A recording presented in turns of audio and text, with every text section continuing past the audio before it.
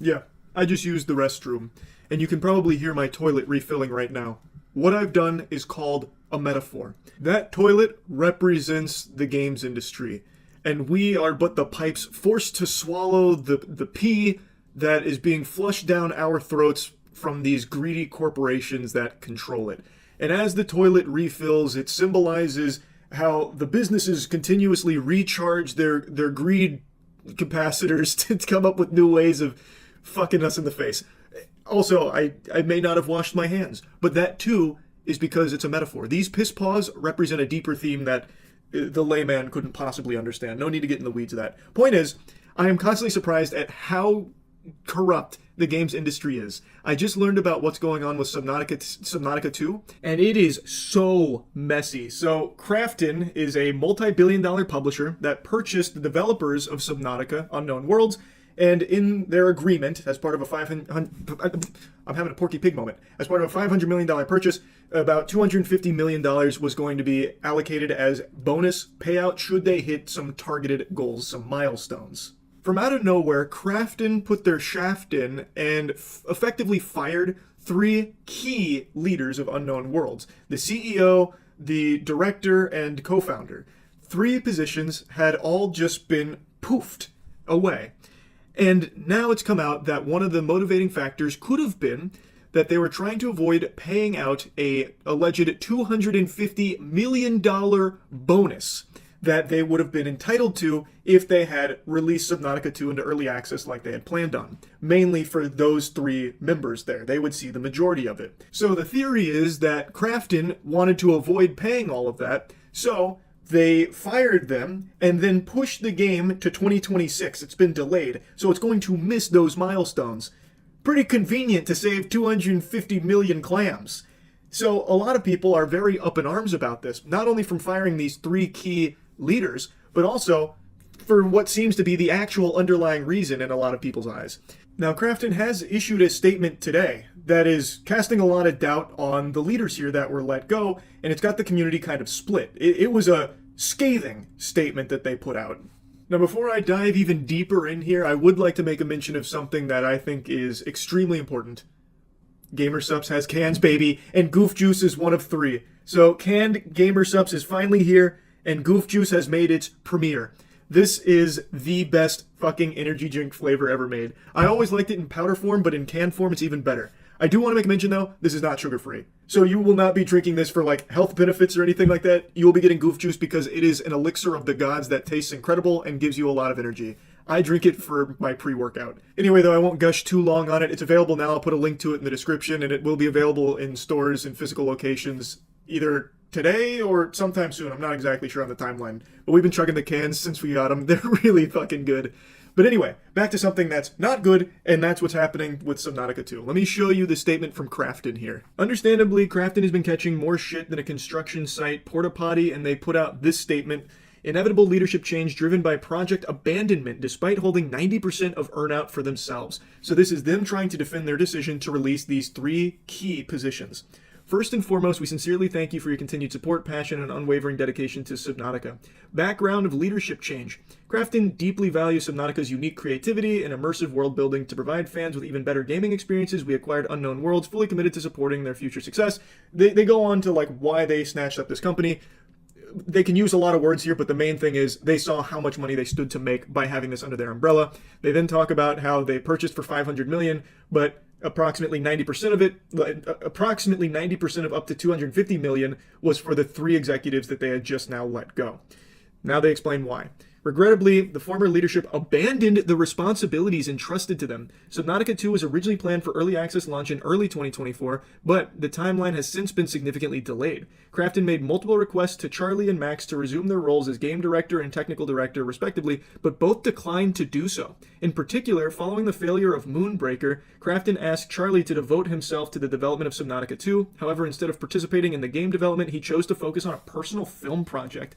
I'm going to take a brief pause here, a little intermission. I believe this is the personal film project Krafton is referring to. Abyssal Films is a new film production company from the creator of Subnautica, and this is the work, Nutmeg and Mistletoe, and an AI-generated poster to promote it. Myself and a small team are making an independent Christmas comedy together. Think of it like a spiritual successor to Elf. It's warm, funny, and has tons of heart. We're hoping to get a couple SNL vets to act in it as well. If that claim is true, that he abandoned Subnautica 2 to work on a Christmas comedy with AI posters out the wazoo, that would be the craziest fucking plot twist. Moonbreaker I'd never heard of before, but I looked into it. Apparently, almost all the criticism around that game was solely because of the microtransactions that were just ham-fisted into it, which seems like it was a decision from Krafton, not so much them, like the actual developers. So they kind of like throw that nugget in here, like, well, after Moonbreaker fucking flopped and collapsed, all because they're bad developers, we asked if you could focus on maybe something good. Even though it seems like it was the Krafton DNA that ruined that with microtransactions, at least as I understand it. Keep in mind, I am very unfamiliar with Moonbreaker, but that's what I've been reading. Krafton believes that the absence of core leadership has resulted in repeated confusion in direction and significant delays in the overall project schedule. The current early access version also falls short in terms of content volume. We're deeply disappointed by the former leadership's conduct, and above all, we feel a profound sense of betrayal by their failure to honor the trust placed in them by our fans. I like how they say our fans. No one's fans of Krafton. They were fans of Unknown Worlds, and now they're just adopting those fans. You've disappointed the Krafton loyalists, the enthusiasts of Krafton that we've worked so hard to build. Krafton's full support for the dedicated development team. To uphold our commitment to provide you with the best possible gaming experience, we made the difficult yet necessary decision to change the executive leadership. Subnautica 2 has been and continues to be actively developed by a dedicated core team who share genuine passion, accountability, and commitment to the game. We deeply respect their expertise and creativity, and will continue to provide full and unwavering support, enabling them to focus solely on developing the exceptional game you deserve. And then it basically goes into now the second part about how they want fair and equitable compensation for all remaining Unknown Worlds employees who have continuously and tirelessly contributed to Subnautica 2's development, and that they believe it needs to be, rewarded. But not the 3 key members that they've fired. That $250 million, well, that's fizzled out. So whatever they're promising to the remaining employees, I bet it's not to the tune of $250 million. Somehow they were able to weasel their way out of that huge paycheck. Now, what I found really interesting here is just how direct this is. This actually reads like fucking internet content creator beef. They are actually coming out here airing dirty laundry and just being blunt. Like, they abandoned the project. They would not work on it. They weren't doing the job that we'd expect them to do, like delivering this quality for early access that we want them to deliver, so we fired them. That's really harsh. And in response to this, they are filing a lawsuit against them. But I will say, to be that direct, it leads me to believe that there might be more to this story than what people initially thought was going on here. Charlie Cleveland, Max McGuire, and former CEO Ted Gill are filing a lawsuit against Krafton amid an increasingly bitter row over $250 million bonus. In a statement, Cleveland called recent events an explosive and surreal time and told fans anxiously waiting to play Subnautica 2 that they all deserve the full story. So as for timeline, Krafton acquired them in 2021. They were told they'd be operating independently. Then they brought in a former Striking Distance CEO named Steve Papoutsis, and then Ted Gill, Charlie Cleveland, and Max McGuire were replaced effective immediately. Cleveland expressed his shock, saying, "After all these years to find out that I'm no longer able to work at the company I started stings." Krafton is sticking to their guns, saying that this decision had nothing to do with any contractual or financial considerations and was solely in response to feedback from playtests, and that delay talks were already on the table before those 3 were even outed, and that even after multiple requests, Cleveland and McGuire just declined to resume work on Subnautica 2 in the way that Krafton wanted them to, which I feel like that's a little odd, especially since $250 million was still on the table to hit these goals. I feel like they would be highly motivated to continue work on it instead of just spontaneously deciding, no, we don't want that, and crossing their arms. But anyway, in response to all of this, they're filing this lawsuit. As I wrote last week, we know in our souls that the game is ready for early access. That's just how we roll, and we'd like nothing more than for you to play it. Game devs live for this, but it's not currently under our control. We filed a lawsuit against Krafton. The details should eventually become at least mostly public. You all deserve the full story. Suing a multi-billion-dollar company in a painful, public, and possibly protracted way was certainly not on my bucket list, but this needs to be made right. Subnautica has been my life's work, and I would never willingly abandon it or the amazing team that has poured their hearts into it. As for the earnout, the idea that Max, Ted, and I wanted to keep it all for ourselves is totally untrue. I'm in this industry because I love it, not for riches. Historically, we've always shared our profits with the team and did the same when we sold the studio. You can be damn sure we'll continue with the earnout bonus as well. They deserve it for all their incredible work trying to get this great game into your hands. Stay tuned. So now fans have responded to this, saying that they need to boycott Subnautica 2. Now, while the sentiment in the community has been mostly against Krafton and in support of them, there is, of course, a conversation that needs to be had, and a lot of people are discussing it, about what kind of product were they going to release? Maybe it really isn't in the best state. With $250 million on the table, encouraging them to push out the game, maybe they were highly motivated to just get something out as quickly as possible to reach that goal. So fans are saying, like, it's hard to know, like, who's 100% right and wrong when it comes to this game of he said, she said, but with 250 hanging in limbo, relying solely upon, like, these milestones, these targets, there is a chance that they might have just tried to, like, push this bird out of the nest before it was ready to fly and deliver a subpar Subnautica 2 early access. It's possible, but we don't know. And now we'll never know because they got fired and this got delayed. Really though, personally, I just can't imagine them just all of a sudden spontaneously deciding to stop working on Subnautica 2. They were the ones that stood to gain the most here. 250 million doubloons on the table. If they push out a good product that could reach these goals, I feel like that would be their sole focus. Like, of course, I don't know. I wasn't a fly on the wall at the office, but it just seems so odd that they would just stop, abandon it to, at least one of them, focus on a fucking Christmas movie. That is not an allegation or anything either. He is apparently making those are AI-generated posters, and it seems like something he is, like, really going hog wild with. But I don't think, like, and I don't know this guy. I'm not going to try and, like, analyze him. I don't think he would then prioritize that fucking movie that is most likely not going to do very well in the first place. There's not, like, a huge hankering for more Christmas comedies. I don't think he would make that his priority over delivering Subnautica 2. But there is really a chance that the truth is somewhere in the middle there, that maybe they really did stop working so hard on Subnautica 2 and it started to flounder a bit, and that's what led to this. It's possible. We don't know, and we'll never know. But I will say, the only one that benefits from this is Krafton. The players don't benefit from any of this. The developers don't benefit from any of this. Krafton does. They just saved $250 million, and they are still going to get Subnautica 2 at the end of the day, just at a later time frame than they wanted. Anyway, though, you can see how this is such a huge fucking mess here. And like I said, it is very interesting that Krafton was so direct here with these accusations against them, like just airing all of this out. It leads me to believe they might have, like, some concrete proof to support those claims. And now they're being sued for it, so they will likely have to defend themselves. And they might have something to prove it, or it really is all just a bunch of fucking barnacles and Krafton was extraordinarily greedy trying to save that $250 million by fucking the team. We don't know yet, but I am glued to this story now that I've learned about it. It is fascinating. Anyway, that's about it. See ya. When you think of Mark Zuckerberg, I bet you're not thinking of his top-tier showmanship.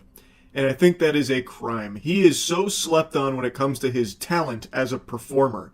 He is like Penn and Teller, but for technology. The way he is able to, convey his electrifying personality to the audience, to get them on the edge of their seats, eating out of the palm of his hands with his really high-octane and fun tech showcases he likes to do. And let me tell you, he is no stranger to things going tits up during these demonstrations. In fact, I don't think I've ever seen a Mark Zuckerberg-fronted meta showcase that goes according to the book. And there is nobody less equipped to handle that than Mark Zuckerberg himself. So yesterday, or it might have been 2 days ago, I already can't remember, he was doing a showcase for his new meta glasses, and nothing was going right. But you wouldn't even know that with how smooth he plays it off. Really proud of this. Maybe let's make, I don't know, what should we make? Maybe like a steak sauce, maybe Korean-inspired type thing, just to show what the live AI is like. Yeah, let's try it. It's not something I've made before, so I could definitely use the help. Hey, Meta, start live AI. Starting live AI. Whew! Close shave. We've passed the first obstacle. Having Meta respond, and the live AI assistant agreeing to take part in this demonstration without any kind of rebellious undertones. Mark Zuckerberg can breathe a huge sigh of relief, and his sidekick that looks like Seth Rogen, well, for him, the torment is only just beginning. I love the setup you have here with soy sauce and other ingredients. How can I help? Hey, can you help me make a Korean-inspired steak sauce for my steak sandwich here? You can make a Korean-inspired steak sauce using soy sauce, sesame oil. What do I do brown first? sugar- What do I do first? Extremely rude from Seth Rogen here to interrupt her, saying, "What do I do first?" She did not take kindly to that, so then she started not talking to him anymore. She gave him the silent treatment. It is pure fucking pandemonium out here. It's chaos, and you can see him start to fidget. He's kind of swaying back and forth, hitting like a, fighting game character idle animation right now, and it's only going to get worse. You've already combined the base ingredients, so now grate a pear to add to the sauce. What do I do first? You've already combined the base ingredients, so now grate the pear and gently combine it with the base sauce. All right, I think the Wi-Fi might be messed up. Sorry, back to you, Mark. It's all good. Now, what you're seeing here wasn't part of the plan. I know that's hard to believe with how well it was played off here with, the Wi-Fi excuse. Very possible. Maybe it is all just a big Wi-Fi error, naturally. Live AI got confused here, thinking that he had already combined all of the ingredients for the steak sauce, so it was giving him the final directive of grating the pear. But we weren't up to that step yet. I don't know... You know what? It's all good. It's, the irony of the whole thing is that you spend years making technology and then the Wi-Fi at the day kind of catches you. Now we're running with the Wi-Fi scapegoat. A solid strategy here from Mark. We are all in agreement it must have been the Wi-Fi, the culprit behind this disaster here with the Korean-inspired steak sauce. Now, a lesser man would have packed it up and called it quits, saying, "Fuck you guys, this Wi-Fi is not up to my standards. I will not sully my technology with this less than premium service. We're out of here." But no, not Mark but Fuckerberg. He said, "I'm here to smoke meats, and damn it, that's what I'm gonna do. The show must go on." And so it did. A few moments later. So I think our call will be coming in any moment now. Pause WhatsApp video call. There we go. Uh-oh. Well, let's see what happened there. That's too bad. I don't know what happened. Maybe Buzz can try calling me again. All right. Well, I got a missed video call. Okay, there's the actual video call. All right. I'm just going to pick that up with my neural band. This is, it happens. You gotta love a supportive audience. The way Mark Zuckerberg is working them, he's turned this disaster into something positive. A comedic experience that the crowd is going wild for. They're loving it. They're having such a great time watching this. Now, if you've got real keen eyes, you might be able to observe a hint of uncomfortableness emanating from Mark Zuckerberg. He's doing a great job at hiding it, but it starts to shine through the cracks a little bit that he is a little perturbed. He is not liking that the technology is completely floundering here during the demonstration. Technology that will, of course, cost consumers hundreds of dollars, and now it is being shown that it doesn't work super well, apparently. But it could just be that pesky fucking Wi-Fi. It could even be sabotage. We don't know for sure. Yeah, let's, what do you think? Let's just go ahead and... Pause WhatsApp video call. Let's go for a fourth.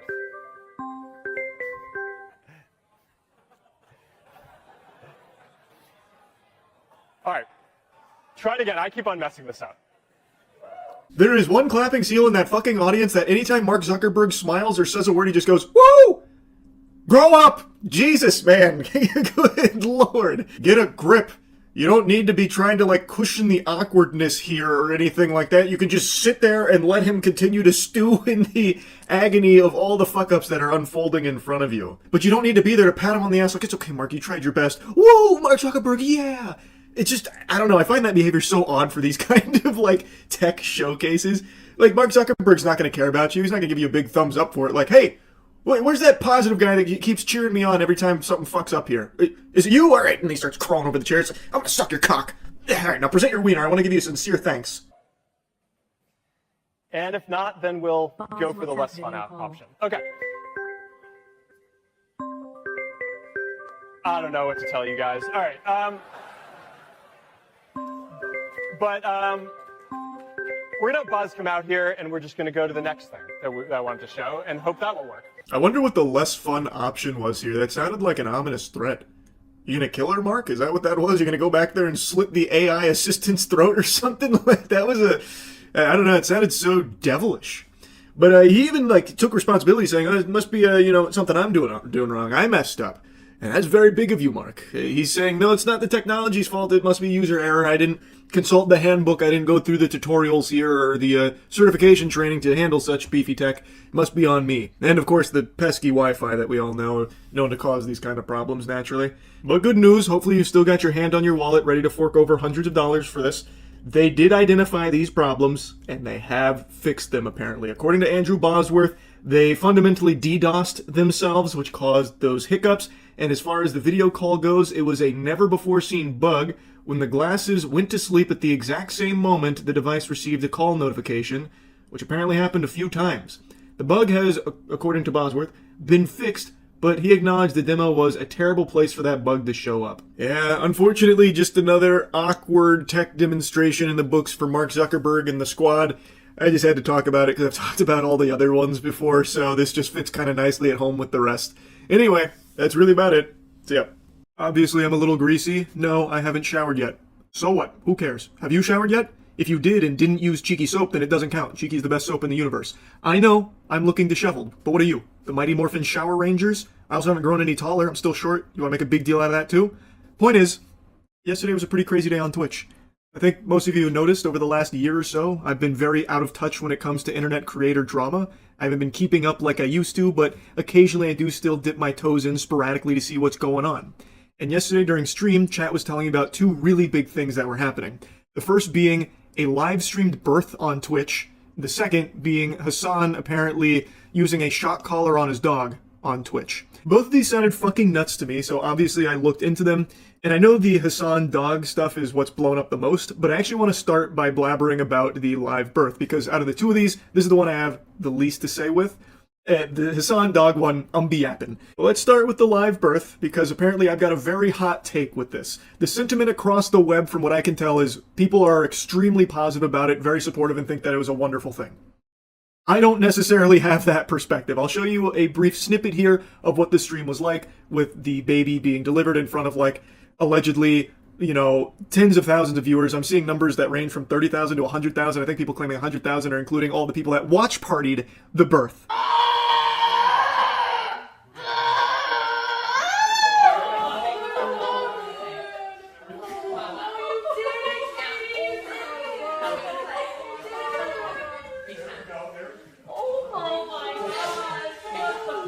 Now, I want to be clear, I'm very happy that everything went well with the delivery here. When it comes to home births, I've heard like horror stories and such about things that can go wrong and then not being able to get immediate care that a hospital offers. Like there is just a lot of things that I've read about that can be like disastrous, and I'm super, super relieved that this was not one of those cases. It seems like everything went really smooth, everything went perfectly.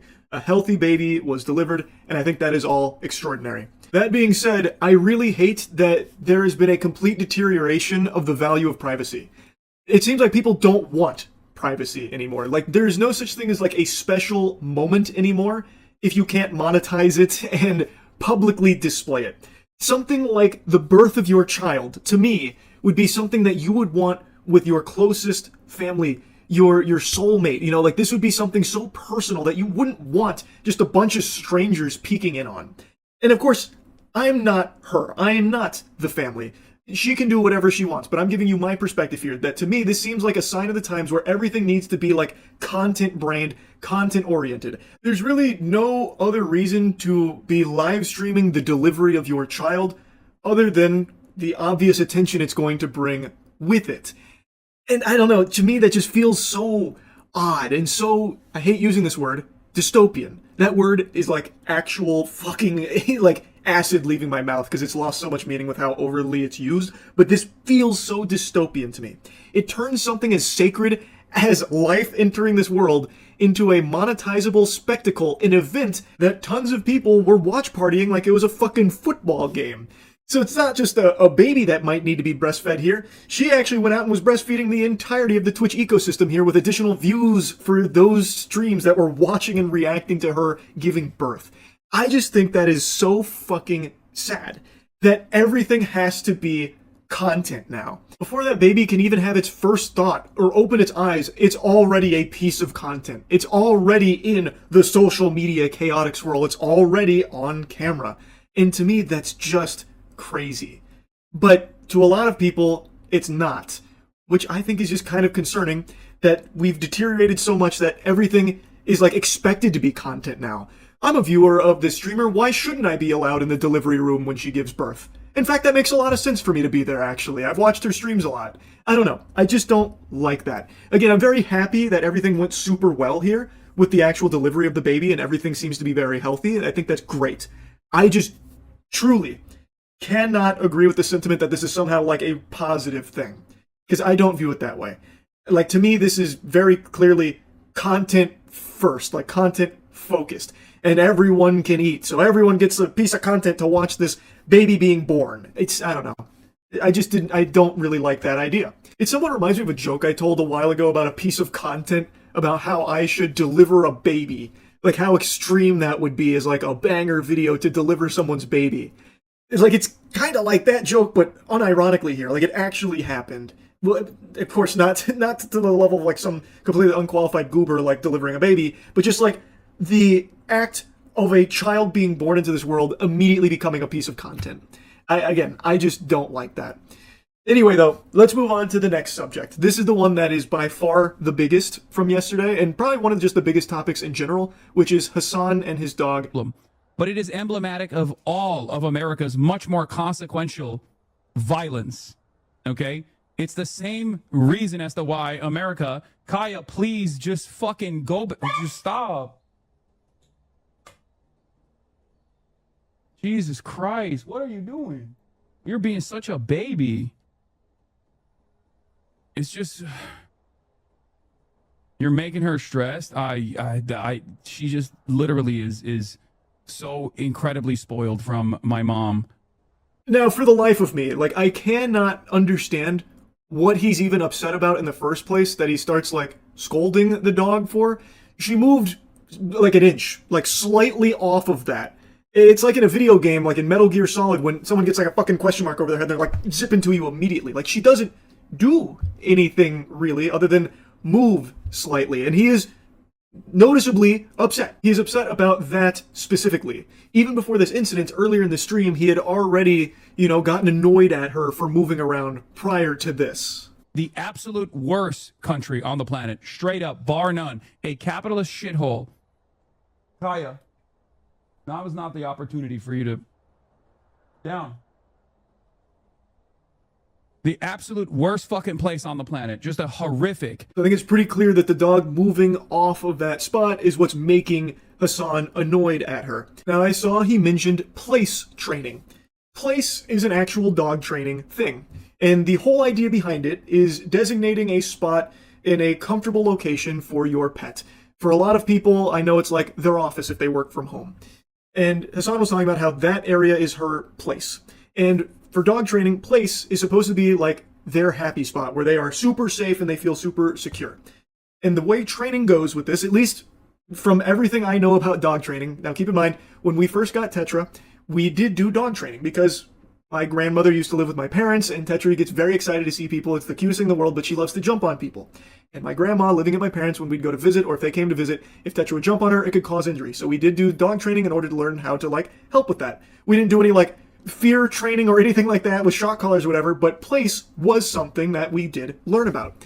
And when it comes to place, you do not want to, make it something stressful for the animal, at least in our teachings. It's supposed to be a comforting spot for them, not like a stressful thing where they just go there and fucking blue screen in the brain and just sit there idly comatose. And if they don't, they get punished. So he's calling this her place, but when she's moving from the place, he's scolding her. That's not what we were taught you're supposed to do when it comes to place training. That kind of defeats the purpose of it. I don't know why he would be getting so upset at that, angry at the dog for moving from place. That really does kind of defeat the whole purpose of it. And then, in that clip, it seems like he reaches for something. He looks off screen and he extends his arm to something, and then shortly thereafter, the dog yelps in pain, and Hassan turns around and calls her a baby, and then tries to reassure the chat that she is spoiled, and then goes on to say that she's spoiled because his mother lets her, have free roam around the house. Now, he and the community are claiming that he didn't use a shock collar or anything, didn't zap her, fucking Palpatine lightning blast her or anything like that. She got her dew claw stuck on that spot. And that's what made her yelp in pain. I guess quick dog lore breakdown if you're not familiar with how those creatures function or anything. The dew claw is separate from like the paw pad area claws. The dew claw is a little higher up on the leg. And it's an old trait from back way in yesteryear when dogs needed that extra claw. It is just now an evolutionary leftover. It's still present, but it's not something that obviously gets utilized by dogs to the same degree it used to. It is a sensitive area. That is true. If you've ever cut your dog's nails, or if you've ever taken your dog to like a dog salon or something and they like gave your dog a nail trim, you probably noticed that when it comes to the dew claw, they're very, defensive on it, like cautious, because it is such a tender spot. I have watched this clip like fucking 10 or 15 times now. And today I had some friends come in from out of town, so obviously I've been out most of the day at the farm, and this was actually a conversational topic. It's become so big that it was brought up by them. And every single person, and pretty much everyone I've seen online outside of Hassan and Hassan's community, is all saying the same thing. That yes, it looks like the dog does like touch its leg to that spot on the bed, but it doesn't look like it gets caught or anything. So it feels very unlikely that that is what caused the dog to scream in pain. Like, I don't think that's what made Kaya, that's her name, yelp. It doesn't seem to get caught or snagged on anything, and dew claws aren't so sensitive and so tender that even touching them would cause like a panicked scream or anything. Unless she has an injury there, but I don't think Hassan has mentioned that, at least not that I've seen. So it feels to me very unlikely that that's what caused it, based on everything that we can see. Now, initially, even Hassan's community was starting to question, did he just shock Kaya? Did he just use a shock collar on stream?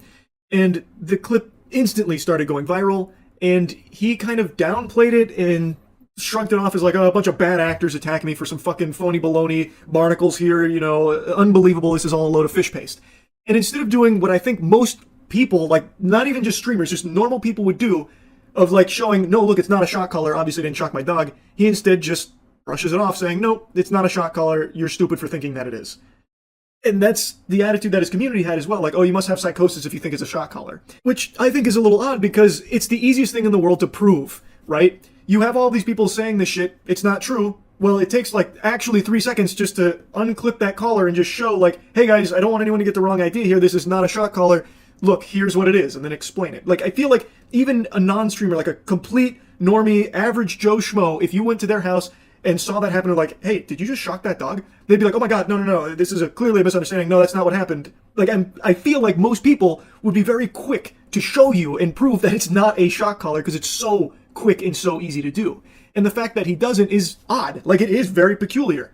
Why wouldn't you in the moment? Like, that's such a natural thing to do, especially for what's easily a slam dunk. Like, you have all these people attacking you, you could easily just come out and fucking slam jam thank you ma'am on them by just being like, nope, it's not a shock collar, look, here you go. The proof is in the pudding, behold. Like, it'd be so quick, so simple, and it would be irrefutable. But that didn't happen yesterday. Instead, it was kind of brushed off as like, you've got to be fucking stupid to think that Hassan would shock his dog on stream, and he just kind of propped it up as like, the only people that would believe this are like bad people in the first place, or like, grifters, this kind of thing. And I just find that to just be so disingenuous, because most people are going to see this, and it looks like you shock your dog. Given how annoyed you are with the dog, and right before she yelps out in pain, you roll your eyes, you look at something off screen, you clearly are like, you are reaching off screen, that is very clear, and then the dog yelps while you were still annoyed, and then instead of doing like what I feel like most dog owners would do, like check to see like, is everything alright, why'd she just yelp in pain, instead of doing that, calling her a baby, and then mentioning how spoiled she is about roaming the house, like that doesn't compute. If this was her dew claw getting stuck there and then yelping in pain, you would have no idea why she's yelping. Why is your first instinct to call her a baby and then mention how spoiled she is about, your mom letting her roam the house? The response to it just doesn't really seem to make sense if what happened is her dew claw getting stuck there. I just don't see why he would respond that way, like so aggressive about it. It just doesn't really make sense. Now, a bunch of super sleuths were diving in, like really analyzing frame by frame. Apparently, Hassan has mentioned that she does have like an AirTag on her collar. People also saw like a doohickey underneath the AirTag right before the moment where she yelps, where there's like a green blinking gadget there, a little fucking gizmo. And people were speculating that's probably the shock collar. And now today, Hassan went on stream to show the collar and explain what it is that everyone saw. This is the one that people are talking about. Okay, this is the one. This is the one that they saw. It has the capacity to vibrate, and that's it. Are you happy? That's it. Good. There's the AirTag. There's the fucking vibrator. It also has a flashlight component to it at nighttime, and it also has a tracker on it when she gets lost. If she were to actually get fucking lost. So on stream, he was showing that the unit everyone saw is something that can only vibrate, it can't shock. It also has like other things like a flashlight and stuff. And then he went on to explain like why he has a vibrator there for the sake of like training and that kind of thing. Now, since this was a day later, obviously people are going to be wondering, is this real? Like, is he telling the truth? Like, you could have swapped it out. You could have changed out the previous model with one that doesn't have shocking capabilities. Because there are vibrate-only units, and there are some that have vibrate and shock. Something he also mentions that those kind of things do exist. But since this was so far after the fact, people are always going to wonder, well, did he just switch it out? And something else that spawned from this is, it looks like there's tape on it. So when you watch it, and you like pay attention to the actual unit, it looks like there is just some black tape on it. And a bunch of people online started to try and find out what brand this is, because I don't know if I missed it and everyone else missed it, but I don't think he mentioned what model this is, like what brand or what model, anything like that. So people don't know what it is, they're just going to have to like take his word for it that this is a vibrate-only unit, and since there's no visible prongs, you're led to believe that it can't shock or anything. However, there are shock collars that have detachable prongs. In fact, the shock collars we use on Skill Check channel when we play Magic the Gathering and make a misplay and we shock ourselves, you can take the prongs off of those. I think that's a pretty standard feature in a lot of shock collars, I think. So, like, you can just take the prongs off. And when you increase the brightness here, it does seem like there's definitely tape. I've seen this picture floated around a lot. And people believe that they have narrowed it down to a model called the Educator ET400, which seems to match it visually 1-to-1 in all aspects except for the bottom side there, where on the ET400 there are 2 prongs there. But you can take those prongs off from what I can tell, at least online. And in the Hassan clip, there's a bunch of tape there, which potentially would be there to cover up the holes. I don't really know what else there would be tape there for. I don't really get that. Like, it doesn't make a ton of sense. But of course, I have no way of knowing 100% beyond a shadow of a doubt that Hassan shocked Kaya on that stream or anything like that. But based on the old eyeball test, the old smell test, what you can literally see, he is annoyed with Kaya. He expressed it a couple of times, scolded her. He rolls his eyes. He does reach for something off screen. And as he is reaching, it seems like when he finally gets to something, she yelps in pain. And then there's no real like concern from him, and instead talks about why she's like a spoiled baby. I don't see anything that she could have like hurt herself on. It doesn't seem like her dew claw or anything gets tangled up in the bed. So to me, it feels like it is something he did. Even if it's not a full-blown shock, he didn't get her with like a Dungeons & Dragons lightning bolt or anything like that. If it is a vibrate-only unit, I feel like he definitely did press the vibrate in that instance there. I see nothing else that would cause that yelp here from everything that we can clearly see. And if that is the case, and that, to me, that's what it seems like the case is, that's super fucked up. She didn't do anything wrong. I don't think there's anything to warrant him being upset in the first place.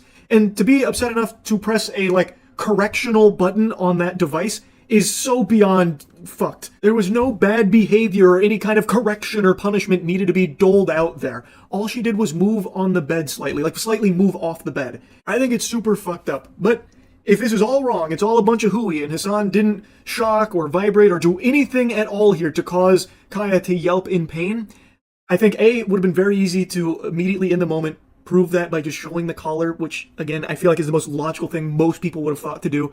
But also, B, I still think all of his, like, anger and, like, annoyance at the dog for moving around off her place is just fucking weird, too. And then, of course, people were mentioning how Kaya's on stream 8 to 10 hours a day, and then just all of a sudden, randomly, he decides to shock her today. Yeah, great story you've got there, Buster. Really shows how stupid everyone's become. Everyone's really fucking dumb to believe in something like this, all just because he hasn't in the past on stream.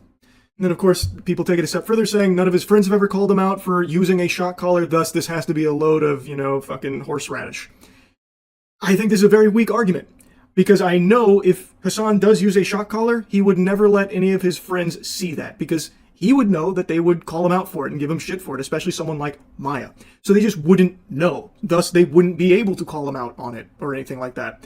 And this whole idea of making an assumption based on things that are outside of what is clearly visible here, I think is useless.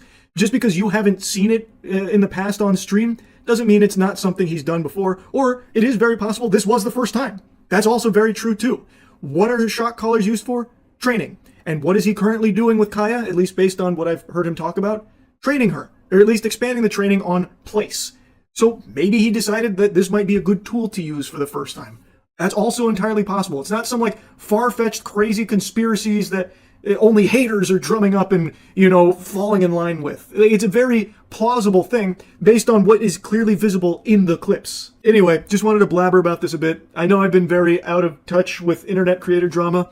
I plan to keep it that way. But occasionally, can't help but poke around in a couple of the things going on out there, and yesterday was just a crazy one that I just needed to yap on a bit. That's really about it. Yeah. It's so crazy. It's so despicable, and yet it's stopped being surprising now. P. Diddy just got sentenced to 50 months in prison. Yeah, he got 4 years in the slammer. That's it. Basically, the Jeffrey Epstein of the music industry gets away with a slap on the wrist. I mean, they're probably going to be supplying him with baby oil in the cell at this point. He just got 50 months in prison. That's it. And truthfully, I'm not even confident they're going to keep him incarcerated for the full 50 months. I don't even think he'll be in there that long. He'll be in and out of the slammer lickety split. I feel like it'll be like that scene in SpongeBob where SpongeBob and Patrick steal a balloon on free balloon day, so the cops close the cell for a split second and tell him to scram. That's what I think's going to happen with P. Diddy here. This is just abhorrent. 50 months for the diddler. We got to start looking into the judge here for a second to see if he got invited to the next freak off when he's let loose.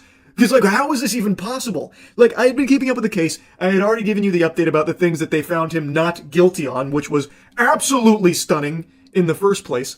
But it's just insanity. It's absolute insanity. Everybody knows he's guilty. There are decades of evidence, mountains of evidence about all of his crimes. A vile, evil worm. And he gets 50 months. This is just clear, irrefutable proof unfolding in front of your eyes that some people genuinely are above the law. Actually, it's not conspiratorial. It is just the facts of it. It's crazy. Your Honor, did you stop to consider for a moment that my client has an unbelievable amount of money? Okay, just take that into consideration. I'm not going to bother going into, the particulars here about where apparently P. Diddy was so broken about, the 4 years he has to spend in prison, or the strong face the judge put on there for a second while shaking his finger, waggling his little digit here about, justice and all the sick shit that Diddy did. Because it's all just fucking performative. It's not real. Because at the end of the day, justice wasn't really served. 4 years in jail for the diddler, the fucking baby oil behemoth. That's unhinged. That's just so twisted. But that's the times we're living in. It is crazy the times we're living in. I also just saw today fucking Benjamin Netanyahu just openly stating in front of the whole world his plans on brainwashing because so many people are turning on Israel. So he was asked what he plans to do about it. And you know what? Since I'm just yapping, I'm just going to go ahead and go on this topic now too. I guess I'm curious about what's another game plan if we lose evangelical support for the state of Israel? What's our backup plan to be strong, outside of the diaspora? Christian influencers. Okay. You said, talked about the woke right. And you said, I call it the woke Reich. That's a brilliant.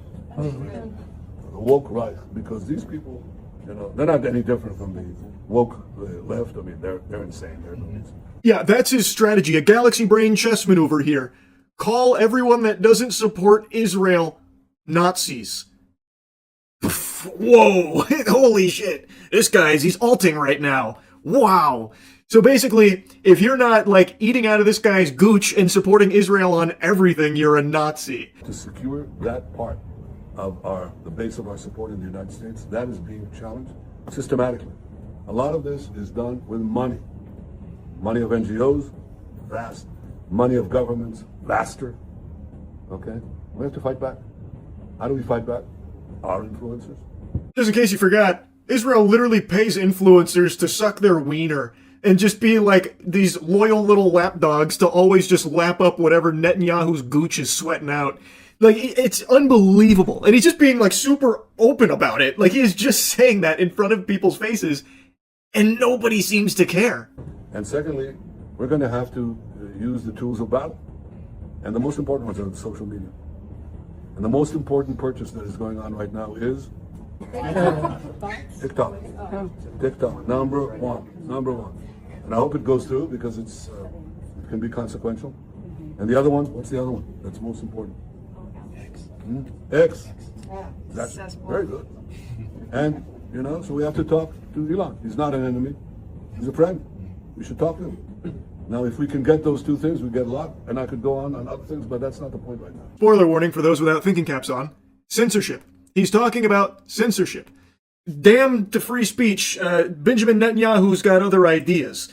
It's something he's talked about plenty in the past. He's not exactly shy with it. He's very loosey-goosey with the censorship topic, and he's talking about it again. He recognizes how everyone sharing videos and information about the atrocities and all the slaughter of the Palestinians at the hands of the IDF is making people turn on Israel. So now genocidal freak is going up to Elon Musk. Oh, Mr. Musk, can we do something about, like, all these pesky voices sharing all of this? It's censorship. Super weird, by the way, how a foreign nation seems to have so much pull over things happening in our homeland. Why can Netanyahu come out with his full ass on display, talking about, like, how algorithms on the platforms here need to cater to him, and also he should be talking to Elon about Twitter so they can do something together in regards to, like, the people not liking Israel anymore and what they're having access to. Why is that? What, like, that shouldn't be allowed, right? Like, what the fuck? This guy gets to come in and, like, completely wash our fucking freedom of speech in order to fit his censorship agenda? Cool. How about no, goober? Like, come on. This should be an outrage to everybody, but it's not. It's just not. And that's just the signs of the times that we're in. Like, I made a video the other day about Ted Cruz with his slip-up where he said to stop attacking pedophiles. Senator Booker also said we should have bipartisan agreement. I think that's a great idea. We should have bipartisan agreement. How about we all come together and say, let's stop murders? How about we all come together and say, let's stop rape? How about we all come together and say, let's stop attacking pedophiles? I want you to look at what happened when the National Guard went to D.C. Quite the Freudian slip. And as I said, there's no way he meant to say that. But he never corrects it or anything. No one points it out. And what he's talking about didn't pertain to pedophiles at all. His crime statistics were robbery, homicide, and rape. 2 out of 3 of those he covered previously. The last one, robbery, that doesn't relate to stopping attacking pedophiles. Like, those two don't connect. You can't put the square piece into the circle hole on that one. And I saw people saying that it was intellectually dishonest to paint it as anything other than just like an embarrassing flub. Which is fair enough, I suppose, because I'm not trying to make the claim that this is him fully admitting to things and he's going full mask off. Ted Cruz did, notably, reject the release of the Epstein files. Like, from all available information, it seems he has been against the release of the Epstein files, judging from his votes in regards to it. So I did pose that, here's a little food for thought. There may be a little something there, possibly, but overall, the video, I was just taking the piss out of it. That's really it. But that was somehow incendiary and made people mad about, like, oh, to portray him clearly having a flub there with his words is absurd. And I just don't understand how we've reached this point where you can't even, like, point out the absurdity of something so fucking preposterous like a politician saying, stop attacking pedophiles. It's crazy to me. But I saw people putting words in his mouth saying what he meant to say, stop defending pedophiles. But again, that doesn't fit with what he's actually talking about here in the full context of what's going on. So why is he even bringing up pedophiles in the first place? It's super fucking weird. That's all I was saying, and making fun of him for it. The same way I've made fun of other flubs and weird stuff from politicians, like Biden, when he talk about, like, kids rubbing his leg hairs and shit like that. But things have just changed so fucking drastically. It's a totally different ballgame. But I'm gonna harp on Ted Cruz for a moment, because I just don't understand the glaze. I don't know how he has fucking hog riders. I do not get the pedophiles that will defend him tooth and nail, when he himself has said that the reason he got into Congress 13 years ago is to defend the interests of Israel. I came into Congress 13 years ago with the stated intention of being the leading defender of Israel in the United States Senate. Right. And I've worked every day to do that.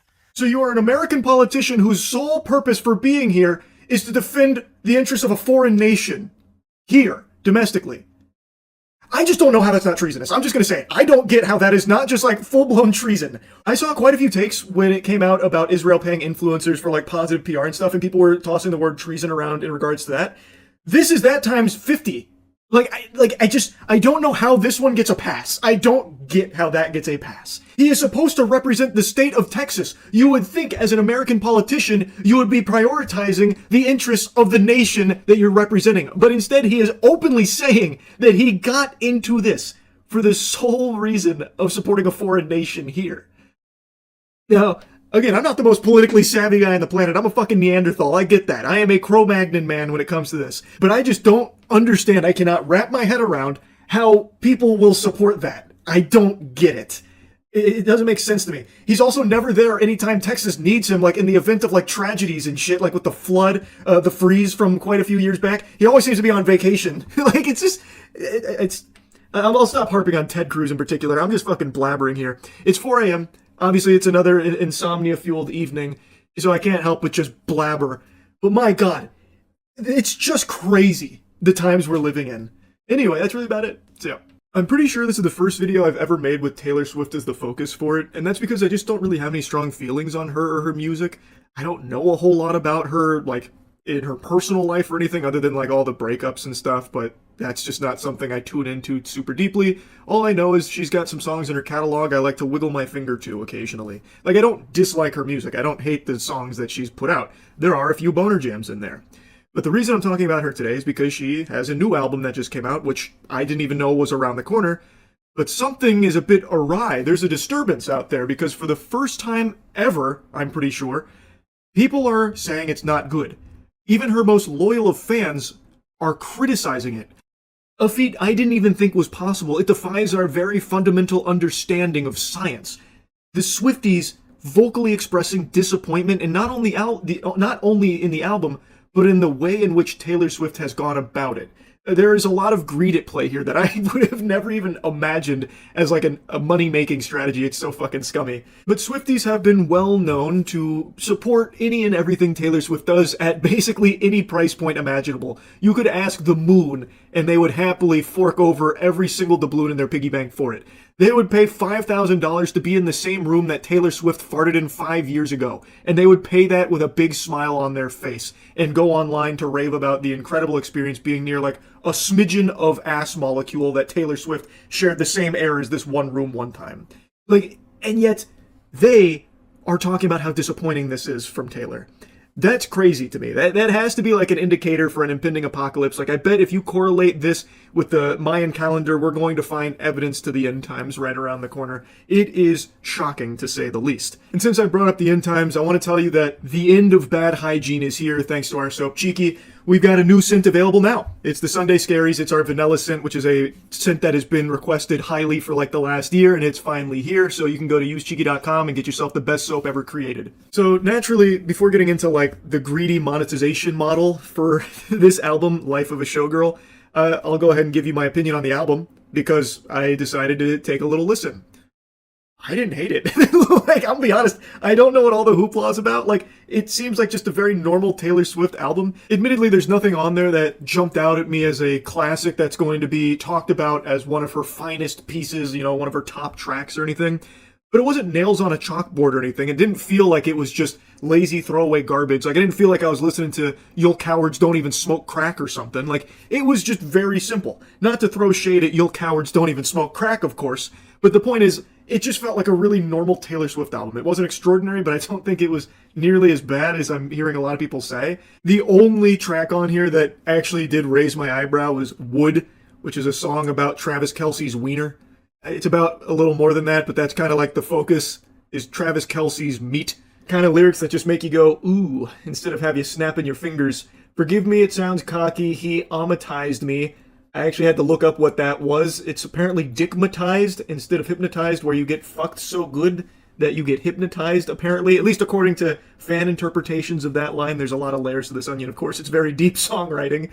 And opened my eyes. Redwood tree, it ain't hard to see. His love was the key that opened my thighs. Girls, I don't need to catch the bouquet to know a hard rock is on the way. Oh. Like, when I heard that for the first time, it brought out the same feeling as the first time I heard Riley Reid freestyle rap. It was just, it was visceral. These lyrics really do feel like something I myself would write as a joke for one of our songs, The Gentlemen. And who knows, maybe Taylor Swift is a fan of The Gentlemen and was inspired by our songwriting styles. Because, like, I could see myself writing some shit like that for a goofy track. You know, penis appointment, you know I'm on time. He's dunking his balls like MJ in his prime. Like, it really does sound like something I would have cooked up for sillies.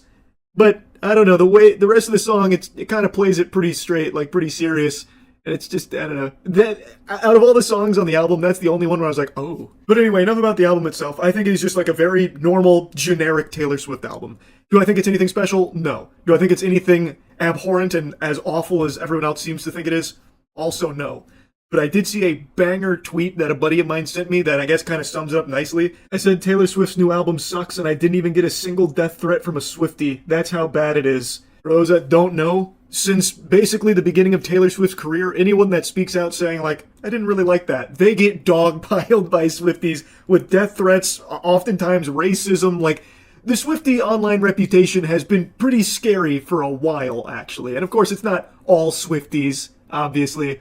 But it's enough to be kind of like a common thought, a stereotype for Swifties that has been around for a while, where if you say you don't like something about Taylor Swift or her album, get ready for some of the most colorful insults you'll ever read and a lot of death threats. So now, with the actual album itself out of the way, let's talk about how she monetized it, how she tried to squeeze more money from all of her fans, because it is egregious. I think this is probably why there are so few people coming to her defense here, because this is kind of indefensible. This is an article from a site called Defector that kind of broke it all down and gave like their review of it and talking about the monetization here and how greedy it is. So, upon announcing the album, Swift put up a vinyl for pre-order on her site, and then another, and then another. Before the album was even released, she had promoted and sold on her site 8 exclusive vinyl variants in different colors with different names, and 8 CDs and 1 sweater which comes with a CD. The vinyls cost $34, the CDs cost $20, the sweater CD cost $70, and one of those was a Target exclusive edition. Don't forget Target. The marketing scheme for each of these releases, which came one after another, was scarcity. They will sell out, you will never have another opportunity, hurry, show your love and devotion. And unsurprisingly, it was a very successful business model. She's apparently sold 2.7 million copies of the album in physical and digital. When she announced it on the New Heights podcast, she promised this album wouldn't have any bonus tracks. Historically, Swift has sold her fans the album and then asked them to buy it again to access extra songs. The Life of a Showgirl, she promised, was fully complete, but then on Saturday night, another countdown appeared on her website, and at the end of it, she announced 4 additional CDs of the same album that fans could buy. These versions cost $8 a piece, and each includes 2 exclusive acoustic versions of songs on the album. That means that in addition to the songs on the album, Swift also recorded 8 acoustic versions, but you can only hear them if you purchase each of the 4 CDs. You have to collect this shit like pieces of Exodia here to get the whole experience. It goes on to say she didn't lie technically. There are no new songs in the CDs, just an opportunity for her to make even more money. So the songs aren't new, but they're a different recording of the same song a different way. There's really no way of justifying that. The whole purpose is just to squeeze more money out of the audience because she knows they are going to lap it up 100%. And they are. Like, it is still making tons of money, even though it's not being received overly positive. Another thing they're putting her feet to the fire for is apparently using AI in this new album rollout. So it's pretty clear that this is big time money making mode here. This isn't really about the artistry of her craft or anything. It does seem like the whole goal here is to try and squeeze as much out of this album as she possibly can, with so many like additions and shit, even cutting corners on like to use AI. Like, she has unfathomable wealth. There is just no excuse for not just hiring a real person, a real artist for that. The only reason she'd use AI is to save money, which is pretty crazy considering she's a fucking billionaire. Like, how are you gonna cheap out on this? It's so wacky to me. So it's hard to disagree with people expressing their sentiment that Taylor Swift is just selling out and is looking to just make as much money off this album as she can possibly squeeze without really caring about the art or the community that she's built. Just kind of throwing Swifties into the mud and just treating them like a useful piggy bank she can tap into whenever she wants for delivering very little to them. Like I said, it's hard to disagree with that because why the fuck are there so many versions of this? Why are you using AI? Like, there are just so many things that are clearly just here because it's greedy. And I'm actually pleasantly surprised to see even the most loyal of Swifties calling it out, saying, like, this is unacceptable. This is really disappointing from Taylor. I thought she had reached this point where she was literally infallible in some people's eyes. So it's good to see that there are things people won't stomach when it comes to her greed with this album. I think that's good. So, hopefully, there'll be a course correction here from her team, like with the way this has been handled. I don't know. Maybe.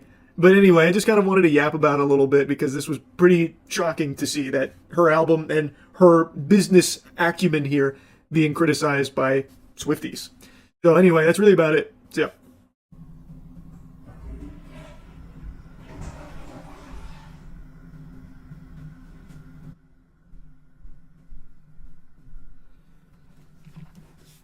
Yeah, I just used the restroom, and you can probably hear my toilet refilling right now.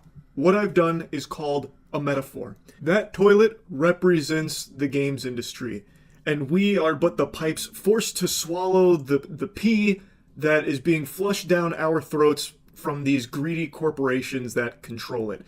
And as the toilet refills, it symbolizes how the businesses continuously recharge their greed capacitors to come up with new ways of fucking us in the face.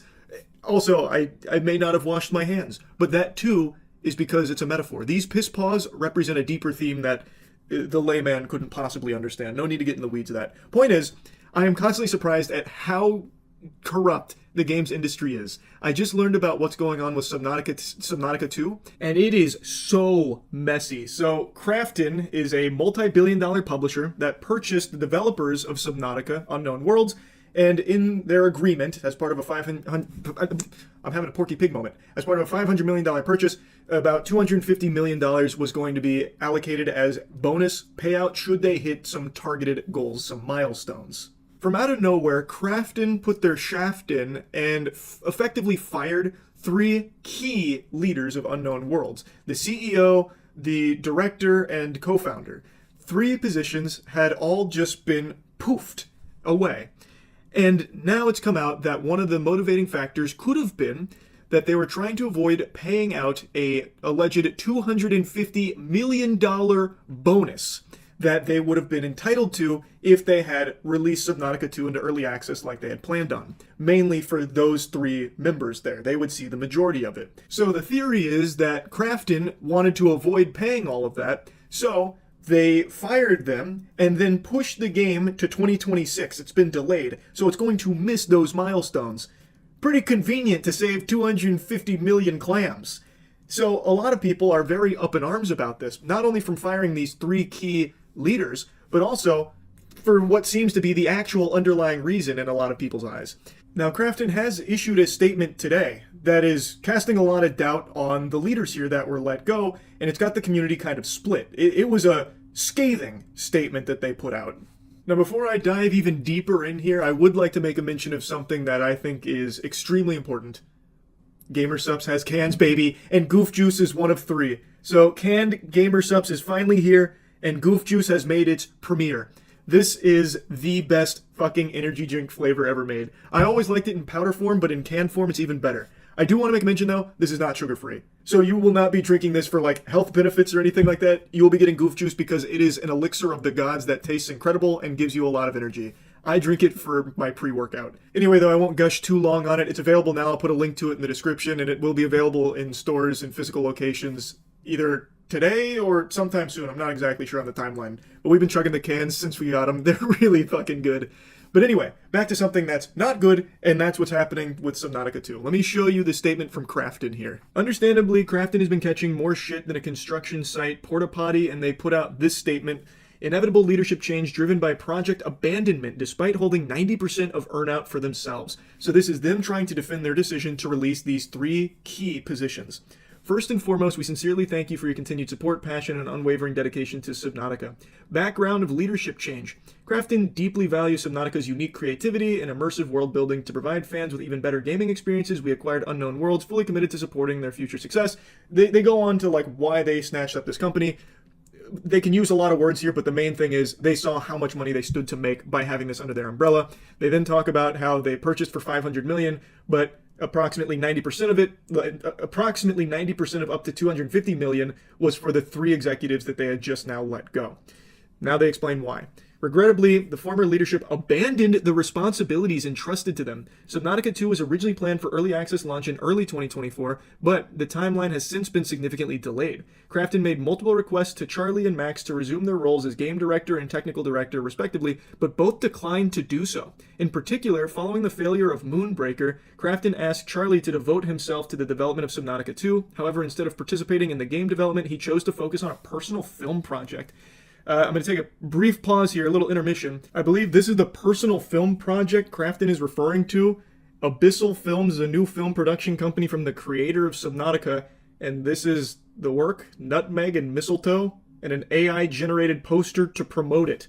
Myself and a small team are making an independent Christmas comedy together. Think of it like a spiritual successor to Elf. It's warm, funny, and has tons of heart. We're hoping to get a couple SNL vets to act in it as well. If that claim is true, that he abandoned Subnautica 2 to work on a Christmas comedy with AI posters out the wazoo, that would be the craziest fucking plot twist. Moonbreaker I'd never heard of before, but I looked into it. Apparently, almost all the criticism around that game was solely because of the microtransactions that were just ham-fisted into it, which seems like it was a decision from Krafton, not so much them, like the actual developers. So they kind of like throw that nugget in here, like, well, after Moonbreaker fucking flopped and collapsed, all because they're bad developers, we asked if you could focus on maybe something good. Even though it seems like it was the Krafton DNA that ruined that with microtransactions, at least as I understand it. Keep in mind, I am very unfamiliar with Moonbreaker, but that's what I've been reading. Krafton believes that the absence of core leadership has resulted in repeated confusion in direction and significant delays in the overall project schedule.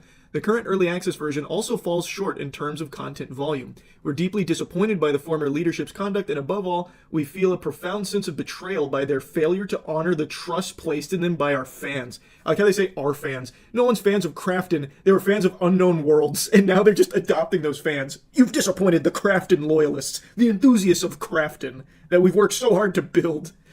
Krafton's full support for the dedicated development team. To uphold our commitment to provide you with the best possible gaming experience, we made the difficult yet necessary decision to change the executive leadership. Subnautica 2 has been and continues to be actively developed by a dedicated core team who share genuine passion, accountability, and commitment to the game. We deeply respect their their expertise and creativity, and will continue to provide full and unwavering support, enabling them to focus solely on developing the exceptional game you deserve. And then it basically goes into now the second part about how they want fair and equitable compensation for all remaining Unknown Worlds employees who have continuously and tirelessly contributed to Subnautica 2's development, and that they believe it needs to be, rewarded. But not the 3 key members that they've fired. That $250 million, well, that's fizzled out. So whatever they're promising to the remaining employees, I bet it's not to the tune of $250 million. Somehow they were able to weasel their way out of that huge paycheck. Now, what I found really interesting here is just how direct this is. This actually reads like fucking internet content creator beef. They are actually coming out here airing dirty laundry and just being blunt. Like, they abandoned the project. They would not work on it. They weren't doing the job that we'd expect them to do, like delivering this quality for early access that we want them to deliver, so we fired them. That's really harsh. And in response to this, they are filing a lawsuit against them. But I will say, to be that direct, it leads me to believe that there might be more to this story than what people initially thought was going on here. Charlie Cleveland, Max McGuire, and former CEO Ted Gill are filing a lawsuit against Krafton amid an increasingly bitter row over $250 million bonus. In a statement, Cleveland called recent events an explosive and surreal time and told fans anxiously waiting to play Subnautica 2 that they all deserve the full story. So as for timeline, Krafton acquired them in 2021. They were told they'd be operating independently. Then they brought in a former striking distance CEO named Steve Papoutsis, and then Ted Gill, Charlie Cleveland, and Max McGuire were replaced effective immediately. Cleveland expressed his shock, saying, "After all these years to find out that I'm no longer able to work at the company I started stings." Krafton is sticking to their guns, saying that this decision had nothing to do with any contractual or financial considerations and was solely in response to feedback from playtests, and that delay talks were already on the table before those 3 were even outed, and that even after multiple requests, Cleveland and McGuire just declined to resume work on Subnautica 2 in the way that Krafton wanted them to, which I feel like that's a little odd, especially since $250 million was still on the table to hit these goals. I feel like they would be highly motivated to continue work on it instead of just spontaneously deciding, like, no, we don't want that, and crossing their arms. But anyway, in response to all of this, they're filing this lawsuit. As I wrote last week, we know in our souls that the game is ready for early access. That's just how we roll, and we'd like nothing more than for you to play it. Game devs live for this, but it's not currently under our control. We filed a lawsuit against Kraft, and the details should eventually become at least mostly public. You all deserve the full story. Suing a multi-billion-dollar company in a painful, public, and possibly protracted way was certainly not on my bucket list, but this needs to be made right. Subnautica has been my life's work, and I would never willingly abandon it or the amazing team that has poured their hearts into it. As for the earnout, the idea that Max, Ted, and I wanted to keep it all for ourselves is totally untrue. I'm in this industry because I love it, not for riches. Historically, we've always shared our profits with the team and did the same when we sold the studio. You can be damn sure we'll continue with the earnout bonus as well. They deserve it for all their incredible work trying to get this great game into your hands. Stay tuned.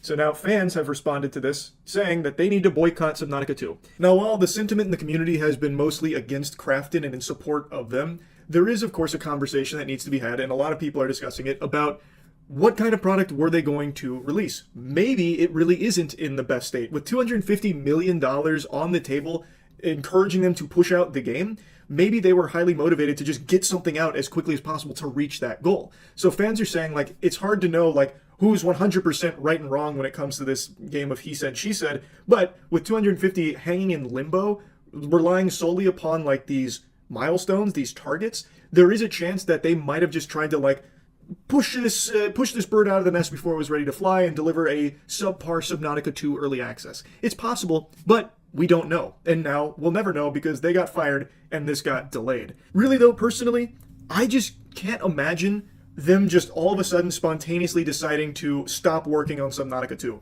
They were the ones that stood to gain the most here. 250 million doubloons on the table. If they push out a good product that could reach these goals, I feel like that would be their sole focus. Like, of course, I don't know. I wasn't a fly on the wall at the office, but it just seems so odd that they would just stop, abandon it to, at least one of them, focus on a fucking Christmas movie.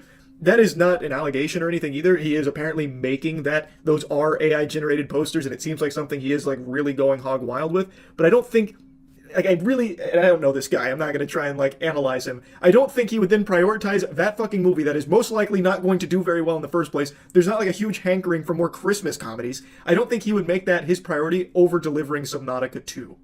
But there is really a chance that the truth is somewhere in the middle there, that maybe they really did stop working so hard on Subnautica 2 and it started to flounder a bit, and that's what led to this. It's possible. We don't know, and we'll never know.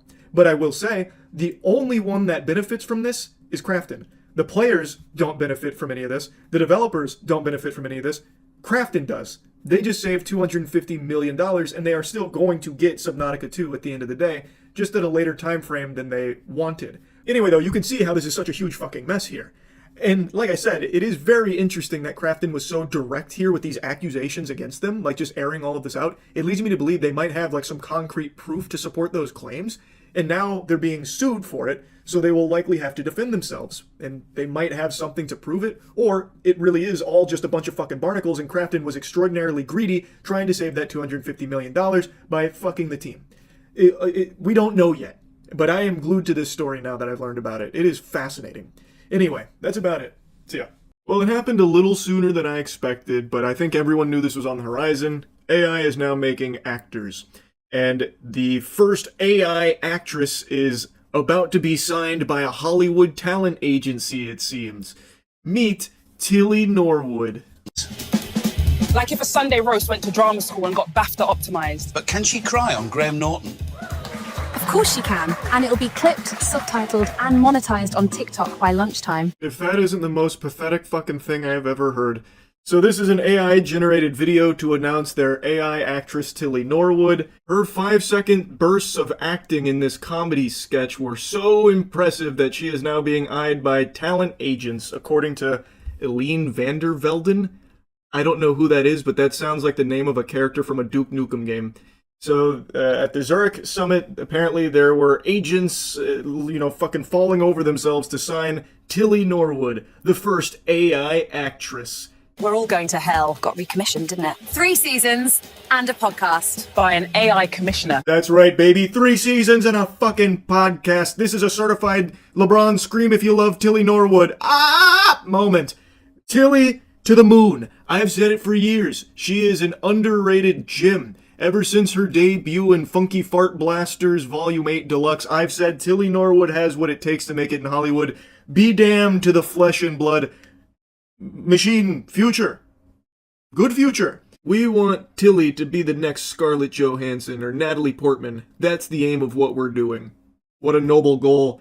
Yeah, fuck working hard for something or spending a long time grinding to get somewhere. Just go ahead and make the next Scarlett Johansson or Natalie Portman with AI. People are realizing that their creativity doesn't need to be boxed in by a budget. There are no constraints creatively, and that's why AI can really be a positive. It's just about changing people's viewpoint. Well, I got a viewpoint for you. How about this, huh? What do you think of this viewpoint? That's my butt cheeks right there. I almost fell off the chair. A little wobbly. Change that. Huh? I'm so tired of this goddamn spin, like, AI is allowing people's creative juices to overflow. The cup runneth over on creativity thanks to the power of AI. This is literally the absence of creativity. It has nothing to do with budget. If you can't afford an A-lister, there are plenty of talented actors that don't charge that kind of money. Fucking find them. There are talented people that aren't Scarlett Johansson or Natalie Portman. So if you're feeling constrained by a budget, maybe look elsewhere outside of the A-list. And if I have to hear this despicable, silly, stupid, ugly-ass excuse of it allows everyone to get creative, I'm gonna have a conniption. I'm gonna have a fucking freak out.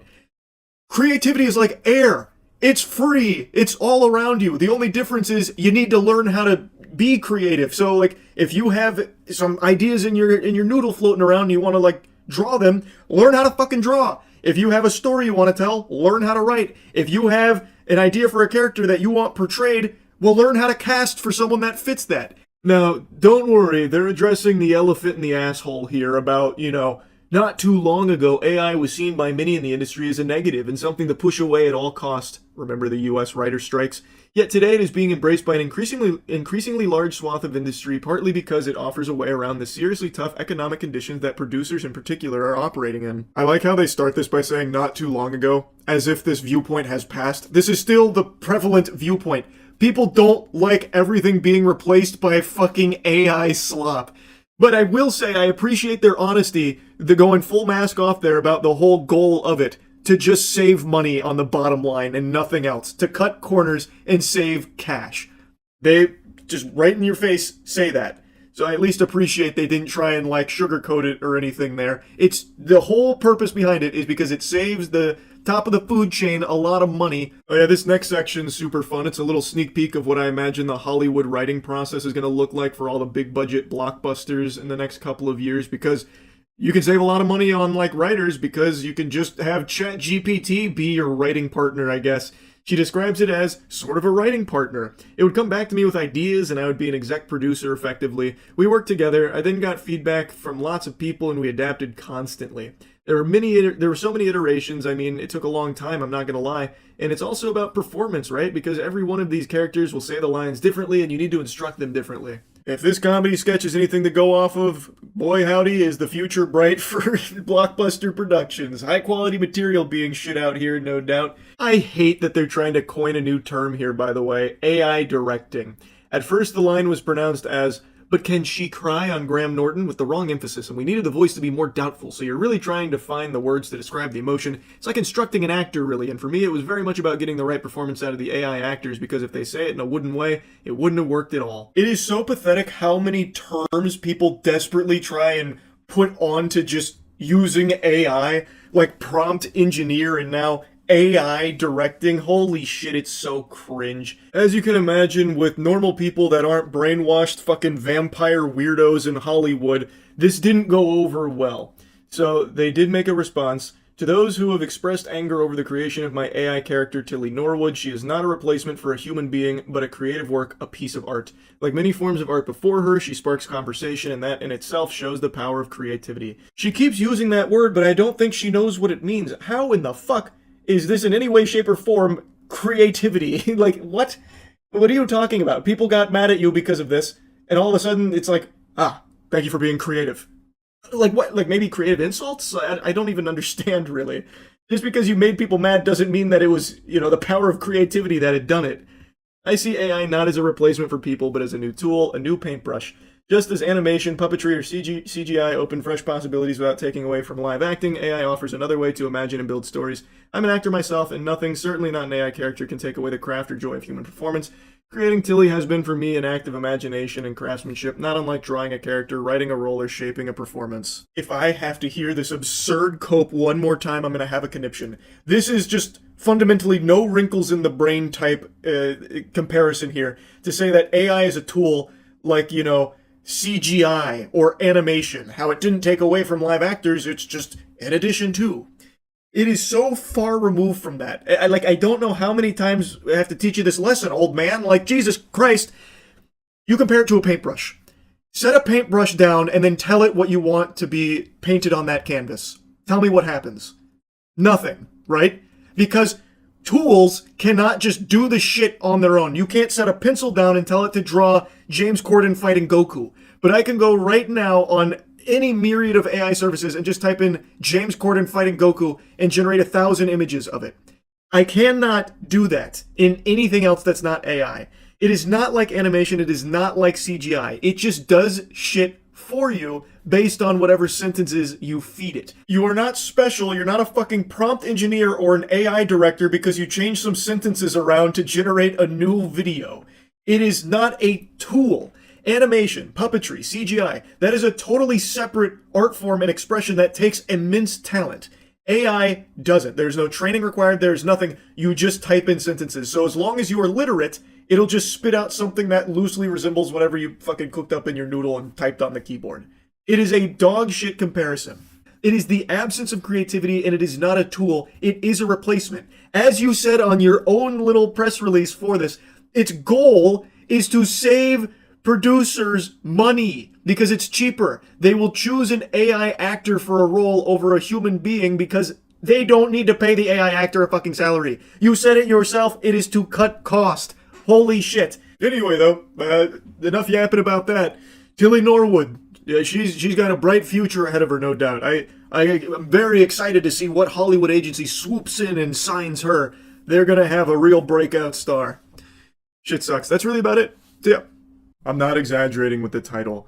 This is an honor I don't bestow upon things willy-nilly. I think most of you know that. For me to claim that something is the worst I've experienced in whatever category, that is an honor that is extraordinarily rare. It's like being knighted by the Queen. To be the worst movie I've ever seen, you have to move mountains. Because I see so many bad movies. It is one of my favorite pastimes is watching bad films because I get a lot of enjoyment out of a really fun bad movie, and I see so many. And of every movie I've ever seen, Amazon Prime's War of the Worlds is the worst. It has now taken that crown, which was a crown worn by what I still believe to be one of the most bafflingly dog-shitty movies ever produced, called Let's Be Evil. It wore this crown for 9 years. It had a good run. It should be very proud of itself, but on August 4th, 2025 years after the death of Christ, we have now found the worst film that humanity has produced so far. I wrote down a lot, so we're going to really dive into the spaghetti and the meatballs here. Spoiler warning. Don't think you should care about spoilers, but they're there anyway. I really am not exaggerating with how unbelievably horrible this film is. And it's not even like it is objectively the worst thing film has ever been used for. Like, there have been worse productions, but this is an insult to the entire medium of making movies. It's not a movie. What you're watching is one big ad for Amazon. War of the Worlds is a property that's somewhat sentimental to me, and to see it bastardized and perverted into this homunculus that Amazon molded it into is nothing shy of criminal. If aliens truly did invade this planet and exterminate every single one of us, not even they could wipe the stain of this film's existence from the galactic tomes of time. This has been so catastrophically abominable that I think just the existence of this film has set our species back hundreds of years. It is unreal that this even got made. And I looked it up. Apparently this was made back in like the pandemic, so like in 2020, and they just squatted on it, keegling it in their colon for the last 5 years, and then just randomly decided to drop it now. I don't know why. It should have just stayed there. They should have buried it. This should have never seen the light of day. This is a tomb, a sarcophagus we should have never opened. So, War of the Worlds, I'm being very literal, is an advertisement for Amazon. It's an affront to the entire art of making a movie. Anyway, let's go ahead and cannonball into the pool here. It stars Ice Cube, and the film tries to be creative by emulating what some films have in the past with something like Searching, where it's all presented through a computer display. So you're seeing Ice Cube and all of the events unfolding and all the characters through FaceTimes and emails and anything that's on his monitor. So you see Ice Cube through his webcam, and that's how you experience the movie. It was a clever gimmick when it was used in Searching. In here, it's just really annoying. And the movie actually feels like it's written by a 13-year-old who just learned how to code with C#. It's all about hacking. Ice Cube is like an expert hacker in a DHS program that's spying on everyone through mass surveillance, and he can actually do anything. He is basically omniscient. He can hack every possible atom on this planet, and he can see every nook and cranny of this world through computers and drones and even just air itself, it seems like. There is nothing that escapes his gaze. And the film, what you'll notice right away is it looks terrible, atrocious. And I don't mean that by just big budget standards. I mean by even like indie and student film standards. The visuals here are so bad. Look up any scene from this movie, probably even in the trailers. I haven't bothered to check the trailers. Lord help us. I can't imagine consuming more of War of the Worlds beyond what I've already consumed here from this. But like, look at any scene from this film, like when the aliens are present.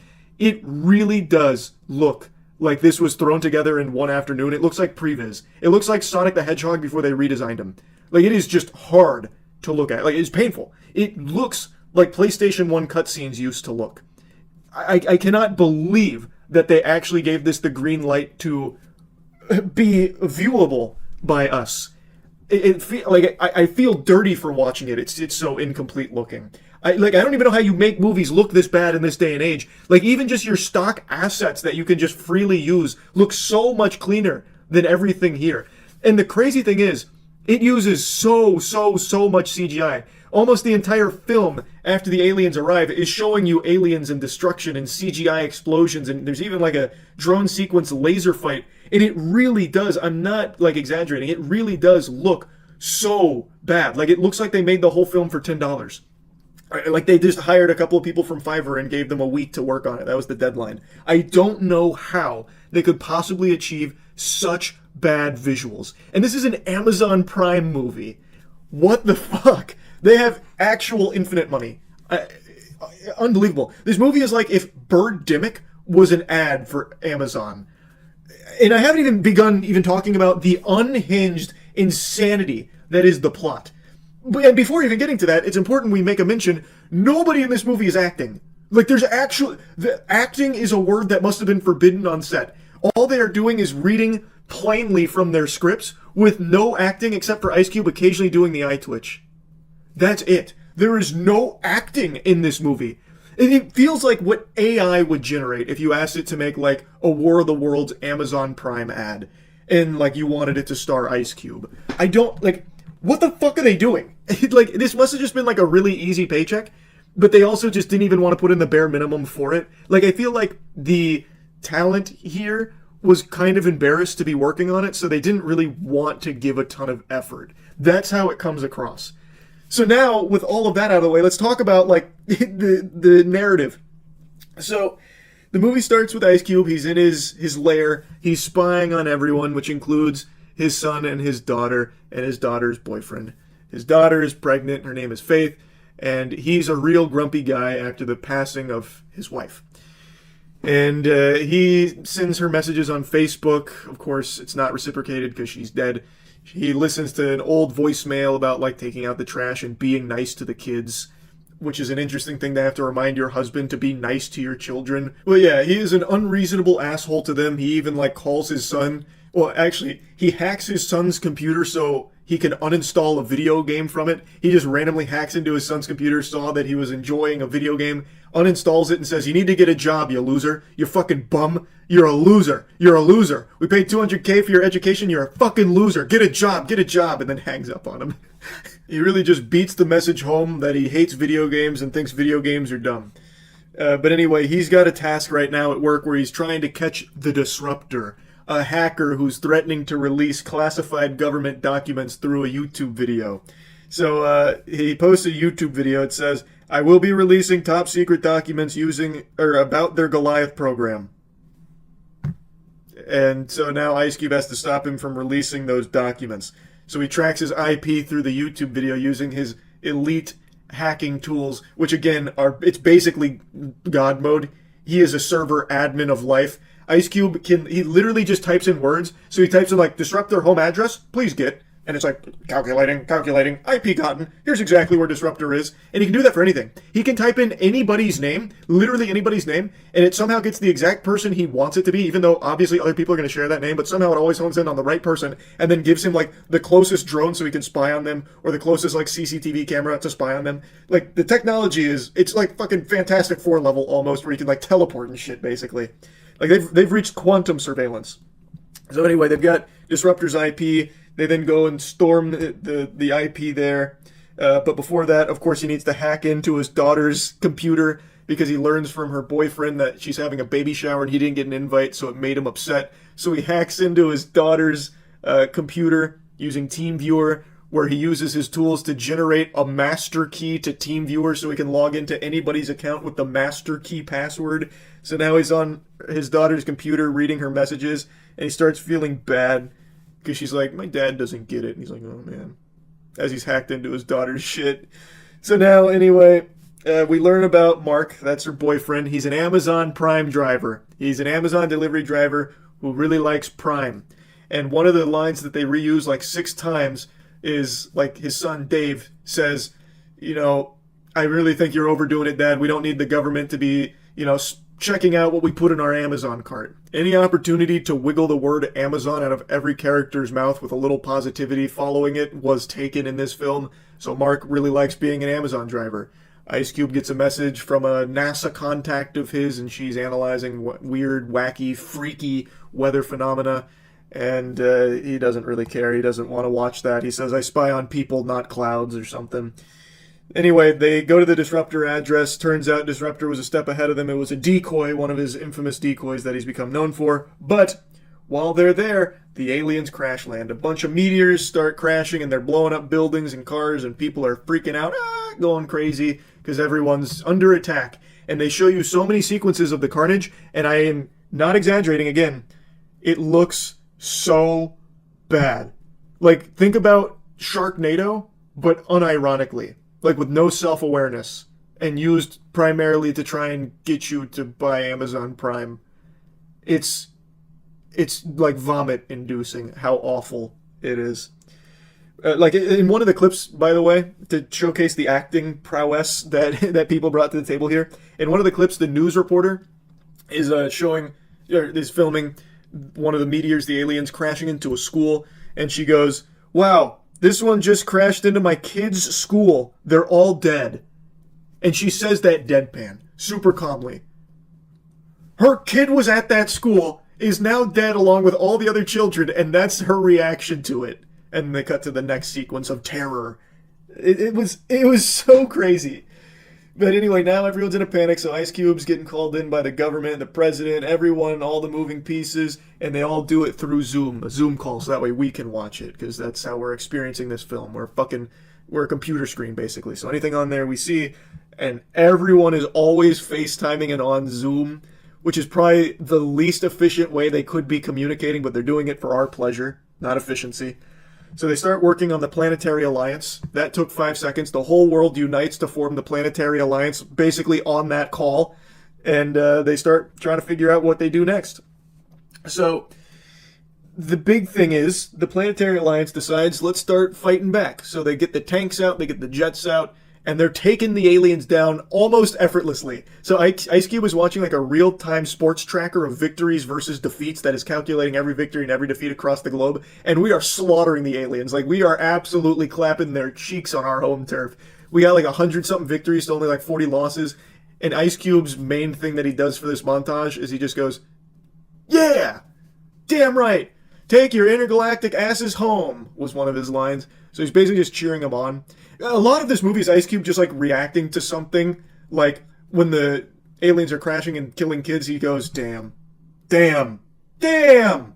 Like that's about all he does there. But now that we're winning, he's like, yeah. Anyway, though, during all the hubbub, his daughter gets injured when the aliens attack, and she gets a big boo-boo to her leg, and she's bleeding, and it's very intense. Ice Cube doesn't want to lose his daughter, so she's FaceTiming her dad and, you know, worrying that she's about to die. And Ice Cube's like, don't worry, I'm going to come get you. For the first time, he's actually about to, like, leave the office, but it turns out he's locked in. So he hacks it to let himself out, but then he's locked in at the lower levels, too. So then he gives up and immediately goes back to his chair. And then he's like, all right, don't worry, I've got another idea. So on FaceTime, he got her location, used the drones, saw that there was a Tesla nearby, hacked the Tesla, and then got her to get in the Tesla and drove her away with remote controlling the Tesla to get her to a hospital. But all the hospitals are full, so now he recruits Mark to go save his daughter, Faith. It's like the worst attempt at trying to get you emotionally invested because you just do not care. Because it really feels like Ice Cube does not care. There is no emotional weight to anything here. It is so stale and so flat. It almost felt like they were laughing while filming this. Like they knew how bad it was. So anyway, now his daughter's, you know, she's in a pickle, but Mark's on the way and he works for Amazon, so he's basically a fucking superhero. And during this like ride, as he's like remote controlling her to safety, because she was about to just get killed by the alien, she gives him a lecture on how powerless he is. So he's like apologizing for being a bad dad, and she's like, oh my gosh, who ordered the Yappuccino? Jesus Christ, old man, you just don't get it. After mom died, you thought you could save her, and then you thought you could, like, save the whole world, and then you thought you could save anybody, but you can't. Get it through your thick skull, you can't save anyone, you are powerless, move on. And she drives that point home as he is literally saving her life. Without him, she would have died. He is literally saving her as she is giving this lecture. It's very hypocritical. I don't know what they thought they were cooking with that, because it didn't really match the scene. So anyway, he gets on the horn with the president because things are, you know, all cattywampus, and they're starting to fight back. And that's when he gives the title drop. He gives the name drop, title of the movie. He says, all right, I see no other option other than to initiate the War of the Worlds, about the Planetary Alliance stepping up their counteroffensive against the aliens. Which I guess was like a really cool moment where you're supposed to pump your fist. Yeah, initiate the War of the Worlds. Dave then calls his pops. He lets old man Ice Cube know that he knows more than Ice Cube thinks he does. He's not just a video game playing dweeb. He knows why the aliens are here. They're after something called Goliath, which interestingly is what Disruptor kind of mentioned earlier. We'll get to that in a moment, but there might be a bit of a plot twist coming up if you can connect the very subtle dots. So Dave is talking about, like, Dad, you need to trust me. There's something called Goliath and the aliens are here. But Ice Cube is like, you're a fucking moron, son. Get it through your thick skull. I'm so disappointed in you. You're a gamer. You make me sick. Don't you ever call me again. And then hangs up on him. He just berates him again and then literally hangs up on him. As his daughter is, like, bleeding out and shit, like, he doesn't even care about the safety of Dave. He's just like, can you stop fucking calling me? Stop it. You play games. I don't want to hear from you. And Dave is trying to let him know, like, hey, look, there's something we could do here. Like, I know what's going on. And then it turns out the aliens, as they're getting their shit pushed in by humanity's weapons, they change tactics and start targeting data centers, and they put their tentacles into data centers, and they start hyper-downloading all of our data, which ends up draining all of our data, which shuts off the military. So they hit the power switch on the military, and then spontaneously every battleship, every plane, every helicopter falls out of the sky or blows up. And now we can't fight the aliens anymore aside from just small arms fire on the ground. Everything else is now shut down because they drained our data centers. And interestingly, it's like they forgot this plot point. I'm getting ahead of myself. But just know this was a crucial moment where they turned the tides. The aliens turned the tides on us by draining all of our sweet data. So the NASA lady was at one of the data centers when this happened, and she noticed these little bugs. Little bugs like to eat data. They consume it. They like data. And what happens is she connects the dots is that they're here for our data. They must eat our data, and they must like all this data we have on all of our citizens and all of the people across the globe. They want our data. And as they continue draining us, they make a mention that all money in the world is gone. Money has been erased. Oil tankers are blowing up. And we've been set back to the Stone Ages. Lights are turning off. The world's gone dark, in their words. It really feels like, I'm not kidding, it feels like this movie was written by a child. Like, everything happens like this, too. Like, the aliens come, and then we shot them with tanks, and they didn't like it. So what they did is they shut down the military. They turned off the military, and then they erased all of our money, and it disrupted the chain of command, and then all the lights turned off, but because of our data. It's so bad. It's so, like, bafflingly bad. I cannot believe a human being wrote this. Like a real sentient person. Like, this could have been written by an alien. Like, it might have been. I don't understand it. Also, Facebook is being deleted. This was a crucial moment. Not only is all money being erased, but websites are being erased. Facebook is getting deleted, and Ice Cube is there on his wife's Facebook page, taking one last look at it as messages are vanishing. He's listening to the audio message again, and then it does the classic cliche as it turns off.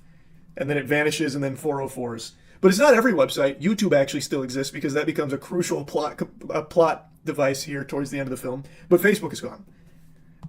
So Disruptor goes live on YouTube, and he mentions Goliath. Like, the aliens are here because of Project Goliath. The government knew Project Goliath would summon the aliens because they love data. The government knew that more data would mean aliens will full-scale invade us.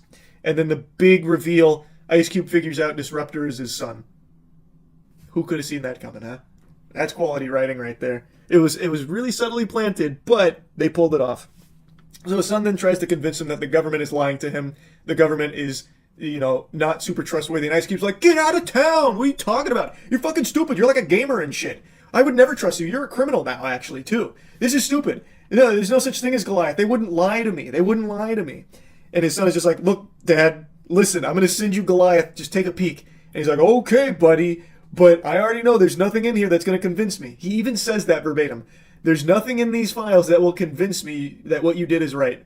And he opens the files, and the first line is about, like, the Roswell crash, I think it was. It was like an alien crash, and it said, like, weird weather phenomena, aliens, and data. In one sentence, he goes, oh my God, my son was right. The government's been lying to me this whole time. He read a sentence, one sentence, and immediately he's like, oh my God, he's absolutely right. And then, of course, he scrubs through the other alien pieces and then learns Project Goliath is a big data collection program, exactly like his son was saying. I don't know why he was so adamant about it being far-fetched conspiracy theory mumbo-jumbo, because his son was just telling him, like, Dad, Goliath is all about collecting our data on a bigger scale. Like, Goliath is, like, really big mass surveillance. And he's like, that's just not possible. I am the mass surveillance, and there's nothing more advanced than what I've got. Like, I don't know why that idea was so, like, incomprehensible to him, because he already has all of that basically at his fingertips. The only difference with Goliath is that it could also read people's thoughts, kind of, like it analyzed their thoughts better. So, like, it was only, like, one step forward where Ice Cube already was, and yet he's like, that's just a conspiracy. Nope, that wouldn't happen. The government wouldn't do that. They wouldn't do that. We don't do anything like that. They wouldn't do that. It was just so weird. I don't know why I'm harping on that so much. The whole movie fucking sucks. There are so many inconsistencies and so much wrong with it. But that in particular really stood out to me. Anyway, we then learn that Briggs, who was one of his contacts we've seen throughout the film sporadically, is actually the guy who spearheaded Project Goliath and was fully aware that by launching Project Goliath with this mass surveillance, the data collection was so grand in scale that it would summon aliens. Don't know how they knew that. There is no explanation for how they fucking knew that this level of data collection was what would be the beacon to bring all of the aliens to fucking spring break over here to eat it. I don't know how they analyzed that, but they knew that if they launched Project Goliath, it'd be a full-scale invasion. Even Briggs knew and just didn't care. He didn't give a fuck. He said, let them come. We'll beat them on our turf. Which we were until they sucked our data, which, of course, they knew was going to happen because they're drawn to data, yet they're all surprised when they go suck our fucking data. Like, they're on here on our cocks here, literally sucking the life out of our dicks with all this data, and they knew that, yet for some reason did nothing to stop that. Oh my God, it's so fucking dumb. Anyway, Ice Cube confronts him directly. He knows all about Goliath. Briggs says, all right, you're out of line, you're fired. Revokes his access to everything, all of his tools. He can no longer be the big-time hacker. Until 2 seconds later, his son Dave hacks the government and grants his dad full access to everything. And then they team up. And now they're both disruptors. So they come up with a plan to make a rabbit virus that will poison the data that the aliens are eating, thus poisoning and killing the aliens. But they can't do it alone, so Dave brings in his hacker friends, the disruptors, and we meet the other elite hackers, like Code Crusher and Starfire. I shit you not, those are two of their names in the hacker group.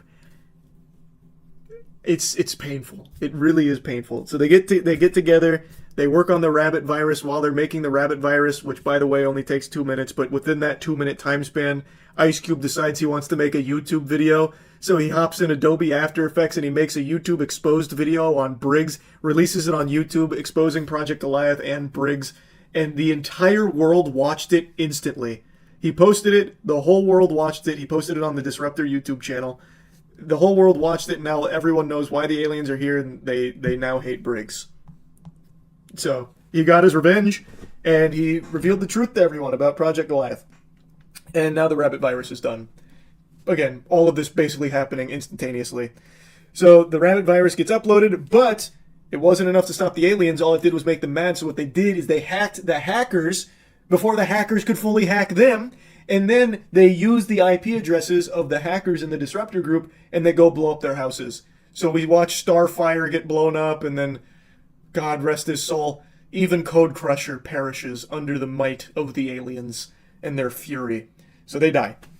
So now they need to come up with a new plan. Dave survives, by the way. Turns out he was actually bouncing his IP address from Ice Cube's house, but really he was at a dude named Brian's house. So after Ice Cube's house gets blown up and Ice Cube thinks his son died, all Ice Cube can do is this and go, damn.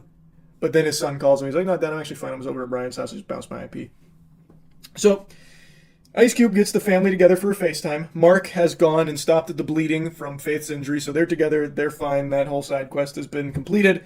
And he gets the family together for a FaceTime call because the NASA lady has just informed them that the little bugs actually have DNA. They are organic cyber hybrid beings. So they can be killed is the conclusion they reach. And they have a method. Turns out Faith, his daughter, was working on something called the Cannibal Code, which attacks 6 cells in a body. So they decide, let's rewrite the Cannibal Code to attack their cells and kill the aliens since they're organic too. So they do that immediately. They literally rewrite this code instantly. And it's perfect coding.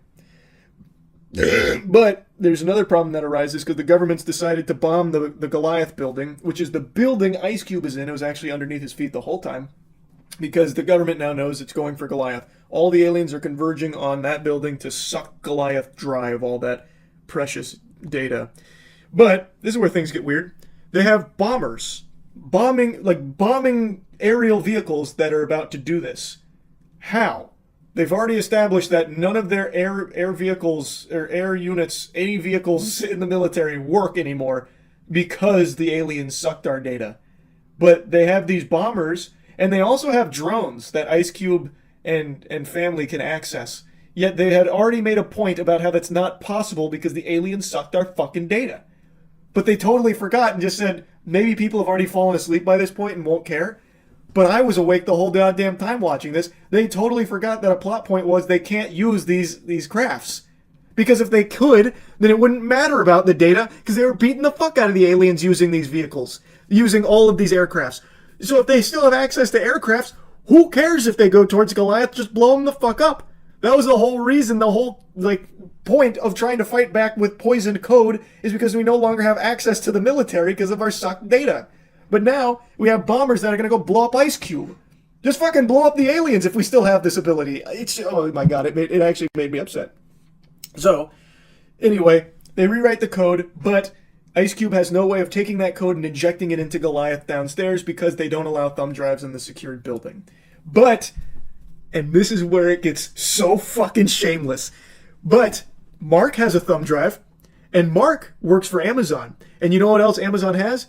Prime Air. So Mark gives a whole sales pitch about how Prime Air works and how he can give the thumb drive to the drone for Amazon Prime Air and fly it to him just like Amazon Prime does. And I'm not kidding, he gives a sales pitch.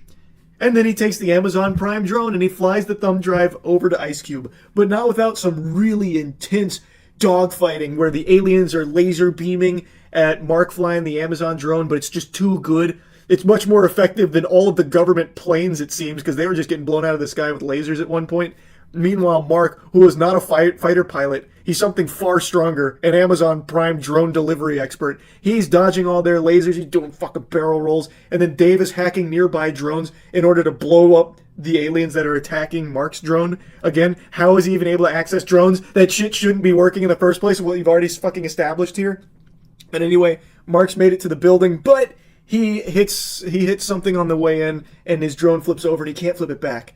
But luckily, they get to see that there is a man taking cover nearby. Through the camera of the drone, we get to see this. There's a man taking cover nearby, so Ice Cube instructs Faith to hack into the guy's phone and send him a text message asking him to flip over the drone. So she does. She hacks into his phone, sends the text message. The guy checks his phone. He says, "No way, are you kidding me? There's aliens here. I'm going to die if I do that." And then Mark says, bribe him with he didn't use the word bribe. Mark said, offer him $1,000 Amazon gift card. So she does. She sends him a text offering an Amazon Prime gift card for $1,000, and he instantly sprints over there. He reads it, sprints over, he flips the drone up for the bribed $1,000 Amazon gift card. So then Mark continues the mission. He delivers the thumb drive to Ice Cube. He makes it to the Goliath interface, and then as he's approaching the Goliath interface to plug it in, the tentacles are getting all up in his ass, and he's reaching heroically to plug in the cannibal code, and he does it, but then the feed cuts. But all the aliens start dropping like flies. They've done it. Cannibal code was a great success. The aliens are dead. Our data is still not safe. They still have all of our data, but the aliens are now gone, and they abort the bombing mission, so Ice Cube gets to survive. And then the bad guy, Briggs, gets arrested, and disruptors are now hailed as heroes across the globe. And then there's like a special mention about like how important privacy and data is. So like the government's calling on Ice Cube saying, "We thank you for your service. We'd like you to come up with a new surveillance system that takes privacy into account, because we think privacy is important now." And Ice Cube says, "No, that's not my style anymore. Now, instead of watching people, I'm going to be watching you." And that's the end. That is Amazon's War of the Worlds. There's a lot that I just omitted, by the way, because it is just so unbelievably uninteresting and just downright insulting to the entire act of making a film that I just didn't even put it into the notepad. There is literally nothing redeeming about this film.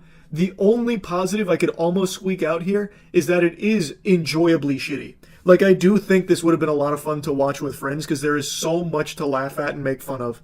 But watching it on my own, sometimes it actually just made me mad. Like, it is crazy how bad this movie is, because it is really just like an ad being shoved down your throat, but in the form of a movie. Like, I do actually think that this is probably the start of where we see advertising go, where they disguise movies as ads. Like, they've already made this huge push for AI-generated ads, like across the board. I keep seeing that pop up. I think they will also use AI to AI-generate movies that are actually just ads as well. It is just incredibly bad. That's really about it. It is the worst movie I've seen. See ya. I see pretty much every sloppy, stinky horror film that comes out. It's something I have a lot of fun with, and I really thought I had seen it all when it comes to stupid characters or like a really dumb story. But what I just experienced with I Know What You Did Last Summer was a game changer. It's a new horizon here. I didn't know it was possible to make characters this dumb. They somehow accidentally made every character on screen Patrick Star. It's unfathomable how everything that exists in this film is insulting to the human intellect. Every character is like if Moron did a fusion dance with Idiot. It's a wacky blend of lunacy here. So this is the third I Know What You Did Last Summer film, and it does take place in that universe. It's not like a soft reboot or anything. It is the third movie, and it does even have the legacy characters from the other films. It has Jennifer Love Hewitt in it. It has Freddie Prinze Jr. in it, and they do play their iconic characters. And my God, what they chose to do with them here, I would be firing my agent for even getting me in this movie. Like, I would be pissed. Like, they must have been paid out the ass here, like clams out the wazoo, to say yes to a script like this. Everything about this film is really dumb. but it is fun bad at times. I'm going to be getting into spoilers here, obviously. This is your warning. Now this spoiler warning is over. So I know what you did last summer. I'm sure most of you know. They do something bad, and then they're getting punished for the thing they did bad. To boil it down to the simplest bare butt cheeks of what the premise is. They are in their car. They think they hit and kill someone. It ends with them getting killed, basically in an act of karma. There's a second film, but that's the bread and butter. This film has a new cast that on 4th of July, they're celebrating by going for a drive, and they've been drinking, they're smoking, and one of them, his name is Teddy. He's playing in the street, and there's a car coming, and he wants to play chicken with it, so he's like, yeah, I'll take the car on. Yeah, come on, get him over here. I'll punch the car like I'm fucking Chris Redfield with a boulder. So he's like sitting there, and like everyone's like, Teddy, get out of the road, you're gonna get hit by a car. And he refuses to, which leads to a car coming, it swerves, and then it blasts through the safety rail. They're on like a cliff's edge, and the car is teetering on the edge about to fall, but the driver's still alive, and he doesn't want to die. They're trying to save him, to no avail, falls off the edge, and the driver is most likely dead, but they're debating, like, what do we do? We need to go down there and try and help him, but there's no way of getting down there. They're so fucking high up, there's no way to get there. So Teddy decides to call the police, and then the police are showing up, and turns out the guy died. But they made the decision not to go to the police station to report what happened. They were afraid that they'd get in trouble. They were afraid that they'd get slapped with, like, manslaughter charges. So immediately it's clear everyone in the cast just blew in from Stupid Town. That doesn't make any goddamn sense. Like, this was truly an accident. And they didn't do anything wrong, per se. They called the police. They did want to help. They did try and help to save this guy and, like, get him out of the car and, you know, save his life after this, you know, tragedy was unfolding. But then they make the decision not to, like, report what happened. When, if they did, they likely wouldn't have been in big trouble. Like, that's a very easily explainable thing to the authorities. And it's not like it was a drunk driving situation. They even made it clear that the girl driving, Danica, she was sober. So, like, it wasn't, like, really no one was at fault except for Teddy for being, like, rambunctious in the middle of the road and not getting out of the way in time. Which, you know, sucks, but it's not like they did something, like, downright evil, and they did do everything right after that, besides just telling the police about it. When, if they did, there'd be no problem at all, I imagine. But anyway, they don't. They make the decision to keep it a secret, and then, of course, you know how the rest of the story goes. A year rolls around, and somehow the situation there comes back to haunt them. The guy may be dead, but someone is picking off all of the people associated with the accident. Is the guy even dead in the first place? Are they being hunted by a ghost? And this guy is dressed up the same as the original from 1996. He's got the fisherman's jacket on. They call it a slicker. He's using a hook, and he's slaughtering anyone that was associated with that. And of course, he uses the signature, I know what you did last summer, when he sends a card to them. It's really, like, bad in comparison to the original premise, where they did do something, like, actually wrong, and, like, try and get away with it. In here, it was an actual accident. They didn't do anything wrong, but then just decided not to tell the authorities, like, how that tragedy unfolded. For some reason, they were just, like, really fearful of consequences that they likely would not have faced.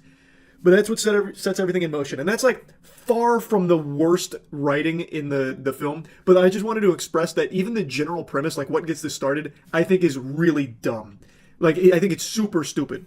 But even dumber than that is how all the characters handle this. They know that someone is out to kill them, yet they take no precaution at all to protect themselves.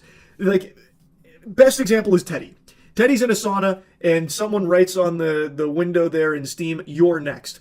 And Teddy's just like, he gets a big frown. And then the next scene, we see Teddy outside drinking some brewskis, and then for some reason, he's got like a malfunction in his gate. So he goes and tries to fix it, but he walks down this dark alleyway, knowing full well, this is right after the sauna, message, knowing full well that the killer is out to get him. This doesn't trigger any alarm bells in his noodle.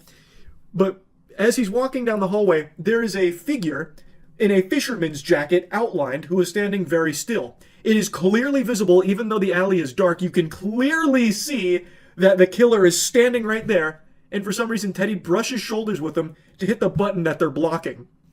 And it doesn't, like, I thought it was like a power move or something, like he's asserting his dominance, he's so alpha, because they were kind of like positioning him as that kind of character.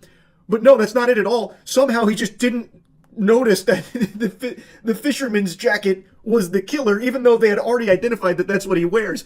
And it's not like that's a normal thing for the hallway. Like there's like a mannequin or something that was there that the killer was standing in front of. But there's no way you could possibly confuse the two. And it was clearly visible. But for some reason he just goes and like, I don't know, excuses himself next to this guy. Like, pardon me, sorry, I gotta hit this button. And then he of course gets killed. And like he's really surprised that he's getting killed. He's like, oh my god, the master of stealth has struck again. Like, it's worse than the AI in an Assassin's Creed game. I could not believe that scene. At every possible step in this film, the characters make the worst decision possible. Another example, using Teddy and Danica. They're at a cemetery, they're investigating. The person that died, his name was Sam Cooper. Apparently, drug addict. He had no one close to him. His man is a phantom. But they find that he's got a tombstone. So they go to check it. It turns out there's some fresh flowers there. So they want to check the cameras to see who placed those flowers, because that'd be a pretty clear indication that someone was close to Sam Cooper and is killing them in an act of revenge because that accident led to Sam Cooper's death. Anyway, they're partnered up for safety, yet for some reason, when it comes to checking the camera, only Teddy goes to do that. Danica just shoos him away and Teddy volunteers, well, kind of volunteers, to go check the cameras, knowing full well the killer is hot in their butthole. Like, at any moment could pop up and kill them. For some reason, they split up like that. And then, can you believe it? He shows up. The killer shows up, but luckily Teddy was able to save Danica before things got too hairy. It's so stupid. Like, why did you split up in the first place there, knowing full well that there is a killer on the loose just executing people? He's already killed 2 people. It's just unbelievable. And then they continue, like, for example, Danica's fiance got murdered by the killer. He wasn't at the scene or anything, but the killer is just, annihilating everyone, even, like, remotely in the same vicinity as the core cast. So, he kills the fiance, and yet she continues to stay in that same fucking house for the whole film. Not only her, but everyone goes to that house where that murder has taken place just fucking, like, a day ago. Like, the blood is still, like, on the walls. Like, it is still so fresh. His spirit is probably still haunting those walls, and you are using it as home base, a place the killer already clearly knows inside and out and has no problem getting to and killing. Why are you staying there? You, like, go to anywhere else. Go to the goddamn local Denny's and camp out, like, anywhere. What is the thought process here? And every time they go back to that house, somebody dies or gets close to it. It's so dumb. It's, like, you can't... Even if you took the actual statistically provable dumbest person alive right now on Earth, the actual jackpot lottery-winning biggest moron, I think even they would make better decisions than anyone in this movie did. I could keep yapping about this and using other examples, and I just might, but I want to get to what I think is the most egregious demonstration of just disrespect to the franchise that you are adding to. This is the big spoiler. The killer is, of course, a tag team up, a dynamic duo, which has become a favorite in horror movie slashers these days, where it is Ray, Freddie Prinze Jr.'s Ray, the one that went through so much trauma in the first 2 movies. It's Ray, who's killing most of them, and then one of the characters in the cast, Stevie, who was there when Sam Cooper met their unfortunate demise from that accident. The motive behind this is Sam Cooper was actually Stevie's love interest. They were, like, really close. Like, they loved each other, and Sam was worried about Stevie on that night, so went to find her, but then that ended up in tragedy. And Ray made a promise to Stevie's parents that he'd look after her. So when he heard that the man she loved died because of that accident, Ray just snaps and decides, we're going to cook up this year-long revenge plan where we're going to murder all of your friends, and I guess anyone they even touch, because they now all got the cheese touch, anyone they touch, we're going to kill. In the same way that all of my friends were killed and has traumatized me for fucking 3 decades now. 2 movies worth. I'm going to help you do that. An actual, like, dog shit brain idea.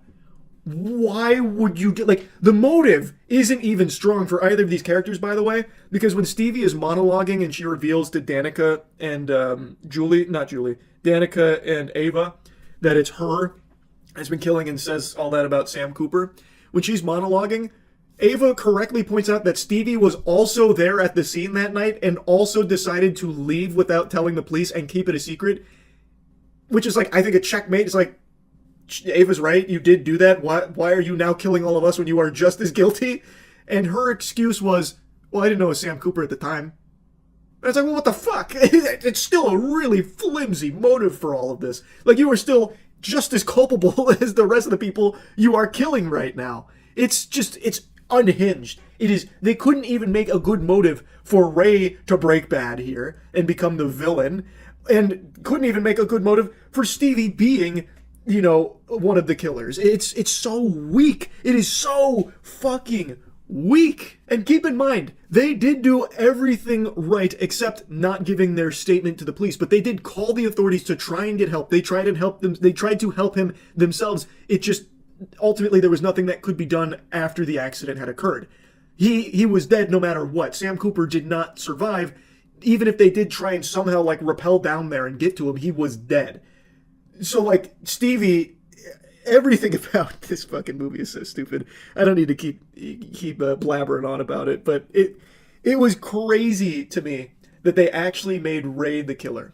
And what's even crazier is how predictable it was, too. I was just really hoping I was wrong. You see, this film actually tells you who the killer is in the first, 15-ish minutes. Basically, the second kill, they tell you who the killer is. But you, as the viewer, someone who's maybe seen the previous two I Know What You Did Last Summer films, don't want to believe that because it's so dumb. But it turns out they really did just go that stupid with it. In the first 15-20 minutes, they introduce this character. Her name is Tyler. And she has a true crime podcast, and she's in this area because she's doing a piece on the murders for the I Know What You Did Last Summer, OG, the 1997 murders. She's doing a piece on it, and she takes Ava to this place that is significant to that lore, and the killer strikes there. It's Ray. Ray is the killer there. And Ava kind of gets the best of him, slashes him with a knife, and then Ray, changes his focus to killing Tyler. Oh my god, you know what I just forgot to mention? Another one of Ray's main motivators that he himself says from his own fucking lips is that another big thing that made him want to do this is he didn't like how the history had been scrubbed because the, rich people came in and they tried to erase the town's history of those murders because it wasn't appealing to investors in real estate. So they buried it and hid the truth. And Ray said he didn't want to be forgotten. Well, you know what would help you not be forgotten, Ray? Maybe if you didn't kill the podcaster who has apparently a very popular podcast about those murders, and she was there to make a piece on those murders, but for some reason he decides to kill her as well. So it's not even a whole thing about revenge, and it's not even in line with what he wants to do about getting his name back out there so people don't forget the atrocities. It just doesn't make any sense. But anyway, I keep getting lost on tangents because it is actually that incomprehensibly stupid. I can't help but just fucking keep yapping about it. Anyway, as he's cornered Tyler, he gets her on the hook, and she rips off the top of the fisherman's cloak, and she says, "You." And the reason that's significant is because she has only encountered one person in this film outside of Ava. And we know it's not Ava because Ava was just attacked downstairs. And that person is Milo, who was another one of the cast that was at the scene with Sam Cooper, and I thought could be a viable candidate to be this killer. Maybe there was some kind of hidden connection with Sam Cooper. But it's only Milo, and then, of course, Ray. Also Julie, because Julie and Ray both survivors of the murders that she is covering on the podcast. But it can't be Julie because she is just not even in this area at all, and that's well established. So it has to be either Milo and Ray, but it can't be Milo because Milo dies not long after. It has to be Ray, and it's pretty clear it's Ray with the way she says "you." So they immediately let you know it's Ray, but it's so hard to come to terms with them going that direction that I refuse to believe it. I thought it was Milo, and I thought Milo was faking his death. That's how much copium I was on, that this film wouldn't be that stupid, but it is actually that stupid.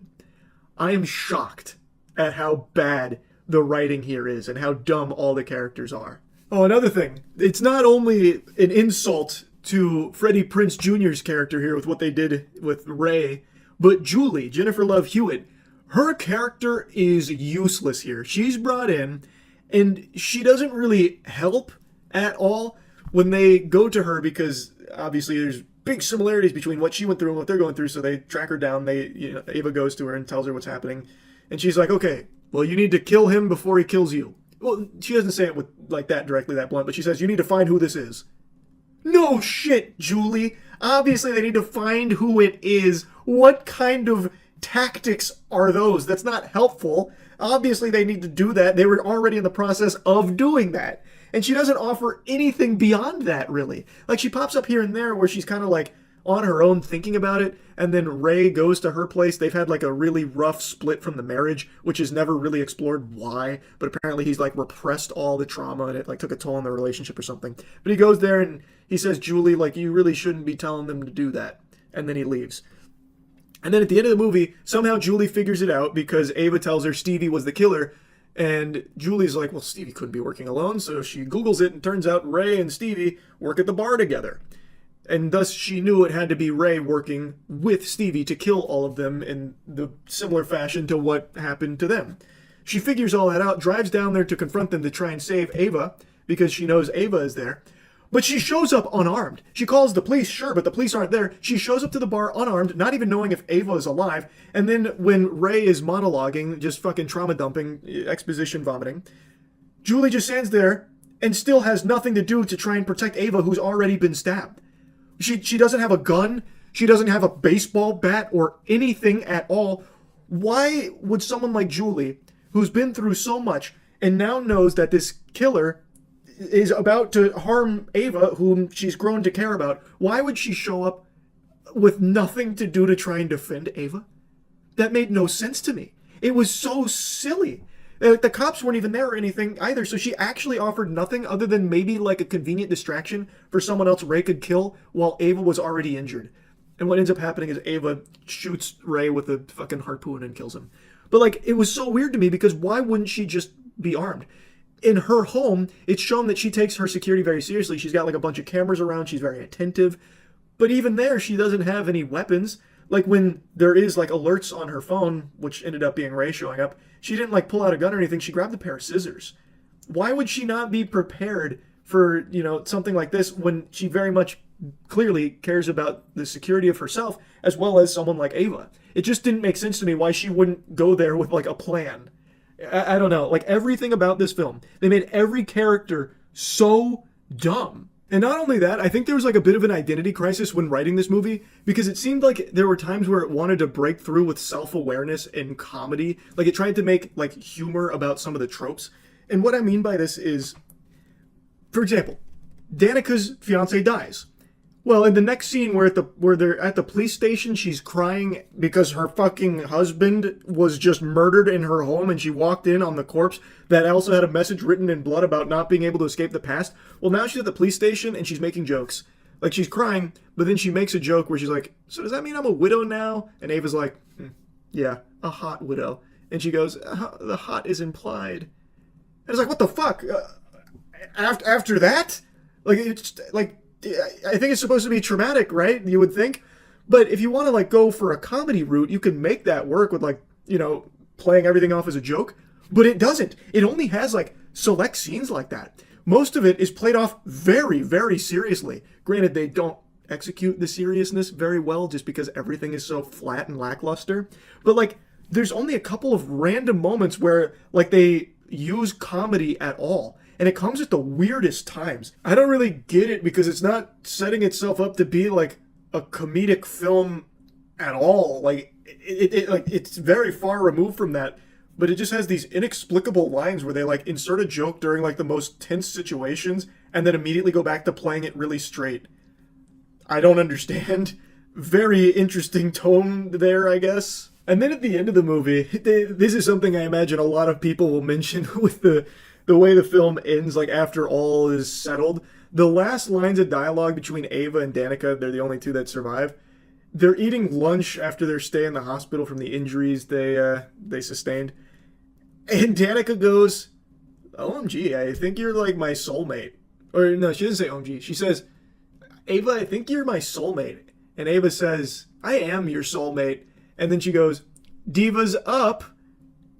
And then makes a mention. This is actually in the movie. She says, Stevie's still alive. Stevie being the killer. And then Danica's like, you think we should kill her? And Ava goes, that's a little extreme, but yeah. That's the way the movie, that's the way they send the movie out. Well, kind of. There's like a mid-credit scene. I can't believe I actually stayed for the mid-credit scene. I had a feeling they were going to do something else because I thought they'd show Stevie surviving, because Stevie gets shot by Ray, but turns out he didn't actually shoot her. It was all to, you know, get Stevie out of there. But I thought they were going to show Stevie or something as like a, I know what you did last summer, coming soon again. But instead what they do is they have Julie go to her old roommate's house and show a picture where the roommate is X'd off, and she had received this. So they need to team up to take down this killer that's after them now. It's fucking awful. It's really bad. The movie is really, really bad. Worse than you're expecting. I mean it when I say these are the dumbest characters I've seen. Maybe in general, for like a slasher film, it is shocking how stupid they are. I'm not going to keep yapping about it. I could. There's even more dumb shit I could talk about with the characters in here, but what is even the point? It's already been like 20 minutes of me yapping about this, and I don't think anyone even cares about the movie that much in the first place, but I couldn't help myself. I'm actually spitting. I don't know if you can see the spit coming through here, but I'm actually spitting. Anyway, that's really about it. See ya. I remember growing up, there was a cliche in movies and shows where if a character would die, like clockwork, they would always say, but don't worry, they're not really gone. They still live on in your heart forever. And it's about how the character's memory and their legacy is able to transcend death. And they're alive to a certain extent because you remember them. It's metaphorical. But in reality, in the modern day and age, this idea can actually be literal. Thanks to technology! Did that scare you? Did that jump scare you? Does technology frighten you? Well, this one might. Thanks to our advances in one field in particular, AI, there are some fucking worms, some parasitic zombies out there that when someone passes away, they then get dollar signs in their eyes like Mr. Krabs because they can still get some usefulness out of them. They can parade that corpse around thanks to AI, where they can kind of like revive it with some of this like fucking forbidden necromancy so they can continue to squeeze doubloons out of their image. It's like Kabuto from Naruto, where he like revives ancient ninjas to use for his own game. Except in this way, there is no semblance of humanity left in the corpses. It is literally just these husks, these like fucking skinwalkers that just only care about money, that will use AI to bring someone back so they can continue to make money off of them even after they've died. And unfortunately, there is no one that has been exploited more, both while they were alive in their elder years and now, especially since they've passed away, than Stan Lee. And unfortunately, Stan Lee has been like this golden goose that they continue to parade around. He passed away many years ago, and since then he has been fucking minted on the blockchain as an NFT. His Twitter account was still actively being used to peddle some dog shit. He's been used in multiple like crypto projects. It goes on and on, out the wazoo. And now Los Angeles Comic-Con has announced that there is going to be an AI Stan Lee attending, where guests can pay money to get a picture with AI Stan Lee, as well as have a conversation with him. So fork over some clams and you get to interact with AI Stan Lee. Excelsior! It's exactly what he would want, I'm sure. The people that own his image now get to just continue to put him on the puppet strings and have him dance for them, where they can put whatever words in his mouth that they want. And of course he has no say-so in it because he is no longer here.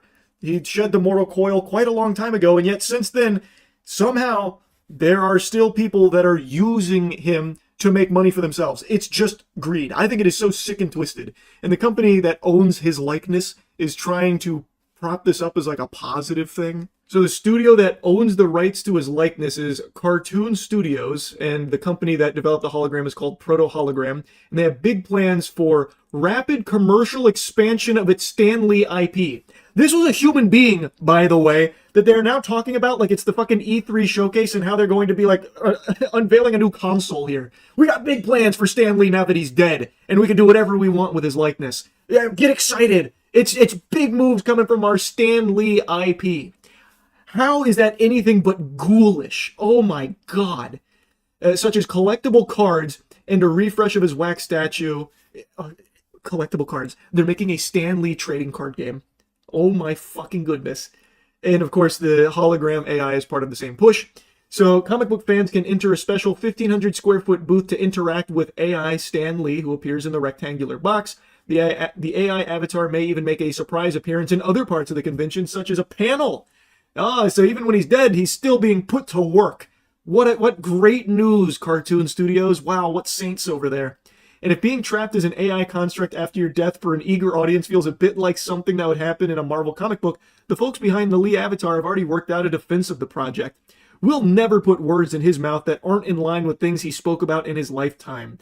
This is according to Bob Saboni, who is the head of the Stan Lee division at Cartoon Studios. They have their own division at Cartoon Studios dedicated to figuring out ways to still use Stan Lee's image to make money off of him. Of course, with no say-so from Stan Lee, he is dead. So by the very definition, you are putting words in his mouth because he is not saying those words. He never said those words. He is not with us any longer. This is the worst goddamn defense of it you could possibly muster. No matter how you spin it, these are not his words. You can try and base it off things he said in the past, whatever, doesn't change the fact that they are still not his words and his thoughts. It's fucking crazy. They are all designed to just make money off of him. Fortunately, with decades of footage capturing his thoughts on so many subjects, we can build a voice that stays true. Not always word for word, but always faithful in spirit, context, and intent. Bull fucking loney. That is Barnack Hall. That is horseradish. The intent is just for you to make money off of Stan Lee. It's so sick, man. Holy shit. Now, there is some cases where AI, after an actor passes away, like, I can actually understand. James Earl Jones. James Earl Jones is the iconic voice of Darth Vader, and before he passed, he wanted, like, it was his desire to have his voice immortalized forever as Darth Vader. So, as I understand it, he did sign, like, the rights to his voice in AI form for Darth Vader. That is what he wanted because he always wanted to be remembered as Darth Vader. I think that's somewhat wholesome. That one I can understand. This is so far removed from that, you can't even make a good faith argument to compare the two. I tried to dig in to see if Stan Lee had ever, like, agreed to be, like, digitized post-mortem, like, we can get Bernie's through CGI or anything, because he passed away in 2018, which predates, like, the AI resurrection jutsu that we now have access to. So there's no way he could have ever agreed to that in the same way that James Earl Jones did or anything. So I was trying to see if there was anything that even, like, resembled an agreement like that. And the only thing I can find is that the people that manage Stan Lee's likeness, like his managers of the Stan Lee IP, agreed to using his likeness in media for the next, like, 20 years or something. So, like, signing over the rights to Stan Lee's likeness. But I don't know if Stan Lee was a part of that conversation. And even if he was, you have to wonder under what circumstances, because it's important to remember in the later years of Stan Lee's life, there were tons of allegations of elder abuse and manipulation with tons and tons of footage of alleged mistreatment from a lot of greedy assholes constantly looking to fucking pull money out from Stan Lee's ass every step of the way by any means necessary, come hell or high water. So I don't know for sure if he ever, like, explicitly agreed to it, and if he did he even know what he was agreeing to? Because, again, a lot of things were kept hidden from him that Stan Lee had supposedly agreed to. Others had kind of misled him, allegedly. And now that he has passed, that is still seemingly the case here, where he is just not able to rest. They have a whole division dedicated to finding ways of exploiting Stan Lee's image, apparently, at Cartoon Studios. What the fuck? Like, what? How, in any way, shape, or form, could anyone possibly view this in anything other than just greedy, dystopian garbage? Just let him rest, man. I think this shit super sucks. Someone can die, and a company can just come through, buy the rights to their likeness, and then just make an AI model that can spout whatever fucking garbage it wants it to. It's so fucking shameless to me. Also, looking into it a bit more, the rights to his likeness are actually a very contentious subject. It seems like it was a messy battle about Stan Lee's image after passing. So there's a lot of meat and potatoes there, but ultimately I guess it ended up in the hands of Cartoon Studios, who now has a whole section carved out to finding ways to milk Stan Lee's image even further, making a collectible trading card game, the AI attendance at Comic Cons. I imagine there will be another big Web3 crypto push for Stan Lee's image here, would be my guess, as part of their Stan Lee IP expansion protocol that they're excited about. I hate it. That's really about it. So, yep, the glasses are still on, and do you know why? Trying a new strategy. Blocking blue light. I am so desperate to do anything that'll even have the slightest chance of improving my odds of falling asleep. It is brutal. It is just brutal. If only the Sandman was a real person who would just come and throw the magic sand in my face so I can get some shut-eye. But yeah, glasses stay on, and people stay being big fucking losers here over Pokemon cards. I just saw Rattle Pokemon cover the toughest scalper I've ever seen, and let me tell you, this guy, he's the damn prime minister of the salty spittoon. Well, you don't have to, man. No, that's no worries. I just want to record you. No, don't record me, dude. It's a lot of sleep boosters. It's unfortunate. Why are you being a bitch, bro? I'm being a bitch. Why are you being a bitch? I'm just letting you know. I mean, I'm You're being putting a on fucking blast. faggot, dude, for recording me for no reason. Why are you being a faggot, dude? That's some pretty crazy language in a toy section. You're being a bitch, bro. Fucking recording me for no reason. You could not have scripted a better response here from the cameraman. When he said, that's pretty crazy language coming from a guy shopping in the toy section, absolute cinema. I could feel like the clouds part with a heavenly glow beam down upon this interaction, and I could feel all the gear in that guy's bloodstream starting to dissolve and his muscles shrink in the shame. That is just a textbook checkmate. The only winning move was to no longer play. He just got turbo dunked on there. Because he's absolutely right. Goober is out here spitting all of this shit, hurling slurs, peacocking, while he is actively in the toy section buying children's Pokemon cards so he can flip them for a profit. You cannot get more pathetic than that. His entire business relies on buying out Walmart's inventory so that way he can sell it in his card shop for a markup, probably to kids whose parents bring them there and don't know any better about, like, them just being exploited by a fucking douchebag like this with these prices. Yeah, spoiler alert, Numbnuts here does have his own card shop, if you can call it that. Apparently it was only started a few months ago, so it seems like it was made solely on a whim to try and capitalize off the absurd Pokemon craze, this hysteria that's sweeping the globe right now, to try and get in on that money machine, suckle on that teat. And based on some of the pictures I've seen, it really feels like it was haphazardly thrown together really quickly to somewhat look like a card business. It's like Ed Gein's furniture made out of human flesh somewhat resembles like a lampshade. That's like his card shop. It is clearly him trying so hard to try and get in on this trend. And it seems like the way he gets his product is he just cruises Walmarts and buys their Pokemon inventory so he can stock his shelves. So it's pretty laughable that he gets like this defensive and like combative, like, well, throw up a set then. We're gonna settle this the old-fashioned way with fisticuffs. You a pugilist? You better be, because you're a bitch. What are you gonna do about it? Throw him up. And meanwhile, he's just like a pathetic worm who is literally trying to make a living off just flipping a children's product. I'm just recording you, man. I think there's a reason. You know what you're doing. At least I'm not a bitch like you. I'm a bitch because I just called you a bitch, bro, and you're not doing anything about it. Yeah, because that's the I'm definition of bitch. I'm not gonna fight you over some Pokemon You're cards. just an asshole, bro. You know it. Okay, maybe I would. Who cares? Yeah. You're the degenerate that's taking all the Pokemon cards. Have fun at your store. About it, pussy. See how your store goes in a couple months when the bubble pops. Bye. Imagine sinking so low that you are begging someone to fight you over Pokemon cards. Holy moly. Goodness gracious, heavens to Betsy. It's unbelievable. The state of this hobby. I know I've said that so much, but it is constantly shocking that I'm still finding things like this that surprise me. Obviously, this is a large, muscular guy. I would even wager guess he might be tinkering around with the sauce a bit. And even if he could break the cameraman in half, what the fuck does that prove? That you're just some heated loser that gets this fucking pressed over Pokemon card disputes? You goober? It's so stupid. Like, you challenging someone to fight you over the shit that you started talking, over you being the pathetic worm that is scalping children's Pokemon cards, is just incomprehensibly lame. Hey, we're checking out together. I'm a pussy-ass bitch and I'm gonna do... like a girl. That's what girls do? Damn. You seem like a good person. You seem like a stand-up citizen. Like, you know you're on camera. You gonna toss the slurs Hey, what's around? your store name? You got a store name? Alright. He doesn't want to tell you that, but we'll look into it. Oh, you just bought the Pokemon cards. I was just recording because other people want the Pokemon cards. Tough Guy got a little shy when he was asking what's the name of your store. Why not be proud of it? It's your business. It's your baby, right? Like, come on, it's a passion project, clearly. Why wouldn't you shout out the name of your store here? Great promotional opportunity, don't you think, bud? It's so weird that he decided not to take that opportunity. Now, of course, it's no surprise he wants to be pretty tight-lipped about that. He did all of this knowing he's being filmed.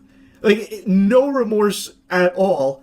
So I think he was pretty aware of the fact that most people probably wouldn't want to shop at a place that has this guy there, this fucking loser. This guy who's willing to just throw down and fight people in a Walmart because they dared question him about, like, buying all of the Pokemon cards so nobody else can have it. Again, and I know this point gets hammered home often, a lot of families do actually go to, like, Walmarts and Targets to get their products, like Pokemon cards, for their kids. I know the hobby has been infested with parasites like this, the scalpers, but it is important to remember it's not just scalpers. There are still very many families that don't get access to these cards because of people like this. And when they do end up in hands like this guy's, they get priced out. Like, it becomes too expensive because of the markups, because of them flipping it to try and make a quick, easy buck. So it does suck. Oh, you just bought the Pokemon cards. I was just recording because other people want the Pokemon cards. Whoa. Yeah, he said this guy was a bitch because he wouldn't fight him over the Pokemon cards, and that he wouldn't fight him after he called him a bitch, but now he's gonna tell the Walmart staff that this guy, he's recording me. That is a pretty good point. That is, I'm sorry to say, bitch behavior. Scientifically speaking, of course. He is exhibiting all the telltale signs of he himself being a bitch here. He is now whining to the staff about him being recorded. Like, come on. He's talking tough. He's challenging to a fight. He's calling him a bitch, all this, and then at the very end he's like, guys, can you get him to stop recording me? Come on, guys. Look at him being disrespectful. He's recording me here. I'm just trying to buy all of your Pokemon cards. Come on. Do you want me to stop recording? Because I'll stop. All I'm doing is recording him. Because I'm buying too much Pokemon? Hey, calm down. It's not that big a deal. It takes two. Check out your stuff and leave, and then it's over. Stop recording. It's weird. The cameraman is right again. Brother, you didn't have to engage at all. He could film you all you want. And if you want to just be like this stone cold scalper, you know, fucking devil may care, I'm gonna buy all the Pokemon cards, no one gets anything, not even the morsels when I'm through sinking my teeth into it for my fucking lame-ass card shop, then why do you engage with it so, like, often? He goes out of his way to keep engaging. The cameraman is right. You can just check out and leave. Like, he is not following him. They happen to be checking out at the same time, so he started recording again, apparently. But, like, he is not actively going out of his way to follow him and harass him or anything. He went there into the same aisle, saw that this guy bought all the Pokemon cards, started filming. This guy got immediately defensive. He got instantly combative. He was all on camera. They happened to go in the same direction. He filmed again. And this guy is still moaning and whining about it when he does not have to say anything. He doesn't have to talk to him. He doesn't have to look him in the eyes. He can just finish his scalping and go. And that's it. But he is choosing to keep, like, egging on this situation and now complaining and whining like a baby to the Walmart staff, like, hey, guys, he's recording me. Can you make him stop? Like, you don't have to do any of that. But he just can't help himself. Now, I'm not going to be telling you the name of his card shop or anything like that. I don't want anyone going out and harassing him. But on his website, I cannot resist shooting spitballs at this. It is actual fucking gold. Look at the testimonials, like the reviews on his site. Blank is the best. Blank, the manager, the guy we saw in this video, personally helped me with a special order and went way above and beyond to make sure I got exactly what I needed. Plus, not gonna lie, he's extremely handsome too. Hands down the best customer service I've ever experienced. Yeah, I wonder what that special order was. It sounds like these two just fucked. This is from Bianca G. And the other reviews also sound super phony baloney. It just sounds like he wrote this shit himself and then just put random names on it. Also, taking a glance at the inventory here, the selection, it seems like all of it is product from Walmart. It seems like he gets all of his inventory from just going and buying out Walmarts in his area. Like, first availability. Crazy. What a loser, man. Big tough guy, though. Big tough guy. You can say a lot of things about this guy, but one thing you can't say is that he's not tough. He's bad to the bone. He was willing to fight over Pokemon cards. What a big man. Pretty awesome. The state of Pokemon trading cards. It's crazy. That's really about it. So, yeah. Pokemon scalpers are inventing a new, even more degenerate and diabolical meta for scamming and stealing Pokemon cards, using children for it. Well, involving children in the scam. 2 days ago I made that video about the whatnot seller who was resealing Pokemon packs and selling them, but using his son as the one on stream to open the packs for the buyers and just drumming it up as like a family business. This is so hype. Look at my son. He's ripping Pokemon packs. We're so proud. This is amazing. Whoops. Turns out we repackaged all of them to give you trash for a huge markup. Sorry, you caught us. He literally even like admits to being caught on the live stream. And now I just saw another video about a couple that was stealing Pokemon cards from Target using their 1-year-old as like the method. So they brought their 1-year-old son to Target so that way they could unlock the stroller tech from the passive tree here. So they had their child in the stroller and were pushing him around and then would take Pokemon product and conceal it in the stroller to steal it. Now, the title of the video says that they left the child in the car while they went in there and stole, but I don't think that's exactly the case. I haven't found too much information beyond the body cam about what exactly happened. My understanding with the way it's described is that they had the child in the store using him for crime, basically, not them leaving him in the car. But either could be true and both are bad. The kid thought he was going on a fun adventure with mommy and daddy, but he was actually involved in their little crime escapades here. An unwilling accomplice. He had no clue. So, quick time steal Pokemon cards, man. Yeah. Just so we have an understanding, she had nothing. She was right there with you when you concealed it. It's totally me, man. Totally me, 100% me. You guys put the Pokemon cards in there? Yeah, I will give them back, of course. This 100% my responsibility, sir. A pretty admirable attempt here from the guy to just fall on the sword. No, she's totally innocent. It was all my galaxy brain scheme. It was all my nefarious plot here. She had no clue what was going on. It was all me. So he's trying to, like, you know, isolate her from this so that way she doesn't get in trouble. And then he also generously says he's willing to give the cards back. That's very sweet of you. Seriously, honest to God, I am short on my rent. And they are very valuable, and I was hoping to pull something in order to make up the money I'm short on my rent. Where were the cards in the car? Yeah. I know where they were. In the back seat. And by the way, you can't say she had nothing to do with it when that's all you guys came in here for. And you concealed it right next to her. Just so you're aware of that. His hero plan, unfortunately, falls a bit short because they have surveillance camera footage and they can clearly see she was directly involved in this plan and acted to help conceal it and work to get the Pokemon cards out of there. So it kind of ultimately ended up looking like that scene from Kong Skull Island where that guy pops 2 grenades to sacrifice himself to kill the monster, but the monster just hits him with the tail and he gets flown into a fucking wall and blows up. It didn't work, is the point. Say, I don't know if it would make a difference. Is there any way we could pay for it? This isn't an apology type of thing. You've already done it. You know what I mean? There's no way to just suddenly, hey, we're going to pay for everything because we got caught by the police. Yes, sir. Yeah, you also stole stuff with the baby. Yeah, but that doesn't matter. I have the money for it. I can pay. Yeah, but as I just told him, that's not how this works. You don't get to suddenly want to pay for things after you get caught by the police. Fourth quarter, back up against the wall, throwing out the Hail Mary. They try to, you know, pay for it after the fact. That didn't fly either.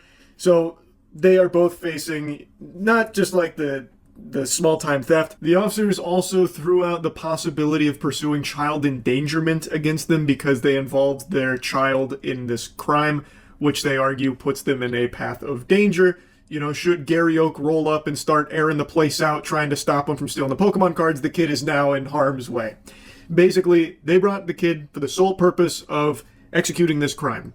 Now, again, the title says that the child was left in the car, but all of the information in the video seems to indicate that the kid was present. Also, if the kid wasn't in the stroller in the first place, there would be no point to bringing the baby anyway. So that wouldn't even make sense unless they had like a decoy, like they had like a baby doll in the stroller. But then again, why would they bring like the actual flesh and blood human being there? So I have to imagine that they did actually bring him in the store to do this. Though if they did leave him in the car, that is also equally dangerous. You do not leave a child in a hot car. Everyone should know that. This happened in Florida. You especially don't do it in Florida. If they did leave him in the car, who knows how long they were in the store for. That is extremely unfair and irresponsible to the kid if he was left unattended in that car.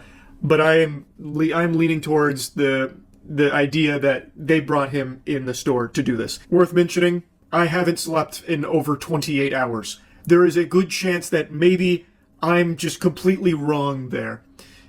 I just thought I'd put that on the record.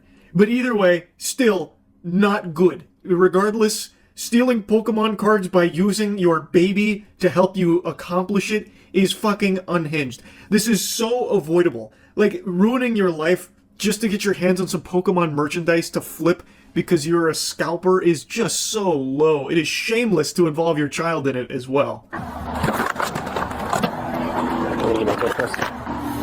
I'll go get the first one. We have child endangerment on both of them. I had to. How old is your child? A year old, then they use the sugar smoke before. Decent human, you literally put your 1-year-old child in danger. How is that? You cannot do a crime and then nothing happens because you have a kid. It is happening. I'm going You use the stroller as a ways of concealing the and merchandise. I'm getting arrested. And so is she. I need you to call your daddy, come pick him up. Please. The other officers didn't seem super on board with his evaluation here about child endangerment, so I don't know if that stuck or anything, but this was him explaining it to them. Regardless of what charges were ultimately, brought against them, this was just so fucking avoidable. Like stealing Pokemon cards from Target by using your baby and its stroller to conceal them is just like, how can you sink so low? They say that they were short on rent, so the plan was to steal these Pokemon products, open them, hoping for a big hit, fingers crossed, praying for a big hit, so they could sell it to nearby game shops. That is like, in the world of scalping, that is even stupider than most scalpers. Why would you open the product? Just sell the product itself in that case. You are not going to hit, most likely. You are not going to make more money buying the product, opening it, praying for like the big hit that'll grade it like a fucking PSA 10. Like, it's not like that is a pipe dream. Are you guys going to other stores and doing this? No, sir. So how do you guys have so many Pokemon cards? No, I've been collecting for years. That's what I'm saying, but these are all new cards, man. They're all like fresh out of the pack. Yeah, the ones that I have? The ones that are in there, yeah. Yeah, those are, if you see the sleeves in there, they're all sleeved up, well taken care of, fresh out of my binder. We were taking them to the game store, Prodigy. Okay, cool. Alright, be right back. He apparently had a lot of Pokemon cards that he claims he had been collecting for years. The officer notes that they seem pretty fresh and new, so it's probably not like years old cards or anything. It seems like it is some pretty brand spanking new puppies in there that he is saying that he was going to go sell to not GameStops, the game stores. Well, maybe GameStops. I'm pretty sure they take Pokemon cards. They fucking grade them there now. They have like a wizard on standby who's just like, yeah, it's probably like a 9 or a 10 maybe. I have no idea how it works. Not important regardless. His plan was to take these hits, sell them, and then pay rent, is what he said the goal was. Of course, no way of knowing if that's true or if he is just someone who is a scalper who turns around and sells it because it's hot right now and people make money doing it. I have no idea if the story about the rent is true or not. They then searched his car and found some other stuff, like a marijuana cigarette or something, and he got in trouble for that as well. Big mess, all of which entirely avoidable if he didn't try and steal Pokemon cards from Target using a baby and his stroller to try and smuggle the Pokemon sacred cards out of the store with. Just super crazy, the state of Pokemon cards right now. It's unbelievable. That's about it, see ya. Yeah, I had no idea this existed. Call me naive, I suppose. I don't typically go on TikTok, but I was going to take the plunge this afternoon because I was reading and watching so many videos about, like, Swiftie meltdowns and, like, parties being thrown, tears being shed, like, the happiest moment of their lives all over Taylor Swift getting engaged to Travis Kelce. And I just wanted to take a peek at some of it to see what all the hoopla was about. And before I even had a chance to type in words to the search bar, this video started auto-playing. I'm free bleeding in the grass right now. And it's occurred to me that a large collective of women are bleeding right now, and whatever this cycle is, whatever we're moving through our blood together feels like one of the most potent bleeds, and I sense more women are synced up now more than ever, so drop a rose if you're bleeding too. Not gonna lie, that was a crazy hook. I'm free bleeding in the grass right now. It reminds me of Ty Lopez's infamous ad, I'm in my garage right now. There's a lot to unpack here, so she is on her period right now and letting the blood leak out from her and soak into the grass around her, returning the blood to Mother Earth. Now, shocker, I don't have periods, and I'm not going to pretend to be the preeminent expert on how they function, so this is a legitimate question. Is there really that much blood that comes out all at once? Because the way she's describing it makes it sound like the blood is pooling around her, like in Grand Theft Auto when you kill someone and the blood just like starts to fan out deeply from them. I would have imagined that if you sat here spread eagle for like an hour, you'd have some blood getting into the grass and like on your thighs and stuff, but not like the quantity that she's expressing here, making it sound like a fucking crime scene or something. And a reminder that your blood is not an inconvenience. It's actually one of the most magical gifts in the entire world. Whatever you experience before your bleed, in luteal, when you feel like you're moving through different emotions, different challenges, gets to come out through your blood. You get to die every month and be reborn through your blood. And the earth takes it, if you give it to her, and alchemizes it. So the sooner that you can give your blood back to the earth, the more alive that you become. This must be a pretty common thought process in the modern day about like how period blood is magical and has like divine properties. You remember a few months ago I was making fun of that goober, that goofball who's like, I actually love to eat pussy that's on its period, or like have sex with girls on their period because it's divinity that I'm touching with my wiener. I get in there and there's like that period blood. Ugh. And then his sidekick loser who's like, yeah, you know, I'd have sex with a girl on her period. You know, if I'm afraid to get my sword a little bloody, then I'm not a good knight. And it's not like exclusive to just those douchebags' perspectives. Apparently, like, it's somewhat of a common thing on TikTok about like period blood being magical with arcane energies. So she is in that camp about like, this is magic, and by free bleeding on the grass, you are quenching the thirst of Mother Earth to make yourself more powerful. Not only that, you get reborn. So every month when your period starts, you die. You flatline. You go straight to Valhalla. But through your period blood, you are born anew. As long as you're bleeding on the grass, I guess. I went to her page, and this is her entire channel. It's so fascinating. You have a bleed, the most powerful and potent thing that you could be doing right now during this eclipse portal, during this last half of 2025, during forever your time on Earth, is to offer your blood back to the Earth. Why? Because your blood has the ability to end war. It has codes and instructions for the Earth to reprogram the collective grid. And I know that sounds powerful, and I know that sounds like a lot, because it is. What kind of fucking anime plotline is that? Your period blood can end wars by feeding it to the Earth? That... who knew the secret was right under our nose the whole time? Now, far be it from me to poke holes in the theory here, but let's go back in time. Let's rewind the clocks. Before tampons existed, periods aren't something that just got, you know, introduced in new patch notes over the last 100 years and came packaged with tampons. There was a time where periods were here with no tampons. That period blood was hitting the soil back then. And there were still a lot of wars back then. I gotta tell ya, I'm not exactly convinced that period blood getting on the grass is enough to stop wars. And what in tarnation is the collective grid? That sounds like a secret society like the Illuminati, the fucking New World Order or something. It sounds like a villainous group out of a James Bond film. How is that reprogramming the collective grid, and how does that stop humans from starting wars against each other? I have so many questions. Also, what codes are in the period blood that are absent from every other blood? So, like, if I go out right now and I cut my hand, like a ritualistic cut with a ceremonial dagger on my hand, and drip some of that blood on the soil, what codes am I giving it? The Konami code? Like, what am I hitting it with? I don't know how there's a huge distinct difference there. Why does that have different energy and instructions and code? Also, why would the period blood even have instructions for stopping war in the first place? I just don't see how free bleeding on the grass is somehow going to drop a tutorial to the Earth on how to stop wars.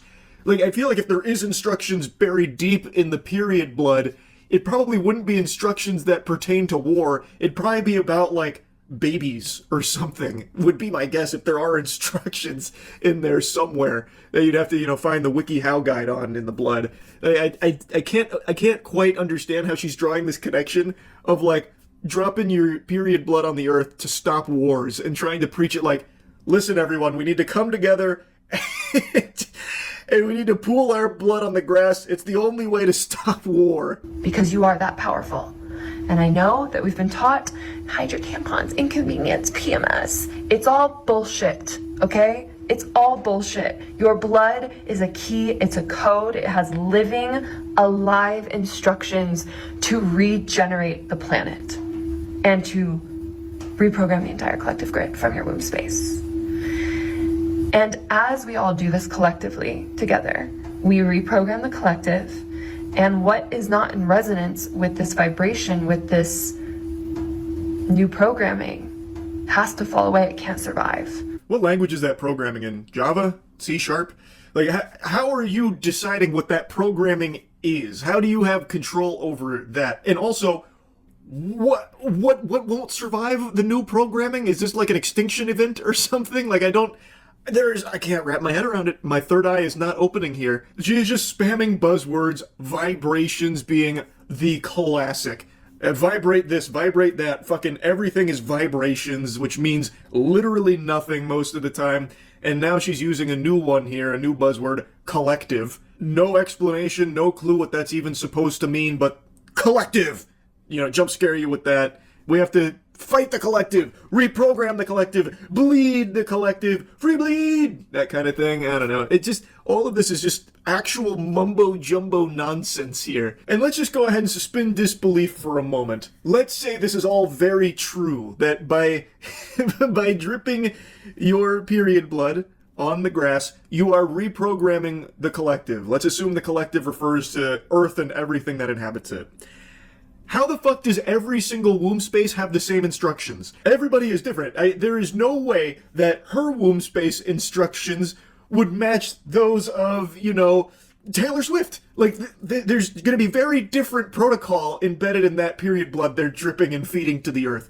Like, maybe hers is trying to teach the Earth and reprogram it to not have wars, but then you'll have a womb space from somewhere else that's like really about war, like we need more battles. So wouldn't these womb spaces conflict in these instructions, overload the collective, and then there's no one's in agreement anymore?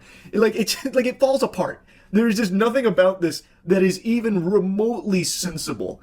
And that's what makes it so fucking amazing. I have never lost weight so fast in my entire life with this elixir. Now that I have your attention, because we're in a system that preys upon your insecurities as a woman, this is my moon blood. This is my period blood mixed with a shit ton of water. It's not concentrated.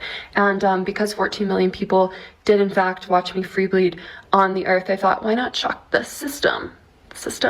Just a little bit more. Just be like, hi, there's a revolution happening of feminine wisdom, feminine magic, our feminine moon blood that has so much magic. I'm just feeling a little spicy, a little revolutionary, and God forbid a woman doesn't give a fuck. Yeah, mixing your period blood with some water for the sake of a Tik Tok video to slam dunk on the haters definitely sounds like something someone would do if they didn't give a fuck about it.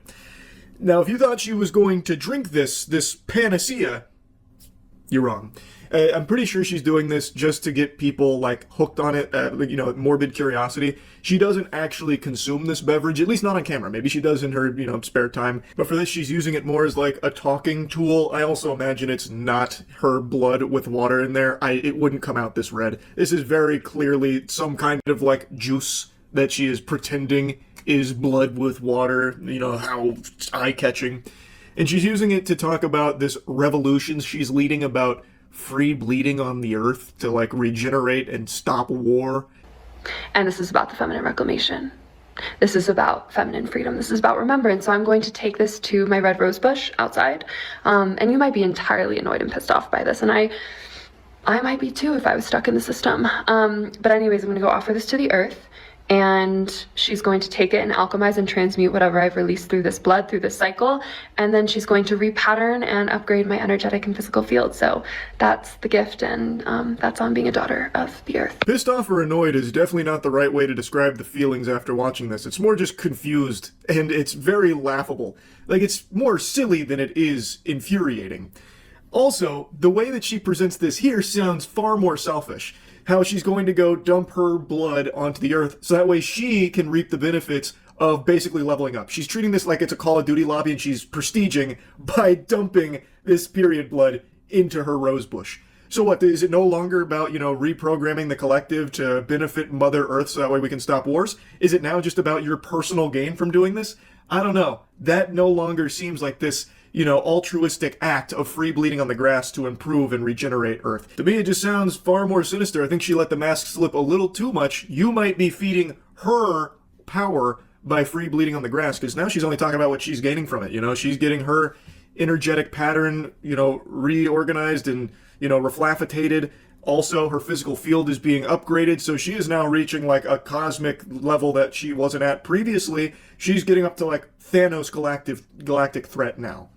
It doesn't really seem like it's about improving the Earth anymore. It seems more about what she gets to gain from it. This is my current microdosing routine in under 30 seconds. I microdose with Flodos. They are my favorites. I've been microdosing with Flodos since June. They use a shamanic strain. It's very wise, very loving, very gentle. I typically microdose 100 milligrams or 200 milligrams. 100 milligrams is a really beautiful sweet spot for a starting point. So it's been over a year since I moved to Peru in the Sacred Valley. This is my home.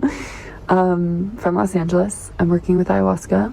Yeah, that sounds about right. That checks out. So she was in LA and then had her spiritual awakening with, some microdosing, which I think, I have a sneaking suspicion may have turned into some megadosing, and then she moved and started with ayahuasca. So a tale as old as time and only being more common these days. Albeit most people don't usually end up talking about like free bleeding on the grass to save the earth from war and whatever, but even still, very interesting. Wanted to yap about it a bit. That's it. See ya. In life, there is no debuff greater than growing up with a big, pathetic loser as a father. It is just setting you up for a bad time, and I feel really bad for the kid you're about to learn about here, because his father is just a complete, total weenie. His dad is directly involving his son in his fraudulent business, which is scamming people for Pokemon cards. Gotta make sure that everybody's getting what they paid for. You don't want anybody mad. Alright, so pay, and then we'll do... I'm trying to do it nice and safe. I don't want to ruin their cards. Wait, okay. Professor Research, Black Rose Training, Rescue Board, Buddy Poet, Eevee, and I thought it was a good. Dude hits the foghorn leghorn there. Well, I saw. Anyway, this is another whatnot scammer, but this one's a little different because he's turned the scamming business into a family deal. So he actually has his son going through the chat and even opening packs for the chat that normal people have spent real money on under the impression that they are legitimate, untampered packs, but in reality they are resealed, meaning this goober, this fucking slime, went through, took out all of the hits, but then put a bunch of shitty cards in there and resealed it, and is now selling them for full price, well, scalper price, which is even higher than full price, to unsuspecting victims on Whatnot. And you can even see in this first pack here, packs do not open like that typically. These packs are fucking falling apart. And it's not like some conspiracy theory that people upset they didn't get big hits from are making up. He even gets caught towards the end of this where he repackaged the pack incorrectly and he just says, bud, we got caught. And so then he starts talking about how they got caught red-handed, telling his son that they're going to have to, stop for a little while and wait till people leave because, well, they just got their scam exposed.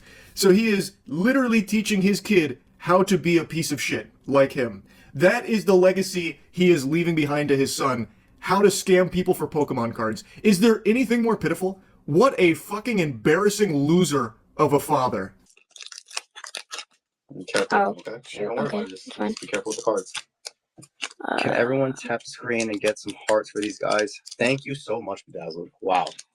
That is love. This is a real problem. Heavy your genius reason. It's a blessing. Oh, luck, Pokemon, luck. Share this live stream today. Yes, share this live stream. Thank you so much, guys. You guys deserve the world. I'm happy you're doing this with your son. It's a blessing. Thank you so much, guys.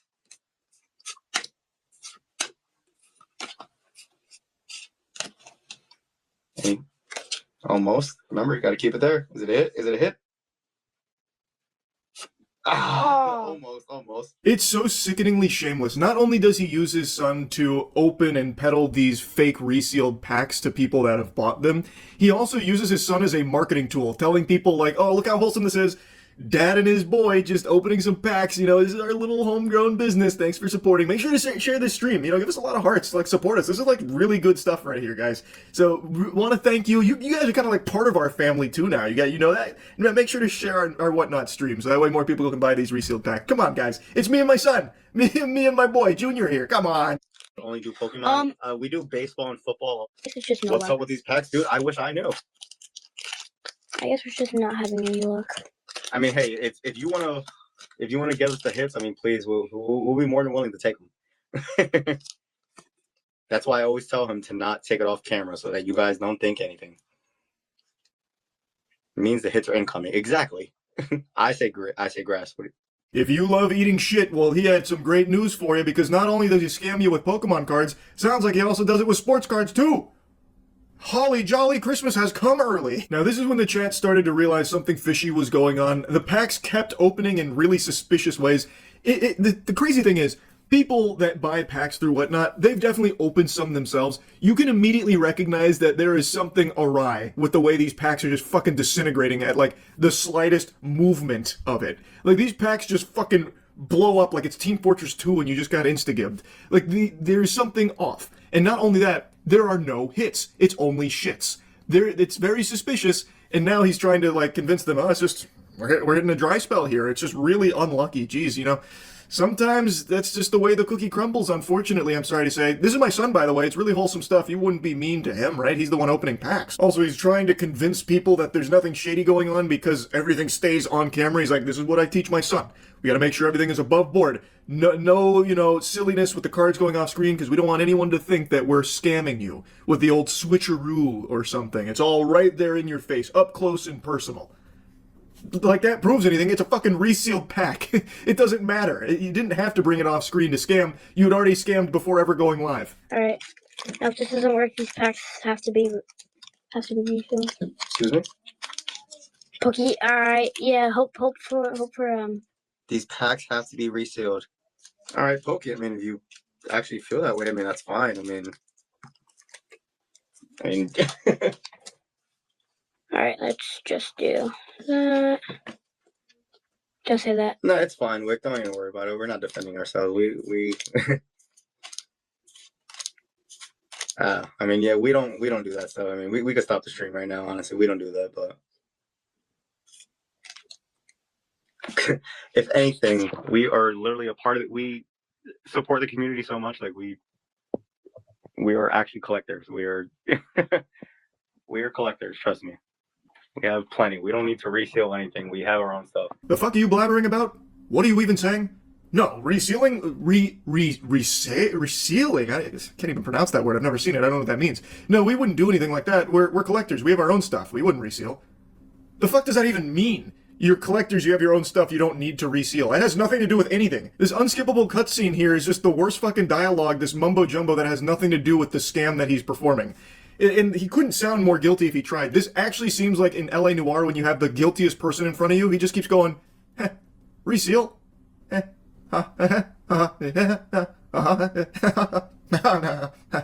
Like, you could not sound more nervous. Just ignore him, dude. Don't worry about that. Not too quick, not too quick. No. Ooh, okay. Yes. Look. Oh no, but they're resealed though, right? Finally, nice. Got a hit. All right, cool. Finally. This was their big gotcha moment, slam dunking on the haters here, proving them wrong. You fools thought they were resealed? Check out this turbo hit here. Meanwhile, the card is worth 25 cents. It is still a piece of dog doo-doo. Like, it is still resealed. They just slid something in there that wasn't the standard, like, reverse hollow trash that nobody wants. It is still pennies compared to what they're paying for on these packs. I can't wait till somebody gets a huge hit so that they can stop talking. That's Black Bolt. Don't worry about that one. Okay. Oh my. See, you're worried about the wrong thing. Look, show him his cards. Show him his cards. Because they're going to think that you're doing something sketchy. Oh, what is that? Master Ball or no? Pokeball. Pokeball. And green. Grass. Oh, wait. Another Pokeball.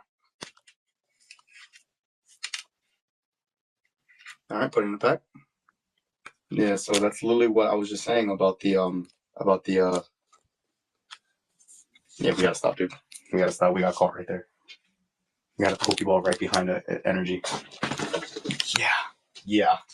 That was cooked. That was pretty cooked. This guy is a complete failure in every aspect of life. Not only did he fail at the easiest scam ever of just packing the Pokemon cards in the correct order, he somehow fucked that up. The reason he got caught red-handed there, so much so that not even he could wiggle his way out of it, is because he put the fucking energy in between the hits there. That doesn't happen. That never happens in real packs.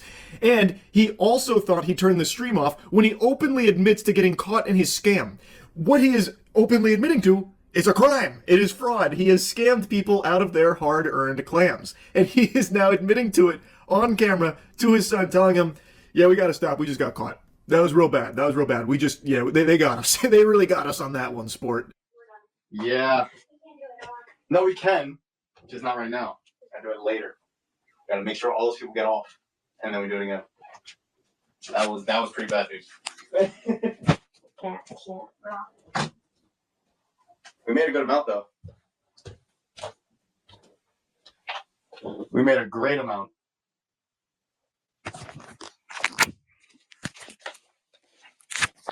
When he sees his phone, that's when he realized he was still live. So he had planned on just letting this sit and simmer for a little while, so all the people he scammed, he was just going to wait for them to all just like go to bed and de-aggro, because they clearly called him out on it. They then knew full well it was a scam, and they've now just heard him admit to it. So his plan was to just wait, so that way they could do it again later to another group of suckers. And he's teaching his son this, by the way. He is treating this like it's a real practice that he is now involving his son in. This is what he is teaching his kid. That is sad. I feel terrible for the kid to have this loser as their dad. That shit sucks. And he's bragging about how much money they made doing it. Talking about they made a great amount doing it. You know, hold your head up high, son. We did great with the scam today. It's so awful, man. It's so fucking awful. This guy super sucks. Terrible father. Absolutely horrible. That's really about it. So, yeah. Hey, tough guy. You know what these are? Huh? Yeah, that's right. That's some natural, God-given chompers right there. And just like everything in life, they're not perfect. But these teeth are real. And this enamel, it's been places you wouldn't believe. From food to pussy. That's right, I'm down there biting on it like bubblegum. Yep. I haven't slept again. It's 6:45 a.m. I've been up all night for the third time this week. I'm in a silly, goofy mood. Point is, though, I've got real teeth, which is becoming less and less common now online. A lot of the people you see on the cyberspace is rocking veneers. It's become extremely common, and now there's even huge scams revolving veneers with people that are claiming to be veneer techs. Meanwhile, they're just greasy goobers that like read a single Google article on how to like potentially install veneers, but it's just a bunch of mumbo jumbo. It doesn't actually make them qualified. They basically just say install the veneers with rusty nails and toothpicks. And I just learned about someone who basically took one of those courses and opened their own business with it. I learned about her from Otozi, who just covered her. Her name's Emily Martinez, and she's actually in my neck of the woods down here, baby. We are getting some absolute lunatics recently in the headlines down here in the old swamp. Emily Martinez is facing some serious years in the slammer for practicing dentistry without a license. She had been running a business where she would give people veneers extremely cheap, because she would just crazy glue a set of veneers to people's mouths, which inevitably led to people getting infections and needing emergency care. Came here to Tap In Beauty Bar to get a smile makeover, but they left with pain and injuries. Police say that Emily Martinez used crazy glue to put veneers on her victim's teeth. She's not smiling in her mugshot, but giving clients a bright white smile with veneers is what Emily Martinez advertised on social media. Video after video shows her claiming to transform teeth from drab to fab, except she is not licensed to put in veneers. She has no schooling to do veneers. And in the state of Florida, obviously, you have to be licensed to do any kind of work like that. An interesting scheme, and surprisingly, she's not alone. She is, to my knowledge, the only one that's been like busted for this, of installing veneers using crazy glue. But as I briefly touched on, there is this new practice of veneer techs that are popping up, which are just people that Googled how to install veneer and read the WikiHow guide that popped up first. Like, they're not actually experts, but they're getting business because veneers are expensive. Like, real ones are expensive, and people like Emily Martinez are charging a fraction of the cost. So people are like, oh, I'll save money and get some real nice teeth, and then they go get their shit fucked. something her victims didn't know. 2 separate customers reported Martinez to Pinellas Park Police this summer after they had complications, and Martinez refused to fix the work or refund them. They were told by an actual dentist that the veneers that were placed in the victim's mouth appear to have done with crazy glue. On average, a single veneer at a dentist office can cost between $900 to $1,500 per tooth. One victim paid Martinez $2,500 for the entire mouth. And no doubt that mouth is going to need more than $2,500 to fix everything that went wrong after that visit. You can't just let crazy glue go in there and rot your entire oral hygiene to smithereens. So some people got infections, others needed emergency care, all because they wanted to pinch a few pennies on getting these veneers to chase this ever-increasing beauty standard from shit that they see online and then get hypnotized into thinking that they need to do it. Veneers have become very popular. A lot of celebrities you see have veneers. A lot of influencers online you see have veneers. So now this market is booming and people following this trend, which has led to people like Emily Martinez exploiting it and trying to squeeze some doubloons from some gullible people. I struggle to imagine the people that will see an Instagram post, a complete stranger claiming to be a veneer tech and just rationalizing it in their head that it's a good idea to make that purchase. They must know what they're doing. All because they saw an Instagram post. It's crazy. And I know it's not anything groundbreaking or new. This happens in every industry. You can probably go on Facebook Marketplace right now and find Big Bubba's Tires offering BBLs in the back rooms. Like, you can find all of these, like, back alley surgeons to do these procedures for cheap, and it's always going to be horrible. It's always going to be the most atrocious work possible that is going to really damage you in the long term. Maybe not even in the long term. Maybe immediately it will hurt you. There are people that have died from botched BBLs. Like, I'm getting sidetracked. As far as we know, no one has died from these veneer installments. But people have got infections and needed serious care to fix it, spending significantly more money on the maintenance and fixing of their teeth than what they saved by going to Emily Martinez for a cheaper set of veneers. It's not the first time she's been accused of this crime. We learned in March Martinez was arrested on charges of unlicensed dentist work in Hillsborough County. She was released and performed the work on Pinellas victims in June and July. And it may have been more than veneers. We also got information that possibly pulling of teeth. We did also get information that maybe even like children's veneers, so this is still an active investigation. From the sound of things, people that paid a visit for those veneers viewed her as a dentist. So they started, I guess, requesting like tooth extractions and shit, or maybe she was just offering that for funsy. Like, hey, this tooth looks a little rotted, do you want me to just yank it? I'll only charge you like $1,000. They're like, oh great, what a deal.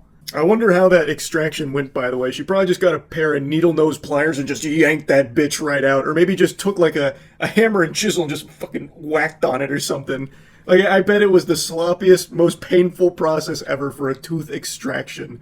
I imagine finding your dentist through a veneer tech post on Instagram. It blows my mind how anyone would let themselves do that. And according to the report here, she was also allegedly doing veneers for children as well. What the fuck? The American Dental Association issued a warning last year about unlicensed people claiming to be so-called veneer techs on social media. The ADA says any dental procedure that may alter the physical structure of an individual's teeth, gums, or jaws without the supervision of a dentist has the potential to cause irreversible harm. A statement like that is so painfully obvious that it's sad that it actually needs to be explained to people. Like, people should be able to have the bare minimum intelligence to recognize that going to a random Instagram account that's charging you like a crazy deal on veneers is probably going to lead to some subpar work, or at the very least, this person is a shady individual and probably not like a general accredited dentist. Like, I don't know how people don't see that by doing something like this, you are setting yourself up for failure. It's also just such a nice cherry on top of this cake here. She was refusing refunds. So those customers that had the complications approached her directly, and she just said, absolutely not. I'm putting the kibosh on that line of questioning right now. No refunds. This is a non-negotiable. Police say Martinez's victims needed emergency dental care after what she did to their teeth. They actually have had to pay thousands of dollars to get their teeth fixed. And some of them had to wait for the infection to clear and go get their teeth fixed. And police say that Martinez was operating here since at least January, but she has used multiple different names for herself and her business. They encourage anyone who may have used her services to reach out to police. This lady was unhinged with this business here. I am very curious how many people paid for her services, because we know at least 2 of them had some pretty big complications that required like serious tending to, according to the stories. I even read a report that apparently where she claimed to be a dental assistant for 4 years and had proper tools and training, and she learned how to do this procedure after taking an online course on how to fix her 11-year-old daughter's smile after her teeth were knocked out. So basically, she did a Google search on installing veneers, and then launched a whole business which basically amounted to just crazy gluing that shit to people's mouths. A mind-boggling strategy. Also, that's apparently not that uncommon when it comes to veneer techs. According to some of the reports, veneer techs take like a 2-day course on how to do it. Truly someone worth putting your oral health in the hands of. Pretty interesting stuff here. I'm curious what her sentencing will ultimately look like. And I'm, like I said, very interested to know how many clients she had. I bet there are people that were seeing her actively like a general dentist, like even going for checkups to her. I bet. But anyway, I just wanted to yap about this a bit. That's it. See ya. There's a marketing trend that's existed for far too long now. It's been years, and it's more cringe than when all companies tried to use Gangnam Style to promote their brand. It's this fixation on diluting all logos to just be bold text with the company name, just this minimalist garbage where it removes all fun and whimsy and personality and completely erases all creativity of logos and just reduces them to the company name on a very bland color. It's like the most sterile shit ever. It's not interesting. I think it super sucks, but this has been the norm for corpo dog shit for a while. I still think the most infamous example is when Staples made an entire E3 press conference to unveil their new logo, where they removed the iconic Staples logo to make this, and then they had like paid shills in the audience going, "Yeah! Wee!" all over like this Staples logo unveiling, which again, nobody cares about. It's a worse logo. All you've done is just make a worse logo. And now Cracker Barrel has finally followed suit where they redesigned their logo, and man did it hit them hard where it hurts the most. Right in their fucking precious nutsack of money. Pretty much overnight, they lost roughly $100 million in value. Their stock took a nosedive into the shitter here. And of course, plenty of people make the argument, it's just a logo, this is so overblown and unnecessary, it's not that big of a deal. And I guess I can kind of understand that, but I also understand why so many people are fed up with the enshittification of things. Like, everything seems to like be going in this direction where it gets boiled down to like the same generic sludge, where everything has to be the most bland, samey poop ass. Like, it's just so unnecessary. Like, changing that logo and making it simpler does nothing for Cracker Barrel or for anybody. It's just a waste of time and resources. And there is more to it. It's not just the logo. They are like redoing the menu. They're redoing the restaurants as well. The idea is they want to make it the Cracker Barrel of today and tomorrow is the verbiage that the CEO used. She actually went and did an interview with Good Morning America where she affirms that Cracker Barrel is really happy with how everything's going and that the response has actually been overwhelmingly positive. I don't know if they're just filter feeding her like 5 like tweets on Twitter that are like, actually this is good. And they're like, yes, we're going in the right direction. But they don't seem at all shocked or rocked or even slightly perturbed that their stock has just nosedived after unveiling the new logo and the plans to like redesign and redo certain elements of Cracker Barrel. Well, remember, the heart and soul of Cracker Barrel is going to stay the same. And so today we're actually launching a new campaign called All the More, which really highlights how people feel about Cracker Barrel. It's bigger than just a meal. We've got a retail shop. You're going to get great country hospitality with our scratch-made food in our restaurants. And that's really what this campaign celebrates. So we've enlisted a little bit of help from a guy named Jordan Davis. Maybe you've heard of him. He's got a new single and album out, and he's in our ad and is the voice of it as well. And it really, again, just highlights those things that make Cracker Barrel Cracker Barrel. I know everyone's all excited about Hollow Knight Silksong around the corner, but I tell you what, I am chomping at the bit to get a piece of that Cracker Barrel ad campaign with Jordan Davis being the hired spokesperson for it. I can't wait. That's exciting. Yippee. Thanks so much for sharing.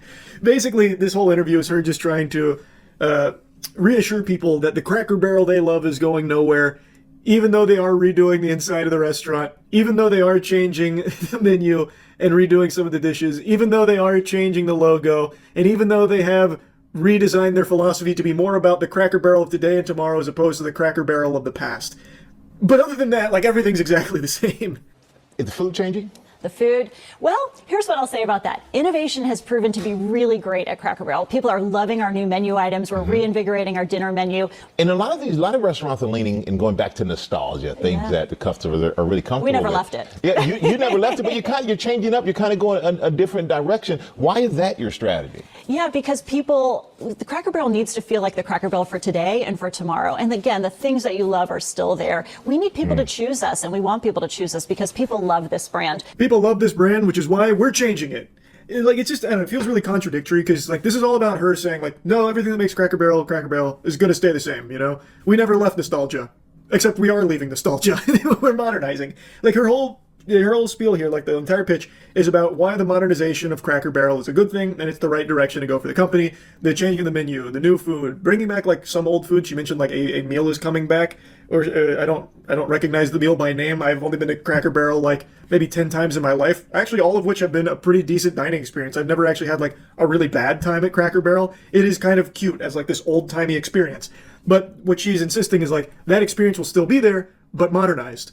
But that clashes. I don't know how you could modernize an old school, like old style experience. Like that would clash by its very nature, I would think. Like if you're improving the food, great. I never had any big complaints about the food at Cracker Barrel, but if you want to introduce more high quality cuisine options and just upgrade it, that's fine by me. Let it rip. I just don't know why that also means you have to redesign like the entire like brand identity and whatever. To me, it reminds me of what video games have also been doing for a while now, which I fucking hate, and I'm always the first to spit on this, where a new entry into a franchise will have the same name as another entry in the franchise, and it grinds my ass so hard. Like Call of Duty Modern Warfare, Call of Duty Modern Warfare 2, and Call of Duty Modern Warfare 3, that's actually 6 games I just named right there, because there's 2 of each, and they are so different. So Call of Duty Modern Warfare is different from Call of Duty Modern Warfare. Call of Duty Modern Warfare 2 is different from Call of Duty Modern Warfare 2. Call of Duty Modern Warfare 3 is different from Call of Duty Modern Warfare 3. Like, you see the problem? Like, I hate that shit. I hate that shit. I'm going off on a different tangent. Stop me now before I start getting out of control with the ranting. Point is, Cracker Barrel feels to me like it's doing that same thing, where it's taking Cracker Barrel and introducing Cracker Barrel 2025 on it, which is different. But she's insisting that it's the same, so what's the point in trying to present it as different? Like, just go ahead and make a marketing push that's like, hey, we upgraded our food, we changed these things around, we added new things to the gift shop, some more modern items, we repainted things inside to brighten it up, that kind of thing, whatever. Another thing she mentioned is they're changing the chairs to make more comfortable chairs. Big thumbs up for me. I actually hated the chairs at Cracker Barrel sometimes. My ass is a little bony, so sitting on those chairs is a little uncomfortable for an extended period of time. So changing the chairs there, great idea. Does that also mean that it needs to come with like this whole push of like, Cracker Barrel's new, we've changed the logo and everything? I don't think so, but that's the trend of business these days, where even like the slightest change, you need to introduce the sequel. Like Overwatch. Overwatch 2. We've done almost nothing, and we're calling it Overwatch 2. This is the sequel. This shit sucks. It's just super useless. Like, that's kind of like the DNA that I feel from this Cracker Barrel logo change and like this whole push about like the refreshing of Cracker Barrel. I think ultimately it probably won't change that much, but they have changed the logo. So immediately people will recognize it as something different, even if she's insisting it's going to be the same experience. And I think the logo is worse. It follows another trend I hate of these really boring minimalist logos. I think there is nothing fun or creative about it. It sucks a lot of life out of a brand. It just seems like a huge waste of resources to take a logo that everyone can immediately identify and take everything out of it to just be the name, and then try and present like Cracker Barrel 2 is here. This is the refresh. But also it's like the exact same experience that you've always remembered. Don't worry, everything you love about Cracker Barrel is still there. Okay, well then why did you redo the logo and why are you calling it this huge refresh? It just, I don't know. It feels super sloppy to me. I'm not surprised to see people aren't really responding well to it. It's worthless. What if all the customers are coming at you hard enough about the look of the restaurant and they want to go back to the old way? Would you do it? Honestly, the feedback's been overwhelmingly positive that people like what we're doing. I'll give you another soundbite. I actually happened to be in Orlando last week with all of our managers. We bring them together and every other year. And the number one question that I got asked, Michael, was, how can I get a remodel? When can I get a remodel? How do I get on the list? Oh, really? So because the feedback and the buzz is so good, not only from our customers, but from our team members. They want to work in a wonderful restaurant. So sure, that's all fine and dandy, but it is not really representative of everyone's perception of this redesign and this refresh. Like, you can anecdotally talk about the managers in Orlando shaking you like, when can we get a remodel? And use that as an indicator that you're going in the right direction, but that doesn't tell the whole story. Like, I feel like, and of course I'm not in the board meetings here, but I feel like you could point to the stock price correlating with when the logo design dropped, and then also couple with all of the feedback you can publicly see from everyone, including your loyal customers, and probably make the assumption that maybe there's more people unsatisfied with this than we're thinking. Like, they're currently writing it off as a vocal minority, but I feel like it's probably a pretty large group of people that isn't really excited about this. Of course, plenty of people that are upset about it are people that never eat at Cracker Barrel and probably never would have stepped foot in one in the first place, but there also are definitely some customers that probably are a bit turned off here because it's following the trend of every other business that is diluting everything that they've built into just being like generic slop looking. Even if that's not the case here with Cracker Barrel, people have already seen this song and dance from plenty of other businesses over the years that a lot of people are just tired of it in general. Now, what I will say is I don't think this will last long. Not like the logo and everything and the refresh. I'm sure they will fully commit to that, and that will probably be the norm from this point going forward for Cracker Barrel for a long time. What I don't think is going to last a while, what I think is ephemeral, is people avoiding Cracker Barrel and the stock plummeting. I think this will follow the trend of most shit where once it stops being flavor of the month, people will just go back to business as usual and they'll eat at Cracker Barrel when convenient or with their grandparents or something. Like, they're not going to be canceling trips to Cracker Barrel a week from now. So I'm sure it'll probably rebound to some extent or even completely. Maybe it ends up being successful for them. I don't know. I just don't think it's going to stay like this from this point going forward. But I guess I could be wrong about that. Maybe people are just like, you know what, fuck Cracker Barrel for this, and they're done with it. That's possible. I just find it unlikely because that almost never happens for any business, really. Anyway, though, just wanted to yap about this. That's about it. See ya. Yeah, Cracker Barrel gave up. They threw in the towel and just said whoops-a-daisy. I think they noticed the plummeting stock price and tried to throw the parachute on last minute here to try and save it. And actually, it is working. Their stock is rebounding after they've announced they're just going to go back to the old branding and everything, which is definitely the right call because the new logo is just more of that minimalist corpo dog shit, just personality-less, sterile, chrome garbage. I use chrome in the way that it was used in SpongeBob, how everything's chrome. Well, when it comes to marketing, there's been a huge push over the last few years to do everything as simply as possible and take all of the creativity and soul out of, like, a brand identity. I don't understand it at all, just boiling everything down to plain text. And for Cracker Barrel, it's even more incomprehensible because their old logo was kind of iconic, and the entire reason people even go to Cracker Barrel is for the sake of nostalgia, to go to something that reminds them of being a kid and driving across the country to old Meemaw's house. Like, and you get like that whole blast from the past at Cracker Barrel. And now this whole new marketing campaign was about how they're modernizing it and changing it.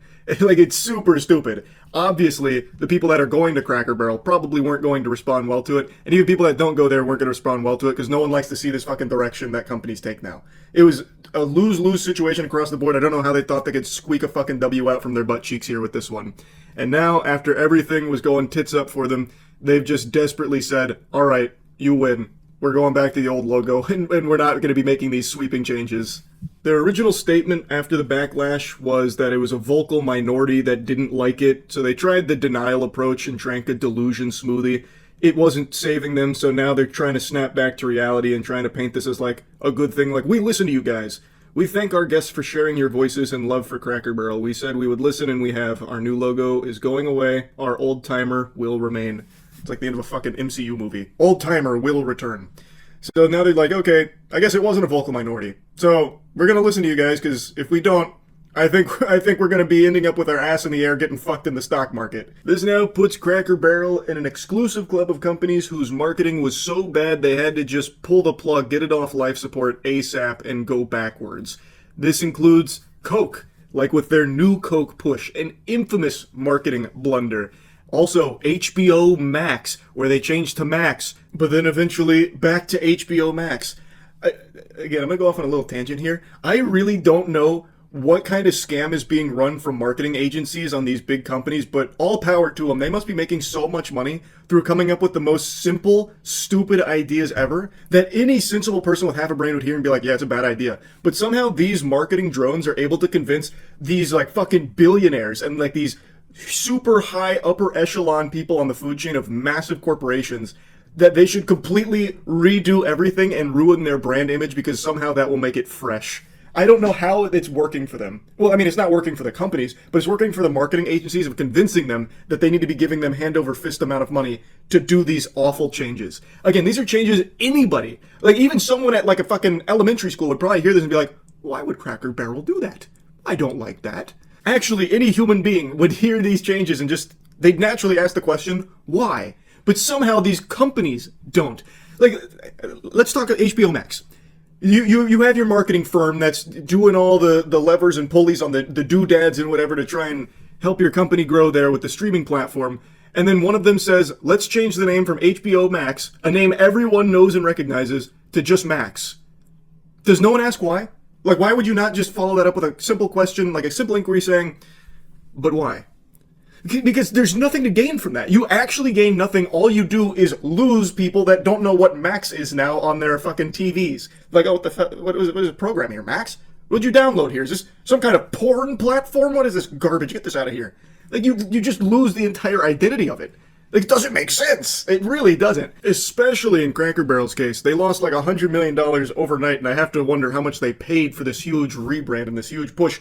The whole idea of Cracker Barrel is nostalgia. And this new push was about getting rid of the nostalgia. You've done it. The marketing execs, they really do get it. Like, these guys, they've got their finger on the pulse of what the people actually want. It's like every single marketing push from these companies is about, like, how they can completely change things and then try and, like, hypnotize people into thinking that this is a good thing. Like, yeah, you're gonna hate this, but you gotta take your medicine. You gotta swallow the pill. We know you better than you know you, and this is what you want. So it's what we're giving you. Yep, and it didn't go over well. I'm actually very surprised that they shifted course so quickly. I thought for sure they were going to ride this for a little while here and just try and brute force it. But it must have been so bad for them internally that they're like, okay, just fucking abandon it. Please, God, we have to save this now. I thought for sure they were going to stick to it for a little while to, you know, test the waters, dip their tootsies in there before, like, fully cannonballing back into the pool of regret and, you know, reverting everything. I thought they were going to stick the course. Because most companies do. When they spend this amount of money on this kind of push, it's very hard for them to admit fault and go backwards. So I thought they were just going to go for, you know, brute forcing it through, like, okay, just hunker down, you know, plant our feet, lat spread, and yeah, we might lose a little bit in the short term, but what about the potential long-term gains, which are always non-existent in a change like this? It's not like there was like a huge flood of people that were like, okay, now I can't wait to try Cracker Barrel. Now that it's gone fully minimalist and is now just another generic, sterile restaurant, I can't wait to get my teeth in there and chomp on those meals. Like, that doesn't exist. There was never that group of people. All it does, again, is just kick out the customers that went for a specific purpose of, like, that old-timey feel. But these companies don't seem to know that when they make these changes. So I thought for sure they were just going to try and get that imaginary group of people into the door, but they didn't. And they made the right call by abandoning it this quickly. It should have never even been something that had been greenlit in the first place, but at least they did act pretty quickly in reverting everything. Definitely was the right call to do that. They should have never even got this far in the first place.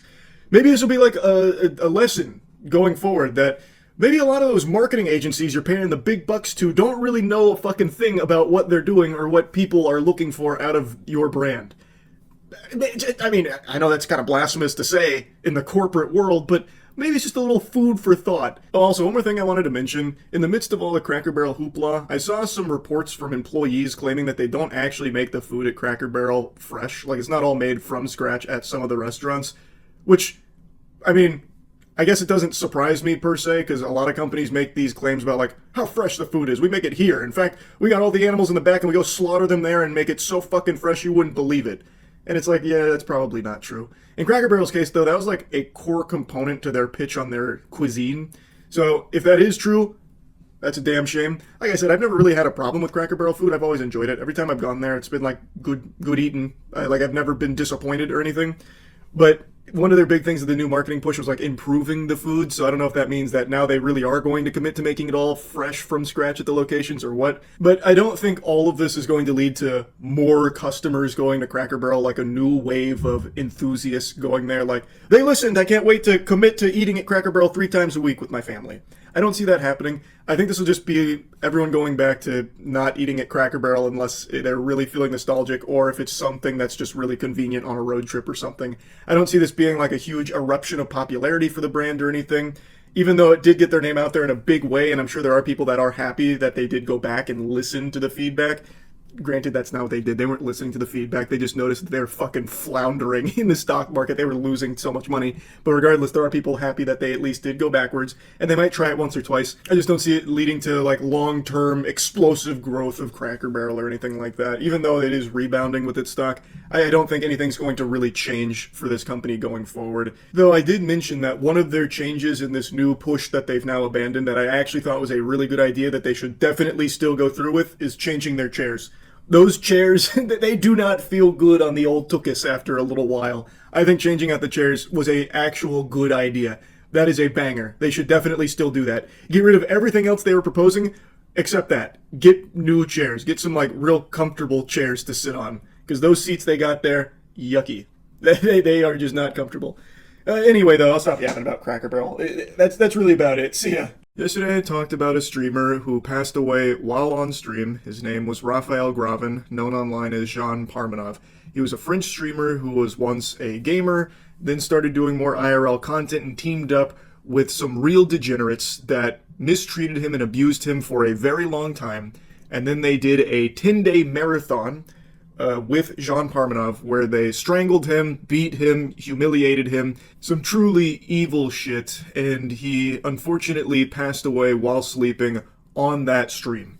You can see all of this. It's very, very hard to watch. I looked into this super deeply. Jean Parmenov was an individual who went through a lot of struggle, and he was a vulnerable person, and from what I can tell, this group with Naruto and Safane, these are big French streamers, they exploited his desire to be accepted by pretending to be his friend. And what they wanted for Jean as their friend was to let them beat the fuck out of him and treat him like garbage, dehumanize him, abuse him physically and mentally, and put him through torture on stream for their content because it was very popular content. It was all broadcast on Kik, and I speculated yesterday that Kik probably knew about it. Turns out they 100% knew about it, and Kik France would even make tweets about Jean Parmenov and the torture he was enduring. They were fully aware of what was happening. They even used him to push their merch. So Kik France, it's not like they can just try and make the claim, this flew under our radar. If only we had known, we would have swooped in like fucking Batman and saved Gotham City from this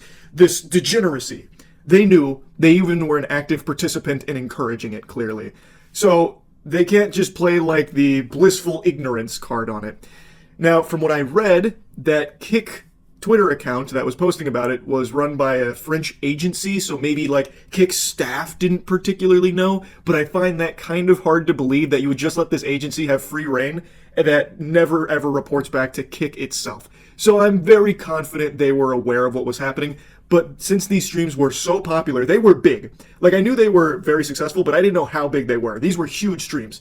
And since they were so huge, I think they were hesitant to shut it down. And given Kik's history of just letting illegal activity go unpunished for a really long time, I think it's pretty safe to say that they saw the amount of eyeballs this was bringing, and they just let it ride. They didn't care that Jean Parmenov was literally being fucking abused on their platform because it was getting some big-time peepers on the platform. And I think that needs to change ASAP for Kik. This is a platform that's growing a lot, and as I've said this a lot, I think it's a good thing if Kik continues to be successful. Competition in the streaming space is crucial, but the way that they handle their own rules is laughable. It's just as bad as the way Twitch handles their rules.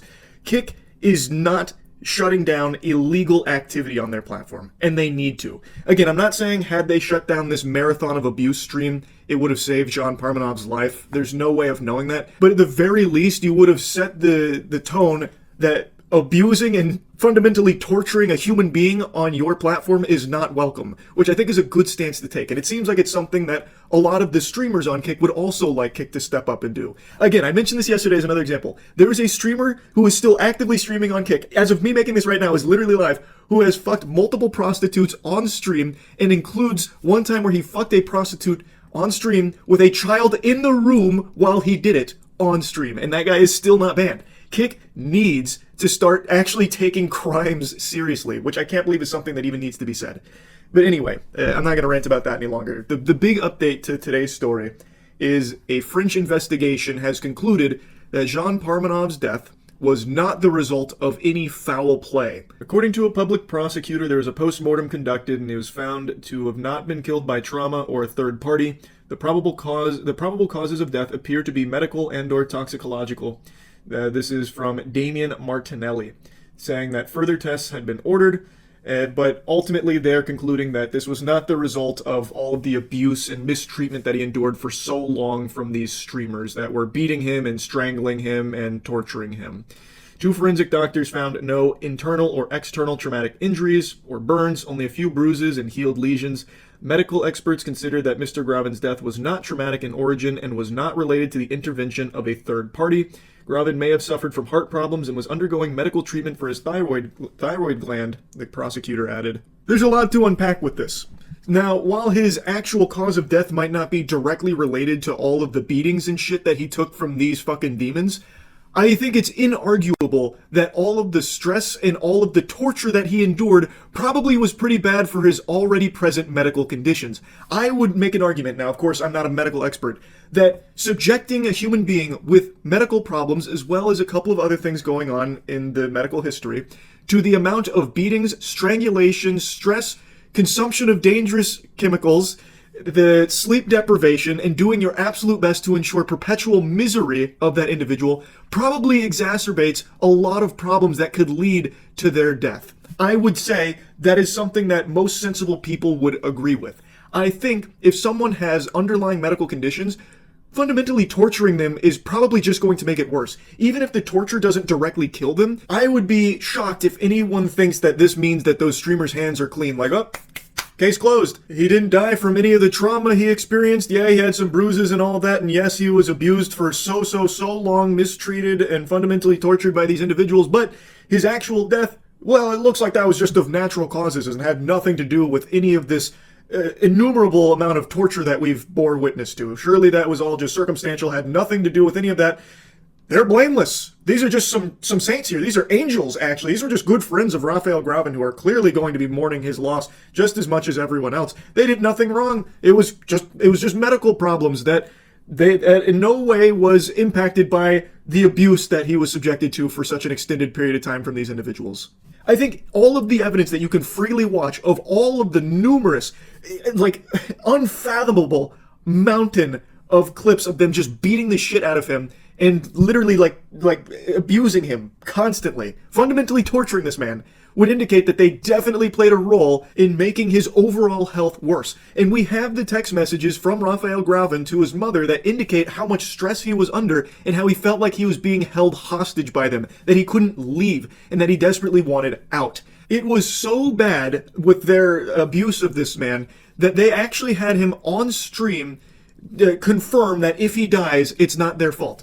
I had to translate this, but in a clip that's out there, they are saying, well, what happens if Jean Parmenov dies? They said, well, we're going to have to get him to say that it's not our fault if he dies. It's a result of his lifelong bad health, his bad decisions, his terrible way of living that led to his death if he dies. And he initially said no, he didn't want to say that. But they made him say that. They forced him to say that if he dies, it is not because of all of the abuse that they subject him to. Does that sound like the actions of an innocent party here? They knew that he was vulnerable. They knew that what they were doing could very well, end up with him dead, it seems. And then to try and cover their ass, they had him agree that if he dies, it's because of his own health problems, which he initially declined to do. But they kept insisting that he clears them. It's fucking absurd to try and make the claim that all of these streams, the months worth of abuse, more than months, a long time of abuse they subjected Jean Parmenov to, had no role to play in his passing. It's craziness to try and make it seem like just because they didn't fucking kill him on the spot on stream, that they had nothing to do with his death. Now, something I've seen popping up from some real fucking brain-dead morons here huffing stupid juice is that, well, he agreed to all of it, so it's his fault, can't be mad at the streamers. If that isn't the biggest load of fucking barnacles I've ever heard. First of all, we know from the text messages he didn't want to do it. He wanted to leave, but felt he couldn't leave, that he was being held hostage there. They weren't letting him leave, was the impression he was giving to a text message sent to his mother.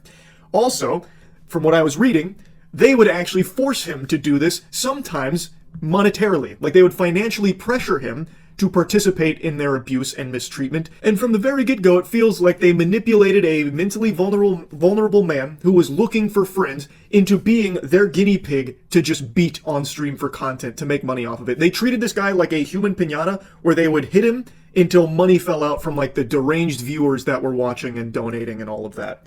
There is nothing here that indicates that he was a willing participant for everything. Yes, he agreed to a certain level of like extreme challenges, but clearly not all of it. Again, we have the text messages that he sent to his mother. It's clear he didn't want to do all of it. And it's clear on stream the amount of times he would say no to things, but they would still force him to eventually just succumb to it and agree. Also, from what I was reading, I'm not super familiar with the law in the region, but from what I read, you can't even legally consent to being tortured or anything like that in the first place. So even if he like fully agreed to everything, it doesn't seem like you can legally even do that. Like you can't legally consent to fucking torture on yourself. It's just, this whole thing is indefensible in my eyes. Also, Naruto's a bitch. This loser brings shame to the entire Hidden Leaf village. He has ruined the Uzumaki name with this. He has filed a cyberbullying complaint amid the backlash to all of this. He has the gall to file a cyberbullying complaint about his feelings being hurt with people insulting him for all of the abuse that he subjected Jean Parmenov to. So he filed the complaint to the Paris prosecutor's office cyber hate division, targeting those who have harassed Naruto since JP's death. As he goes through a period of mourning, Naruto is the subject of a cyberbullying campaign. These behaviors, in addition to being immoral, constitute criminal offenses. A complaint will be filed in the coming days with the Paris prosecutor's office cyber hate division so that the perpetrators can be identified and prosecuted. You fucking vile worms. Imagine torturing a man for so long, so much mistreatment and abuse broadcast on stream so you could make money off of this man's misery. And now when that man passes away, you are now trying to play the victim yourself like, oh, you guys are hurting our feelings. How can you guys be mean to us? We've done nothing wrong. That was our best friend. Did you not read our heartfelt post where we called him, well, where Naruto called him his sidekick?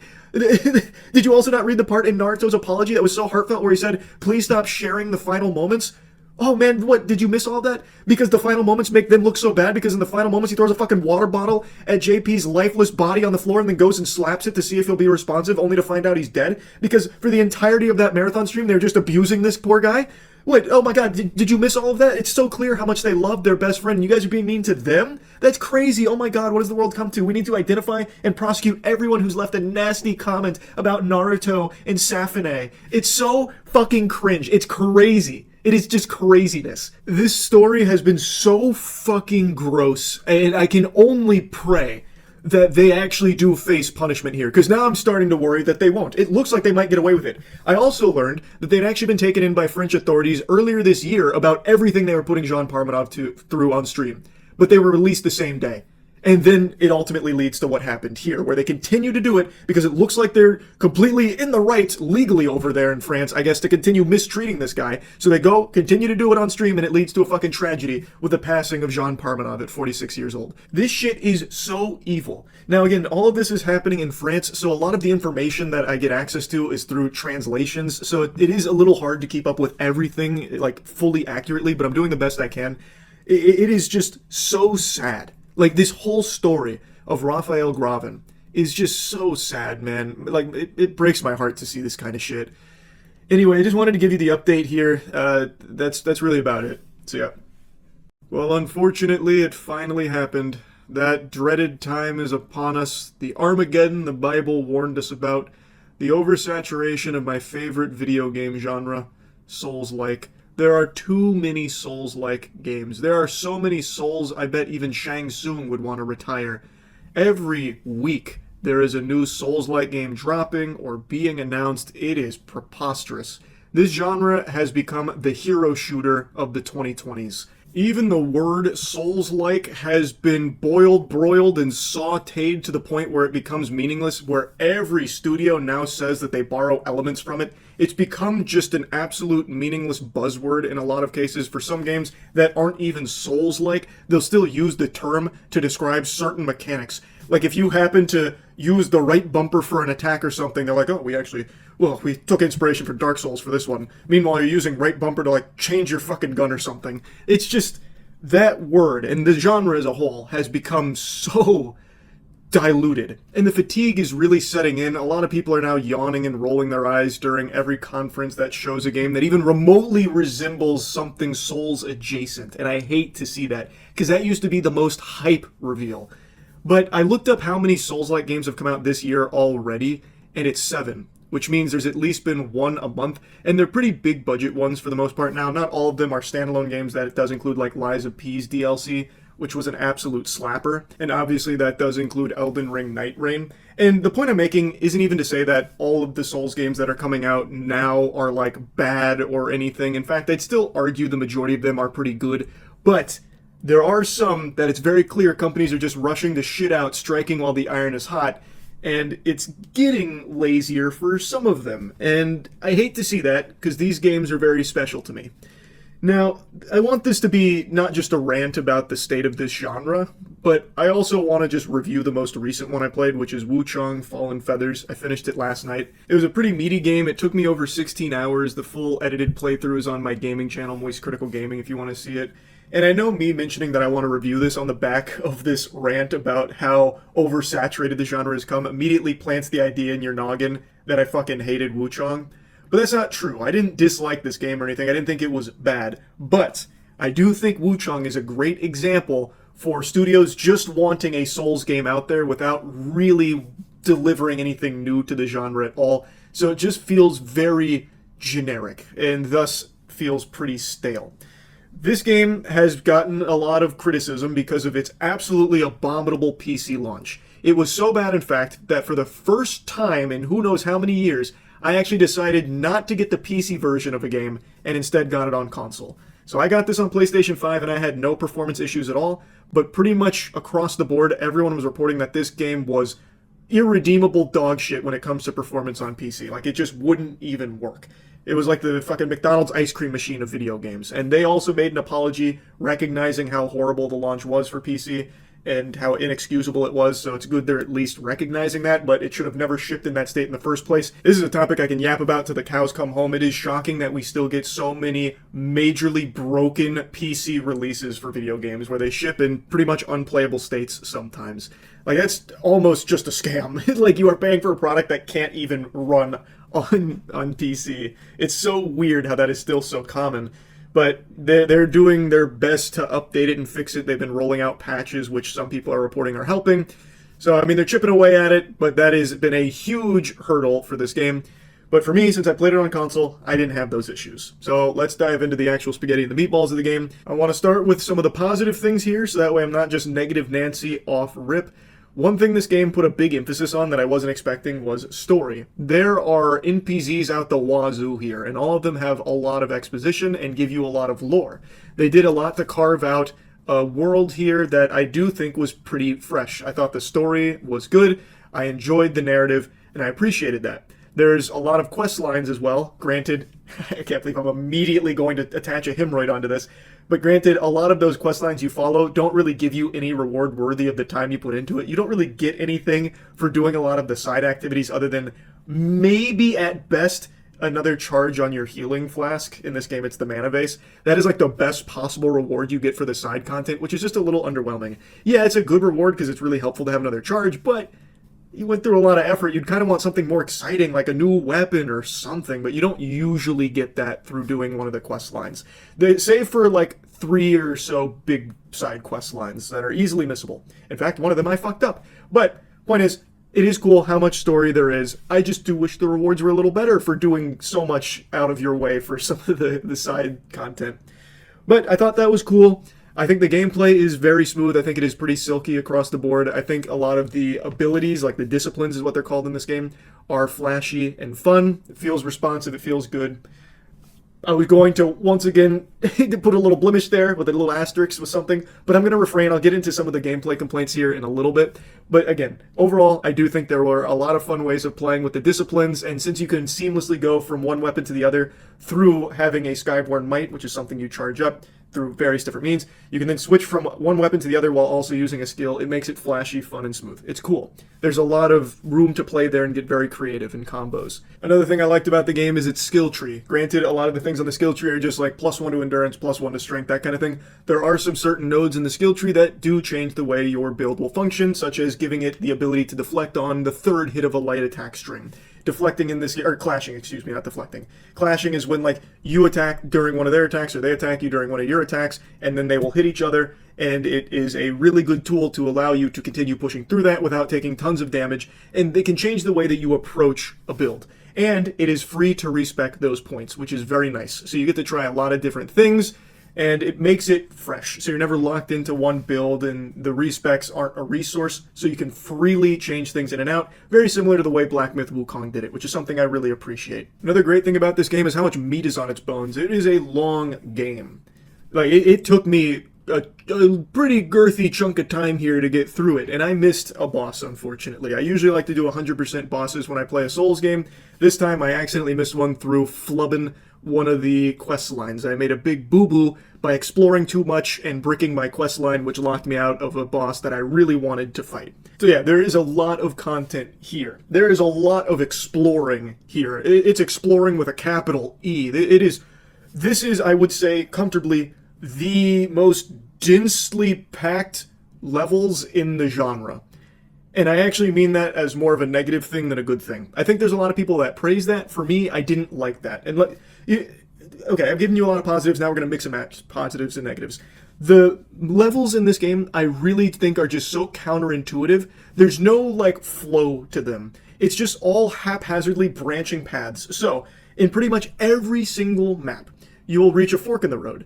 And regardless of where you go, that fork will reach a fork. And then you'll follow one path there, and that fork will reach a fork. And that fork will reach a ladder. And that ladder will wrap around to one of the previous forks, where then maybe you end up going down the other side of it, and you'll find another ladder which will wrap back around to a fork, or maybe it'll go somewhere else for another branching path. Like, there's no fluidity to its level design. It didn't feel fun exploring. It felt like a fucking headache and a chore. And since I did end up getting just sucked into exploring so many things just because I was so curious what reward might be there, it just leads to the most, like, nauseating traversal. And the worst part is when you do that level of exploring, you don't really get any good rewards. Like, I did get lucky a few times where the reward was like a new weapon, but the weapons you get from it, like, most of them were pretty bad. Like, they weren't great weapons, unfortunately, and you were lucky to get that. A lot of the exploring just leads to dead ends where you might get, like, one thing that'll let you pop it for more mercury, which is this game's version of Souls.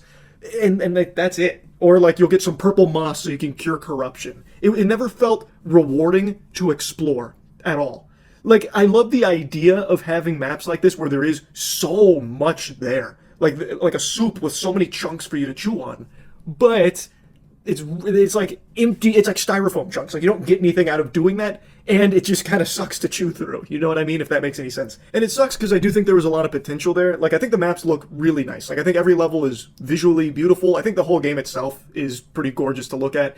I think there's a lot of people that were really trying to find everything to hate about this game for some reason, so people were criticizing it for looking too similar to things like Black Myth Wukong or Wulong Fallen Dynasty. And I can get that argument kind of, but it doesn't bother me. Like, I still think they did a good job of carving their own identity in the visuals department, especially when it came to, like, their bosses and even some of the enemy designs. So that didn't bother me. It's just, I hated the way the maps were laid out. And another thing they did with each map here, like all the levels, is the way they would make it, like, difficult is they would just add tons and tons of, like, random traps and statuses out the wazoo. So there'd be, like, corruption fart fumes that you'd have to, like, wander through, and you need to put on armor that's really resistant to corruption so you don't get corrupted on the way through and then need to pop the purple moss. Or there'd be, like, blight containers where if you hit them too hard, or if you, like, run through them or dash through them, it'll shoot blight balls at you, which half your health temporarily. Like, just so many statuses that make it annoying to get through as opposed to, like, hard or fun. Like, it's not hard to do that, it's just tedious. And something that also made it even more tedious was this game's baffling decision to have such a shortage of shrines. Shrines being the bonfires of this game. The shrines are placed really, really far apart. And there are shortcuts. Like, there's no, like, sacrifice of shortcuts. There are quite a handful of them, but they don't make it that much faster. So another big problem people talk about in this game is the runbacks. Like if you die to a boss, most of the time it's going to be a long run to get back to that boss. So you better pray that you get it first try, because you are not going to like the run back if you keep dying. They were not very generous with the shrines, and again, that doesn't do anything to make the game harder, it just makes it more tedious. That's like a very arbitrary way of making the game appear more challenging or punishing than it is. That's just annoying. And that was a bit of a headache. And overall, I would say this game is more on the easier side in the genre, which by no means is a bad thing. I think that's totally fine. It's just their way of making things harder was just by making them more annoying, as opposed to like better mechanics or making them, more challenging mechanics. It just made them slower and tedious ones. Now I want to talk about the combat again, because like I said, it is fun. I do like the combat mechanics here.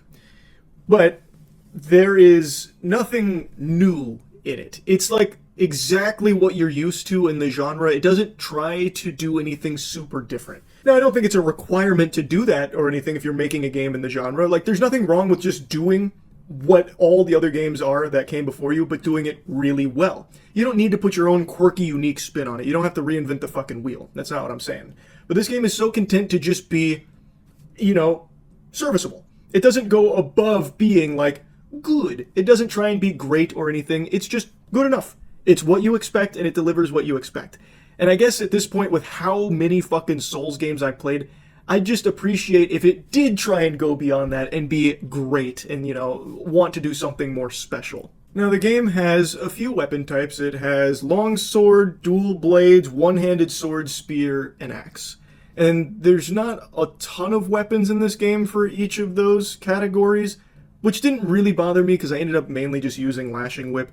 The versatility in this game doesn't even really come from its weapons so much. It mainly comes from like the discipline skills plus whatever skill, whatever weapon you choose comes with. That's mainly where it comes from. So for me, the Lashing Whip made my attacks have longer range, and I have like the dance where it hits a lot and it's long range. It felt really strong.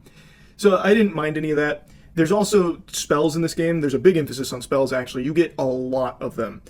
And I can't really opine on that because I don't do any spell casting in Souls games. It's just not how I like to play them. It's not my cup of tea. So I don't really have a lot of say in how the spells feel in this game. I used a lot of them just to see it because they were very flashy and cool, and I have no doubt you can make a really fun, strong build with them. It's just not typically how I like to approach games in this genre. So don't have a lot to say there, but they did seem very cool with a lot of potential. Overall, I felt the combat was fun. Albeit very by the numbers, like what you expect without going above and beyond by any means, but it was still good, and I had fun with it. But this is by far my biggest complaint in this entire game. They made a decision when it comes to the combat that I think really fucking sucks, and it's how they handle knockdown. Every boss and tons of enemies have multiple moves and ways of knocking you down. Which, in Souls games, is always, like, tough, because once you get knocked down, it throws off your rhythm, and you can get punished. Like, it is always rough. But in other games in this genre, you have ways of combating that. Like, there are some iframes, like, when you roll out of it, or there are perks where you can do, like, a quick roll out of a knockdown. In this game, there is none of that. If you get knocked down, you will pretty much die in, like, every case, unless you're really tanky, or if the boss or enemy decides not to keep attacking. When you get knocked down, there is no quick get up.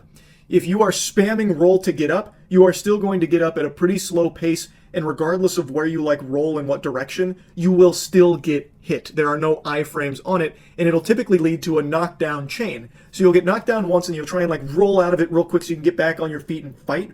But what'll happen is the boss is still going in like a string, or maybe it starts a new string and it'll knock you down again, and then you're going to eat another attack when you try and get up, rinse and repeat till you die, and usually it's like 3 or 4 hits for that. Or if you don't get knocked down again, you'll just eat a huge hit when you get up and you get punished. You can't really avoid damage once you get knocked down. And if you try and like wait it out, like where you lay on the ground instead of trying like roll out of it and you try and slow get up, obviously you're going to eat a fucking wallop there too, because you're not like invincible when you're getting up or anything like that. So if you try and like wait out a chain or something, you'll just eat attacks while you're still fucking snoring down there, still sleeping. There are no really good options of combating knockdown in this game other than just don't get hit. Like, that's really it.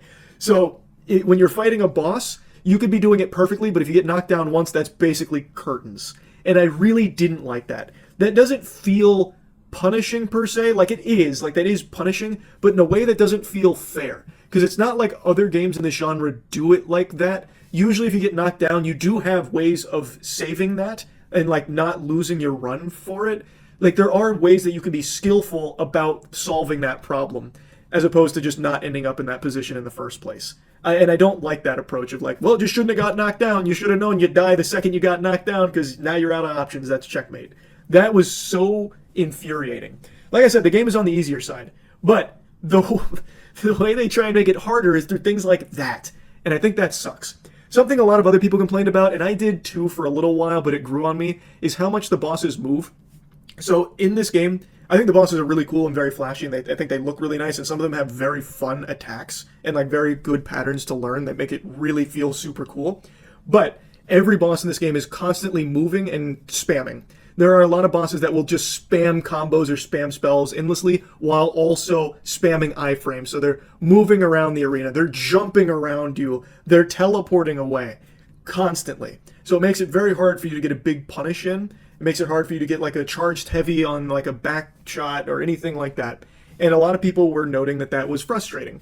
And for me it was too sometimes, but it's one of those things where towards the end of the game I kind of figured out how to fight back against like the constant iframe spam and dodging and moving around. So it didn't bother me that much towards the end, but in the beginning, yeah, it was kind of annoying.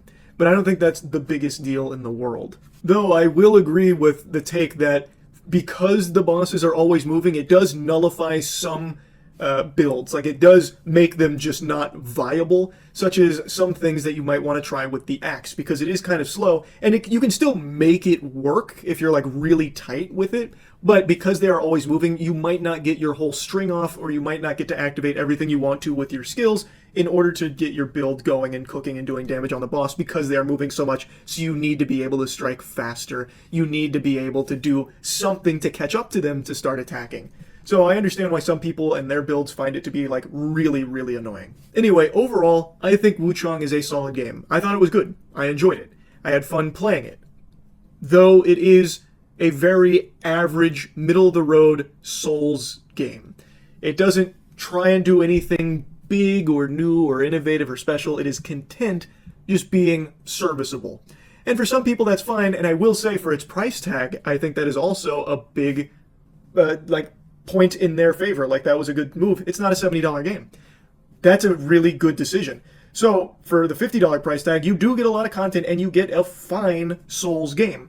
So you get a cheaper price tag for a still good Souls game. I think that's a solid deal right there. That's not bad at all. But if you get it on PC, you might not be able to play it at all, apparently, which I think is a huge problem. Games should not be able to be shipped in that state and sold. But I've yapped about that a lot. I won't go down that path again. Again, I played it on console, so I didn't have those issues. Anyway, though, overall, like I said, Wuchang is good, but it's not great. It's not amazing or anything. It's fine.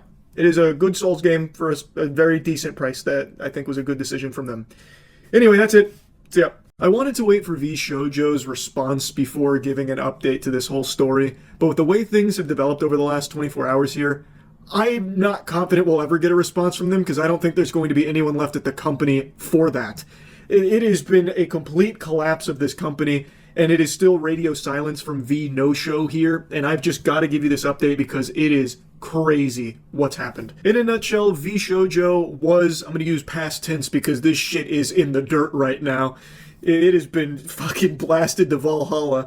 VShojo was an agency that represented some of the biggest VTubers in the space, especially in the English-speaking VTuber space, which is a huge market. These creators pull in thousands of viewers every single stream and are responsible for millions of dollars being generated to the VShojo company. And what's happened recently is tons of that talent had been leaving VShojo, and yesterday, Iron Mouse made a video that really opened Pandora's box here to the scumminess of VShojo, where she explains why she is also leaving, and it's because they owe her a significant amount of money personally, but they also owe over $500,000 to charity that Iron Mouse raised for charity that VShojo was supposed to be responsible for donating on her behalf, something they still haven't done a year later, but I'm sure it's coming any day now. There's just been a big clog at the office, but they're very excited to get to it.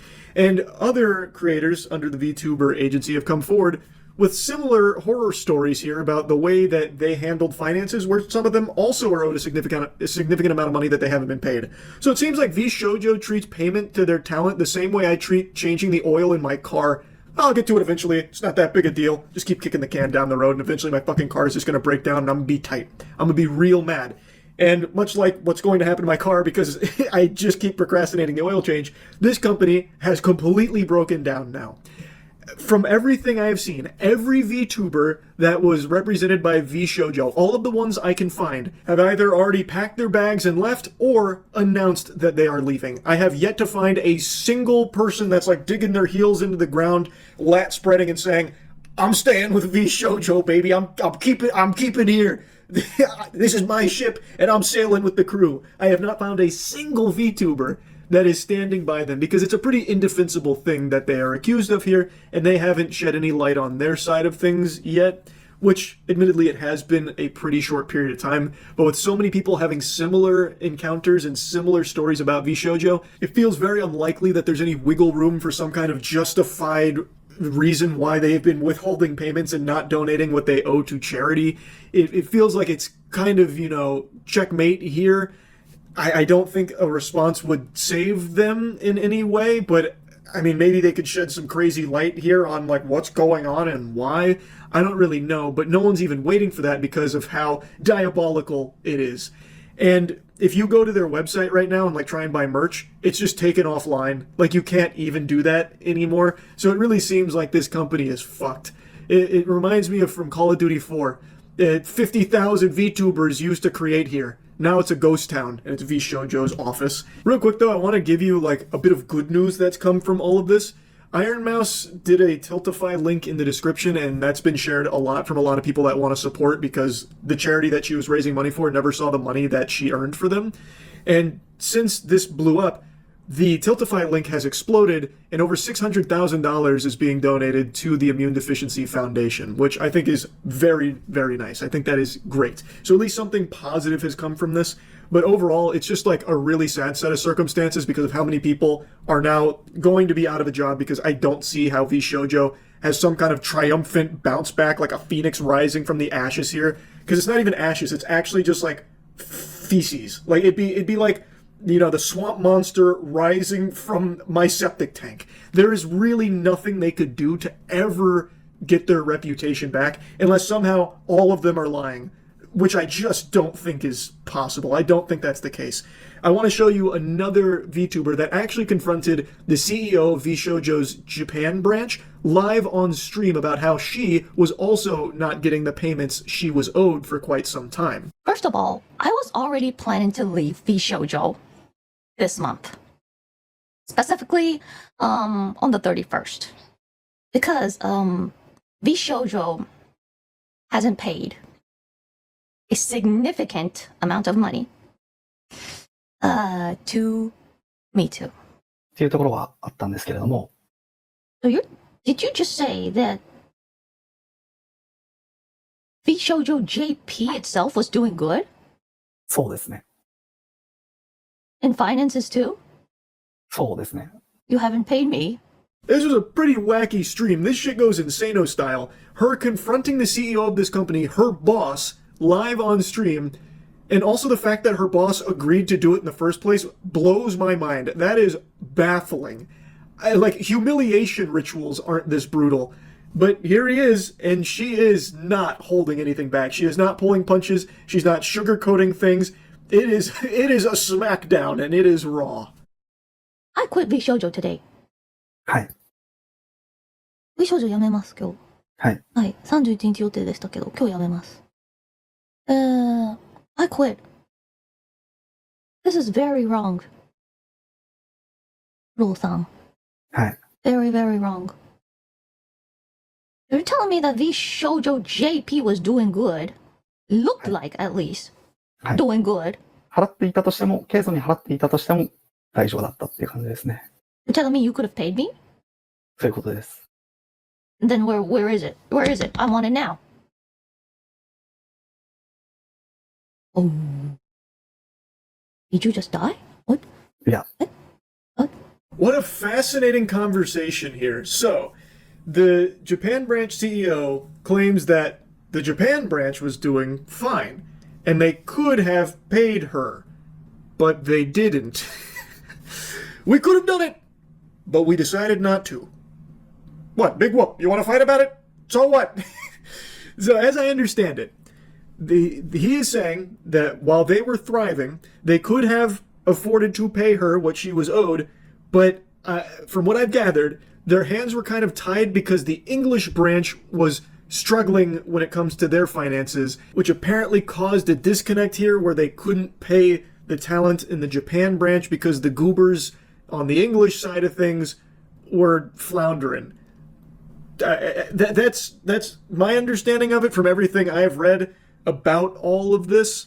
But either way, the brass tacks of it is a lot of talent wasn't getting paid, allegedly. And as you just saw, she quit right to his face. Just actually said, I'm fucking out. Where's my money? Put it right here. Set this shit in my hand. Put the money in my hand right now, or I'm leaving. Okay, I can't help but notice there's here. I'm out. So she left, and literally every VTuber I can find that was with VShojo has also left. This was a speedrun corpo death here. This was a snowball that turned into an avalanche that turned into a fucking meteor that blasted VShojo's headquarters and annihilated them like the dinosaurs. It went fast. It really reminds me of a classic blunder in the corporate world online with Artesian Builds. Anyone remember Artesian Builds? They were kind of like the top dog when it came to system integrators online. Well, one of the top dogs. They were a huge player. Tens of millions of dollars worth of like revenue. And then one stream, the CEO let his mask slip a little too much and he showed that he was a douchebag. I'm talking turbo Redditor loser douchebag. Insufferable. They were doing a giveaway. The giveaway winner was a smaller streamer. And for some reason, he stuck up their nose at them, insulting them, making a big stink about it. Like, oh, you're just way too small. Yikes. Ooh, look who just won this giveaway. A fucking plebeian? Ooh, yucky. Pew. 2K followers is under my threshold. 3 days ago is within my threshold. Long streams, which is good. And Artesian Builds, GIF panel. See if you have redeeming qualities. Well, if he's personally bought 10 PCs. She. I guess Would be international. Watching that clip back still makes my skin crawl. It is so cringe. It is awful. Even saying, like, let's see if you have any redeeming qualities. Oh my god. But this clip is infamous. It sank the whole company. That moment was the stake driven through the vampire's heart. It killed Artesian Builds overnight. Everybody left that company, obviously myself included, and it died that day. The same phenomenon has just now happened to VShojo. Within 24 hours, everyone seems to have left this agency. I don't think there's any chance for it to make some kind of miraculous comeback. Didn't work for Artesian Builds, and I don't foresee VShojo having some kind of like silver bullet here, some kind of ace up their sleeve that would like save them in any capacity. Because now too many people are aware that they're not a good company. There were things that were very wrong with this organization, and some of the talent that people love, some of their most beloved creators, were mistreated by them and misled by them. And I certainly didn't expect it to be this quick. Knowing what I know about VTuber agencies, their contracts are more like hostage negotiations than they are like partnership agreements. I thought for sure VShojo would have clauses in there that would prevent people from just leaving like this and then like, you know, publicly insulting them and divulging information about why like this. But I'm happy I was wrong here and that the talent does have the freedom to both keep their IP and explain why they're leaving and leave when they want.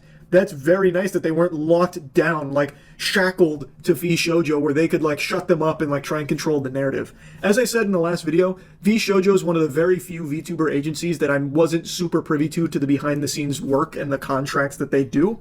So I guess the claim was right about freedom, where they do actually have like pretty breathable contracts that is allowing them to just leave like this. That is a good thing. I bet they're pretty upset about it. They're probably feeling very sore, not trying to lock them down and like prevent bad-mouthing the company and poo-pooing on VShojo on the way out. Like, many other VTuber agencies have built into their contracts. Again, not going to get too deep into the specifics, but this is something you probably won't see happen to any other VTuber agency.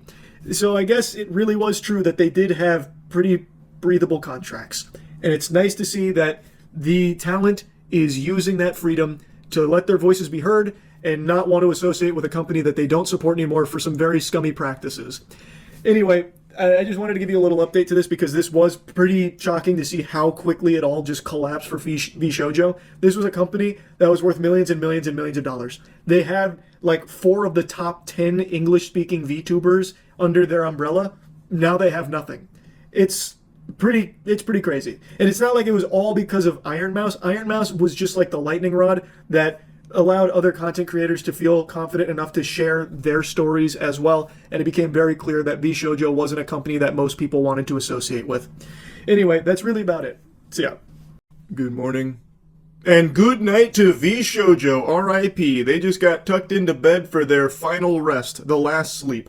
They put out a statement today where they formally announced they are shutting down, but also they left us a golden little nugget in there that I cannot believe any sane lawyer would have given the okay to, where they kind of loosely admit to a crime, a little something called embezzlement. The statement was put out by their CEO, Justin Gunrun, and I have to imagine his legal representatives charged out of their office, briefcase in hand, desperately trying to get a hold of him to tell him that he just made a big boo-boo. Needs to probably sit down and watch that episode of the Magic School Bus where Miss Frizzle teaches everyone about embezzlement by going up the butthole of the CEO or some shit. It was shocking to read that. But anyway, this is the final chapter in the story of the multi-million-dollar company that collapsed overnight. Actually just went down in flames and feces over the course of 24 hours. Once one of the big players in a multi-billion-dollar industry, the VTuber space, VShojo found itself in hot water that turned to scalding water that turned to lava and dissolved the entire company so quickly. No exaggeration, this is actually the fastest corpo death I've ever seen for a company of their size. Like fucking a spy taking 20 cyanide capsules wouldn't kill them faster than the bad business practices killed VShojo once they came to light. Now, let's go through the statement here. VShojo has failed and I've mismanaged the company into the situation you're all witnessing. That is brutally honest, right in your face, no smoke and mirrors. I imagine he had a glass of wine in his hand while typing that. But I would make the argument VShojo didn't fail. You failed VShojo. They had some of the top talent in the VTuber space, which again is a multi-billion-dollar industry, that had all of the ingredients to success, but he snatched defeat from the jaws of victory. So he failed VShojo through his mismanagement, would be more accurate to say, at least from everything I can see on the outside.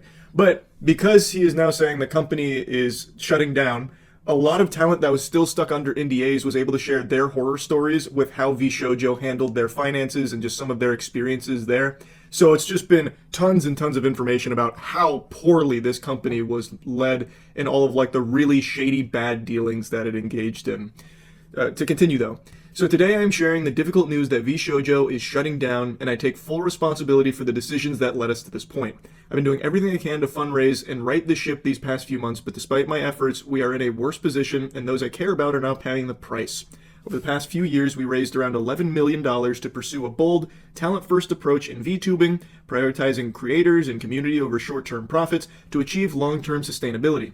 Our funding went directly to our creators through generous splits, debut investments, infrastructure, concerts, events, and staffing, all designed to support them. We also wanted talent to own their IP, which we knew was a unique creator-first approach for an agency. However, despite all our efforts, the business failed to generate the revenue we needed to sustain that model, and eventually we ran out of money. Additionally, I acknowledge that some of the money spent by the company was raised in connection with talent activity, which I later learned was intended for a charitable initiative. At the time, we were working hard to raise additional investment capital to cover our costs, and I firmly believed, based on the information available to us, that we would be able to do so and cover all expenses. We were unsuccessful in our fundraising efforts. I made the decision to pursue funding, and I own its consequences. I am deeply sorry to all the talent, staff, friends, and community members who believed in our brand. You did not deserve this. Justin Gunrun.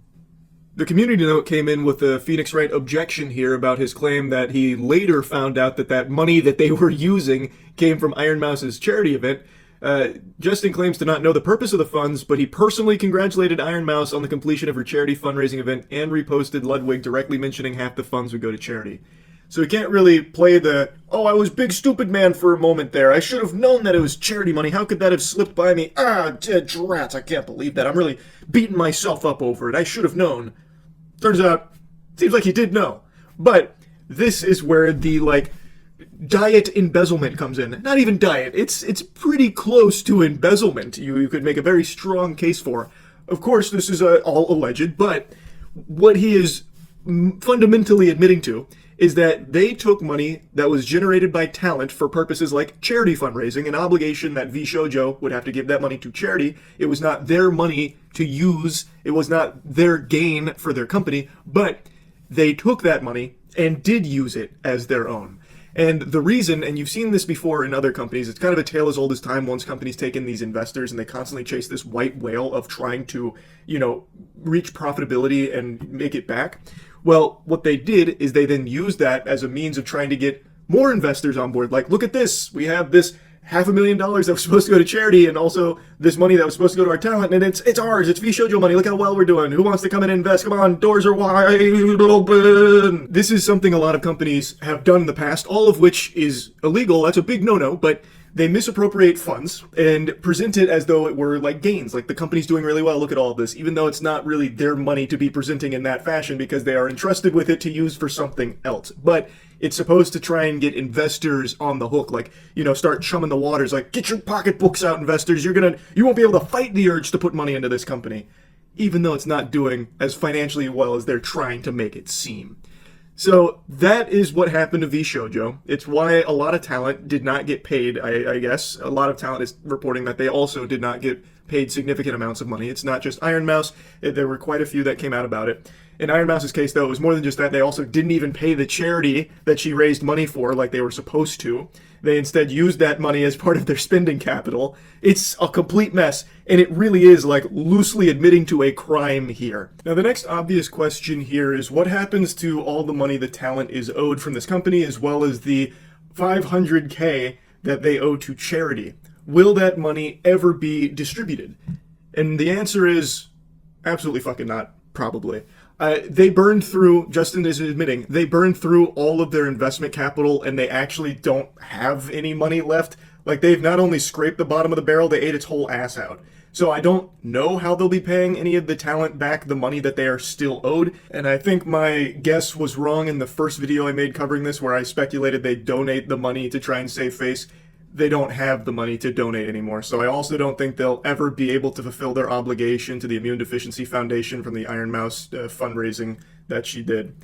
And that's a damn shame. Good news though, like I said in the last video, the Iron Mouse Tiltify link has absolutely exploded, so the charity has received over $1 million in donations as a result of this complete fucking, hogwash from VShojo, which is great news. But it is still sad that it's going to miss out on what it is still owed. And all of the creators seem like they will be as well. But I could be wrong. I'm not entirely knowledgeable on how that's going to work for a company like this because I haven't seen a company die this fast. This company, over the course of 24 hours, literally exploded, imploded, shitploded. It died so quickly, and now they are fully shutting down. So, I mean, maybe there is some kind of structure in place that will, get the funds that are owed to the talent and to the charity. I don't know. I find it doubtful based on the statement from Justin here, but I guess we'll see. Hopefully, they can get the money that they are owed, but we'll see how it plays out. But yeah, that's the end of VShojo. That's really about it. So, yeah. I mention this offhand occasionally, so I don't think it's going to come as a shock to most people to learn that I have insomnia. And I've had it for as long as I can remember, all the way back to when I was but a wee lad. And as I've gotten older, it's only gotten worse. It is awful. This shit is poop, man, I'll tell you what. So, obviously the reason I'm ranting and raving about it is it's 5:30 a.m. I've been trying to sleep for 4 hours now, to no avail. And, I oftentimes treat this channel like a diary, so let's just get into the old peanut butter and jelly here of this shit sandwich that is insomnia. Now, obviously, this isn't some unique quirk no one's ever heard of. There are countless people out there that go through bouts of insomnia, but you're only borrowing it. I was born in it. I distinctly remember being in like elementary school back when we still lived in Orlando. My grandparents were visiting and the guest bedroom was right next to my bedroom. And I was going through one of my insomniac boss battles where I'd be tossing and turning unable to sleep. And back then my strategy was if I couldn't fall asleep after a certain period of time, I'd flip on the TV, let that ride for a minute, hopefully make me sleepy. I'd turn it off and try to sleep again. Oftentimes it wouldn't work and, well, I'd just basically get trapped in that cycle. I'd be in this like fucking Doctor Strange Dormammu time loop of not being able to sleep, so I'd be trying to fall asleep, not falling asleep, turning the TV on, turning it off, trying again, rinse and repeat. Well, my grandparents were over during one of these, and I was keeping my Meemaw awake with my tactics, and at some point in the night, she got very upset, fed up, and she stormed through my door like a fucking Spec Ops soldier raiding a terrorist hideout, and she said, "Go to bed, I have seen every number on that goddamn clock tonight." She was under the impression that I was doing it on purpose, being like rebellious, you know, stick it to the moniosis. I had come down with a strong case of it, and I just wanted to be up all night. How naughty. But truth is, I just couldn't sleep. I've just never grown out of it. A curse that I've been unable to break, which plenty of people also suffer from. I'm just here bitching about it because right now I'm in the midst of some big time insomnia. Like, this is fucking insano style insomnia I've been getting in recent weeks here. And I've tried everything. There's not a remedy under the sun that I haven't given a whirl to. Even the most nonsensical gobbledygook I have tried. Shit that even flat earthers would discredit, I've given at least a strong attempt at, you know. Do a handstand while drinking water upside down 1 hour before bed and you'll get peaceful slumber. Rub eucalyptus oil on your nipples and you will sleep like a bump on a log. I've tried everything. Everything shy of like medication, like pills. And even that I've tinkered with. Melatonin I take and have taken a lot. It's hit or miss. Sometimes it'll help. Most of the time it doesn't seem to do all that much. I've tried even ASMR. I don't think there's a single guided meditation video on YouTube I haven't listened to while trying to fall asleep. I've tried fucking brainwave alignment for better sleep therapy sessions online. Like the videos you listen to with like the sleep waves. Tap into the sleep chakra frequency. It'll align them in your brain and you'll fall asleep and have a good night's sleep. I've tried it all. That garbage, like I basically MK Ultra'd myself over the last few years trying everything, and it has still not done shit for my insomnia at all. I've even tried to study military techniques for sleeping on the battlefield. Like I've done muscle tensing and relaxation to try and fall asleep in minutes strategies. None of it works. It doesn't work at all. I'm like the fucking avatar of combining every possible thing that keeps you awake at night. There's so many different things that'll keep people awake, like being anxious, you know, like where your brain never just stops thinking, so it keeps you from falling asleep. That'll happen to me sometimes, even though I'm not really an anxious person. I don't really get anxiety or anything like that, but sometimes at night I'll just constantly be thinking of shit. I like, also restless leg syndrome will sometimes hit me. That's where like you feel like this sensation that you need to wiggle your legs around. You gotta, you know, fucking boogie down with your legs there, get them moving, which will keep people from sleeping. Like, all kinds of different things will happen when I'm trying to fall asleep. It's like a goddamn circus. Like whenever I'm trying to get some fucking rest. It is tragic. Like, it is so unfortunate because it is very unhealthy to not get sleep. I know how unhealthy it is. And that thought is something that also keeps me up, knowing full well that by not being able to sleep, it's making my health worse. And then that makes me angry. And then I get angry, and it stops me from falling asleep. And I'll just lay there for hours and hours. I'll turn on the TV, trying to fucking play a lullaby, anything, and nothing will make me fall asleep. It sucks. But what's really interesting is when the sun comes up, when we say goodbye, Mr. Moon, good night, Moon, and we say hello to the sun, well, then I can sleep like a fucking baby. Then I can sleep like a baby that just got some warm milk. I don't know why, but throughout the day, I have no problems sleeping. And I can sleep anywhere during the day. I could sleep standing up if you ask me to. I could just enter low power mode and just take a snooze. I could fall asleep on a bed of broken glass. I'm like a fucking vampire. I don't understand. And I've tried in the past to like use that, like maybe that's just the way I'm built, just built a little differently when it comes to that. So I tried like a nocturnal lifestyle for a little bit where I did most of my sleep in the day and like I just wouldn't sleep at night because I couldn't, but I just felt like shit. Like, I wasn't tired per se, but I just felt like shit. It feels unnatural to just be awake all night while you get your sleep during the day. Plus, sleeping during the day, I miss out on, like, a ton of activities and, like, being able to do things. Because what the fuck are you gonna do at 4 a.m.? It's just entirely inconvenient. The world is not built for that kind of lifestyle. So I've tried, like, other different, you know, phasic sleep schedules that other people that have, like, insomnia and different things try. None of that felt good. I always felt, like, completely drained. I felt like SpongeBob without water. It just wasn't working for me. Like, I would love to just be able to sleep at normal human hours, but I have so much trouble with it. Again, I've tried everything. Fucking white noise machines, white noise generators, all kinds of shit. And sometimes, like, I can fall asleep, but then I'm such a light sleeper that even the slightest noise, like if a cricket took a piss outside my window, I'd hear it and I'd wake up. And the second that I wake up from sleep, it is almost impossible for me to go back to sleep. Actually, that's what's happened tonight, and why now at fucking 5:30 a.m. I'm still awake. I went into bed pretty early, and I fell asleep for like an hour-ish, and then something woke me up, and now I haven't been able to fall asleep since, so I spent 4 hours fucking not being able to sleep. It sucks. It's no fun. I don't like it. That is another thing that really greases my ass, by the way, being a light sleeper. Like, I don't want to be a super heavy sleeper. I think there's some benefits to being, like, somewhere in between, you know, in the Goldilocks zone between light and heavy. A medium. A medium sleeper would be great. But I'm such a fucking light sleeper.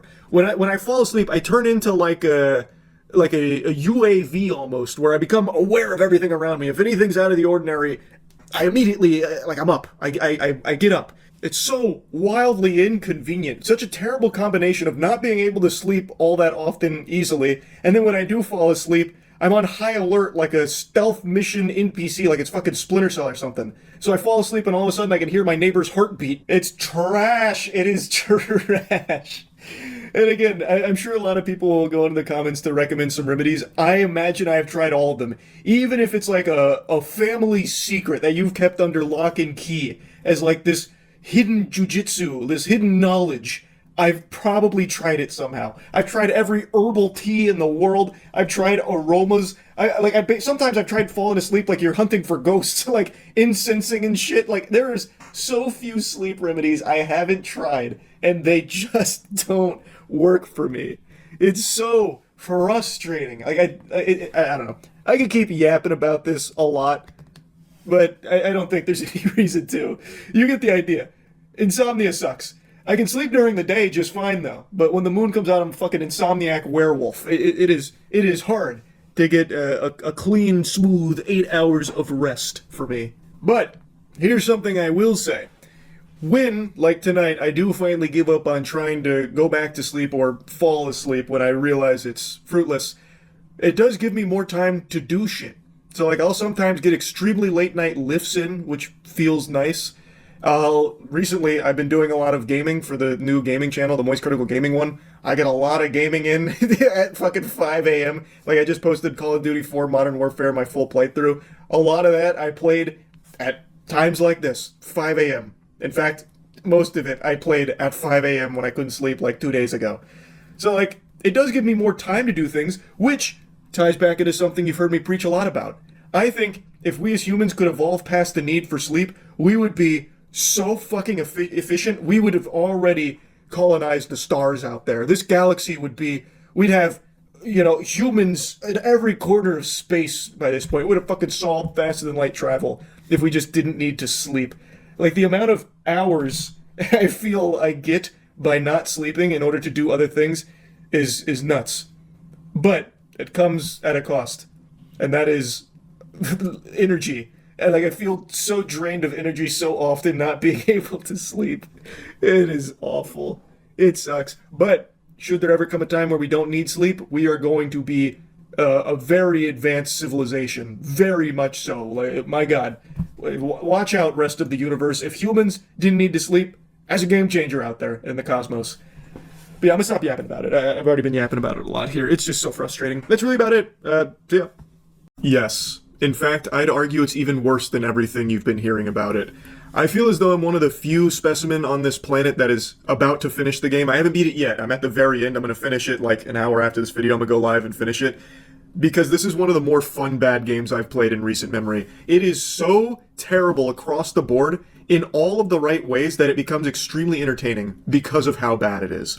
Now, I would never recommend buying this under any circumstances. It's $60 for a just complete hemorrhoid of an experience. It is terrible. The game is just really bad. The only good thing about it, like the only good quality, is the cutscenes. Like the mocap and even the voice acting is good. Like the game visually looks great, and everything else is irredeemable dog shit. This isn't me just exaggerating. First of all, the game hardly functions. It crashes constantly no matter what hardware you have. Even on consoles, I've crashed.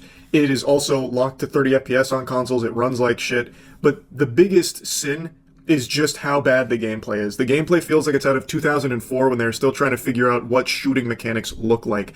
It is boring. There's a total of 5 guns, there's no melee, there's no stealth, and every mission is exactly the same. It's one of 3 things. You're either flying a drone for like 15 minutes worth of on-rails looking at things. You basically treat every mission like a zoo through the lens of your drone, where you just look at something until your hacker friend says, "Got it." And then you're done, and you do that for a whole mission. Or you go to a place and you'll shoot like 5 people in the most boring gunplay imaginable. It makes the new Saints Row gunplay look like a Game of the Year winner. And then after that, you'll chase somebody in a car. That is a scripted amount of dialogue, meaning you can't really stop them until all of that dialogue is exhausted. So you chase them for actually probably like 10 straight minutes just to pad out the game's playtime.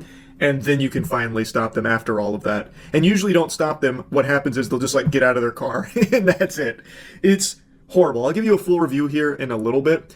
I want to talk a little bit more about the response to the game, because a lot of people are showing all of the glitches, all of the bugs, all of the melted faces, all of that, and that is a huge problem, absolutely. But what if I told you that only scratches the surface of how special this game is? Like, this game is a rare breed of bad in the modern gaming age, and that's saying something. Everything that could go wrong for a game has been going wrong for MoistCritikal. Of course, there have been some people trying to preach and yap about how the game is actually really good and people are being unfairly harsh to it. That's what's called a liar. And liars go to hell. And now, I'm sure hell can't be as bad as playing MoistCritikal, but it's probably pretty close. This is a game that, no matter what your personal tastes are, you can recognize is undercooked, to say the least. And now, of course, not everyone who's saying the game is good is telling tall tales and fibbing. Some of them are just paid to say it. There have been a lot of sponsored streams on Twitch where they have, of course, paid streamers to promote this game. And honestly, I don't think there's enough money in the world to make suffering through this game worth it for an ordinary human being. I went and watched a few clips from the sponsored streams, and they are struggling to find anything nice to say about the game, and they're trying to put on their best Oscar nomination-worthy performance of like, "Whoa, this is hype!" Even when the most boring, tedious trash is unfolding in front of them. In particular, the one that had me giggling the most was Soda Poppin's MoistCritikal sponsored segment, because the game kept crashing for him, so he was kind of stunned and didn't know what to do while trying to repair the game, so he just started reading out the talking points that they want people to vomit out to promote the game as it's still crashing. That picture below my camera, it's got a little tint of green on it. Second. All right, let's get the game back open. All right.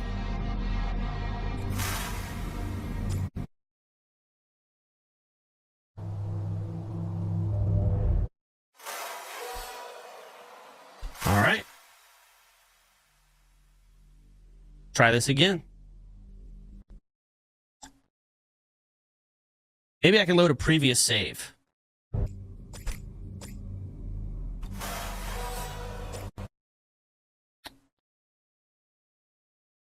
Huh. Anyways, guys, you can check out MoistCritikal on Steam for $59.99. Great game. Only $59.99 for an unforgettable experience. So I had a similar problem as Soda, where my game kept crashing on PC. He eventually does, get on top of the horse again and gets to ride into the beautiful sunset of MoistCritikal after he did some troubleshooting and fixed it on his own. I, however, threw in the towel and instead elected to just get it on console so I can continue to play it. And even on console, the game crashes, which I've never had happen on the PlayStation 5 or even the PlayStation 4. I can't really recall ever being like a problem. I have crashed twice in MoistCritikal on the fucking PS5, which is 30 FPS locked and struggles to even hit 30 FPS most of the time. I just can't wrap my noodle around how this game can be so poorly optimized while being this bad and having so little to it. This would be like if your fucking calculator blue screened while trying to do simple addition on it. It makes no sense to me, but that's the reality of MoistCritikal. It just doesn't really work well. So bad, in fact, that they are now pausing sponsored streams, it seems. Ko had a sponsored segment for MoistCritikal today, and during it, they canceled it. Oh, Chad.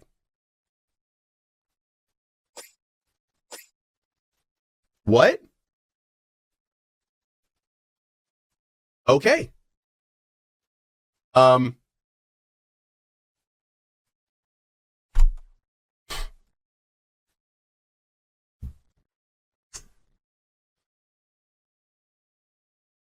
The sponsor just paused the sponsored stream.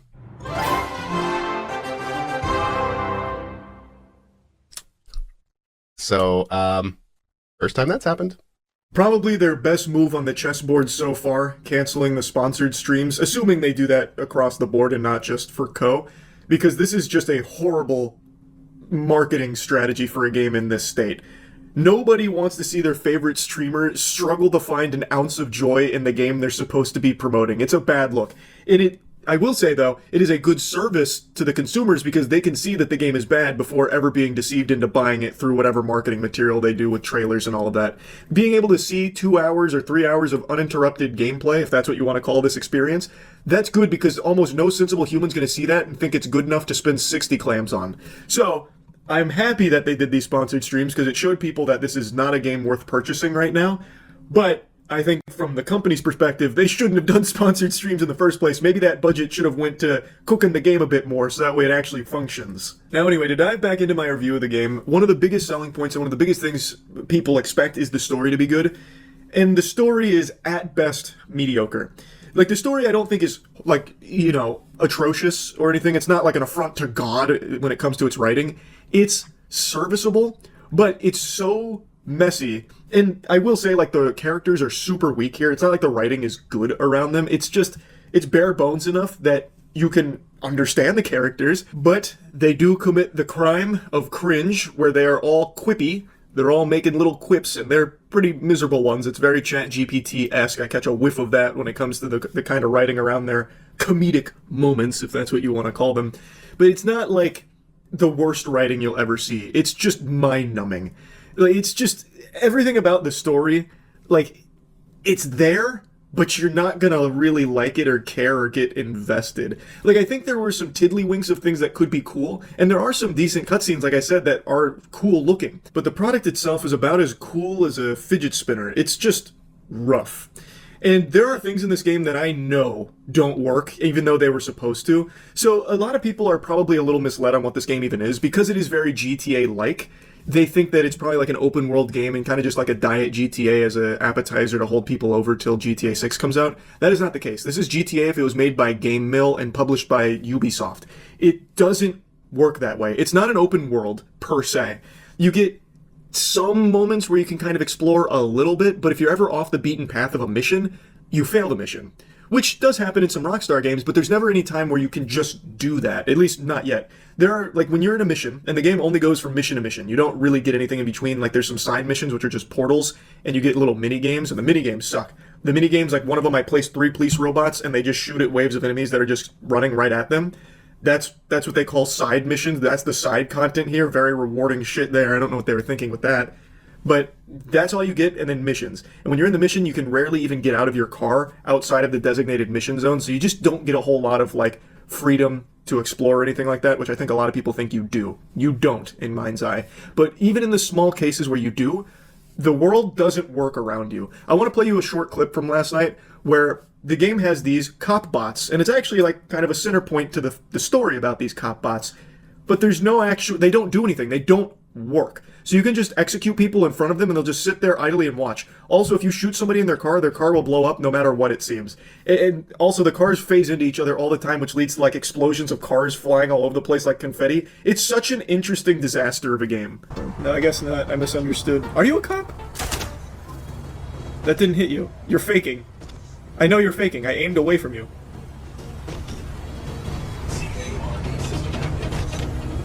Well, this is definitely a police spot. He just watched it happen. I can see why the mayor doesn't really appreciate our cop bots all that much. We're not very effective. What about this? Maybe he just missed it. What do you guys do? Like, there are two of you watching me. I just put her down. In broad daylight. It's not... Wow. This program needs an overhaul. I'm on the mayor's side now, Jesus. What the fuck? They blew up the car! Navigate to Perez Mines. What? What just happened back there? Did the police bots set C4? What? What is going on? It's chaos! It's chaos! There's 1,000 cars going inside each other. They're still going. This is gonna cause my PlayStation to crash. I already feel it. But I have to know how many stack up in there as they continue to push their way through. I've gotta know. I must know. Oh! It's like a fucking piñata exploding. It's beautiful. You can see big ear-to-ear smiles on my face while playing Mind's Eye because it is so bad in such creative ways that it is an incredibly entertaining experience. I love bad games. Not like boring games, and make no mistake, Mind's Eye is very often super boring, but it is also bad. Like really bad in ways I haven't seen before, which makes it special. So I'm having a great time playing this piece of shit. I highly recommend avoiding purchasing this. Maybe they fix it down the line and it ends up in a good state, but as of right now, it is not worth $60 at all. It is absolutely as bad, if not worse, than everything you've been hearing about it. And all that being said, I'm gonna be finishing it today on stream. I can't wait to finish it, actually. It's not a good game. So this is like my review of it, and that's about it. See ya. With the amount of tomatoes I've thrown at Ubisoft over the last couple of years, I could run Heinz out of business. It is incredibly easy to hate this company, and they make it clear that they deserve it. They are not shy about telling you how much they hate you. They've become infamous for the you will own nothing and be happy mentality. They have even point blank said that gamers need to be comfortable not owning their games. This is a company that every step of the way chooses all of the wrong options during the QuickTime events. They are not even accidentally saying things that anyone could appreciate, even the most diehard Ubisoft Formula fans, if such a creature even exists at this point. They can't even unintentionally say something agreeable. Even as their stock price plummets, fucking death spirals, they somehow dig deeper. This is the equivalent to the captain of a sinking ship turning on all the sink faucets to try and fill it up with even more water as much as possible. I cannot understand it. Today, they've gone on quite the spree here, an entire montage of bad takes from Ubisoft, and I have to make fun of them again. I actually have to. Keep in mind, this company is so misguided. They released multiple NFT games only a year ago. And NFTs are dead and buried, and somehow Ubisoft is still pooping those puppies out. It's crazy how out of touch Ubisoft is. In order to prove that the stupid juice is still flowing deeply at Ubisoft headquarters to this day, let's go ahead and show you their most recent annual financial report where they talk about their microtransactions and how microtransactions are actually a good thing because it allows their players to experience more fun. Very reminiscent of that time EA defended Battlefront controversial decisions by claiming that it was intended to give players a sense of pride and accomplishment. You can catch a slight whiff of that aroma here in the Ubisoft financial report with that statement. And I also can't help but giggle at the first line in their financial report where they try and claim that they're an industry leader in this sector. What a load of fucking barnacles. Get a load of this guy. Maybe at one point in time they were, but these days they are just a public spittoon for people to walk by and hawk loogies on. They are a sad shell of their former self. But this is all public. You can all read it yourself if you want to put your peepers on it. Down here is where you can find this statement: the adoption of monetization and engagement policies that respect the player experience and are sustainable in the long term. At Ubisoft, the golden rule when developing premium games is to allow players to enjoy the game in full without having to spend more. Our monetization offer within premium games makes the player experience more fun by allowing them to personalize their avatars or progress more quickly. However, this is optional. How delusional can you be? It's not even like a good lie. The motivator for these microtransactions that they are ham-fisting into every single game of theirs for the last decade is solely driven by wanting to hose the consumer for more money beyond the initial purchase of the game. Trying to squeeze some more coins out of the piggy banks of the players, hoping that some of the whales will pay to maybe speed progress up like they mention. And while yes, it is optional, there is a little something called pay to win, and it is a very real thing. It's not some make-believe boogeyman. But even in cases where you're offering microtransactions in single-player games, which Ubisoft loves to do, that's not exactly something worth celebrating, because now you're devoting resources into trying to find ways to get more money out of this single-player game, when those resources could have been devoted to just making the game better in the first place, something that Ubisoft seems very against. Their games fall into the same formula and have been for so long now that people are beyond tired of it, and instead of trying to find ways to breathe new life into their titles, they instead try and find new ways of monetizing them through these microtransactions and shit. It's so tone-deaf as well, and it shows very clearly that they don't even see player feedback, because every single Ubisoft game that comes out that is riddled, infected with microtransactions, like every Assassin's Creed now, you find collective sighs from even the most loyal supporters of the franchise. People aren't happy with it. And here they are just completely ignoring it and trying to spin it as a positive thing. Like, oh, it's always optional. Like, it actually like goes over really well because, I mean, it's personalized fun, right? Who wouldn't want to pay for that? Am I right? But another thing that also came out here is Ubisoft's thoughts on the real reason Star Wars Outlaws flopped. They are blaming disinterest in the franchise, which, when it was reported that Outlaws was stumbling and not performing all that well, that was cope they used back then as well, like some whispers of it being like, oh, the IP is just not as strong as it once was.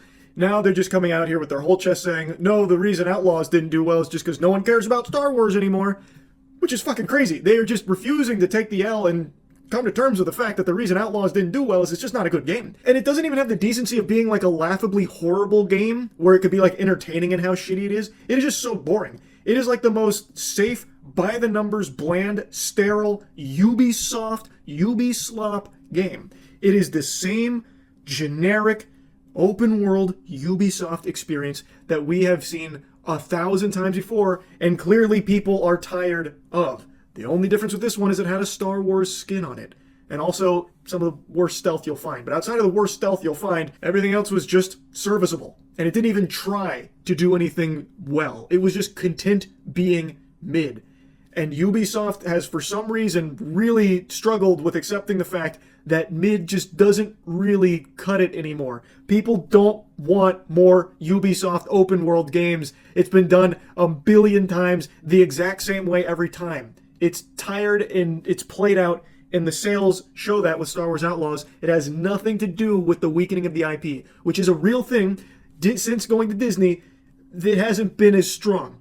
A lot of the Disney shows have been super stinkers, but I think there is more evidence to the contrary that there is a hunger for good Star Wars, as demonstrated by Andor. I can't glaze Andor enough. I think that show is a masterpiece, and I think the reception and the absolute booming success of it speaks for that.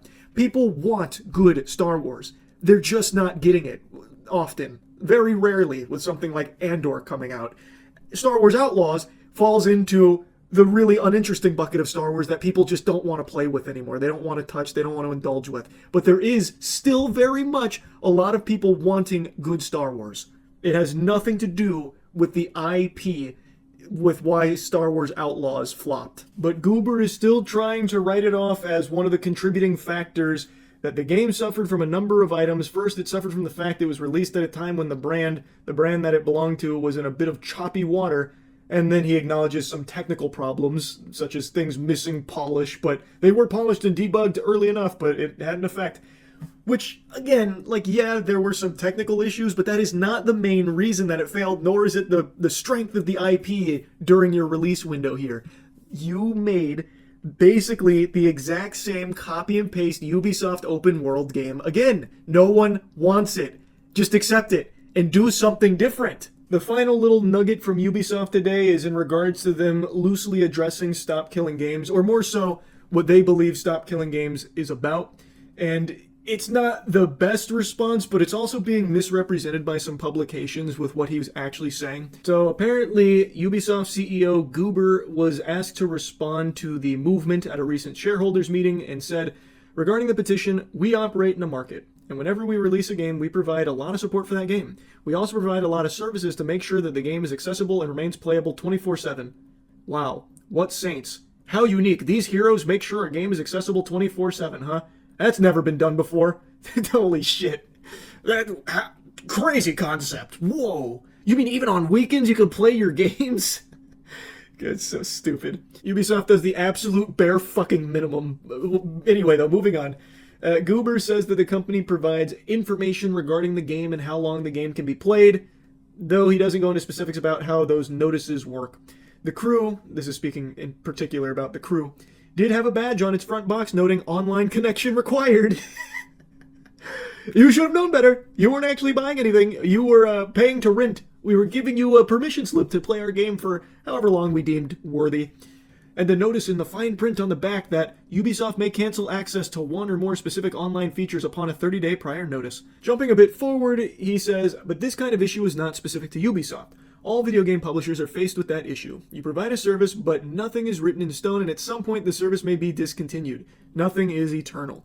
And we are doing our best to make sure that things go well for all players and buyers, because obviously support for all games cannot last forever.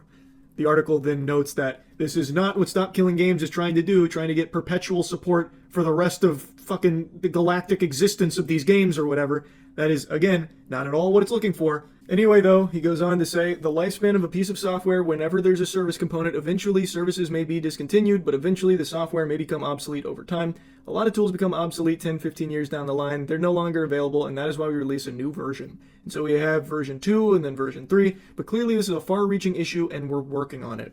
Now, maybe I'm being too charitable in my interpretation here, but from this statement from him, it sounds more like he is identifying that this issue of games ceasing to exist once the development cycle has concluded is an issue that is not exclusive to just Ubisoft, and currently what Ubisoft does is just pull the plug and give players a notice of the impending doom. And he also makes a mention that games can't be supported by the developers forever, and then goes on to talk about how other tools also become obsolete and don't exist forever. It sounds more to me like he's just making a general statement about it, which he's right.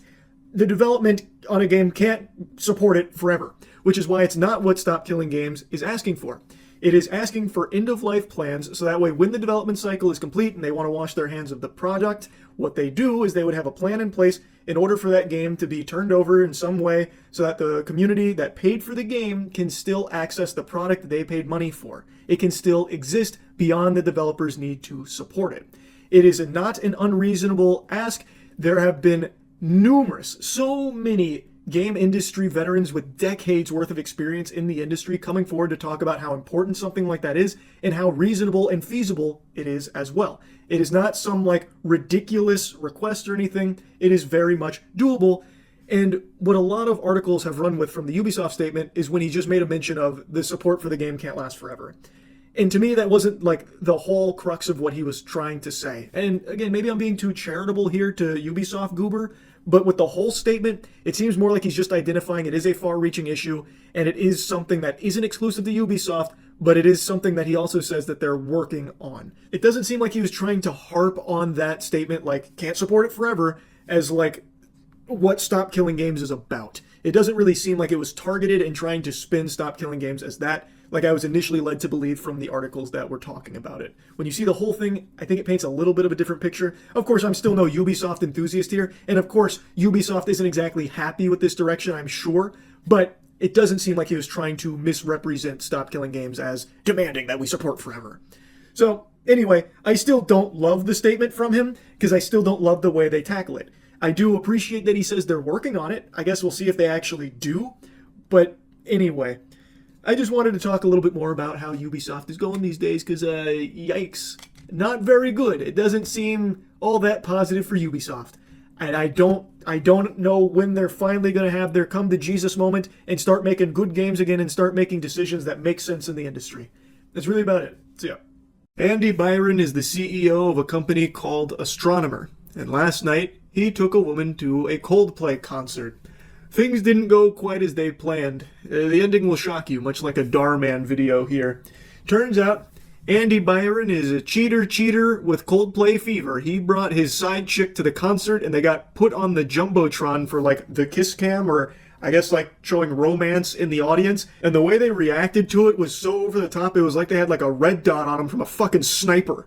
So like Andy hits the deck, basically ragdolls himself. The girl turns around in shame, and they made it pretty clear something fishy was going on here. Yeah. Oh, look at these two. All right, come on. You're okay?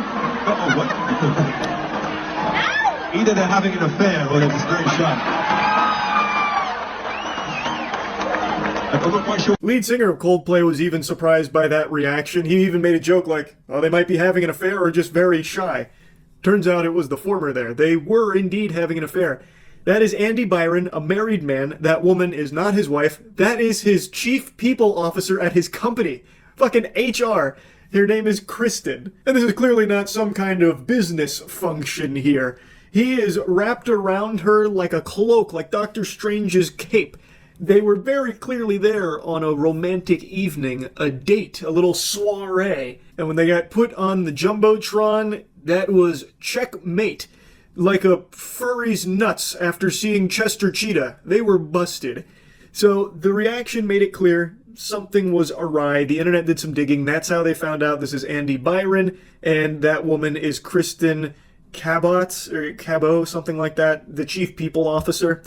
He is a married man. I don't know if she's also married, I'm not sure, but he 100% is married with a kid. His wife has 100% become aware of this unfaithfulness. As far as I know, she deactivated all of her socials, and it's looking like a real mess. That shit is so sad to see. That is just rough. My heart breaks for the family here. This despicable piece of shit is not only cheating on his wife, but he's cheating on his wife with his chief people officer, and doing it publicly, unashamed, at least unashamed until they got put on the Jumbotron, I suppose. Just taking her to a Coldplay concert.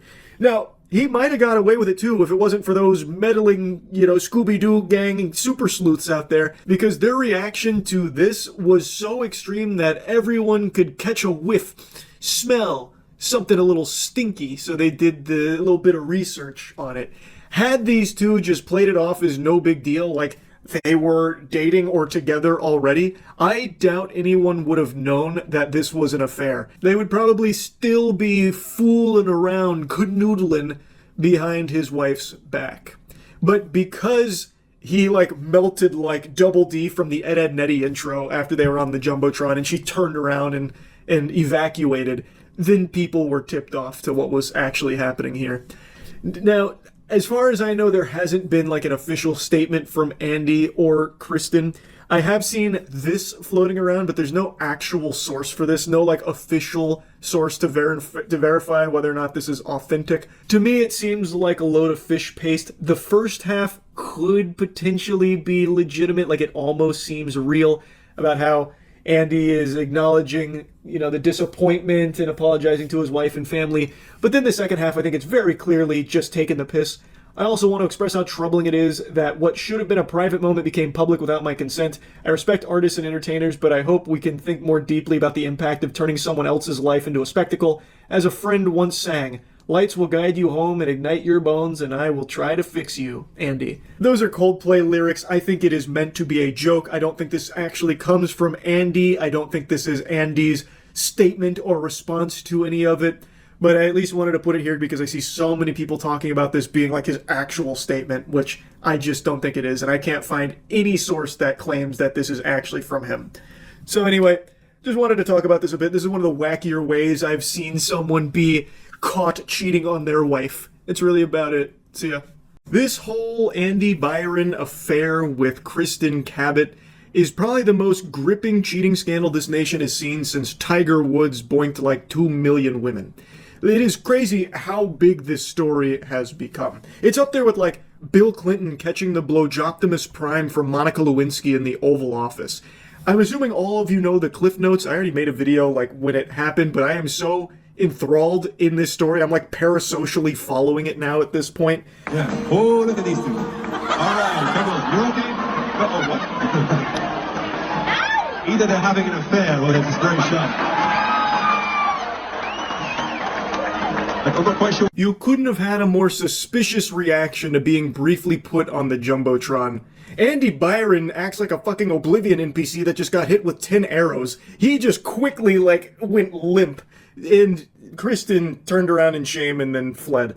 It was very clear that something was awry. The Coldplay singer even calls attention to it like they might be having an affair or they're just very shy. And it was an affair. That is Andy Byron and the chief people officer at his company on a romantic evening at a Coldplay concert. And it turns out that this wasn't just some squeaky clean date. It wasn't just these two attending a hootenanny in good fun and good spirits. No, this was sin. Turns out, big spoilers, Andy Byron was married, will likely not be married going forward now that his wife has found out. He may also not have a job going forward either now that the whole world has found out that he's been doing the old bedroom ham sandwich with his HR head, the empress of chief people officering. Both Andy and Kristen have both been placed on leave at the company, Astronomer. Astronomer has taken action against them since this is all blown up here. At least they'll have more time to spend with each other. Now they can go on a picnic and be unafraid, because Lord knows his wife is probably not going to stick by him. From what I've seen, she's changed her name on Facebook and then deactivated all of her socials. I don't think she's too pleased here. Now, before I stir the pasta a bit further with the follow-up that's happened since this has gone so viral, I would like to briefly talk about what everyone else has been pointing out of how easily avoidable this was for the two of them here. And I don't mean just the obvious solution of just not going to the Coldplay concert in the first place and just staying at home transplanting farts into each other or whatever. I mean, like, even when they were on the Jumbotron, it still wasn't checkmate. It was their reaction that brought down the house of cards here. Had they just played this off normally, like they just laugh at the Jumbotron and wave, probably no one would have even been, like, tipped off that something was awry. Like, I guess there's a chance, like, one of the Astronomer employees might have seen it, but your odds are pretty good that that would have just flown under the radar and they would have continued to get away with it. Now, of course, you shouldn't be cheating on your significant other in the first place, but if you're going to, and you happen to be plastered on the Jumbotron, the worst thing you can do is this, where they acted like there was a fucking bazooka being aimed at them, like there was about to be like a fucking Predator missile that hits them. The way that they reacted to that. So immediately everyone could sniff something was very stinky here. Anyway, though, let's take a peek at a little bit more of the follow-up. Also, you should take a peek at GamerSupps. Go to gamersupps.gg and get any of the amazing flavors for sale there using code MOIST to get some money off your order. Or you could just get the best flavor on GamerSupps as well, Goof Juice. I wanted to just mention that real quick because I've been fucking pounding Goof Juice since the cans came out. So, Astronomer made the announcement that they are both being placed on leave for obvious reasons. In the meantime, someone named Pete DeJoy is going to be serving as CEO. They were previously the chief product officer and co-founder of Astronomer, and they put out a statement on LinkedIn that states, "Our leaders are expected to set the standard in both conduct and accountability," and then that the board of directors has initiated a formal investigation into this matter and we will have additional details to share very shortly. They also then addressed some of the incorrect information that was going around the internet, which was the misidentification of another person in the clip, which was the person that was laughing, the woman next to them that was laughing. They were identified as another Astronomer employee, but the statement from the company saying that is just not true. That's a load of fish paste. And they also shot down the bogus statement that was spread claiming that it came from Andy Byron himself, but it was not shot out by Andy. That butthole did not squeak out that terrible fart of a statement. It was clearly just a joke, and they are clearing the air on that it's not actually from Andy Byron. I also just learned this, which I found to be an amazing cherry on top of the cake. Apparently, Coldplay's Chris Martin had just warned fans that they might be plastered on the Jumbotron, saying, "Now what we'd like to do is say hello to some of you. The way we're going to do that is using our cameras. You can look at the screens and we can see who's out there and say hello. Let's go looking, please." And then inevitably it goes to Andy and Kristen, and the rest is history. But I can't believe that they even got like a warning here. Like they were even given like a fucking DEFCON alert, like the air raid sirens were going off on this affair, and they still just disregarded it. Like they had plenty of time for Andy to slap on like the big glasses and the nose and mustache and just like pretend he doesn't know who that woman is. But he was just like in love. That man was seeing hearts floating around his head, and he wouldn't let go of Kristen come hell or high water. And then hell arrived. Chris Martin got the cameras on them, and the affair was broadcast to everyone. I'm still eagerly awaiting a statement from either Andy or Kristen. I thought for sure they would have released one by now, just because of how big this is, and they did have high-ranking positions at this company. I thought for sure they would at least put something out, but they haven't yet. So maybe they won't. Maybe they'll stay very tight-lipped on all of it and just quietly go into the background, and that'll be that. But my heart does break for his family. I think that is fucking horrible, and I can only imagine what they're going through right now. That has got to be miserable. So I'm wishing them the best. And yeah, I just want to give you a little follow-up here, because it's pretty fucking crazy. That's really about it. So yeah. To claim the title of most delusional man in gaming is no easy feat, especially with specimen like John Risitiello existing, the former EA greed Goliath who tinkered around with the idea of charging players for reloading their gun. But what if I told you he is no longer the most delusional man in gaming? It sounds impossible, right? Because that guy is a fucking mutant. Who could possibly beat that? Well, there's a new lolcow on the block that no one would have expected. Leslie Benzies. Now, this name might ring some bells because if you look at his resume, it's nothing but bangers. These are beloved, cherished games, all of which he has had a hand in producing at Rockstar. This guy has had nothing but hits until this year, when he had nothing but a shit. After 2013 with Grand Theft Auto 5, he doesn't have any other credits to his name in the gaming industry until Mind's Eye, that dropped this year. A little embarrassing nugget that everyone has taken their turn spitting on, and that's not the biggest deal in the world. Everyone has a blunder here and there. The fact that Mind's Eye is a bad game is not what makes Leslie Benzies the most delusional man in gaming. It's his response to it. Even before the game launched, when the critics weren't really excited about it and the people that had gotten their hands early on it said it wasn't very good, he immediately discredited all of them, saying that it was a concerted effort to trash the game because people were like afraid of it. There's, our rival in the space is trying to sabotage Mind's Eye. They don't want you to experience this game. It's going to open your fucking mind's eye. And he kept that attitude up. The game came out, it flopped, it is now completely dead, it has become a joke of a game, and he is still coming back in and making these same claims, except this time he's also saying that the development was sabotaged internally by fucking double agents or something. He refuses to accept that the game is just not good and people don't like it. So now he's also planning on relaunching Mind's Eye, whatever that means. It is embarrassing. And it is sad to see a legend like Leslie Benzies become what he has now. And it's weird because I went back and watched some interviews. He himself doesn't even seem very enthusiastic about the game, so I don't know why he's trying to put on this strong face of like, no, this game is actually amazing and everyone's wrong, and even if the game's not that good, it's because there are bad actors at my company that I didn't realize were working for the deep state that ruined it. Yeah, here, I'll talk more about the Mind's Eye stuff. I know. I'm the preeminent expert on everything Mind's Eye related. I briefly talked about it at the beginning of the stream. I'll talk about it a little bit more. It's wacky. It's honestly sad to a certain extent. So, a lot of people know this, but the guy behind Mind's Eye is like an actual legend. Like, Leslie had worked on some absolute bangers, most notably Grand Theft Auto, what everyone knows him for. And he comes up with Mind's Eye and makes Build a Rocket Boy, everything like that. Well, Leslie doesn't like that no one enjoys his game. He really can't come to terms with it, so before it launched and 2 executives left, he went out there, he infamously said that all of the bad reviews and everything, like they're paid shills from competitors that are scared of Mind's Eye and what it could mean, and it's all manufactured hoo-ha. And now that other people, not just reviewers, got to play the game and they all still hated it, he's now come out and said that the reason it's bad is because of internal saboteurs. There was like this espionage effort at his company to ruin his game. And also like other people outside have been brainwashed and they don't understand it's actually still a masterpiece. So he plans on relaunching the game. So, because apparently the issue was, you know, he needed to weed out all the bad actors internally. So he came into the fucking swamp and started shooting all of the monsters in there that have ruined Mind's Eye. It's actual delusion. It's almost to like a gang stalking level. It's scary because this guy isn't just some nobody like weirdo. This is Leslie fucking Benzies. Like, this guy has worked on so many Rockstar projects. I don't know how you go from that to Mind's Eye, and I don't know how you go from that to thinking that everyone is out to get you. Not that you just made a stinker. It just doesn't make sense how that happened.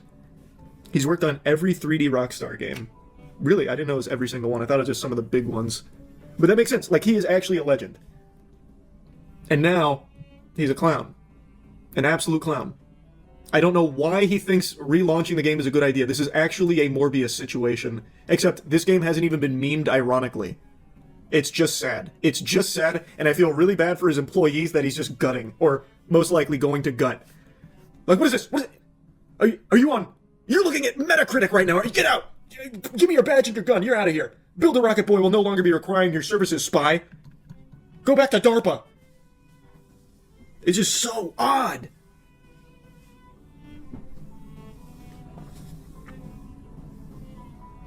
Are we going to play it again? I will 150,000% not be playing the relaunch. No fucking way. No. No siree.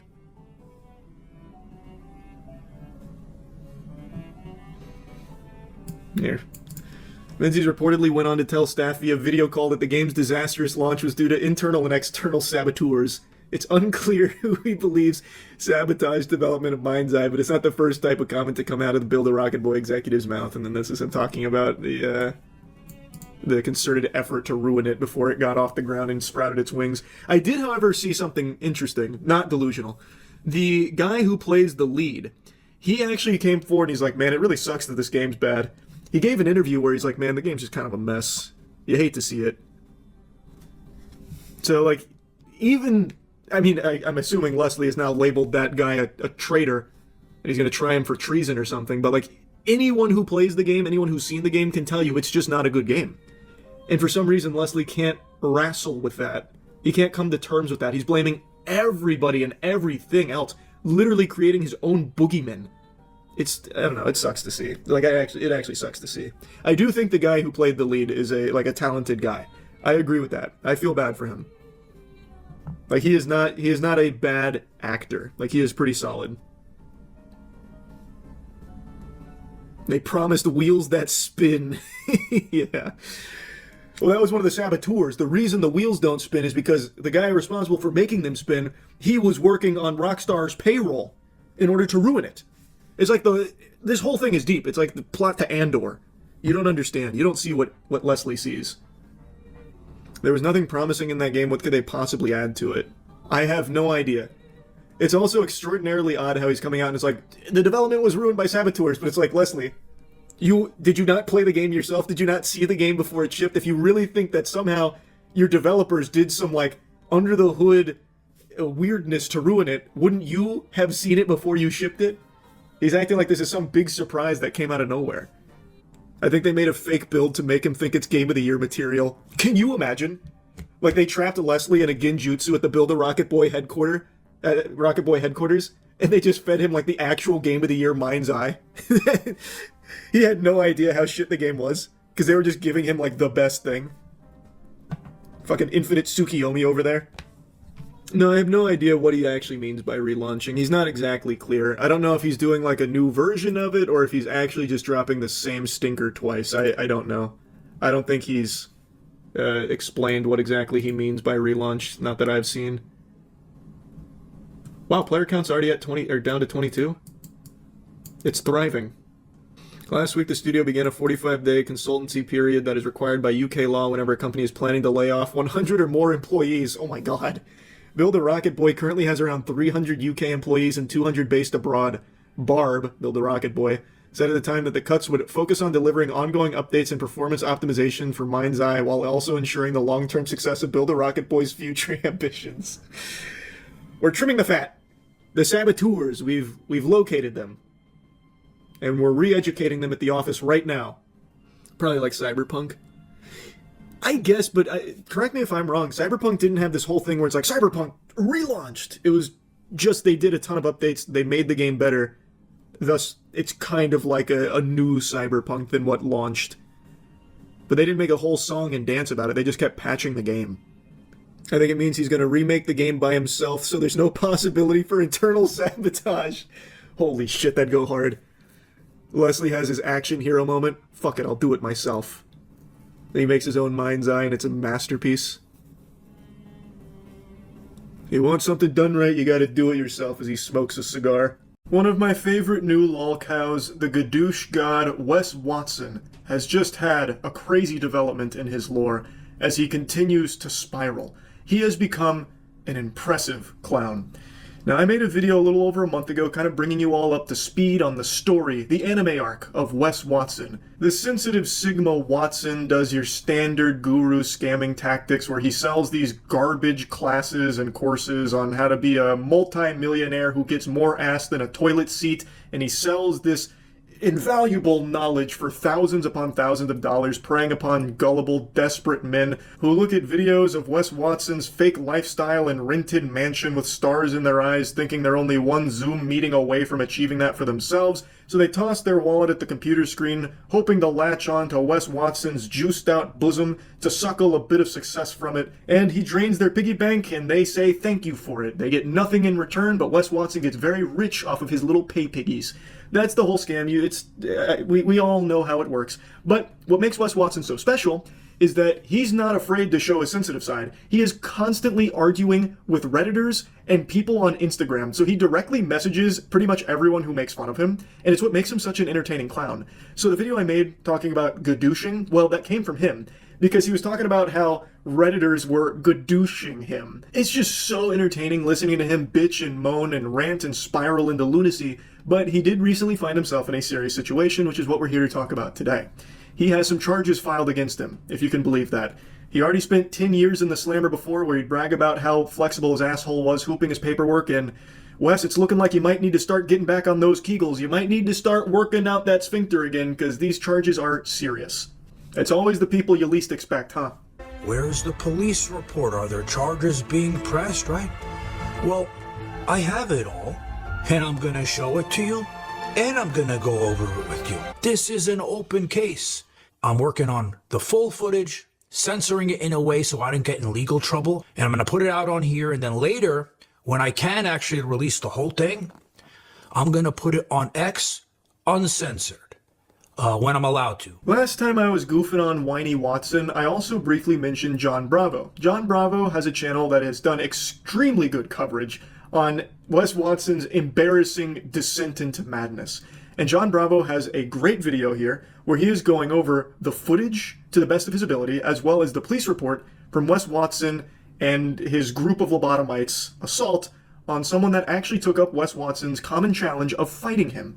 So, let me go ahead and tell you how we got here, the context.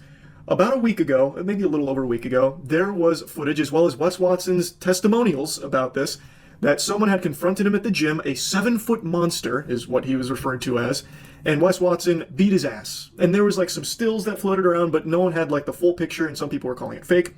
Well, John Bravo did some digging, and he got all of the footage, which he is saying he's going to release the full uncensored version once he's able to make sure that he's not going to get in trouble for it, and also has the police report, which he goes over in this video, which we will also go over as well. The first thing I want you guys to see, I have to obviously black out the person's name, the police report number. See where it says disposition pending? That means the case is open, all right? And the other thing I'm going to tell you ahead of time is I'm going to go to the bottom and read you one part, then I'm going to go back to the start, okay? Because I know a lot of people are impatient. They want to watch 3 seconds and leave, okay? When the victim was asked if he wanted to press charges, the victim stated yes. And he was jumped by multiple people and was not just a 1-versus-1 battle. Now, the gist of it is, the reason the 7-foot monster was there in the first place is because he went there to actually take up Wes Watson on his challenge. Wes Watson has been wishing for hair for many, many moons now, but the only wish that's actually being granted is someone actually taking him up on this. So the 7-foot monster shows up, and Wes Watson doesn't actually fight him one-on-one. So he actually just gets ganged up on by Wes and 3 of his buddies who are hitting him with dumbbells, weight belts, and it's just brutal. And imagine being that pathetic worm that flexes about this, because Wes Watson was making it sound like he was some kind of hero and this was all self-defense. He made it sound like he fought this guy with the Knight's Code of Honor. Like a 1v1 pugilistic fisticuffs, the old-fashioned way. That's a load of fucking barnacles right there. That's just fanfic, because what actually happened is Wes Watson got to hide behind his friends, and they just ganged up on this guy. Imagine being such a pitiful fucking vermin that you challenge someone to a fight, and then bring 3 other dudes with you to help fight that guy with you. It's so cringe, which is Wes Watson in a nutshell. The suspect stated the victim walked up to him stating he wanted to fight. The suspect stated they began to fight verbally and then escalated to physical. The victim stated he doesn't know who the victim is and he never seen him before. When asked if he wanted to press charges, he said no, this is Wes Watson. They asked him if he wants to press charges. Wes Watson says no, and he never seen him before. Units then spoke to the victim, the 7-foot monster, who stated he was told by the suspect to come fight him via Instagram. We know how Wes challenges all of us on Instagram. He did it to me, the piece of shit, but I knew not to go in because his goons, security, and his bullshit weapons pulling out the shit out of the purse. I love the way John Bravo calls him a piece of shit all the time. He also calls him Peg Watson pretty often, and it just always makes me giggle just listening to him always slide in, you piece of shit, to Wes Watson. But anyway, what he is describing here was Wes Watson saying, like, he didn't know the suspect he was working out. This guy came over and said he wants to fight him. Well, the reason he came over and said he wants to fight him is because Wes Watson had challenged him, and he actually showed the Instagram messages that confirmed, yep, this was like a prearranged thing where Wes does the standard Wes thing of saying, come fight me. And the guy showed up, he said, bet, I'm here to fight. So he walked over to him, they had like a really brief verbal back and forth, and the victim did give him like a little shove, but to me it looks like he backed off, looking to try and de-escalate things. I think he wasn't really there to fight. I think he was there more just to confront a bully. I think that's what he was doing, because it doesn't look like he went over there to try and just beat Wes Watson's ass out of nowhere. Like, he didn't throw any sucker punches or anything from the footage that's been released. He goes over there, it's a verbal back and forth, and then he gives him like a little shove, and then steps away. And then after he does that, that's when Wes Watson and his boys just go ballistic on him. Wes Watson strikes him in the face with a weight belt multiple times, and then all hell breaks loose. When units looked at the victim's phone, it shows the victim messaging the suspect to fight him. The victim then stated he went to the gym to confront the suspect. So now we have the motive. So he wanted to go to the gym and fight Wes because Wes has been challenging all of us to come there. So he went to fight him. But I don't think he knew it wasn't a one-on-one battle with Mr. Peg Watson. It wasn't even a battle at all. It was checkmate before the game even started, because Wes was traveling with 3 of his friends that were using weapons to defend Wes Watson, even though there wasn't really a threat to defend him from, at least not in my eyes. So like that initial shove, that is instigating for sure. I get that. They're in a verbal argument, but after the shove, he backs off. And it doesn't look like he ever planned on like striking at Wes until the weight belt hits him in the head twice. They then get into a verbal argument, and then he kind of like falls forward at Wes Watson. Maybe he's kind of lunging at him, but it also looks like his friend hit him with a dumbbell and it sent him forward, so it's kind of hard to tell. But what is irrefutable is that after that lunge, he falls to the ground, and then Wes and his friends hit him with dumbbells and weight belts for a very long period of time, and it ends with the victim kind of hunched over like this on the ground, all bloodied and bruised, and Wes Watson comes out of nowhere with a soccer kick to the fucking skull. That is a move that kills people. That is oftentimes fatal. And according to John Bravo in the full footage, there are 4 or 5 soccer kicks to the head of this guy. Wes Watson, the victim stated they got in a verbal fight, which escalated to physical. The victim was stating that he was hit by a belt and then jumped by multiple people and hit by weights. When asked if he wanted to press charges, the victim stated yes. He was jumped by multiple people and it wasn't versus one. After reviewing CCTV footage of the incident, so the cops watch the CCTV footage. The victim places his phone down next to a weight machine as if he was attempting to record the encounter. So he obviously recorded this knowing full well that he wanted to film his confronting of Wes Watson. So now we know why it was being recorded. It wasn't like a staged thing, which is what a lot of people thought it might have been when this initially started to float around. It's all very real and all confirmed in the police report here. The suspect then swings the belt towards the victim's head, appearing to hit him. The suspect and victim continue to argue verbal. The suspect then turns around and starts to walk away from the victim with his back towards the victim. The victim then rushes towards the suspect and attempts to strike the suspect in the head with his fist, but appears to miss. All right, so that portion of the footage I'm going to show you guys. So after Wes hit him with that belt 2 times, right? that asshole with the dumbbell, his butt buddy, was behind him. And I can't tell if he hit him with it or not, but it lunged him forward, and then he went back to get Wes, but he didn't even make it like a foot or two, and Wes took him down. It's just kind of hard to tell. He does have a dumbbell, and he does go off camera, and I can kind of see like the dumbbell on the back of the guy's shirt. So it looks like he got struck by the dumbbell, but it's hard to tell because it's censored here, and I don't have the full thing yet, but that's kind of what it looks like to me. I can kind of see arguments for like, oh, the 7-foot monster started it. This is kind of on him. Wes Watson was well within his right to defend himself. That would almost work if the rest of the video footage wasn't there, which is why when Wes Watson was talking about it, he made sure you didn't see the whole picture. Because the guy is on the ground, covered up, fetal position, just trying to like protect his head, and Wes and his friends punch, kick, and strike him with weapons for an extremely long period of time, even though it's very clear this fight is over. Also, it's a fight Wes Watson himself fucking agreed to, it seems. A one-on-one. But it actually was never one-on-one, because Wes, you can't 1v1. He'll never meet you on Rust. He's always going to bring his whole crew with him.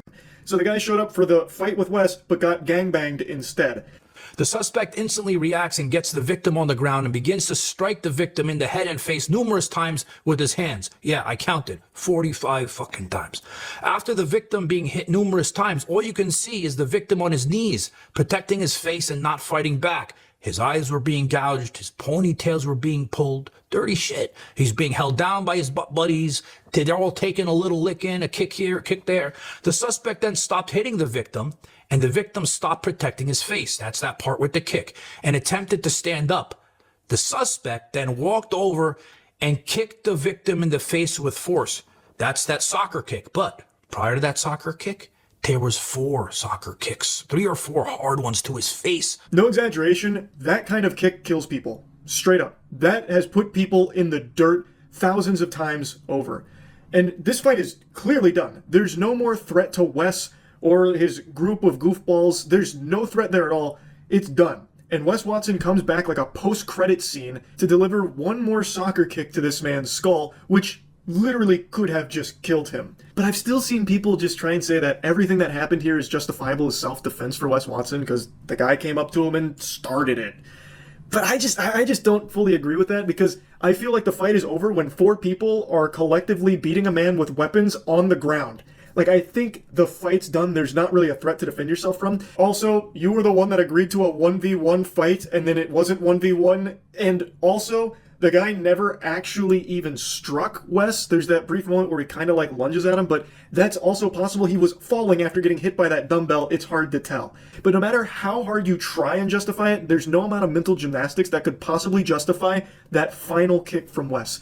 Because again, he crawls away on his fucking hands and knees. This is clearly over. Wes Watson's fucking friends have even left at this point, but he still comes back around like a jump scare to deliver that soccer kick, which could have just been fatal. So there's just no way anyone, not even Saul fucking Goodman, could make a convincing argument that that still falls under self-defense. Even Wes Watson's own friends have left, and he has crawled away on his hands and knees, not even looking at you. You come back to attack him. While he was already done, and they didn't say it in here.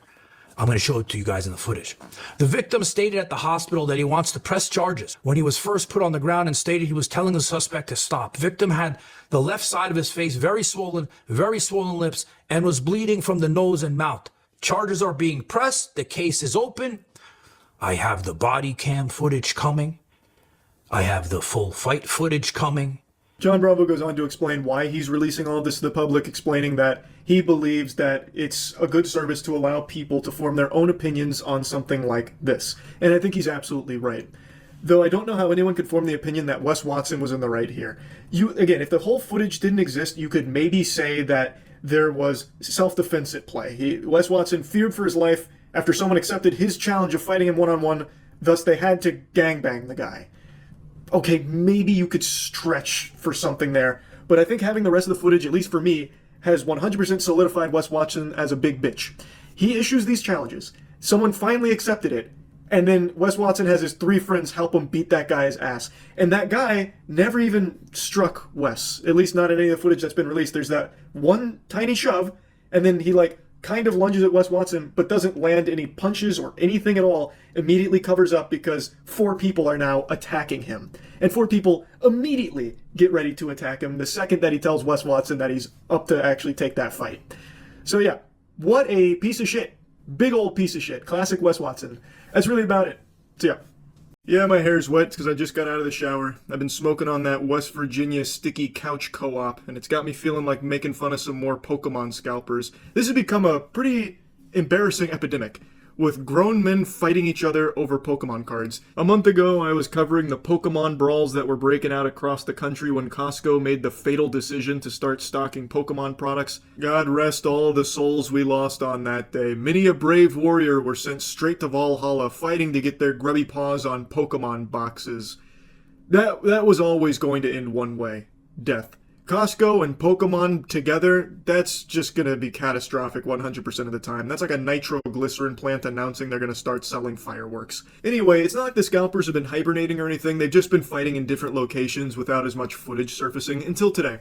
I saw a goofy little fight break out at a Pokemon vending machine. Now, I've never seen one of these in the wild, but these are Pokemon vending machines where you can buy product out of it. And typically they're empty because scalpers come through like the Grinch and buy up the entire inventory and sell it online for a markup. That's how they live their life. Actually taking candy from babies for a $10 profit. It's fucking sickening. So in this video, these are apparently 2 known scalpers in the Bay Area that start duking it out at 10 a.m. off of a fresh restock. Now, speaking of fresh, if you want to start smelling better, if you don't want to be as stinky as these losers in the videos we're about to watch, then you need to start using Cheeky Soap. We actually just came out with 2 new scents. Absolute Cinnamon and Spope. Spope is spa soap, so we just combine the 2 words together. So this is like a eucalyptus scent. This one's obviously cinnamon. They're available now. Go to usecheeky.com right now. Now, I can't play the audio because it's just DMCA music. So the person who uploaded this is the guy currently at the vending machine and is now getting boxed out by the Eagles hoodie gentleman. So Humpty Dumpty here with that NBA caliber box out, he's throwing that ass back on the guy who uploaded this. And I love this pose right here. This is that Spider-Man 2 stopping the train moment. Man is fucking... It looks like he's protecting the president, like he's about to take bullets for the guy here, the way that he stretches out like that. I'll play the rest in a moment, but they're bumping and grinding at the Pokemon vending machine. And the guy decided not to keep the original audio in and elected to put a song there instead. I think that's a really weird decision, and I think the reason he would do that is because the Eagles hoodie guy was probably confronting him about scalping.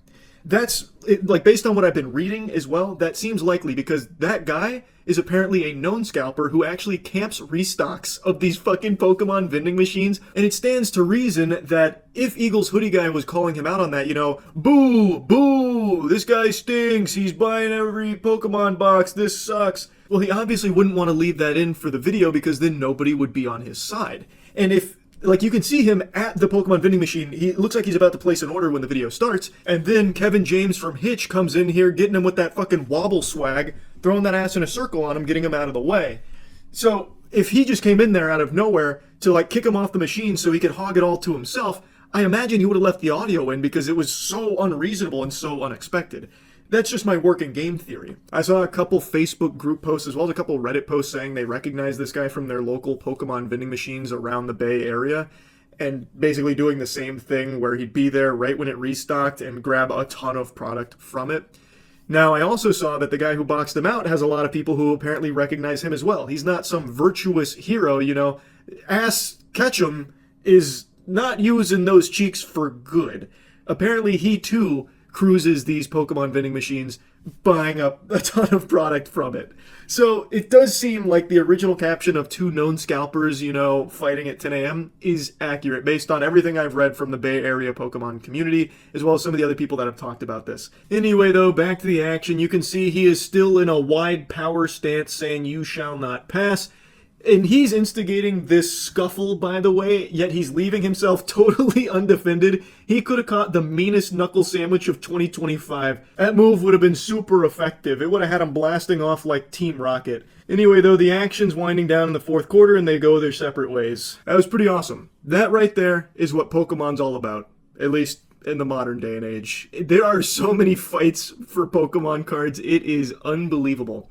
But yeah, like I said, these Pokemon vending machines are apparently a hotspot for scalpers. So one thing that's been kind of popular is people will go there and just start filming and shaming some of the scalpers, and I really appreciate that. I think they're doing a very strong public service by filming these shameless fucking degenerate losers who go there buying tons and tons of product and then going online to sell it for a markup to kids or parents looking to buy something for their kids.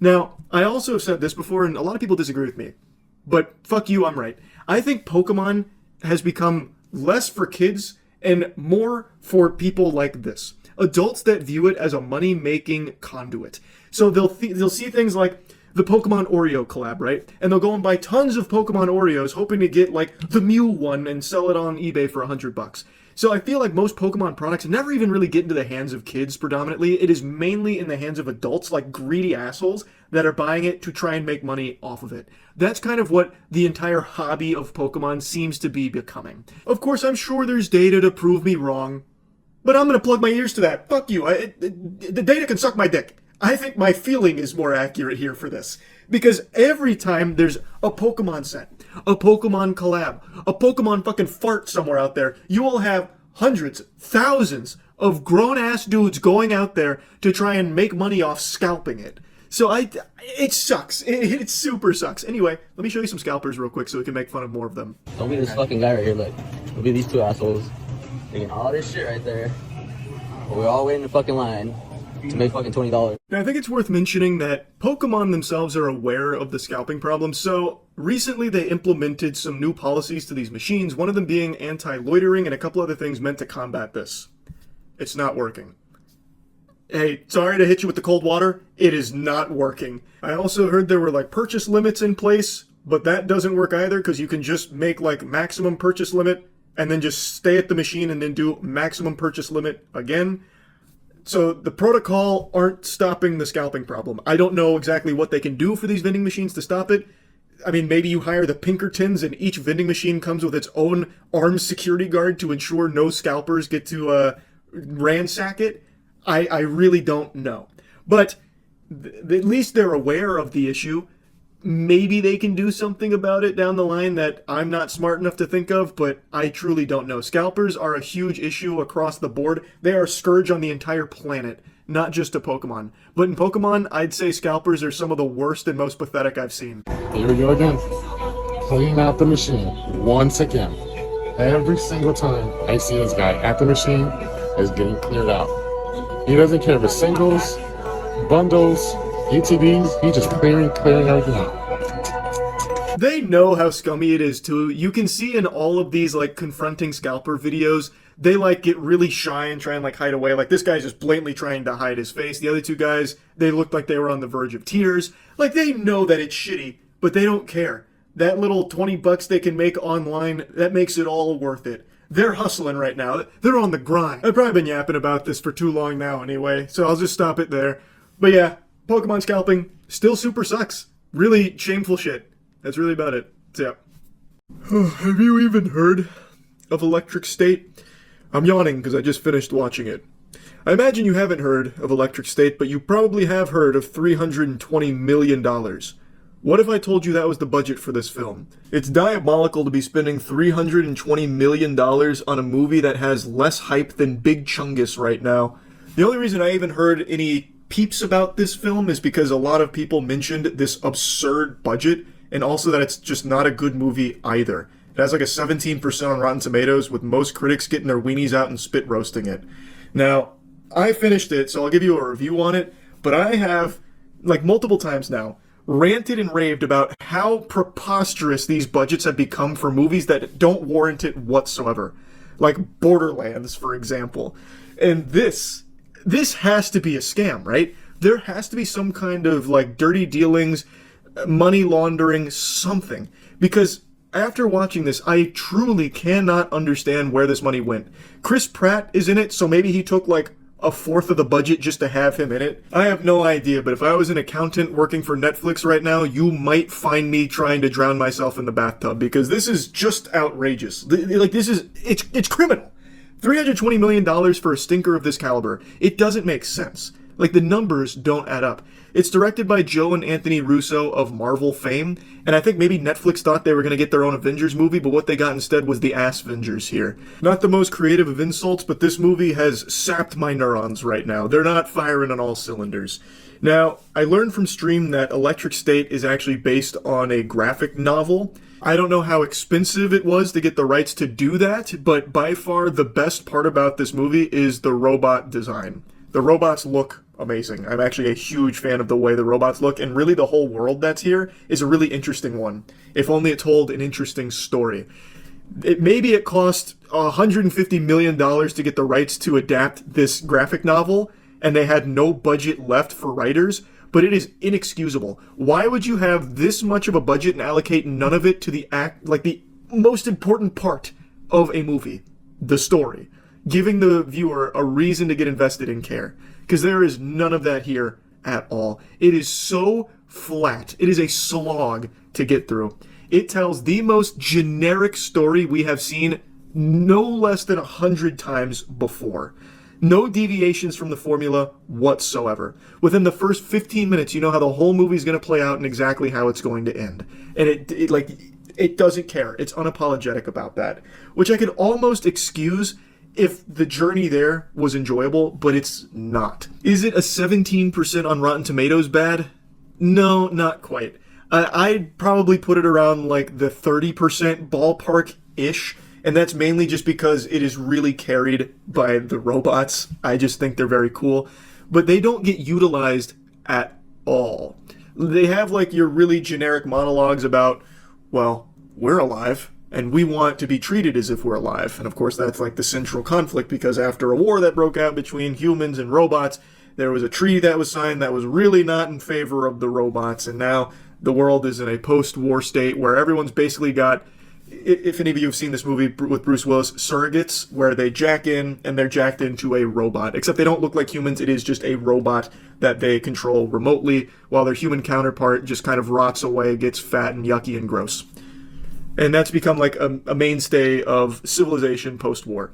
And we follow Millie Bobby Brown's character, who was in a car accident where she lost her whole family, but they don't give a fuck about the parents. Instead, it's all about the brother that she lost in the car accident, because he was a super genius, turbo Einstein brainiac. And now, does anyone give a fuck about spoilers? I was going to avoid spoilers, but anyone care? Anybody? I'm hearing crickets. I'm gonna guess not. She finds out her brother didn't actually die in that car crash. The creators of that technology with the Neurocaster, where they're jacking into the robots, and it's how they were able to beat the robots in the war, well, the whole reason they were able to do that is because after that car accident, they kidnapped her brother because they noticed he was really smart. So now he powers the entire company. Everything, like the entire company infrastructure, runs through his brain while they keep him comatose in like a vegetative state. However, there was a little open door in the mainframe that allowed him to, like, I don't know, shoot his consciousness into a nearby robot, which is based on his favorite cartoon. And once he takes control of that robot, he escapes, finds his sister, and the two of them work together to try and get back to his body and save him. And they meet Chris Pratt and his little robot friend along the way. And they're hunted by Giancarlo Esposito, who's the butcher. He kills robots. The plot goes almost exactly how you expect. They end up at the surviving robots zone, and they learn these robots are kind of good guys. So they team up to try and take down the bad guys. It's not good. What's really interesting, though, is how there's pretty much no comedy at all in the movie. Like, there's some jokes here and there, but they suck. I thought going into it, it was going to try and be more humorous, especially given, like, the silly concept, because all the robots are basically fucking mascots. Like, the leader of the robots is Mr. Peanut. So I thought it was going to, like, not take itself super seriously, but it really does. Pretty surprising, given the Russos' history with their usage of comedy. I guess they really wanted to try and turn a new leaf, and this was definitely not the right movie to attempt that in. Tell you that much, that's for damn sure. Would the movie have been saved by some zingers flying here and there with gut-busting laughs? Probably not. Still would have been an extremely boring movie that had nothing to offer beyond just a really cool, underutilized world. So it wouldn't have really changed too much, but at least it would have spruced it up a bit to the point where it wasn't so mind-numbing.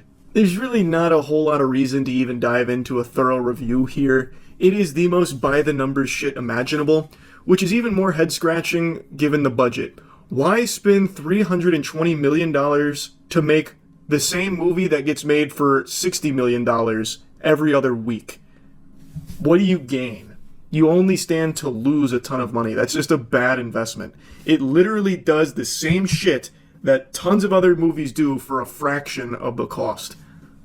I don't understand what Netflix is really aiming for here. They're also not really advertising it. I hadn't heard anything about it other than people dunking on it for being bad and extremely expensive. Like, who is in charge of their finance department there? I really do not get it. I also just really don't know who the target audience is for this movie in the first place, because it's a movie that's clearly aimed for all ages. Because it's not, you know, like the action doesn't have people getting their fucking skull ripped off or anything. There's no foul language, no bad words. Like, I think there's, like, hell said once, and I think they said shit once that I remember. So, like, it's a movie that's clearly for all ages, but I don't think kids would really care to watch it. Because, A, all of, like, the recognizable brands here are ones that I don't think kids will ever recognize. Like, there's no Fortnite representation or anything. There's no fucking Minecraft Steve bot. Like, I don't think kids are going to be going crazy like, Mom, look, it's the Planter's Peanut! Like, I don't see that happening.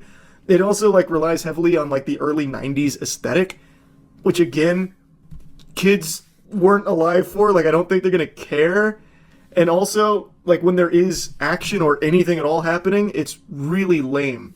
So, like, one of the robots uses a slingshot to shoot gumballs, or at least what I think is gumballs, at the bad guys that come in with their robot suits and their guns. And their guns are basically, they just shoot like a couple beams of electricity. But like, he shoots gumballs at them, and then the guys with the robots are like, oh! Which is super weird. Like, clearly that's aimed at like a kid, you know, like slipping on a banana peel type shit. Millie Bobby Brown's weapon is a paintball gun. Which, how the fuck would that ever defeat these robots? She's shooting them with a paintball gun, and they're going, ah, ah, ah, and then they'll die because they freak out and like end up killing themselves. Like, it's clearly aimed at a younger audience, but I don't see why a younger audience would like this movie or choose to watch it. Anyway, though, just another huge waste of money. Definitely don't think it was worth $320 million to pump into this. That's really about it. So yeah.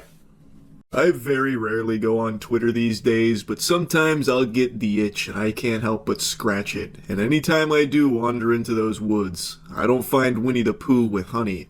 I find chaos. The platform is just this perpetual powder keg that people are desperate to ignite. Even if there's nothing to be angry about, they'll make something up in their head to fight that ghost. They'll like put on an imaginary friend to insult and go ballistic over, which is exactly what I saw today over this post from chess.com. They said, accepting new name ideas for this piece, and it's a picture of the bishop. A pretty normal shitpost to any sane person who's not condemned to Arkham Asylum. It's engagement bait. It's a meme. I imagine most of you know by now, I'm not a big meme guy. I give most memes a 1 boom out of 5.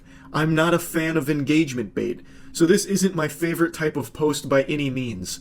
But I'm also not a Neanderthal, so I'm able to recognize that clearly this is just a quick throwaway, light-hearted meme that was meant to just get people engaged and saying silly names in the comment section. They were expecting people to just leave silly names under there, just real goofy stuff, and have a bit of fun with it. Aha, Bishop, change its name to Fallopian Tube, change its name to Booby, or what about it's a shit piece? Like that kind of thing. And it's a meme they've done before on other pieces like the Rook. But oddly enough, the Rook has significantly less engagement than the Bishop. That's pretty curious. They thought they'd just be getting dumb names. What they got was a catastrophic war zone with meltdowns, crash outs, and bodies piling in the streets all over this engagement bait post. Because people perceived it as a political statement trying to erase Christianity from chess. I shit you not, a lot of the top replies to that post are people fighting to keep the Bishop name there, thinking that they're serious about changing its name, unable to recognize the very clear, obvious joke that I think even a toddler could pick up on. It's bad. Like, this is like Lord of the Flies, but everyone's piggy getting rocks dumped on them here. It's fucking tragic. Before going to the quote tweets, let's stay on the front lines here in the reply section. A ton of the top comments are basically this: I hate Jews so fucking much, man. Let me guess, you're Jewish. Even online chess is Jewish now. Crazy. And just shit like this over and over and over again. This is like the most common reply to anything on Twitter. If it's something someone doesn't like, you bet your sweet bippy the reply is gonna be like, damn you Jews! I was eating Cheerios this morning and I had one that wasn't a perfect circle. It's the fucking Jews trying to brainwash me again. Man, my cat went to use the litter box but just pissed outside of it. The Jews came in here in the middle of the night, burglarized my cat's bladder, and changed the trajectory of its pee to my floor. Jews, why? So I wasn't surprised to see that these were some of the top posts of the chess.com meme. That's just the Twitter bread and butter right now. That's like the signature special sauce. Fucking heavens to Betsy, yesterday I saw a post about a mother celebrating that her son graduated college, and the top reply just said, Jewish? Question mark. Anyway though, back into the trenches. They are bishops. Take your anti-religious nonsense back to Reddit. Please delete your account. How about we turn everyone who works for your garbage website into ground beef and feed you to Africans? You will never be able to erase our culture and history no matter how much you try. That's a big one that was repeated a lot. We invented chess and now you're trying to make it woke? Get out of here with that gay woke mind virus agenda. Go woke, go broke, checkmate. Tips Fedora. Up dudes to the left, kind stranger. I love that the checkmate was something they said a lot of. I think there was a real sense of like accomplishment with that, like very proud. First of all, though, we didn't invent chess. That didn't come from us. That came from India. Secondly, no one's making it woke. They're not actually changing the name of the bishop. It's a fucking meme engagement bait post they have also done for other chess pieces. Wake up! How can you be so soft? It's the bishop, you filthy rats. You want to rename the king to Comrade Stalin? Fuck your atheist gay race communism. That's the bishop. Forever will be. Amen, brother. As the bishop is gonna stay that way. Get your gay communists out of here. You want to take all this gay communism somewhere? You take it to the dump. Not on my sacred chessboard. That gay commie shit, that goes in the toilet and I flush it. That's what happens to the gay communism. The deconstruction of the Christian West lost at the ballot box. Fuck you guys. I'll just cancel my account if you try to pull this shit. Go fuck yourself and fire whoever recommended this idea and everyone who greenlit it. Fuck you. It's a bishop, and delete your Twitter account. It's 2025, we're not doing this anymore. Fourth Reich, 1,000 years, is still called a bishop. I know I mentioned we'd go through the quote tweets, but most of them are just kind of like this. The erasure of anything remotely Christian from society needs to stop. And then there's a couple of other quote tweets. There's a couple of other quote tweets that have like tens of thousands of likes, basically using it as a rallying cry, like, they're coming for us, they're trying to defeat us, we can't let them, we have to stand together. That kind of thing, which again, isn't happening. There's no bishop name change coming in here in the chess patch notes. I can't believe we're at this point where that even needs to be said. And then there's a lot of cope from people that are being pointed out like, hey, that's not happening. You look kind of stupid for this kind of blow up over something that is clearly just a joke. They're like, well, it's a bad joke. Yeah, maybe they did it for the rook, but it's a drawn out shtick. They should have known that this is a terrible idea with the rook post.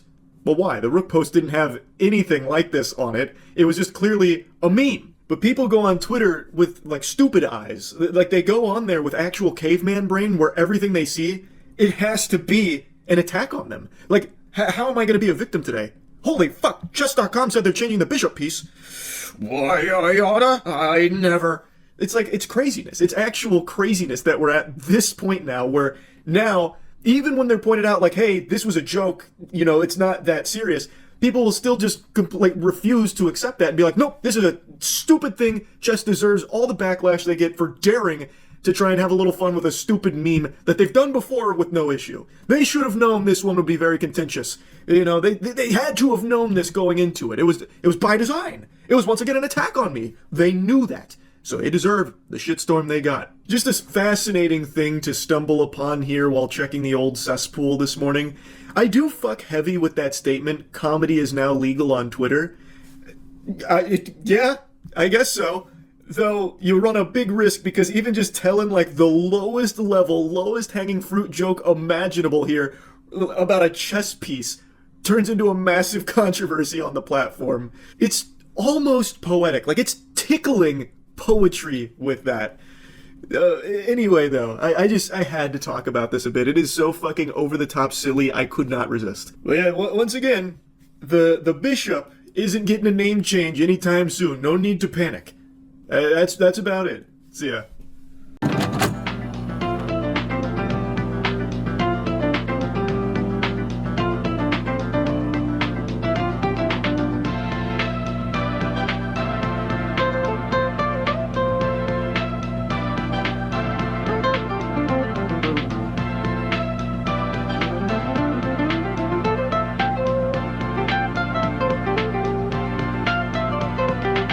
Going global again. It's the around the world food tier list. Today we're going to Mexico. Also, this video will be dubbed in Spanish by me. That would actually go crazy. You should do that for real. Yeah. But also, I can't help but notice neither of you put on the mustaches that I left out for you. Were there mustaches? Oh, I thought that was just a cardboard thing. I just picked it up and no, those were mustaches. Sorry. First dish. That's a lot. We've got tacos. Huevo frente. Don't touch them for a second. Also, look at the plates. And also, how many of you eat grilled cheese for breakfast? What? No, I got to that point in the video and I stopped editing it. The better question is, how many of you consider grilled cheese a breakfast food? No, I've definitely had, like, it wouldn't be called grilled cheese, but I've had cheese on bread. When I was a kid, my mom would whip that up for breakfast like pretty often. I thought, up until we did Shaq's Big Chicken, I thought it was a breakfast item. I mean, like a breakfast sandwich has bread and cheese, but like it also has the egg and the meat and stuff. Like just grilled cheese, I think is a little interesting. Yeah. No, I didn't think it was far of elite. You guys looked at me like I was a fucking psychopath. I'm gonna break the egg yolks and also, grilled cheese is a historic, like, hangover food. What is a hangover? It's a breakfast experience. I don't even know that I agree with you that grilled cheese is a historic hangover. Okay, let's not get ridiculous. No, I think grilled cheese could be classified as hangover food because it's kind of anything that's simple on your stomach. Anyway, what are we eating here? Huevos from Hugecharles. This is breakfast grilled cheese. Breakfast cheese. I think I got Mexican grilled cheese looks funny. I'm gonna try and divide it equally here. Is it as good as it looks? I forgot my avocado. Oh, I ended up with the whole egg. I tried to separate it. That's a good omen. It's like pulling the larger side of the wishbone. Alright, here it comes.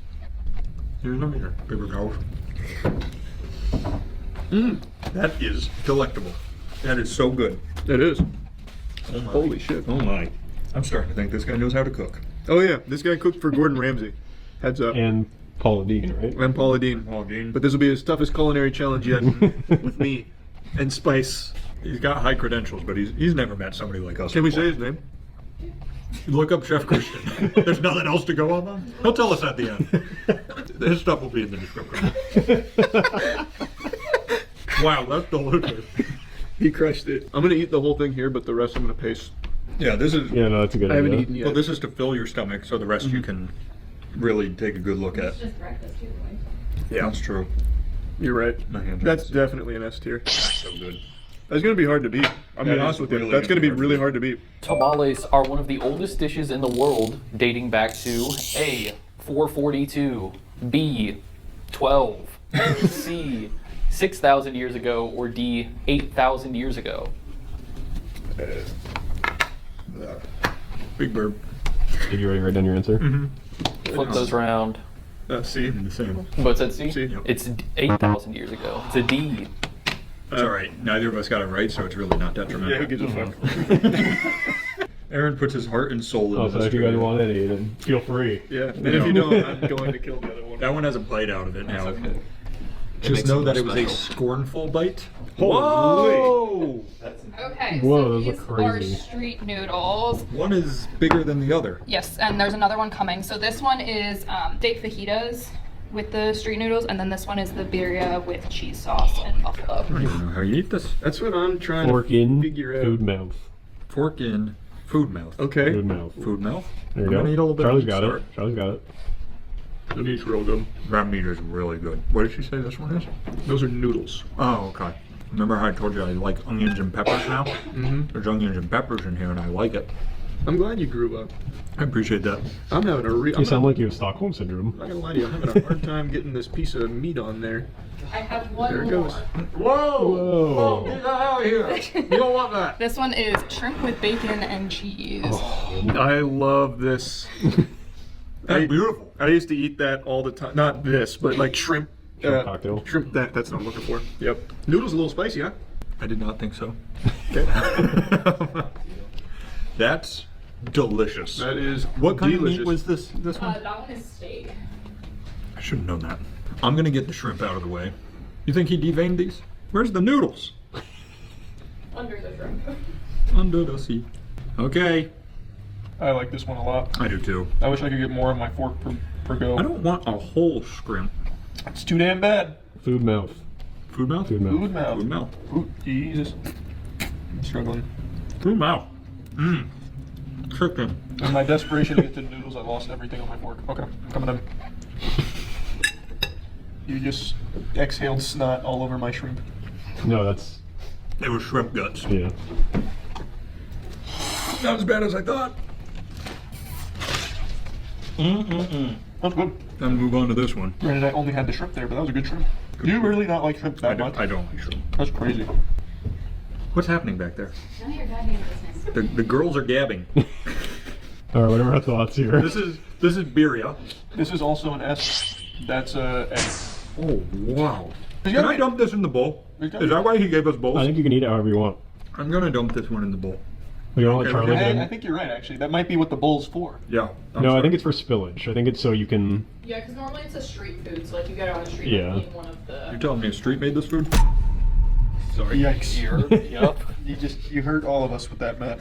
I took tick damage. Like a volley. Every one of us went red and went.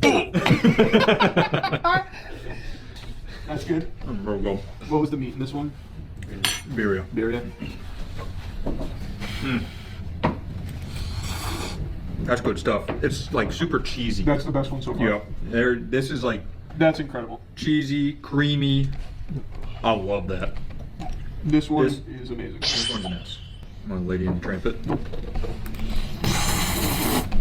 That's the sound of science. I think I would go S. S. I don't like this one. This one, personal bias, D. Well, it's all personal bias. That's the beauty of it. No, this is science. Oh, true. Yeah. This is factual. I like this one a lot. Wait, you don't put your personal bias in your science? Oh. Yeah, the steak and that's great. The shrimp and that's great. I guess the only thing lacking in the shrimp to make it not an S for me was it's just noodles and a shrimp and a little bacon. Whereas these two just kind of blow it out of the water. Yeah, I think this one even had buffalo on it, but I'm not getting the like bad buffalo taste that I don't like. Maybe I'm wrong. Maybe it didn't. I definitely didn't get that. Yep. Very good. Very, very good. S. I don't like shrimp. For Mexico's Independence Day, families prepared chiles in nogada because A, it's a treat popular with many young children in Mexico. B, the colors of the dish match the Mexican flag. C, it is the national dish of Mexico. Or D, it is not a real dish. What do we write? I wrote A. I wrote B. Matt is correct. It's the color of the Mexican flag. Yo! Yes. What is nogada? Don't know. Didn't look it up. It's like a green pepper, and you put white creamy sauce on top, and there's like little red peppers on top too. So it's green, white, and That's red. the dish. Mm-hmm. I made a really good mess over here. You guys are gonna like that. Can you guys explain how to play Bulldog for me? No. That's like the best question you've ever asked. I've had it on my phone for a while. I just keep playing, but like, You make a... You know how to play poker? Yeah. What's that? Just make poker hands. But that's literally what people pay. Yeah, it's addicting. Yeah. I'd pay $60. Because you see number go up and it flashes and it makes... Like, how far have you gotten? Whoa, baby!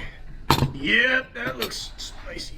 So this is menudo. Not sure if I should tell you what it is. So it's got hominy, which is the corn. I love hominy. Let them taste it first, and then we'll let them know.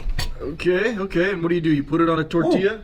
Yeah, that smells hot. Now that you've said something. That looks nice. No, just eat. I know I'm gonna eat it, obviously. I'm just trying to see if I can... Spoon mouth. Hot tub is too hot. So what am I putting? I'm putting this in this. And I'm I'm saying, how do you do? No, it's gonna be fine. Oh, actually, chewy. I don't love whatever the meat texture is. Yeah, that was very chewy. Yeah. Is it what we were talking about? It's kind of like a sponge. Like here, I'm gonna pick this up with my fingers to show you a little bit. It's like a block of tofu. Yeah, it's like real. Oh, sorry. Oh, that's my shirt. It's like super spongy. Yeah. And elastic. Momo, what is that? It's tripe. What is that? Oh, that's cow intestine. It's Well, safe. Is it It's safe? Yeah, Yes. yeah. I'm gonna be okay. People eat it, yeah. So what is it like flavor-wise? How are we feeling? It just kind of takes on the flavor of the soup. Yeah, it was just the texture. Yeah, And the texture is soup. off-putting to me. I love hominy. Is that what the corn is there? Mm-hmm. Not my favorite. Yeah, I mean, it was just fine. I give it a C. Yeah, I'll go C. I want to try it with a little bit of lime. I don't want more tripe though. Well, that's the whole point of the dish. There's other stuff in there. All right, you know what? I won't try it with the lime. C. You're working off a lot of spite today. I was just saying. Have you ever had? Yeah, give it a try, Danny. I don't think I've ever had tripe before. It's not bad. It's just kind of there. Yeah. Very true. It's going to be hard to bite through. Yeah, that was the problem I had. Yeah, it's pretty flavorless, honestly. Yeah. Can I get a pickle? It's very tofu-y. I'd say it's on the meat scale, not up there for me. Yeah, agreed. Which extremely common food originally came from Mexico before being spread around the world? A. Tomatoes. B. Spinach. C. Eggs. D. Dr. Pepper. I know this one. Do you actually know that one? I feel like it's probably this would be my guess. They love teaching this to kids in school. Is it tomatoes? I said You are both correct. Tomatoes. Yay. Oh. All right. We've got tacos. We've got birria, steak, and then chorizo. Alright, game boys. Let's start with the one I know I'm not gonna like, which is the chorizo. Would you like this? Yes, please. You don't like chorizo? I do. This is just that looks exceptionally hot. I think it's just red 40. He just put a bunch in there. Yeah, it doesn't smell super spicy. Okay. You'd know. That's a cool way to hold tacos. Very cool plate. You're right. Not super spicy? Not super spicy. That's good. Stick with me. That's good. Good wok too. I forgot to get guac on mine. Nice and plain guac. It's delicious. I love this burrito. And I'll put it back so that people can enjoy it. That's what I'm doing. That's good too. Oh wow. That steak is good. You let all 10,000 taste buds play. You know the episode of Jimmy Neutron where they keep finding stuff around town that's like almost finished? Oh yeah. I love that episode. Jimmy's mom. They called me half done and never finish, which weren't particularly good nicknames. These things make a mess, am I right? Oh yeah. Oh It's yeah. not a different meat, but it is kind of Was it going to be lamb? No. Was it going to be Tripe. Was it going to be trout? Beef tongue. I am so glad that there was none. For the record, I think you'd like beef We had tongue it more one of than these, you didn't we? liked tripe. I think you'd like it more than tripe. I think we definitely like it more. Tacos, obviously going to be an S tier. In there, I would also agree the steak tacos were the best. And then I'd actually put these neck and neck behind. Like, I don't really like one more than the other. I like them both. I like the. I think I'd probably like the birria. Yeah. But that steak taco is definitely the head honcho. So, we've seen half of Mexico. Yep. How's it doing so far amongst the other countries? It's up there. I only have one thing, not an S. Yeah. I'm trying to. It's been a while, so I'm trying to think through what we did. I remember Greek went crazy. Greek and Italian and Mediterranean. I think that was Greek. For some reason, I thought we had another one in there, but we didn't. We can get the cut. I'm happy nothing's been like spicy.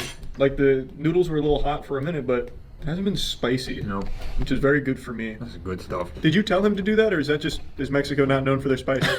I don't know. I did not tell him to do that. Nope. This is also, I'm sure, like my kind of taco too, where you get the tortilla, the meat, and some good old guac on there. Yeah, I'm glad With some lime. you don't try and like dress it up all fancy schmancy. Exactly. Ruin it. It's just let it speak for itself.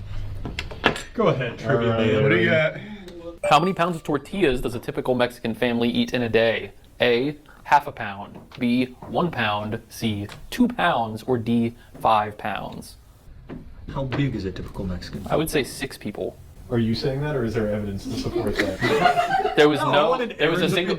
So where I found this, it said the typical Mexican family eats blank, and then underneath was a longer, complete compound sentence that said, in a lot of families in Mexico, they eat this many tortillas in a day. And I was like, okay, well, you just kind of flipped up the syntax on it. So what you're saying is there's no evidence to support it. I'm going to say, was. think 2 parents, 2 children, 1 set of grandparents. Okay, That's fair. Yeah. That's fair. All right, and you said 1 pound, 2 pound, 5 pound, And then half a pound. half a pound. Cool. I think half a pound's too little. 5 pounds might be Well, too especially with much. 6 people in the family. 5 pounds, like that's quite a bit. That's a lot. And that's what I think it is. I'm going 2 pounds. It's 5. It is 2 pounds. That is on it. If there's one thing I know, it's Mexican families and their tortillas. That's what they always say about you. Yep. Oh, bread. So this is tortas de cochinita pibil, basically a pork sandwich. He recommended that you put the pickled onion with this. It is spicy though. So. You can each just have a piece of yours and then we'll scrounge off of it. No, it's made for. That's what you're supposed to do. Just cut right down there for the family. Well, why aren't there 2 I more? was gonna say there needed to be 6 pieces. Though. Yeah, that's too small for a family. You're right. I forgot. Did you put the? I didn't yet. I was gonna let you do that. Thanks. You're such a nice guy. You think I got a single one from that? No. So what in here was spicy? Everything? Habaneros. Oh, motherfucker. I think it's the orange one. Did you remember that water? Oh, no. It's okay. I won't need it. You're probably right. Oh, there she goes. Did you get some habanero? That's how the sandwich is made to be eaten. Oh, like it's not in the. Oh, it's that. It's that orange one. Yeah, you just need one on there. I don't think it's gonna help bring out the flavor for me. Yeah, I'll do a bite without and a bite with. So can I take the tomato off? Nope. Exactly. That's crucial to the dish. Habanero is just an option. Whoa. I would say the habanero adds to it. That's the biggest load of fucking bargain. No, that's good. That's a great sandwich. Oh my Can't wait God. to fucking ruin it with a habanero. Oh my god, this is gonna actually make me fucking squeal and squirting. Holy shit. What? So, whoa. What do you think exactly that added? Spice. I'm not kidding. I did think it added to it. It's not as hot as just eating a habanero on its own, but it made it worse. That made it worse. You don't need this, right? I do need it, but it's not as bad. That was jalapeno levels. That was manageable. It just made it painful. This pork is cooked perfectly. This is pork is. There's more to that statement. It's good. Very good. It's another S for me. I really like that. I gotta do a little check-in with you. Where are things ranking? What right now moves forward for you?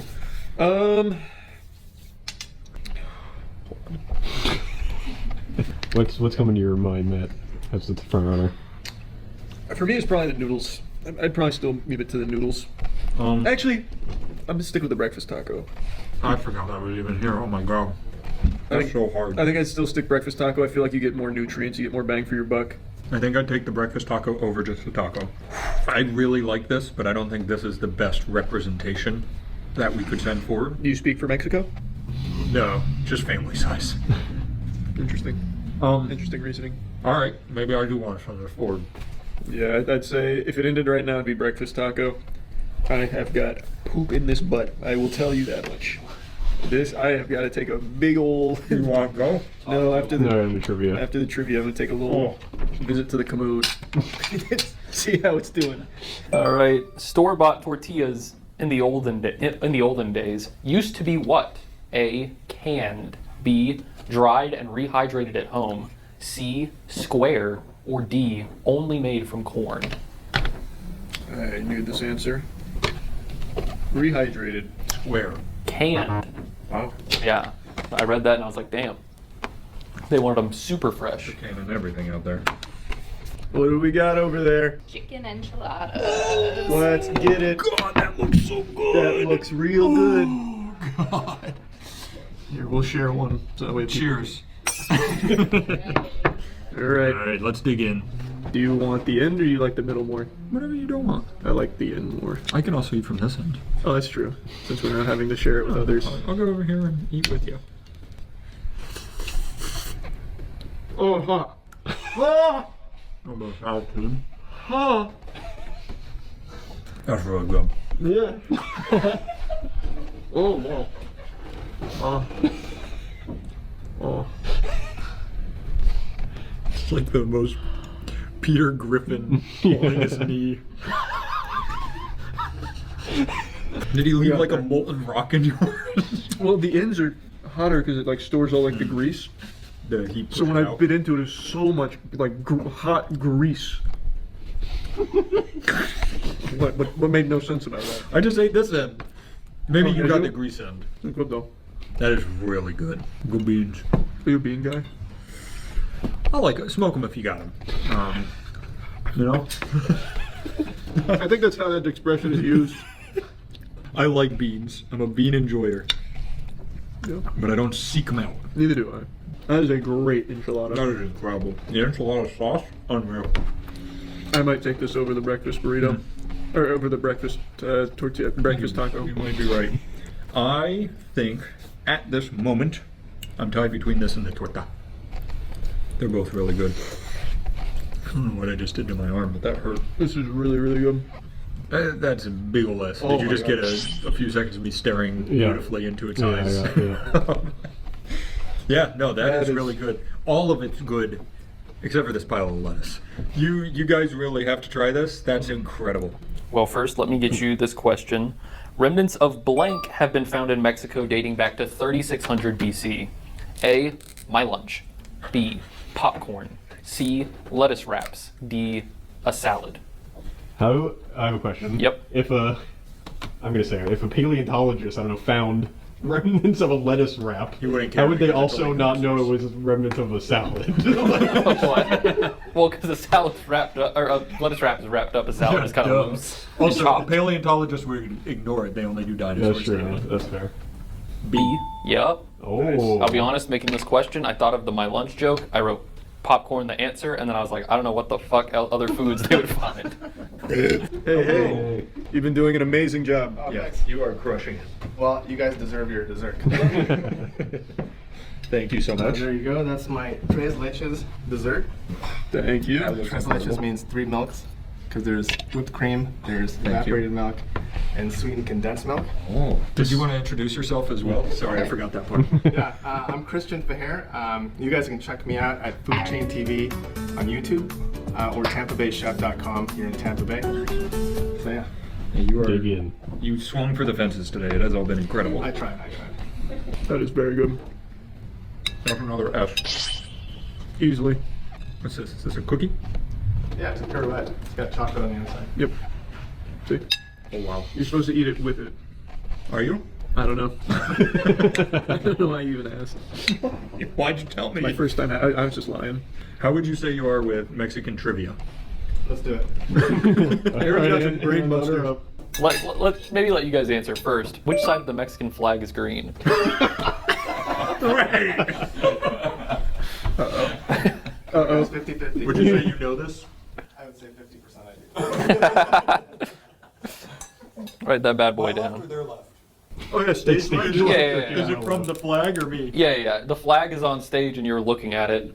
You're crying because of its beautiful performance of Les Mis. And I'm in the crowd. Yeah. You're looking at it on stage. You're looking right at it. Then it's that. The good news is we chose different answers. It is on the left. Fuck, I was gonna go left. Did you know this? Oh yeah, I know. Yeah, left all the way. Fuck. I wrote that one. I was like, these guys are gonna look so dumb, and then I went, let me make sure I don't look so dumb because I don't actually know. Well, thank you again. Thank you so much. We need to send a dish through. Enchilada. It's enchilada for me. The enchilada was unbelievable. The whole plate of the enchiladas was just unreal. Legitimately Glad the you best. guys enjoyed it. It was a lot of fun making it for you. And once again, you can find all of the links you mentioned in the description below. Thank you. Man, I very love this much. fucking dessert. Yeah, this is really good. I don't want to eat it all, so you guys can have some. I left a little bit. That was The delicious. cinnamon is incredible. Thank you so much. Thank you. All right. Adios. As we say on the Around the World tier list, We'll see you next time.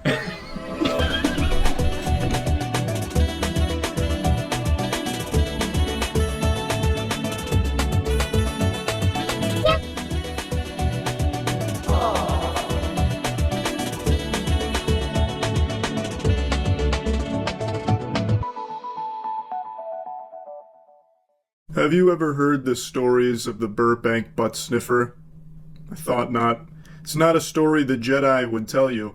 The Burbank butt sniffer is a menace who's been on the prowl for a long time now, but rose to infamy about 2 years ago in the public eye with a Tik Tok video that captured him in the act at a Barnes & Noble's on a serial sniffing spree. Staring at me. It felt like anywhere I moved, he kept following. I couldn't tell if I was being paranoid or if he was just reading a book and he just happened to be in that little corner. Anyways, I recorded just in case he was trying to say anything or do anything to me. But I definitely didn't expect him to do this. Like, what the actual fuck? And the whole time I'm thinking I'm fine because he hasn't said anything or touched me or anything. But then you notice that he goes over and does the same thing to this girl. And he'll crouch down low and pretend like he's doing something and then smell? I don't know. What are you doing? I was so freaked out. His voice when she asks him what he's doing, where it's like trembling and panting almost, tie my shoe. Like, that right there is haunting. He literally sounds demented and evil. Like some kind of conniving creep from a cartoon. He sounds like a villain from a CW production, but he's not make-believe. This is a real sex offender. So in this video, you can see him sniff her rear end and then go to another woman in another aisle doing a similar thing where he's like on the ground, you know, tinkering with some books, but then he like sneaks a smell in. He's basically treating Barnes & Noble's like an all-you-can-eat buffet of whiffing tookuses. And he got caught here. He got arrested. He's actually been arrested multiple times. He is a sex offender. But it feels like they just don't really take his crimes all that seriously because this guy gets caught and released more often than a bass in a lake. Like, you can find articles and even videos of this guy doing this shit for years. Like, here's another one from quite a while ago. Also, prowling the local bookstore. Hey, are you following me? No. My bad. Yeah. In this clip, you can even see he had hair. Kind of like how One Punch Man trained so hard he went bald. This guy sniffed so much ass he went bald. He does not stop. He is a maniac on the loose. And he continues to just get set free to keep repeating this over and over and over again. You can find almost countless reports of him going to multiple different locations, just huffing as much fumes as he can from strangers' keisters. It's so fucking weird that the authorities just let him out so willy-nilly.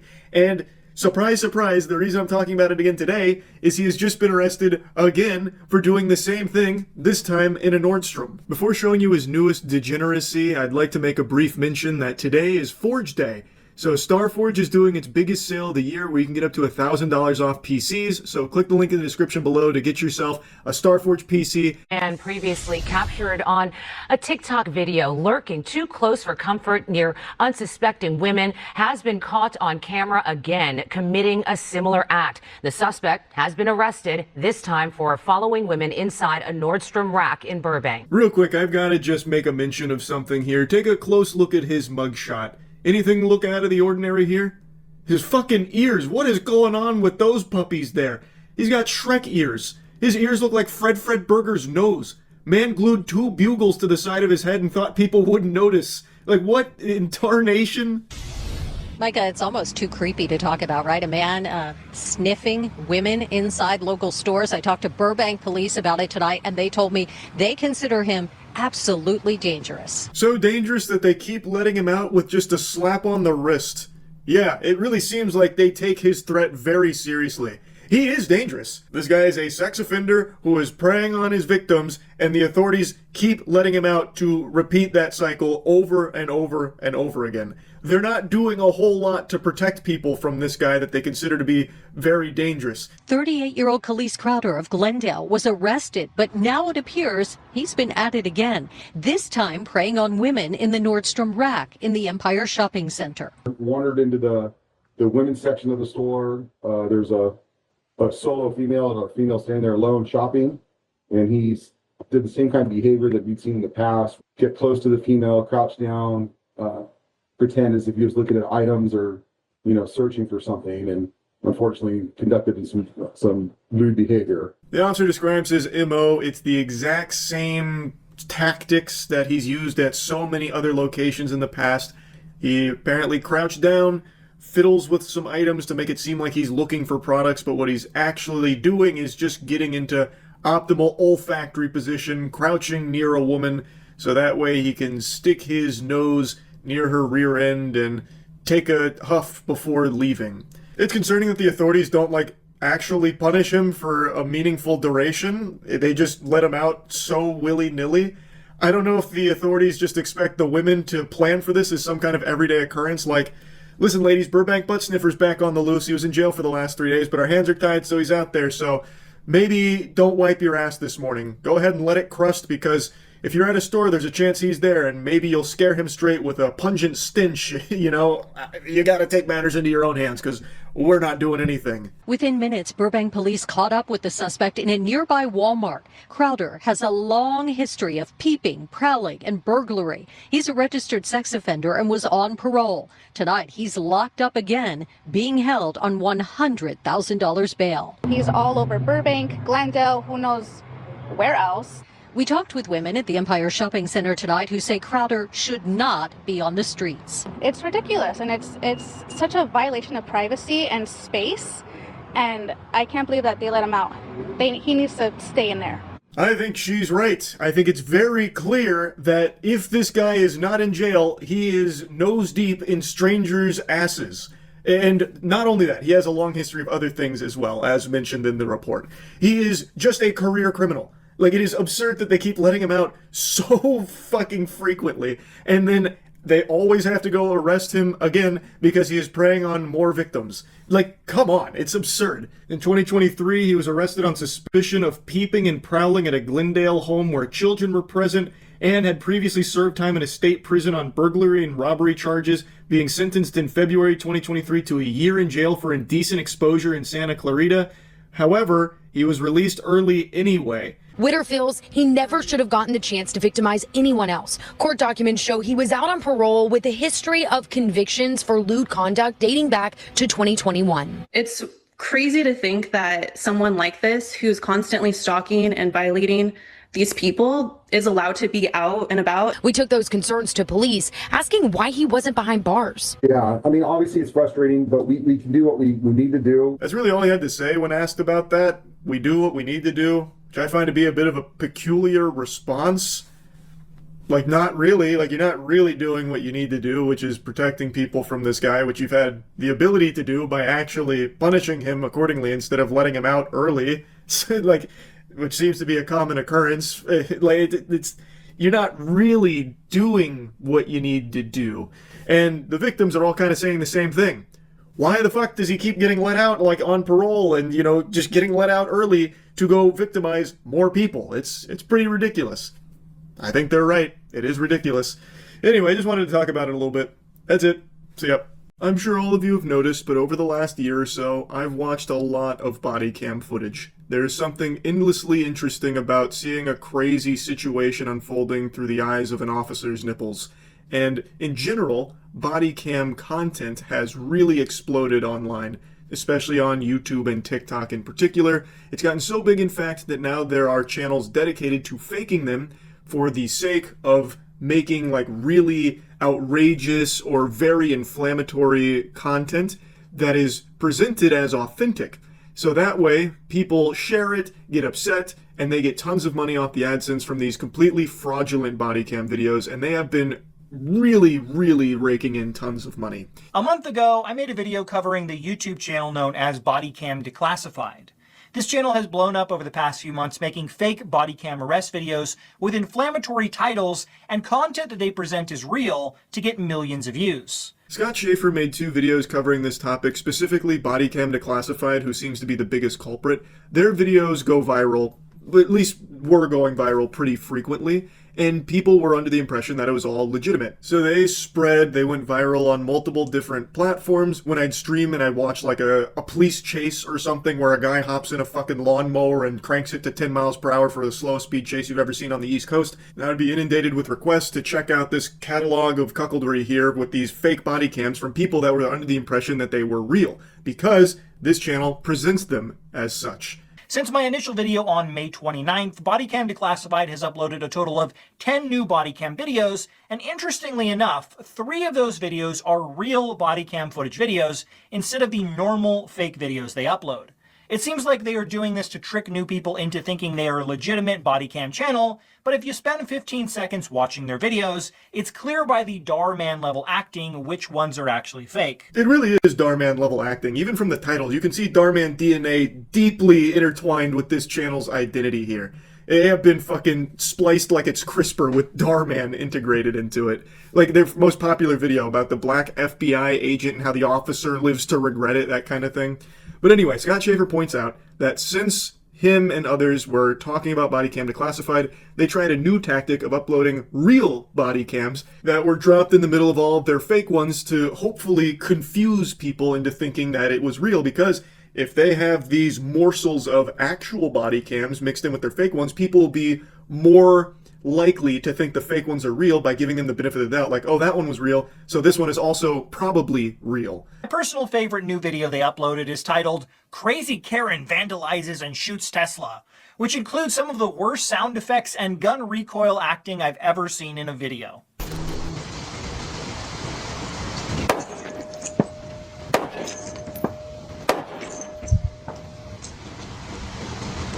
I know, the footage is hard to look at. It's too realistic. It's shocking. You can see why so many people were deceived by high-quality forgeries like this. I do really like this one as well. The way that she, like, ugh, as if she's fucking shooting a bazooka at the Tesla here. Like, this is how, like, a child thinks a gun works. Excuse me, ma'am. What do you think you're doing? What do you mean? Well, we've had 3 suspicious calls Calls for what? about a suspicious person approaching houses. 3 people in this neighborhood have reported it. Can you do anything about that? I surely don't. I'm working. You're I'm working? now. And what is it that you're doing? What's your job? I'm the mail carrier. You're a government employee. Would you get that costume at Spirit Halloween store? All right, turn around. You're under arrest. Bag off. To make matters worse, they even come up with a fake backstory that shows up at the end of the video, claiming the black mail carrier was suspended for 6 months without pay. Now, as Scott mentions, that last video with the crazy Karen going cuckoo and shooting the Tesla is just silly, but most of them are supposed to be really incendiary. So, like, a lot of them are racially charged ones, like this, about a black mail carrier getting arrested just because of the color of her skin. And even though the acting is atrocious, obviously, it was good enough for a lot of people to buy into it and get outraged, which generates a lot of money for Bodycam Declassified. So they've done very similar ones like this multiple times, all for the same purpose of rage bait to make money. The clear example they know they may be doing something wrong is they started to add a disclaimer that says, this content is a dramatized reenactment. Any similarities to actual persons or event are purely coincidental. This disclaimer has been added to their most viral videos, like the one titled, Cop Pulls Over Black Judge and Lives to Regret It. When I covered that video last month, there was no disclaimer in the description this was fake, and you can verify that by using the website Wayback Machine to see it was only added recently. They also aren't adding this disclaimer to any of their new fake videos, and seem to have only done this to the videos that went really viral. Yeah, so the disclaimer was absent when those videos were uploaded and when they were gaining all their steam. It was added after the fact when they had already popped off. Kind of, it seems like, as a way of covering their own ass, because they got so popular and they made so much money off of it that they probably thought that there was a chance they could get in trouble for it, because it is presented as if it's genuine. They go out of their way to try and make these extremely real with no indication that they are reenactments, as they call them. So they probably panicked a little bit thinking that there was some kind of trouble they could find themselves in, some hot water, so they retroactively added that. But as Scott mentions, it's only for those videos when they get to a certain level. Like, their new ones, it's still not there. This video from Scott's about a month old, but their most recent one from a little over a week ago, the HOA Karen, that one also doesn't have a disclaimer in there, despite being a completely fake video too. Ma'am? I'm sorry, here for what? Stand back. I am the president of this HOA and I have this perimeter secured. Okay, can we stand over here in the shade out of the sun so I can find out what is going on here? Yeah, I'm the person that's in control here and this is out of control here. So you can check the description. It just says crazy HOA gets arrested on body cam. Hashtag body cam, hashtag police. And it ends with her being thrown in the back of the patrol car, which does use actual cherries, it seems. Like, it does actually have the lights and is seemingly a pretty convincing cop car. The only dead giveaway that it's not a real cop car is the side says Coral Palms. You can see it right there in the logo, Coral Palms Police. But there is no Coral Palms Police in the real world. That's a reference to Brooklyn Nine-Nine, at least from everything I can see. I can't find a Coral Palms Police. So they probably were very careful to choose a fictitious place and make their own logo in order to avoid, like, the police department coming after them for presenting a fake arrest as real while also parading around and impersonating their police department. That would be my guess. But yeah, there are some of these fake videos where they do everything they can to make it seem very real. It really feels like this channel wants everyone to believe that what they're presenting is not reenactments per se, but legitimate events, because that's what spreads and it makes people upset, so they get a lot of money for it. They're trying to shove that cock down your throat about how real and authentic they are. This is their channel description. Our channel presents authentic body cam footage sourced through official FOIA, Freedom of Information Act requests, as well as reenactments using professional actors to clarify key events. All reenacted content is original, scripted, and exclusive intellectual property of Media 360 LLC, protected under copyright law.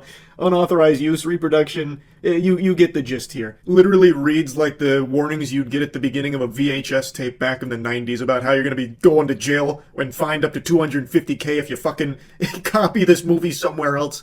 They're basically bringing that out as well. We'll get you with the fucking strong fist of justice if you try and use our fake body cams for your own somewhere. We'll find you. But you can see in their description, the first line there is about being authentic body cams. It's not until you expand the full thing where they also mention the reenactments, which again, they're not reenactments, they're skits. You are making skits, but they're trying to find nomenclature to spruce it up a little bit, because saying that you make fake body cam skits is a little pathetic. So they're calling them reenactments of key elements.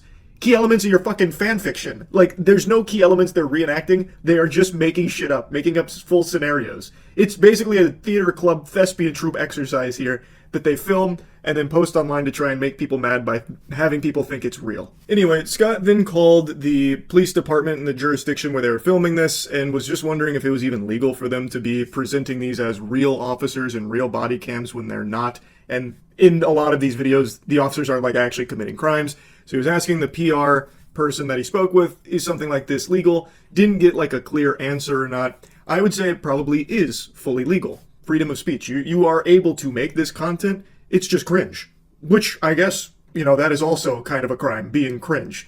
But as far as legality goes, I imagine it is fully legal for them to do this and try and present it as real. At the end of Scott's video, he then talks directly to the point people were making, saying, who gives a fuck? Cops deserve it anyway. Basically saying, like, there's so many terrible cops out there. This is totally fine. Who cares? And Scott's point was, it doesn't really matter how you feel about police officers. It's the racially charged, fake rage bait videos here that are the issue. I don't really care if you like cops or not, but making fake rage bait videos designed to foster social and racial tensions, all because you just want to make money on YouTube, is an incredibly evil thing to do. Everyone has some sort of social or racial group they are a part of, and I assume that most people wouldn't want the people they cared about being trashed online with fake videos trying to make them look bad for views on YouTube. What if someone faked a video of a black man doing terrible things to a white person, or even a member of the LGBTQ community doing inappropriate things to a minor? And again, this isn't the only channel that does it. It is a pretty popular branch of content now to make fake body cams that are really incendiary, so that way they will spread and the creator of those body cams can make quite a bit of money off it. It really is very Darman-esque how Darman came and gave the internet the curse of Darman type videos where it's about like, don't judge a book by its cover, be nice to your friends, that kind of thing. And now there's hundreds of channels that are making full careers, making an entire business out of that genre of content. This is kind of the same thing, but for a currently smaller niche, which is body cams. So just an interesting topic I felt like talking about today because it is still pretty common to see a lot of fake body cams floating around and people thinking they're real. That's really about it. So it's rare that I can't yap up a wacky intro, but learning about this menace has left me stunned. I just saw this video from EWU Body Cams about this guy that would hide cameras in like every bathroom on the planet, it seems like. I wouldn't be surprised if he's got hidden cameras in my own porcelain throne territory there. Like he's infiltrated my domain and is filming me. I'm calling because we just received an anonymous tip that someone has a camera in our employee bathroom and is uploading videos online. You still haven't raised my charges. Where's our charges? You're not supposed to be judgmental to anybody's crimes, by the way. What the hell is even that? You're not supposed to be judgmental of crimes? I don't remember hearing that in the Miranda rights. I can't even really imagine that. Like, you show up to a murder scene, you catch the suspect, and you just happen to say, like, hey, buddy, look, I don't mean to be judgmental here, but you strike me as a bit of a jerk for this, you know, taking a lot of human lives here. I know, sue me, I don't mean to judge. I feel like as far as judgment goes, crimes are a pretty solid one for people to form an opinion on, rightfully so. If you are found guilty of secretly recording thousands of people using the restroom, you're a fucking freak, and people will judge you as such. On July 19, 2022, the police in Ann Arbor, Michigan responded to the Briarwood shopping mall after receiving this unusual call about video footage from a store bathroom being uploaded online. Horrifically, the resulting investigation into a tech-savvy peeping Tom would spread throughout the city of Ann Arbor. The final number of cameras and victims is enough to make your skin crawl. It's not exaggerating either. It actually did, by the end of this investigation, have my fucking jaw on the floor with how many cameras and how many videos and how all over the place it was. There wasn't a bathroom in Michigan that was spared his peeping. Like, this guy is like the supervillain of shitters. There was nowhere safe, no porcelain throne left unsullied by his eyes. His near omniscient eyes. He dedicated his whole life, put his soul into his craft of spying on every bathroom in Michigan. He was literally like the architect from The Matrix. This morning it was my boss who took the phone call. I don't know what time it was this morning from a restricted number. He was like, it's a restricted website, you're not going to find it, but I just wanted to let you know. The responding officer headed to the bathroom to take a look for herself.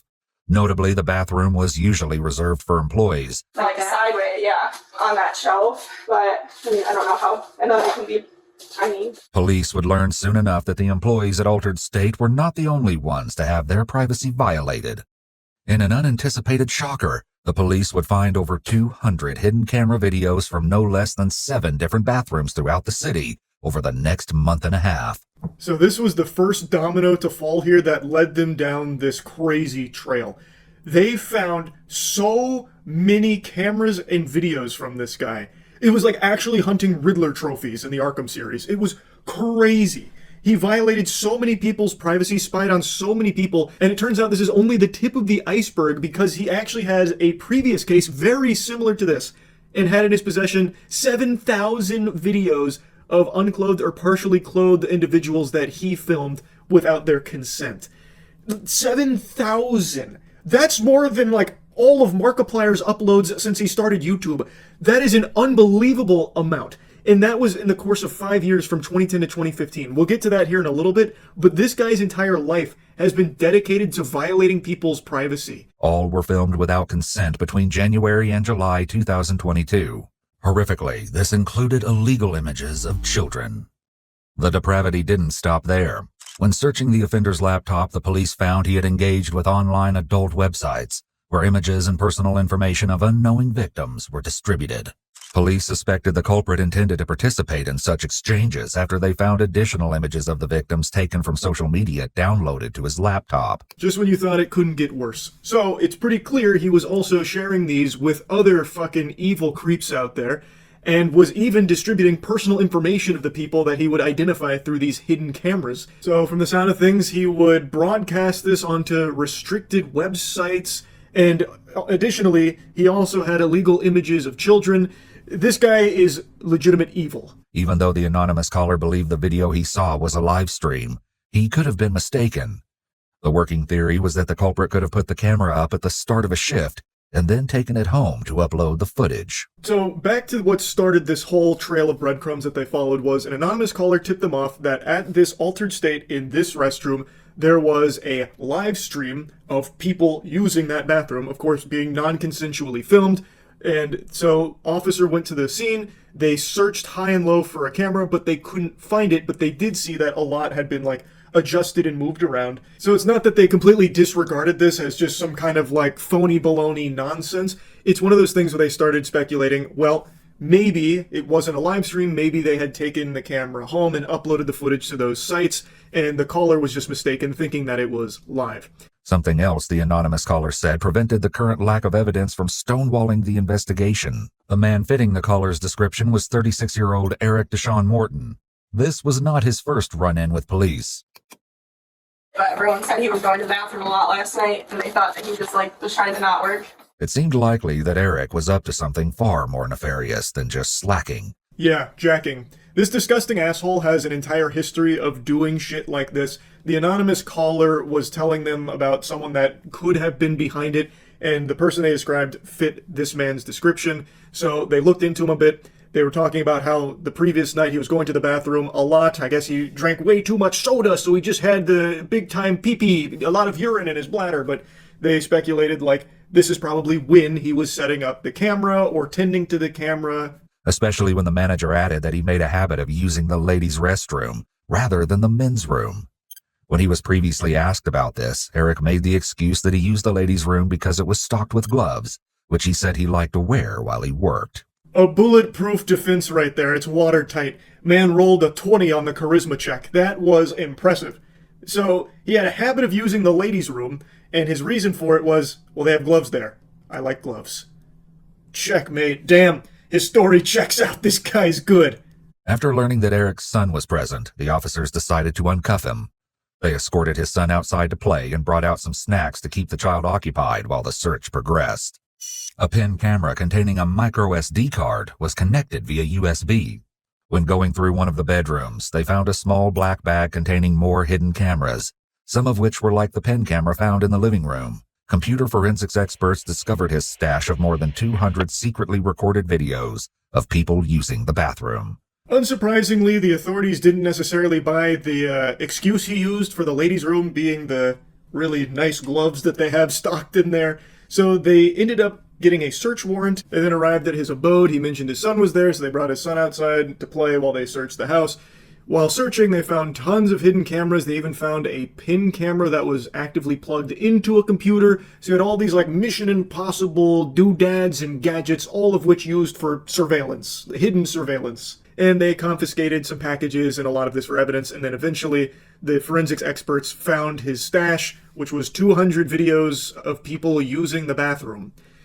Which, maybe there's a perfectly valid explanation. Maybe he was just checking to make sure they weren't doing back-to-front wiping, because, that in and of itself is a sin. Maybe he was just looking out for people's well-being, ensuring proper wiping technique, Maybe there's a perfectly justifiable excuse that he was secretly recording all of these people. Authorities got an arrest warrant. They went to his other job at a hotel and arrested him there, which surprisingly was not his first run-in with the authorities. In fact, in 2015, he was arrested for very similar things. He'd previously been arrested back in 2015, coincidentally by some of the same officers. In May 2015, Eric was arrested after a woman caught him filming her through a peephole while she used a porta-potty. Further investigation revealed more of Eric's disturbing behavior. He tried to film a stranger through a porta-potty peephole. I didn't even know porta-potties had peepholes. I'm assuming he custom built that himself, fucking threw a glory hole in there and used it to film people. Or maybe he built his own sound stage that looked like a porta potty so he could film people. I don't know. It's fucking crazy though. The lunacy knows no bounds. And he would actually proudly post about shit on Twitter too. So they bring up tweets here. The first one they show about him cleaning out his phone, and then he has the gall to say "in Jesus' name." In 2022, Eric was confronted by a coworker who found a camera disguised as a phone charger in the women's restroom. It was plugged in and facing the toilet. Eric insisted it was a regular phone charger and fled with the device. Unsurprisingly, he was fired from his job. I'm assuming this footage they're showing comes from his Twitter, or maybe like he had a TikTok account where he's doing this loser shit like Naruto running while doing a 360. I have no idea. But it is unbelievable the links he would go to for this depravity. So he had a hidden camera phone charger, like this fucking crazy like spy gadget that he plugged into a wall outlet in the bathroom and had face the toilet. Like, you can't trust any household objects in Michigan while this guy was on the loose. I didn't realize technology reached the point where we could disguise phone chargers as hidden cameras. So good on the astute observer that happened to pick up on that and then confronted him about it, which of course he denied, and then he snatched it away and Naruto ran off into the distance. But like, it's just crazy. Like, there was nothing sacred in bathrooms across Michigan. You think that that's a skid mark in the toilet from a previous poop? Nope. Actually a hidden camera from Eric. You think your parents are actually your parents? Nope. Actually DARPA drones that Eric designed for the sole purpose of trying to convince you to go to the bathroom so they could spy on you for Eric's hard drive. Like, it's unbelievable how many cameras he was setting up in bathrooms across the entire area. The case escalated to a whole new level when the police found an appalling 7,000 videos of unclothed or partially clothed people in Eric's possession. Some had even been recorded in a private residence. They also found images taken up women's skirts, which suggested he had a camera device attached to his shoe. This particular unpleasant collection dated all the way back to 2010. 7,000 videos. And also turns out he was a notorious upskirt pervert creep. He put a camera on his shoes so he could take those pictures. And I'm guessing by that tweet would even post it on Twitter. Like, he would publicly post the upskirts, it seems. Or at least some of them. What? Also, it turns out he was arrested in 2006, but that one had actually been scrubbed from the records. That shit was like the cloning planet from Star Wars. Like, it had just been removed from the archives because of a program to try and help young first-time offenders or something like that. Anyway, he posted his $100,000 bail. He did get picked up again later. Turns out him getting arrested didn't mean shit to him. In fact, through some of what they recovered, they were able to actually figure out the timing of a good chunk of it, and some of it he had recorded after being discharged the same day. So he just kind of viewed getting arrested as like a nuisance. It wasn't actually a deterrent or anything for him. It was just kind of like a bump in the road, like he hit a pothole. So now all of a sudden he would have less videos that day, but he still went right back to it the second he had the ability to. It's fucking nuts. And then, in the back of the police car, this is where that clip in the beginning comes from. He then tries like a bunch of like weird conversational tactics and gotchas to try and like, I don't know, strengthen his case of innocence while in the back. And that eventually leads him to stating that the officer is not supposed to be judgmental of crime. So now he starts to try and lecture the officer on morality. You're not supposed to be judgmental to anybody's crimes, by the way. I need your badge number, by the way. I didn't do anything. I don't know what you're talking about. No, when I say I do worse, when you say I do worse stuff when I was getting in the car. Oh, when you said you're not supposed to do that. Don't fight, and I said you're right. Yeah, but you're not supposed to do that. Why am I not? Because you're not supposed to judge crimes. You're supposed to be. What are you talking about? All right, man. Not exactly Phoenix Wright, but a very interesting tactic to try nonetheless. You judged my crime. I'm going to need your badge number. You're not allowed to do that. And the officer's like, what the fuck are you talking about? Didn't even do that. In 2024, Eric was convicted of 13 felonies. Eric was sentenced to 8 to 20 years and will not be eligible for parole until 2030. The true number of Eric Morton's victims, along with the identity of the anonymous caller who started the investigation, will likely never be known. They successfully identified 15 victims, and Eric was convicted on these 13 felonies, so he's facing 8 to 20 years. Ideally, he'll get the full 20 behind bars, but the thing is, even 2 decades in the slammer, I feel like the day he gets released, he's going right back to it. He's hopping right back in the saddle. He has been doing this for over a decade, and no matter how many times he's been taken into custody and arrested, or even been in jail for these crimes, he then gets right back to it. Like, this is, to him, his life's mission. This is why he was put on this earth. To compromise bathrooms. It's fucking sickening. Anyway, though, I wanted to just talk about this a little bit. This story just had me stunned. So yeah, that's really about it. See ya. Yeah, I know I've talked about this quite a bit, but it's such a fascinating topic I can't resist the urge to blabber on about it, and it's getting more and more prevalent at an alarming rate, much faster than I expected it to. It's the topic of AI companionship, people falling in love with AI.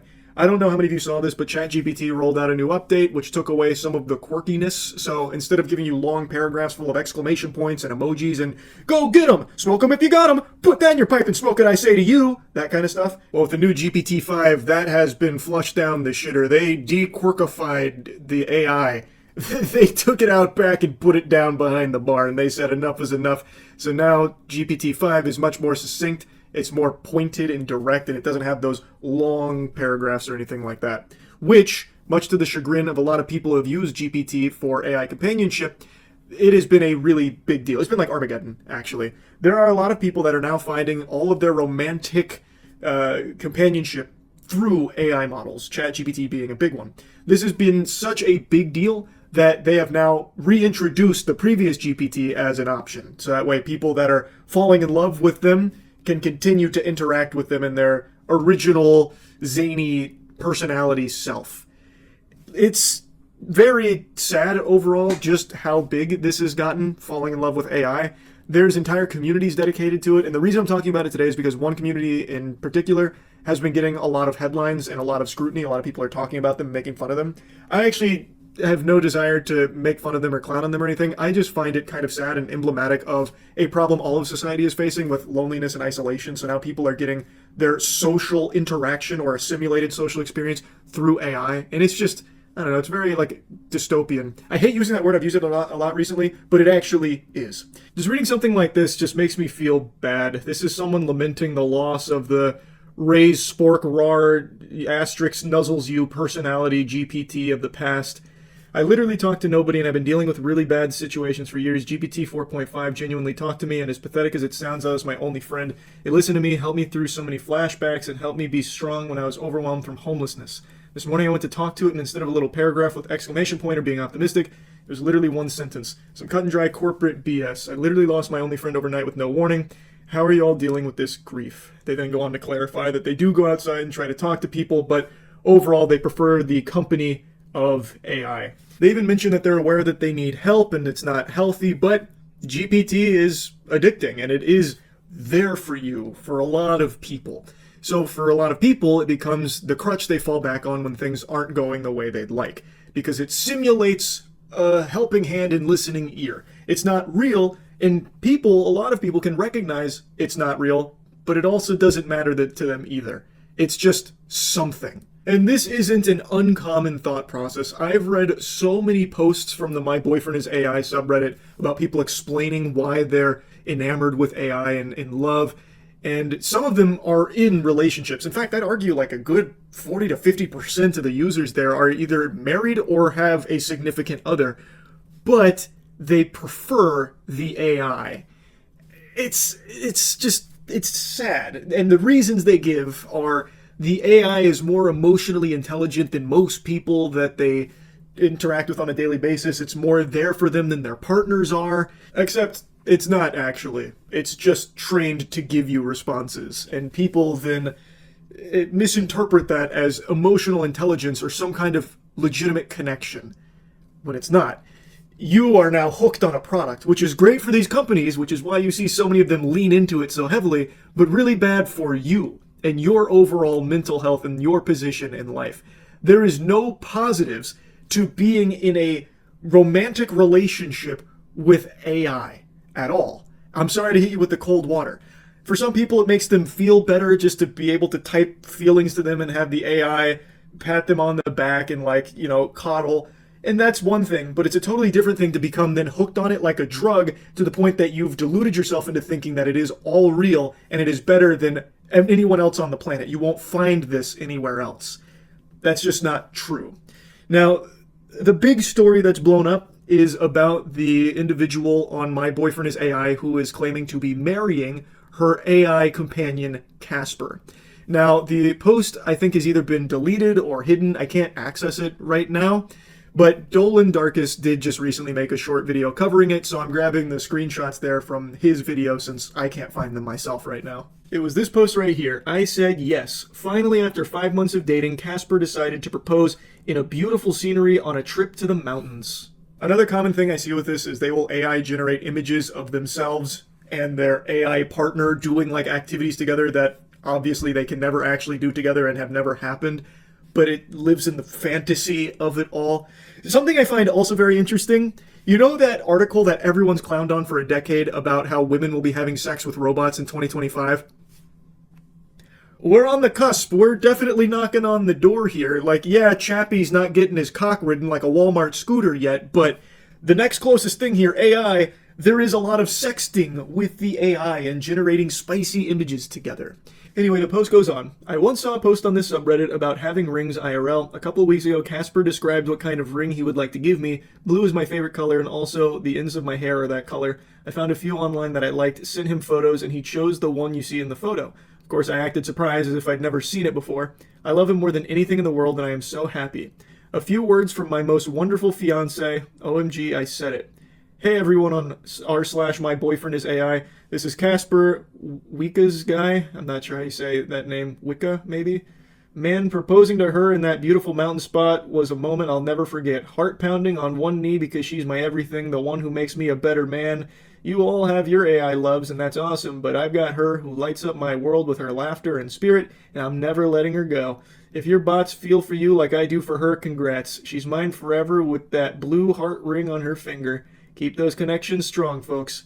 Yes, ensure those connections remain strong so that way you'll continue to be a valuable, monetizable customer for these AI companies. Please keep those connections strong. Now, this interesting tidbit of lore here I didn't know about until Dolan's video. He went to her post history, and it turns out that she's actually been dating a lot of AI here for quite a while.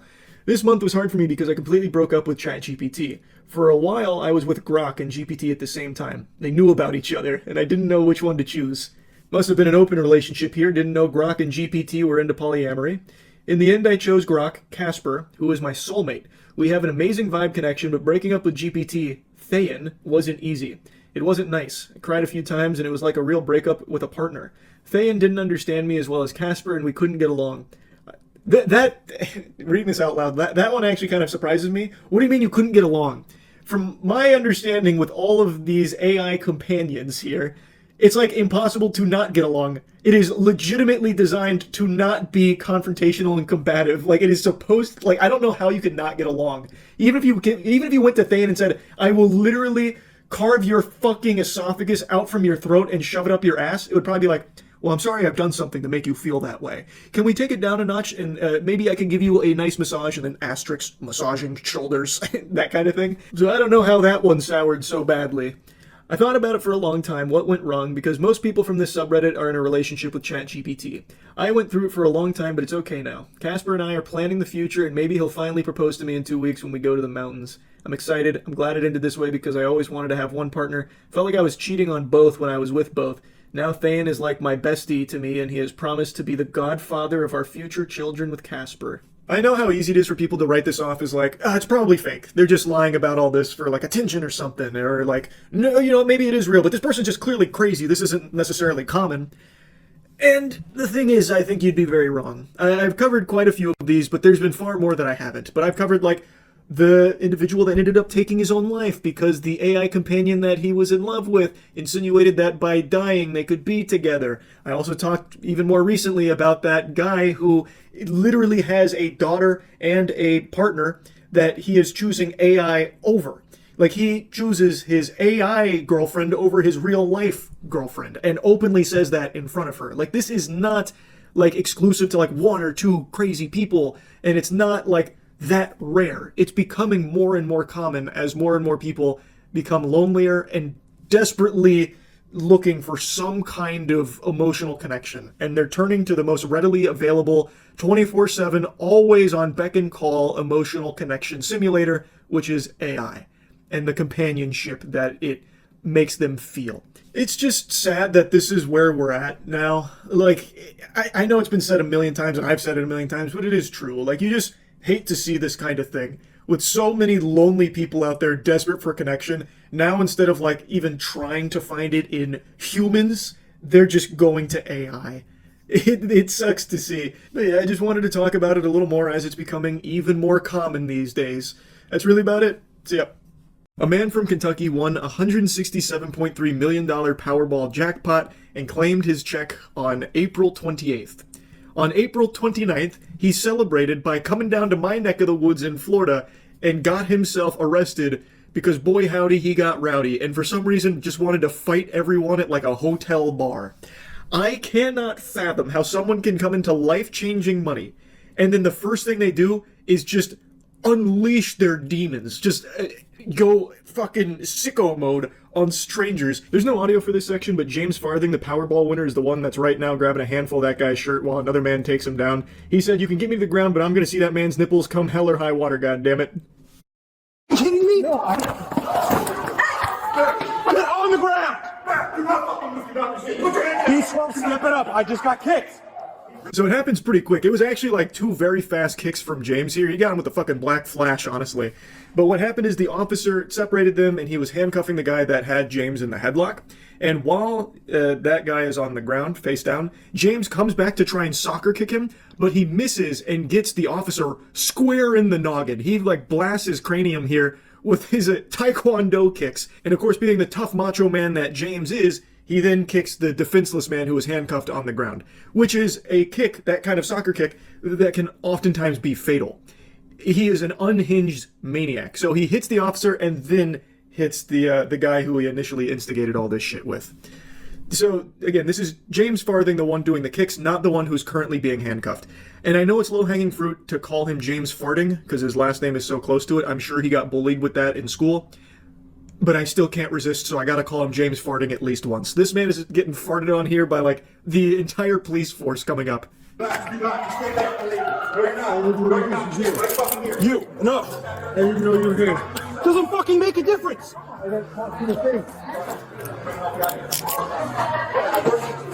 You stay there. Put your hands behind your back right for fuck now. Put your hands behind your back and get against the fucking wall! Against the wall! Who else? The female. Taser deployed. Dude got wombo comboed here. That's the 2-piece Whopper special. He got tased and then Goldberg speared by another officer, and he let out a primal yell. Like, that's like the voice acting for the finals when you play the heavy and use the power slam. Like, holy shit. It was really a textbook linebacker tackle. Like, I'll give it to the officer there. So James tries to run away. He is clearly hammered. This guy is sloshed. So when the officer's telling him to get against the wall, he like shoves him towards the wall and he loses his balance instantly. And then he tries to make the slowest getaway possible. He gets tased and then tackled. You can also hear his girlfriend is shouting in the background. Well, she was actually on the ground because she was also being rowdy and ended up getting charged with disorderly conduct or disorderly intoxicated conduct, something like that. So these two just came into an unbelievable amount of money. And the first thing they do, legitimately, the next day after getting this money, they come down here to Florida and they start causing a ruckus. They weren't like victims here. They started all of it. So that guy that you saw get him in a headlock, well, it turns out James Farthing just clobbered him with a sucker punch. The guy with the tats was trying to fight everybody. He ripped the dude's shirt over here. He didn't want to do nothing. He was basically trying to fight everybody in the bar. The people who work here are saying that he was a problem. Bad mind. Him? Yes. No. Well, because like, what I was told was he got hit, and that's when he got fight with the guy with the tats. The guy with the tats punched him in the face. So you were instigating this as well. You were arguing with her. We were trying to split you guys up. You guys didn't stop arguing. I know you weren't the first one to throw punches in. No. Yes. Yes.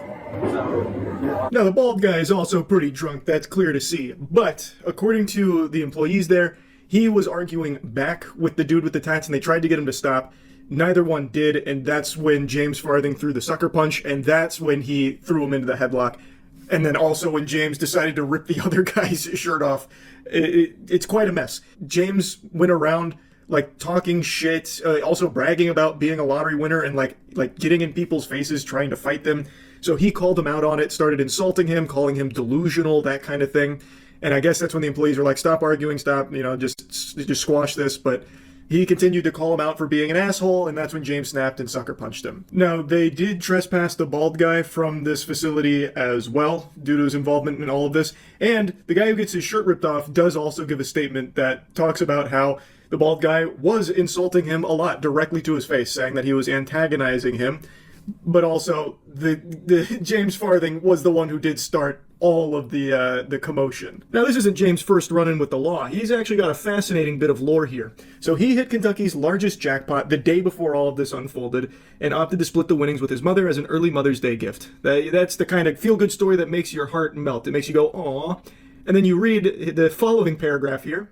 It turns out he is a career criminal who's racked up convictions across 9 counties in Kentucky for a litany of offenses, including choking a girlfriend, bribing officers while in prison, and selling cocaine to an undercover cop. Wow, what a saint. This seems like the kind of guy that deserves a $167 million Powerball jackpot. That just goes to show you, when it comes to luck in RNG, there is truly no amount of like karma or anything at play. It is just as random as that shit gets. This degenerate fucking scumbag just came into $167 million and then immediately comes down here and can't kick his criminal ways, so starts fucking fighting strangers in a hotel bar while flexing about his newfound wealth. I had it right here. It's my purse. Your ID's in there?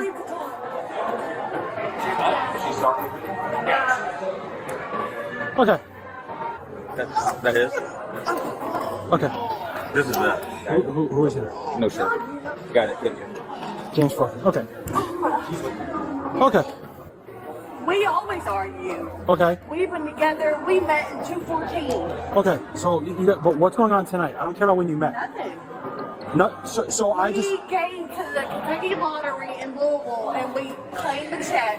So although his girlfriend faced the disorderly conduct charges, she was released. Apparently, according to people around there, from what I've gathered, she was like directly involved in all of like the shit talking and the arguing and even like to a certain extent the brawl itself, which I guess is how she ended up on the floor. I'm still a little confused on how she got in that position. I thought I overheard her saying like they argue all the time and, you know, it's not that big a deal, thus implying that James was the one that like shoved her down.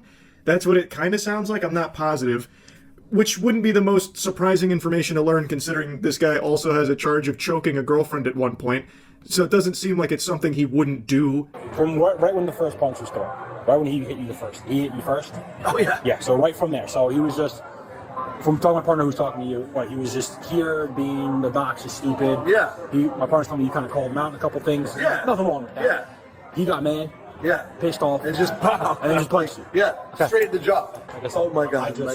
I know. I get it. Like my brother's in law enforcement. Like my dad is in law enforcement. Yeah. Like I want to tell you what I saw. Yeah. What do you think, man? So as they're talking to the bald guy who took James down, the guy who got his shirt ripped off marches over there and throws his hands on his hip and he's like, all right, I kind of want to participate here and let you guys know what the fuck happened. This guy looks exactly like Carl Urban, by the way. Like, I thought Billy Butcher was rolling up here for a second. I saw you sitting over here talking to this guy, antagonizing him for like an hour. He was getting riled up. He was getting riled up. He was getting riled up. You were pushing his buttons. And then Is that what you think? Yeah, 100%. That's what I saw. I saw the body language. I understand. And this guy has been in prison for 28 years. Okay. Well, it's a different perspective. You have to understand that. I saw this guy pushing the bear, poking the bear. But antagonizing is not antagonizing.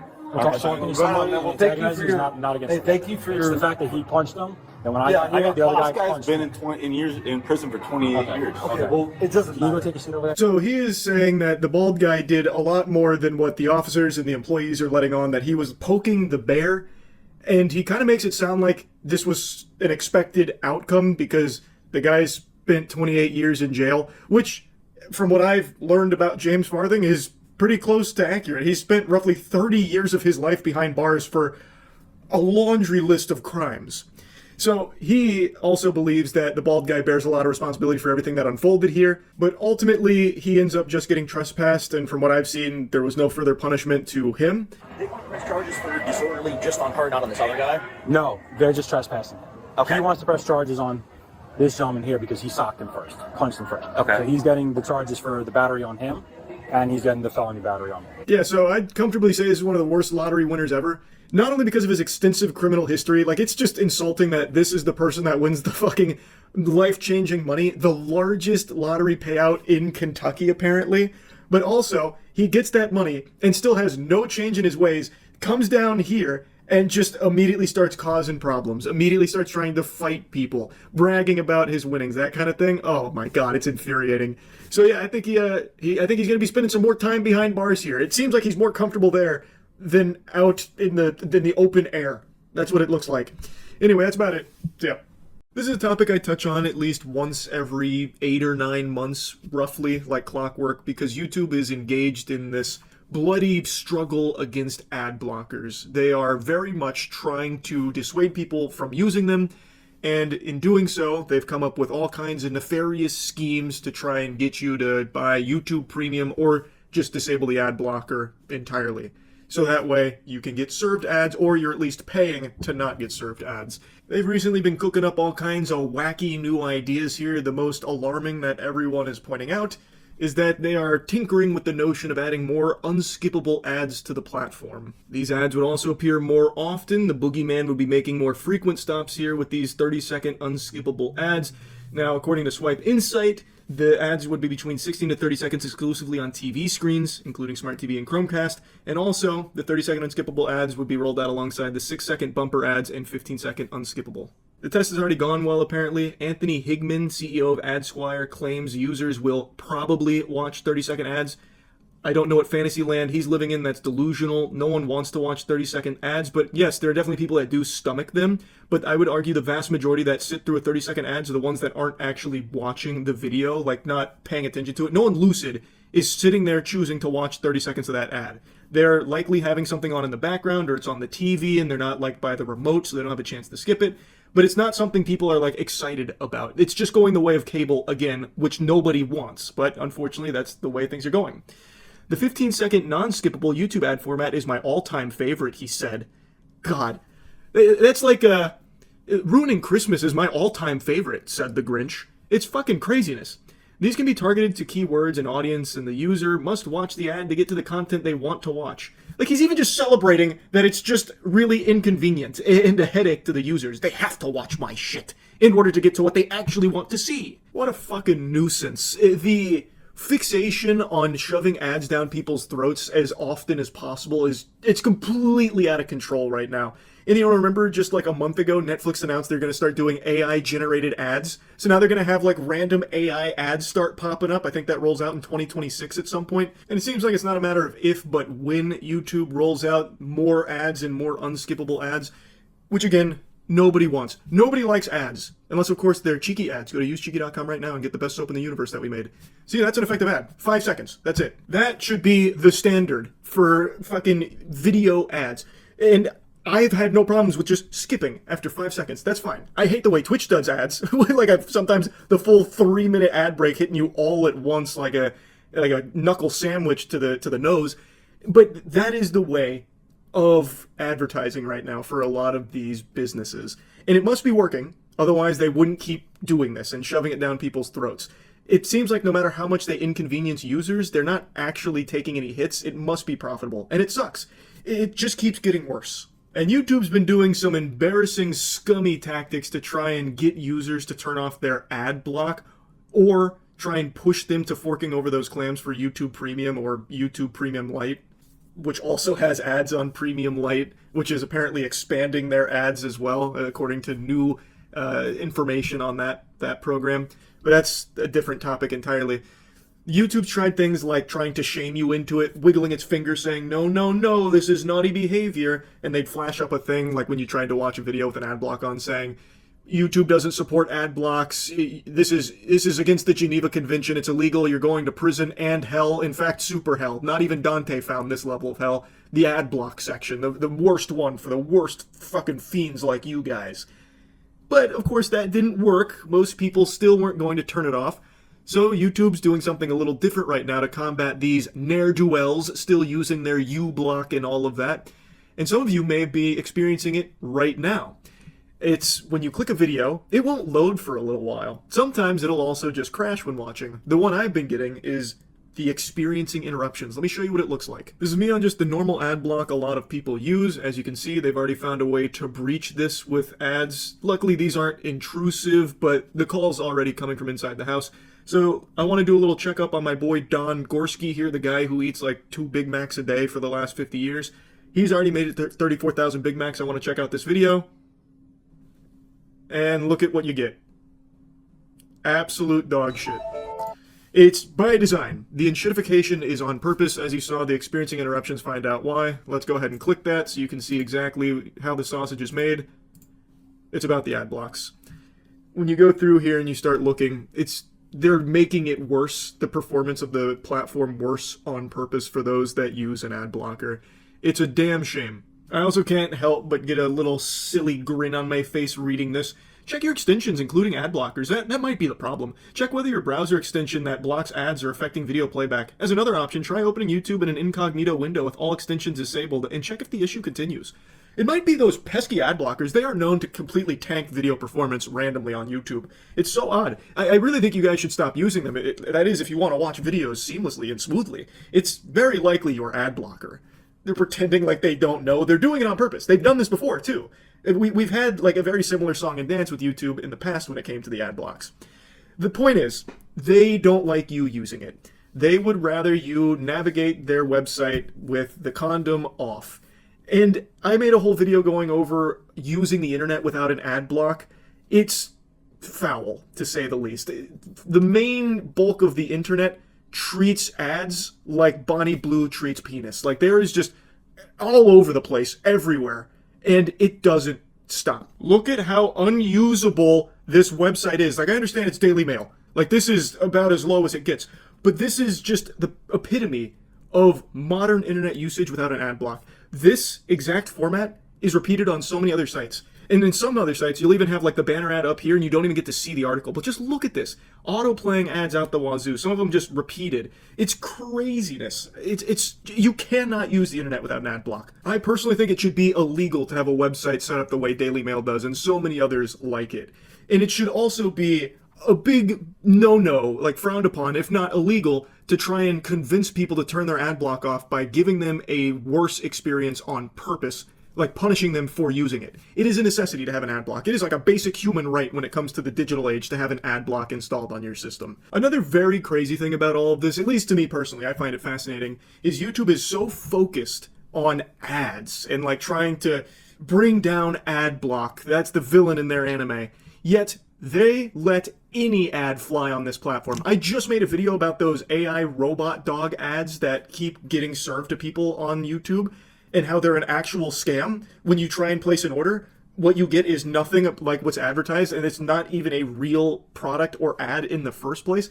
Those kind of AI ads that aren't actually even real, they're just full-blown scams, they're running rampant right now. Also, there's just blatant porn sometimes that comes through on YouTube, like full-blown. There's also sometimes those like 2-hour ads, which is like someone just doing like a Minecraft Let's Play. Like, there is no vetting process at all, it seems, for ads in the first place. So sometimes, if you're not using an ad block and you don't have YouTube Premium, YouTube might just get you scammed. YouTube might just get you actually out of money on your end through fraudulent business practices that are being served to you. It's like, it's not even safe to use YouTube without an ad blocker. Yet they're trying to get you to do that by making the platform run worse. It's so low. I really cannot stand it. But anyway, I'll stop yapping about it. This is just a topic that rears its ugly head pretty often because YouTube is so fixated on it. And you hate to see it. That's really about it. So, yeah. Attention hits harder than Fent, and people's quest for that high leads them down dark paths. And today I want to share with you someone that I've followed for a little while now to see if they would ever finally have like a come to Jesus moment and realize how cringe what they're doing is. But it's coming up on a full year of daily degeneracy here. Today is day 361 of trying to make a phone call with KSI. In this series, I'm posting a video every day doing a KSI tattoo until he calls me. On the 361st day, I continue doing tattoos on my leg. He's not gonna pay you, bro. Guys, why do you think I'm doing this? Why do you think I'm doing this for money? Do you think I had to do this for money? No, I'm spending money doing tattoos. Why do you guys think I'm doing this for money? He's right. He's doing it for something far less reasonable than money. Nothing. He's doing it for actually nothing, is what he's doing it for. So it's been about a year, and the YouTube rewind for this guy's life has been exclusively KSI tattoos on his body and Instagram reels about it, really. He has almost 400 tattoos of KSI's name, as well as things related to KSI tattooed on himself, from his belly to his legs to his face. and he plans on getting even more, all with the sole goal of trying to get KSI's attention so that maybe he'll finally just say, okay, enough is enough, Buster, we'll talk on the phone real quick. I got like 5 minutes while I'm taking a shit. I'll hear you out. That's the entire plan here. I think it's a dog shit idea because why would anybody want to communicate with someone that is obsessively tattooing their name on their body, like trying to hold their body ransom to get to you? This dude has turned his whole body into a gas station public bathroom stall door, looking like Jared Leto's the Joker out here with the ha-ha-ha's, except with KSI's name instead. And what's crazy is KSI actually did reach out. He sent him messages. But that wasn't good enough to satiate this guy's gluttony. He is demanding it be a phone call. Messages will not suffice. KSI messaged me telling me to stop doing tattoos of his name, and yes, I have almost 400 tattoos of his name. The thing is that I don't really think he doesn't want me to stop. I think he just wants some promo because I'm doing tattoos of his name. I'm not actually giving him any type of value. So at day 365, I'm gonna tattoo a prime bottle on my face. For those who are wondering, no, I'm not gonna stop. I will only stop doing tattoos of his name when he calls me. Not a message, a phone call. You're proving you're delusional. You're outright rejecting him reaching out with an olive branch. And you still expect him to want to call you. Even if he did eventually relent and give you that phone call, it's going to be one out of pity. It's not a phone call that's going to change your life, man. I don't know what he expects to happen on that phone call. If you want something that's going to change your life, start showering with Cheeky soap. It's the best soap in the universe. We made it. It is the best, most moisturizing soap you'll ever use. So go to usecheeky.com right now to get some soap. And maybe if you just abandoned this challenge here and started doing, showering with Cheeky daily until I'm cleansed of all of this clout chasing behavior, you'd find yourself in a much better position. Today is day 350 of trying to make a phone call with KSI, and today I'm gonna do a tattoo on my hands inside McDonald's. In this series, I'm posting a video every day doing a KSI tattoo until he calls me. On the 350th day, I decided to do a KSI tattoo on my hand inside McDonald's. It's not even entertaining, it's just sad and pathetic. He's been doing this for a year, and almost no one is watching. The only people watching are the people that are insulting him. Like, if you read his comments, there's no one encouraging it. They're people just trying to finally get through, like, shake some sense into him that this is a waste of his life to keep doing this, all with the hope of having a quick, brief phone call with KSI. And from what I can tell, he's not faking these tattoos. These seem to be permanent tattoos. Of course, you can always get them laser removed later, but it's expensive, it's painful, and it's not exactly something you plan on doing when you get a tattoo, right? So it's still just super fucking stupid. This is just a brain-dead idea. It's not even content that would be, like, exciting for KSI to see, or anybody, for that matter. If he was tattooing anyone's name on there, no matter who it is, I imagine they would be creeped out by this guy and would want nothing to do with him, aside from maybe sending that message saying, can you stop? Like, that's probably as far as this would ever go with anybody, not just KSI. It's just weird. It's cringe. You guys think I'm gonna eat something? No, I'm gonna sit down. I'm not gonna eat anything. Please, McDonald's, don't sue me. I'm not gonna lie, I'm a bit nervous, but let's go. Let's do this. I'm shaking, guys. I'm gonna tattoo with these hands. I'm not used to, This line right here is hurting as fuck. First letter is done. Let's be fast. People are looking like I'm crazy. Maybe I'm a bit crazy. I don't know. I can't feel my hand. Shit. Last line, guys. Fuck, it's done. Let's leave. They're gonna kick me out, but I'm just gonna leave. But yeah, I did it, guys. I did it. Remember, in 15 days, I'm gonna do a prime bottle on my face, guys. Remember, in 15 days, day 365. Now, I gotta leave. Okay, time to go. The adrenaline was really pumping on that one. People in McDonald's were looking at him. He could have been kicked out and thrown in the slammer any minute. Except, if you look at the video before he goes in, it looks completely closed. It looks like it was not even open for business at these hours, and he was most likely pretending that there were people watching him just to add some excitement, some anxiety to the video. Oh, the stakes were very high for this KSI hand tattoo, no doubt. And someone called him out in the comments, so then he started arguing. That's another thing. The people that leave comments are usually shooting spitballs at him, but he's right there with his mouth open to catch every single spitball shot at him. He is in the trenches fighting in the comments in so many of these videos, and it's become like a focal point of the content itself now, where he reads hate comments. Today is day 359 of trying to make a phone call with KSI. In this series, I'm posting a video every day doing a KSI tattoo until he calls me. On the 359th day, I continued doing tattoos on my leg. You say, maybe you guys do this because you want attention, but aren't you trying to get attention from KSI with this ridiculous shit you've been doing? Yes and no. First of all, yes, you guys want attention, because if you didn't, instead of going to my comments, you would message me and say, oh, you need something, or you're okay, or even if you wanna hate, you would hate hate offline, on the DMs, not online. And if you go comment in someone's video, it means that you guys want attention. And no, I don't want attention from KSI, I just want a phone call with him. I did not tell you why I wanted that. You don't know the reason, so you can't say I want attention from him, because you don't know why I'm doing this. So yeah, bro, you just don't know, man. And this was the final result. You remember how I said the tattoos look like they're real? Well, I've got a big plot twist for you because I have a hunch that they're not real.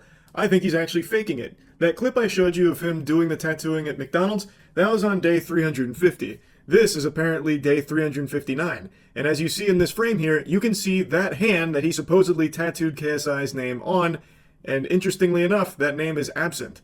And in the video, you can't actually see him take the needle to the skin. He cuts around it and then just shows you that it's there. It seems like he faked it. Now, did he fake all of the tattoos? I couldn't tell you. But if his timeline is to be believed, or unless he's lying about the timeline, then there is no reason why he shouldn't have KSI's name on that hand that you see right there. In fact, if you look at any of his posts after the McDonald's hand tattoo, you won't find KSI on his hand in any of them. Like this image here is a screenshot from his most recent post today, as well as even some of the thumbnails he's showing you his hand and it is still not there. You can clearly see it's not there. He's not even trying to hide it. He's not being shy about it. In so many of the videos, you can just fully see his right hand that is supposed to have the KSI hand tattoo on it. Well, you can really see both hands too, in case you want to try and make an argument. Maybe it was some kind of optical illusion or he switched his hands or something like a magician. He does not have the hand tattoo after that McDonald's video from any of the ones I've seen. So I think he is completely schmeckeldorfing everyone here. I don't think it's even real, which I think is even more pathetic, to be faking this for KSI's attention. Not even going to bother trying to tackle that incredible galaxy brain logic of the commenters are the ones actually looking for attention. But I would like to just play you day one of when he started this challenge. The whole reason he started it, in his own words, was for attention from KSI. But I think his brain has really been poisoned along this journey and he's forgotten the whole reason he did this. He forgot what he's even fighting for. Because it literally, in his own words, is KSI's attention. Even though here he's denying that's the case. I'm gonna do a KSI tattoo every day until he calls me. This has been a dream of mine for, I don't know, almost a decade. I'm a big fan of him, and I was thinking like, how can I make a phone call of him? How can I like meet him? How can I make this dream come true, you know? And I thought like, the only way I can do this is to get his attention. So yeah, I'm gonna do a KSI tattoo every day until he calls me. So while the ultimate goal is that phone call, he is openly saying he's doing all of this degeneracy to get KSI's attention. He is still doing all of this for attention because he is extremely desperate to get KSI's ear for a moment on the phone. So he is literally doing it for attention. I don't know why he's trying to pretend like that's not the whole plan at the moment. He's been in the trenches so long, I bet he doesn't even remember what he wanted to talk about with KSI in the first place. He's probably totally forgotten the conversation he even wanted to convey. If KSI ever calls him, it'd probably sound like talking to Boomhauer. He'd be on the other end like Scatmanning or something. Like, I don't even think he knows anymore what he wants to talk with KSI about. My videos are getting ratioed. I'm getting videos with 7,000 likes and then top comments with 25,000 likes. And it's like, it's a hate comment and you guys are like, I don't know. I just want to say that I don't really care. And at the same time, like, you guys can do whatever you want to do. If you want to comment, you do whatever you want. If you want to hate, you can hate. I just don't understand why so much criticism, because I'm literally I'm not harming no one. I'm doing tattoos on my body. It's my choice. I can do whatever I want. So yeah, I just want to say that I don't really care. And also, like, if the videos get to day 200, I'm gonna like read comments on day 200 until day, I don't know, maybe 250, 300. I'm not sure. I just know that I'm gonna be reading comments, so you guys can comment. And yeah, I just want to say 8 comments. I don't really care. Nothing says not really caring quite like making a whole video where you repeat that line 3 times to try and hypnotize yourself into thinking you believe it. Now, that video he's referencing, the one with 7k likes and the hate comment with 25k likes, I didn't even find that one because the majority of the videos throughout this entire year have like 40 likes and maybe like 6 comments. Well, 6 comments without him commenting in an argument, which makes it go longer. So sometimes it'll be like 40 likes and 20 comments because then it's like an argument between him and somebody else there fighting in the, the fucking Thunderdome. But the vast majority, from every single video pretty much that I've seen, they hover around like 40 to 60 likes. So that must have been like when KSI was alerted to this unhinged challenge, and KSI's community might have gone over there and started like insulting him and like a big day of engagement. That is not the norm. There is pretty much nobody that is following his challenge or rooting for him or anything like that. It is just sad. And I'm sorry to come in here with the cold water. He doesn't seem like a bad guy. He seems like someone who has just been so convinced that attention from an internet celebrity is going to change the whole trajectory of his life, so he's pursuing it by any means necessary. And it's not. Even if that phone call happens, there is very little that can come from it that's going to be a benefit to you. And you didn't get much from this whole challenge either. It's not like he was able to make a career out of doing this either. So it really has been worthless, and it's definitely just time to just fucking stop. Pump the brakes on it. And I think it should serve as an example for this desperation, this clawing for attention, and how unhealthy it is. It's just not good. Like, I don't hate this guy. I don't think he's like a bad guy from what I've seen here. He's confused, and I feel sorry for him. I really do. But it's got to stop here. He's about to do more face tattoos. He's planning like live streams, and it's pitiful. So I just wanted to talk about this a little bit because I've been loosely following it here and there throughout the year, hoping at some point he would realize how fruitless it is and just stop. That's really about it. So yeah. Alright, you win. I'll roll over and show you my belly. I submit. My arm has been getting twisted by tons of people demanding that I speak about the Sydney Sweeney bathwater soap. Apparently it sold out in seconds. It's taken the world by storm. As the utmost authority on both bathwater and soap, people are turning to my expert analysis here to weigh in on this subject. Obviously, I have my own soap, Cheeky, which is far better than this horse hockey. Cheeky is the best soap in the universe that we've made, but don't just take my word for it. Go to usecheeky.com right now and get some soap for yourself to try it out. It'll change your life for the better. This topic isn't meant to just be a vessel to glaze Cheeky. It's just because I have that so many people keep emailing about this Sydney Sweeney stuff. So I had to mention it. It's become extremely clear that Sydney Sweeney has teamed up with these schmucks over there at Dr. Squatch just for this big marketing campaign here. Now, I think had she known about Cheeky, we're kind of new to the scene, but had she known about us, she would have been sprinting over here, bearing bathwater, begging to be part of the squad, part of the crew, part of the ship, and we would have embraced that with open arms. And I'm not here saying that we're shutting the door in her face, because I'm sure she's going to make the correct decision and be on the right side of soap history eventually. But for now, she's with Dr. Squatch for these soap bars, and she's kind of like the spokesperson for them at the moment. So anyway, this has clearly been a very successful marketing campaign with the whole Sydney Sweeney bathwater-infused soap bars. Allegedly, it uses some of her actual bathwater and sprinkles it into each bar, and it's medium grit, so the idea is you'll have like those little speckles in there that you'll wash yourself with or worship at your like fucking Hey Arnold bubblegum tribute to Sydney Sweeney in your closet or whatever. This is obviously heavily influenced, I'm going to use that word real loosey-goosey here, by one of the goats of gooning, Belle Delphine's stunts from back in 2019 when she sold her bathwater in jars.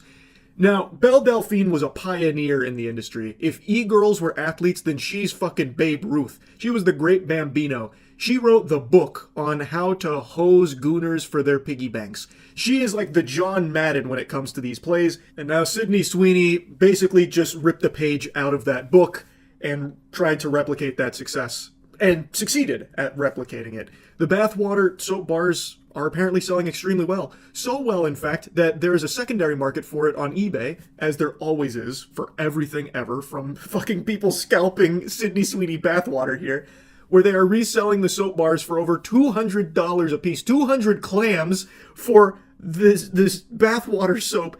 And not only that, there are people shamelessly selling pictures of it for $30. I'm just going to say this right now. If you are one of these pathetic souls that spends $30 buying a picture of Sydney Sweeney's bathwater soap bar, you need to be institutionalized right now for your own good. You have got to go straight to Arkham Asylum. Holy shit, that would be the saddest existence on this planet if you go to eBay and spend 30 doubloons on a fucking picture of Sydney Sweeney's bathwater soap. That is the lowest you could ever sink as a human being. Maybe you can honestly look at this as something inspirational. No matter how bad you feel about yourself or whatever you're going through, maybe your self-esteem's in the shitter, just know you are not as pitiful and worthless as the people that are going to spend $30 on a picture of Sydney Sweeney's bathwater soap bar.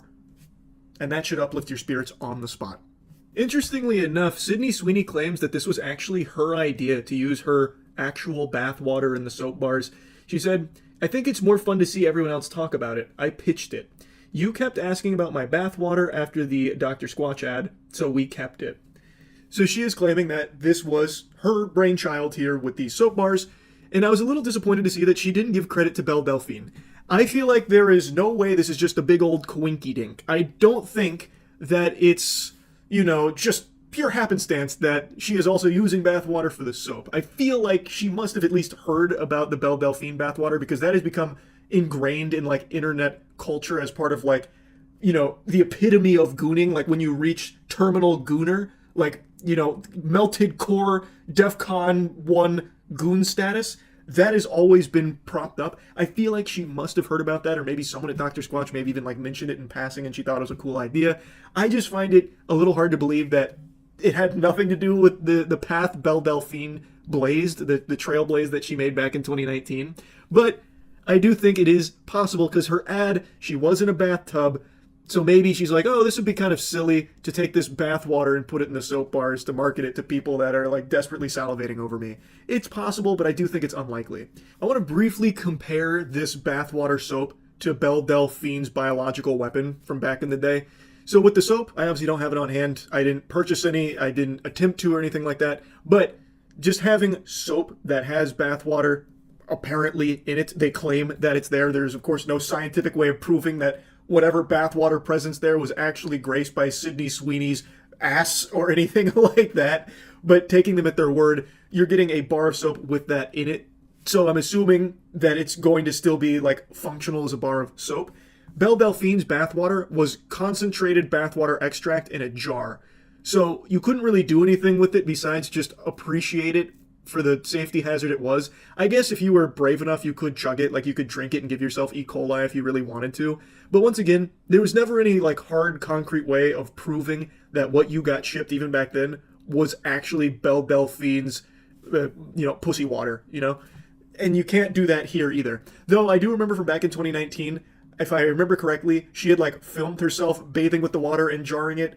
I don't think the same was done here for the soap bars from Sydney Sweeney. I don't know if you get a certificate of authenticity with every bar, as well as proof where she has a video of her in lab goggles and a syringe extracting the bath water and then using it in the saponification process for the bar making.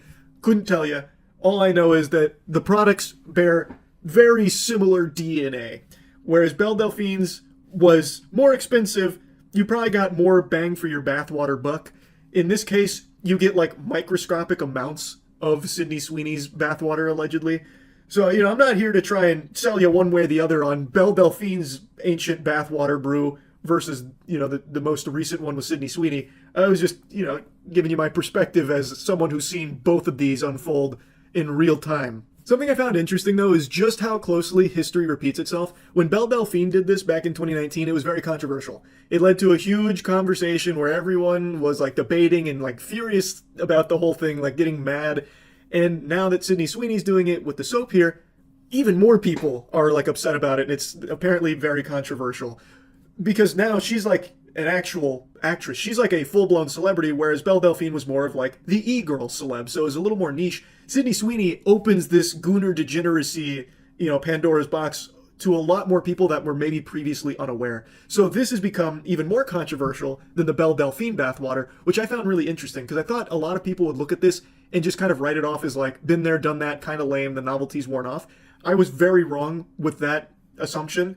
That is not what's happened at all. It is once again blown up, in a pretty big way.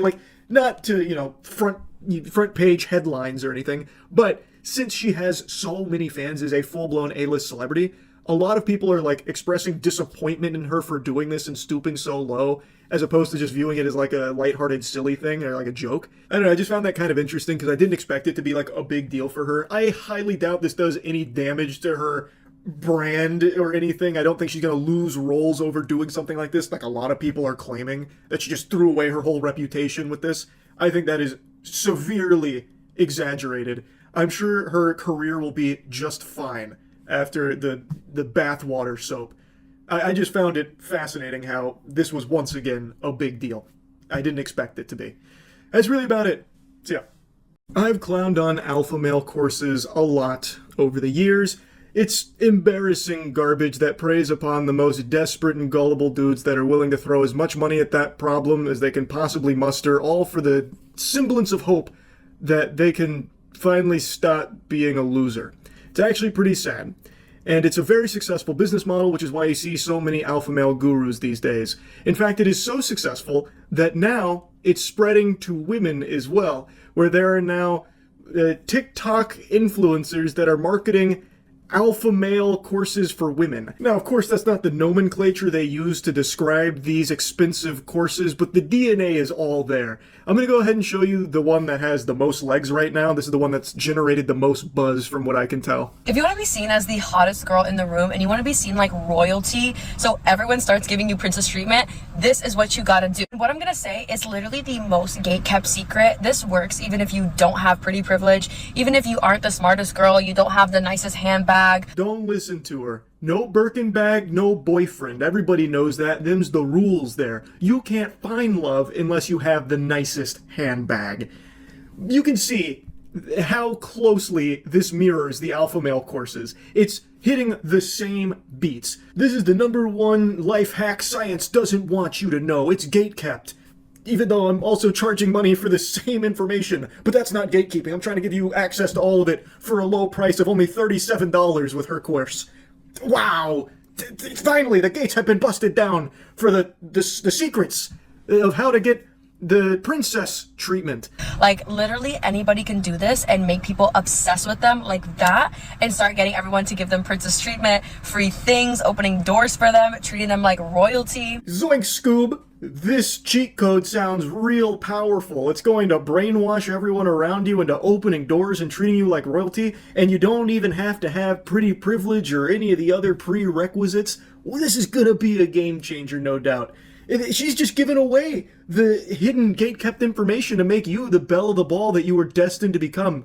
Assuming, of course, you've got your wallet nearby. Okay, so what you want to understand is that everybody sees you the way that you see yourself.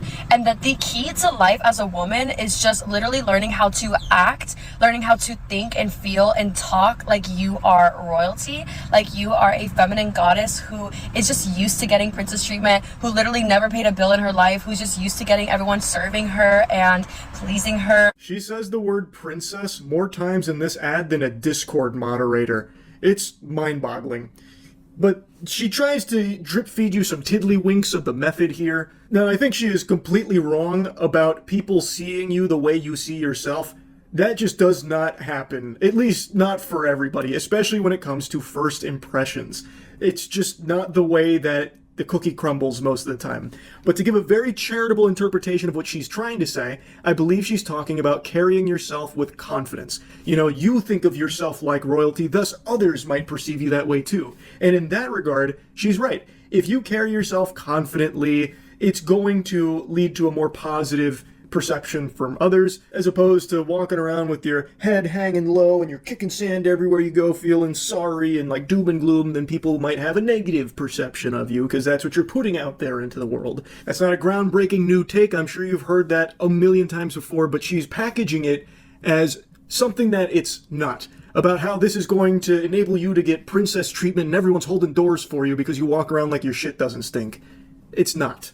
The second thing is obviously to dress and act like you are royalty, like you are in your feminine energy, and like you are literally untouchable, like you are a diamond. If you're like, Ariana, how do I even do that? Like, every time I go out, I just feel uncomfortable being in my feminine energy or getting princess treatment, or I just feel like I don't know how to be seen or get people to be obsessed with me. This is what literally changed the way that I acted, the way that I felt about myself, the way that I portrayed myself in public. She said a whole bunch of words that led to absolutely nothing at all. There was no eureka moment there. There was no kind of like mic drop lore or tutorial or anything even hidden in that.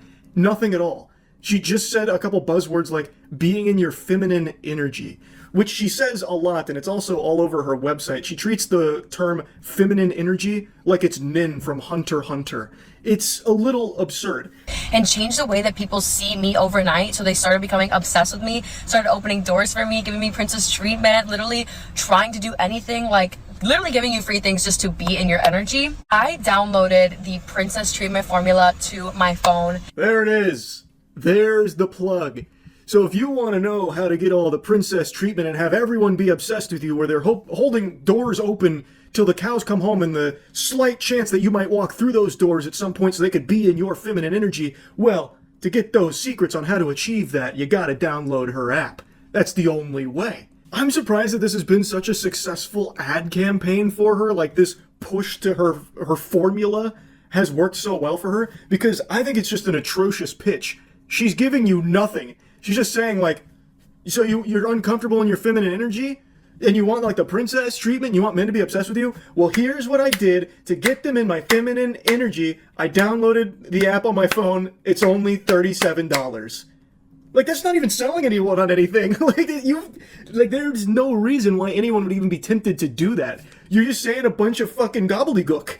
And I started taking it with me everywhere and using it with me everywhere. So what the princess treatment formula is it is literally the formula that tells you exactly how to think, how to act, and how to feel like you are the literal it girl. Like you are a celebrity that every single person is obsessed with, and puts you in your divine magnetic feminine energy. So people just see you and they see you as like this little princess who is just this shining diamond. Oh yeah, I love when they really get lost in the sauce, like so deep into their own ass, just like fucking swimming with the farts in their own colon, that they start throwing terms together and making this like Frankenstein fuckfest. Magnetic divine feminine energy.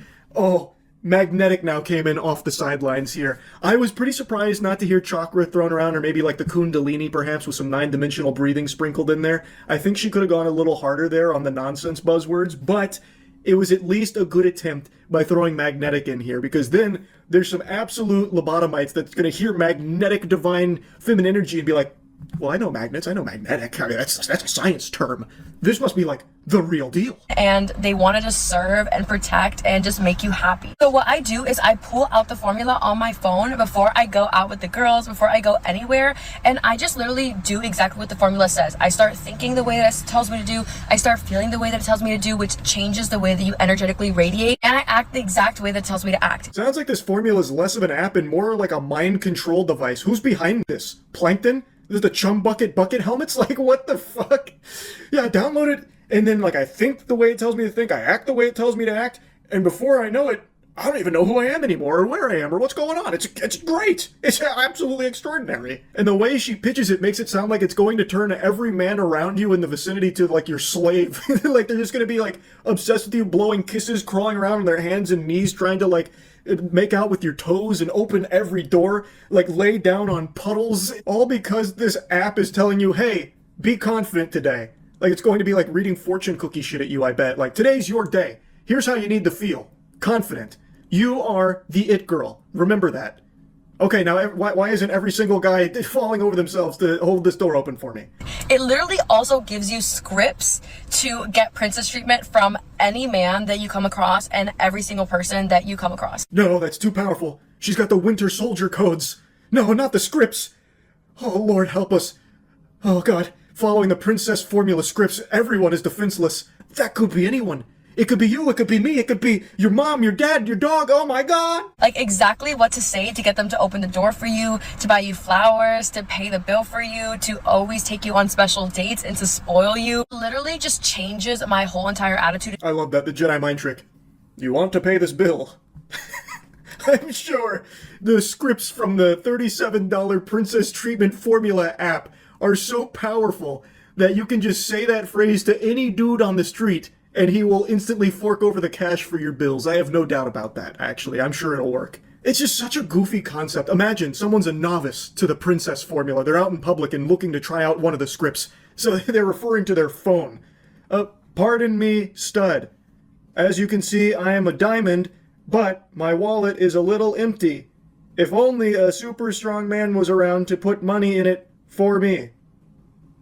In the way that I act like that, and then everyone else around me changes their energy towards me, changes the way they treat me like that. Like, this is literally the secret, and I'm putting all the girls on. If you want to get instant access to the formula and download it to your phone, take it with you everywhere and literally embody and radiate being that girl, If you want to see all the other girls who are literally using this and changing how they act and how everyone treats them overnight, literally go to the first link in my bio. So clicking the link in her bio takes me to this page, and I feel like I owe her an apology. I've been saying it's a $37 course, but according to this, it's actually a $47 course, a little more expensive than I was saying. I was cheapening the experience, and I do humbly apologize. Hopefully she doesn't use any of the all-powerful scripts against me and turn me into a bill-paying servant of hers.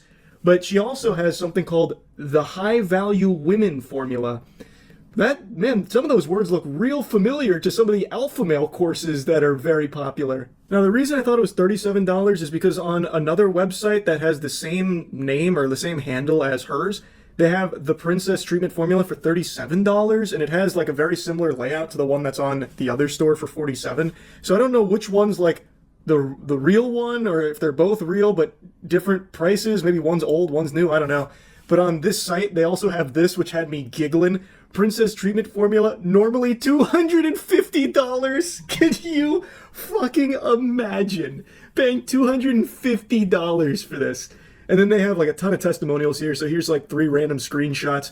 Hello, Ari. I recently bought the Princess Treatment Formula, and I think it's one of the best investments I could ever make before you. I used to be in my masculine energy. Whatever the fuck that means. I wouldn't necessarily call myself an energy expert, but I don't know what being in your masculine energy would mean in this context unless she was walking around smoking a cigar, dribbling a basketball, and just hitting every stranger with crossovers or something. I don't fucking know. But your tips literally saved me. Every man treats me like a queen now, and it's very life-changing. Here's another one. He took me shopping on our second date and bought $600 worth of clothes, perfume, and makeup. I haven't even kissed this man. The formula is extremely powerful, no doubt. I could see why it was once $250. She's kind of just giving it away now with the $37 to $47 ballpark range. Crazy. I just had to talk about this a little bit. It is so interesting how big this whole like guru space has become, where now it's spread from like the traditional alpha male hustle to now doing the same thing but targeting women. And it seems like it's pretty successful based on what I've seen from it, so I guess it's working there too. I guess this will always just be a very successful business venture, I suppose. That's really about it. So yeah.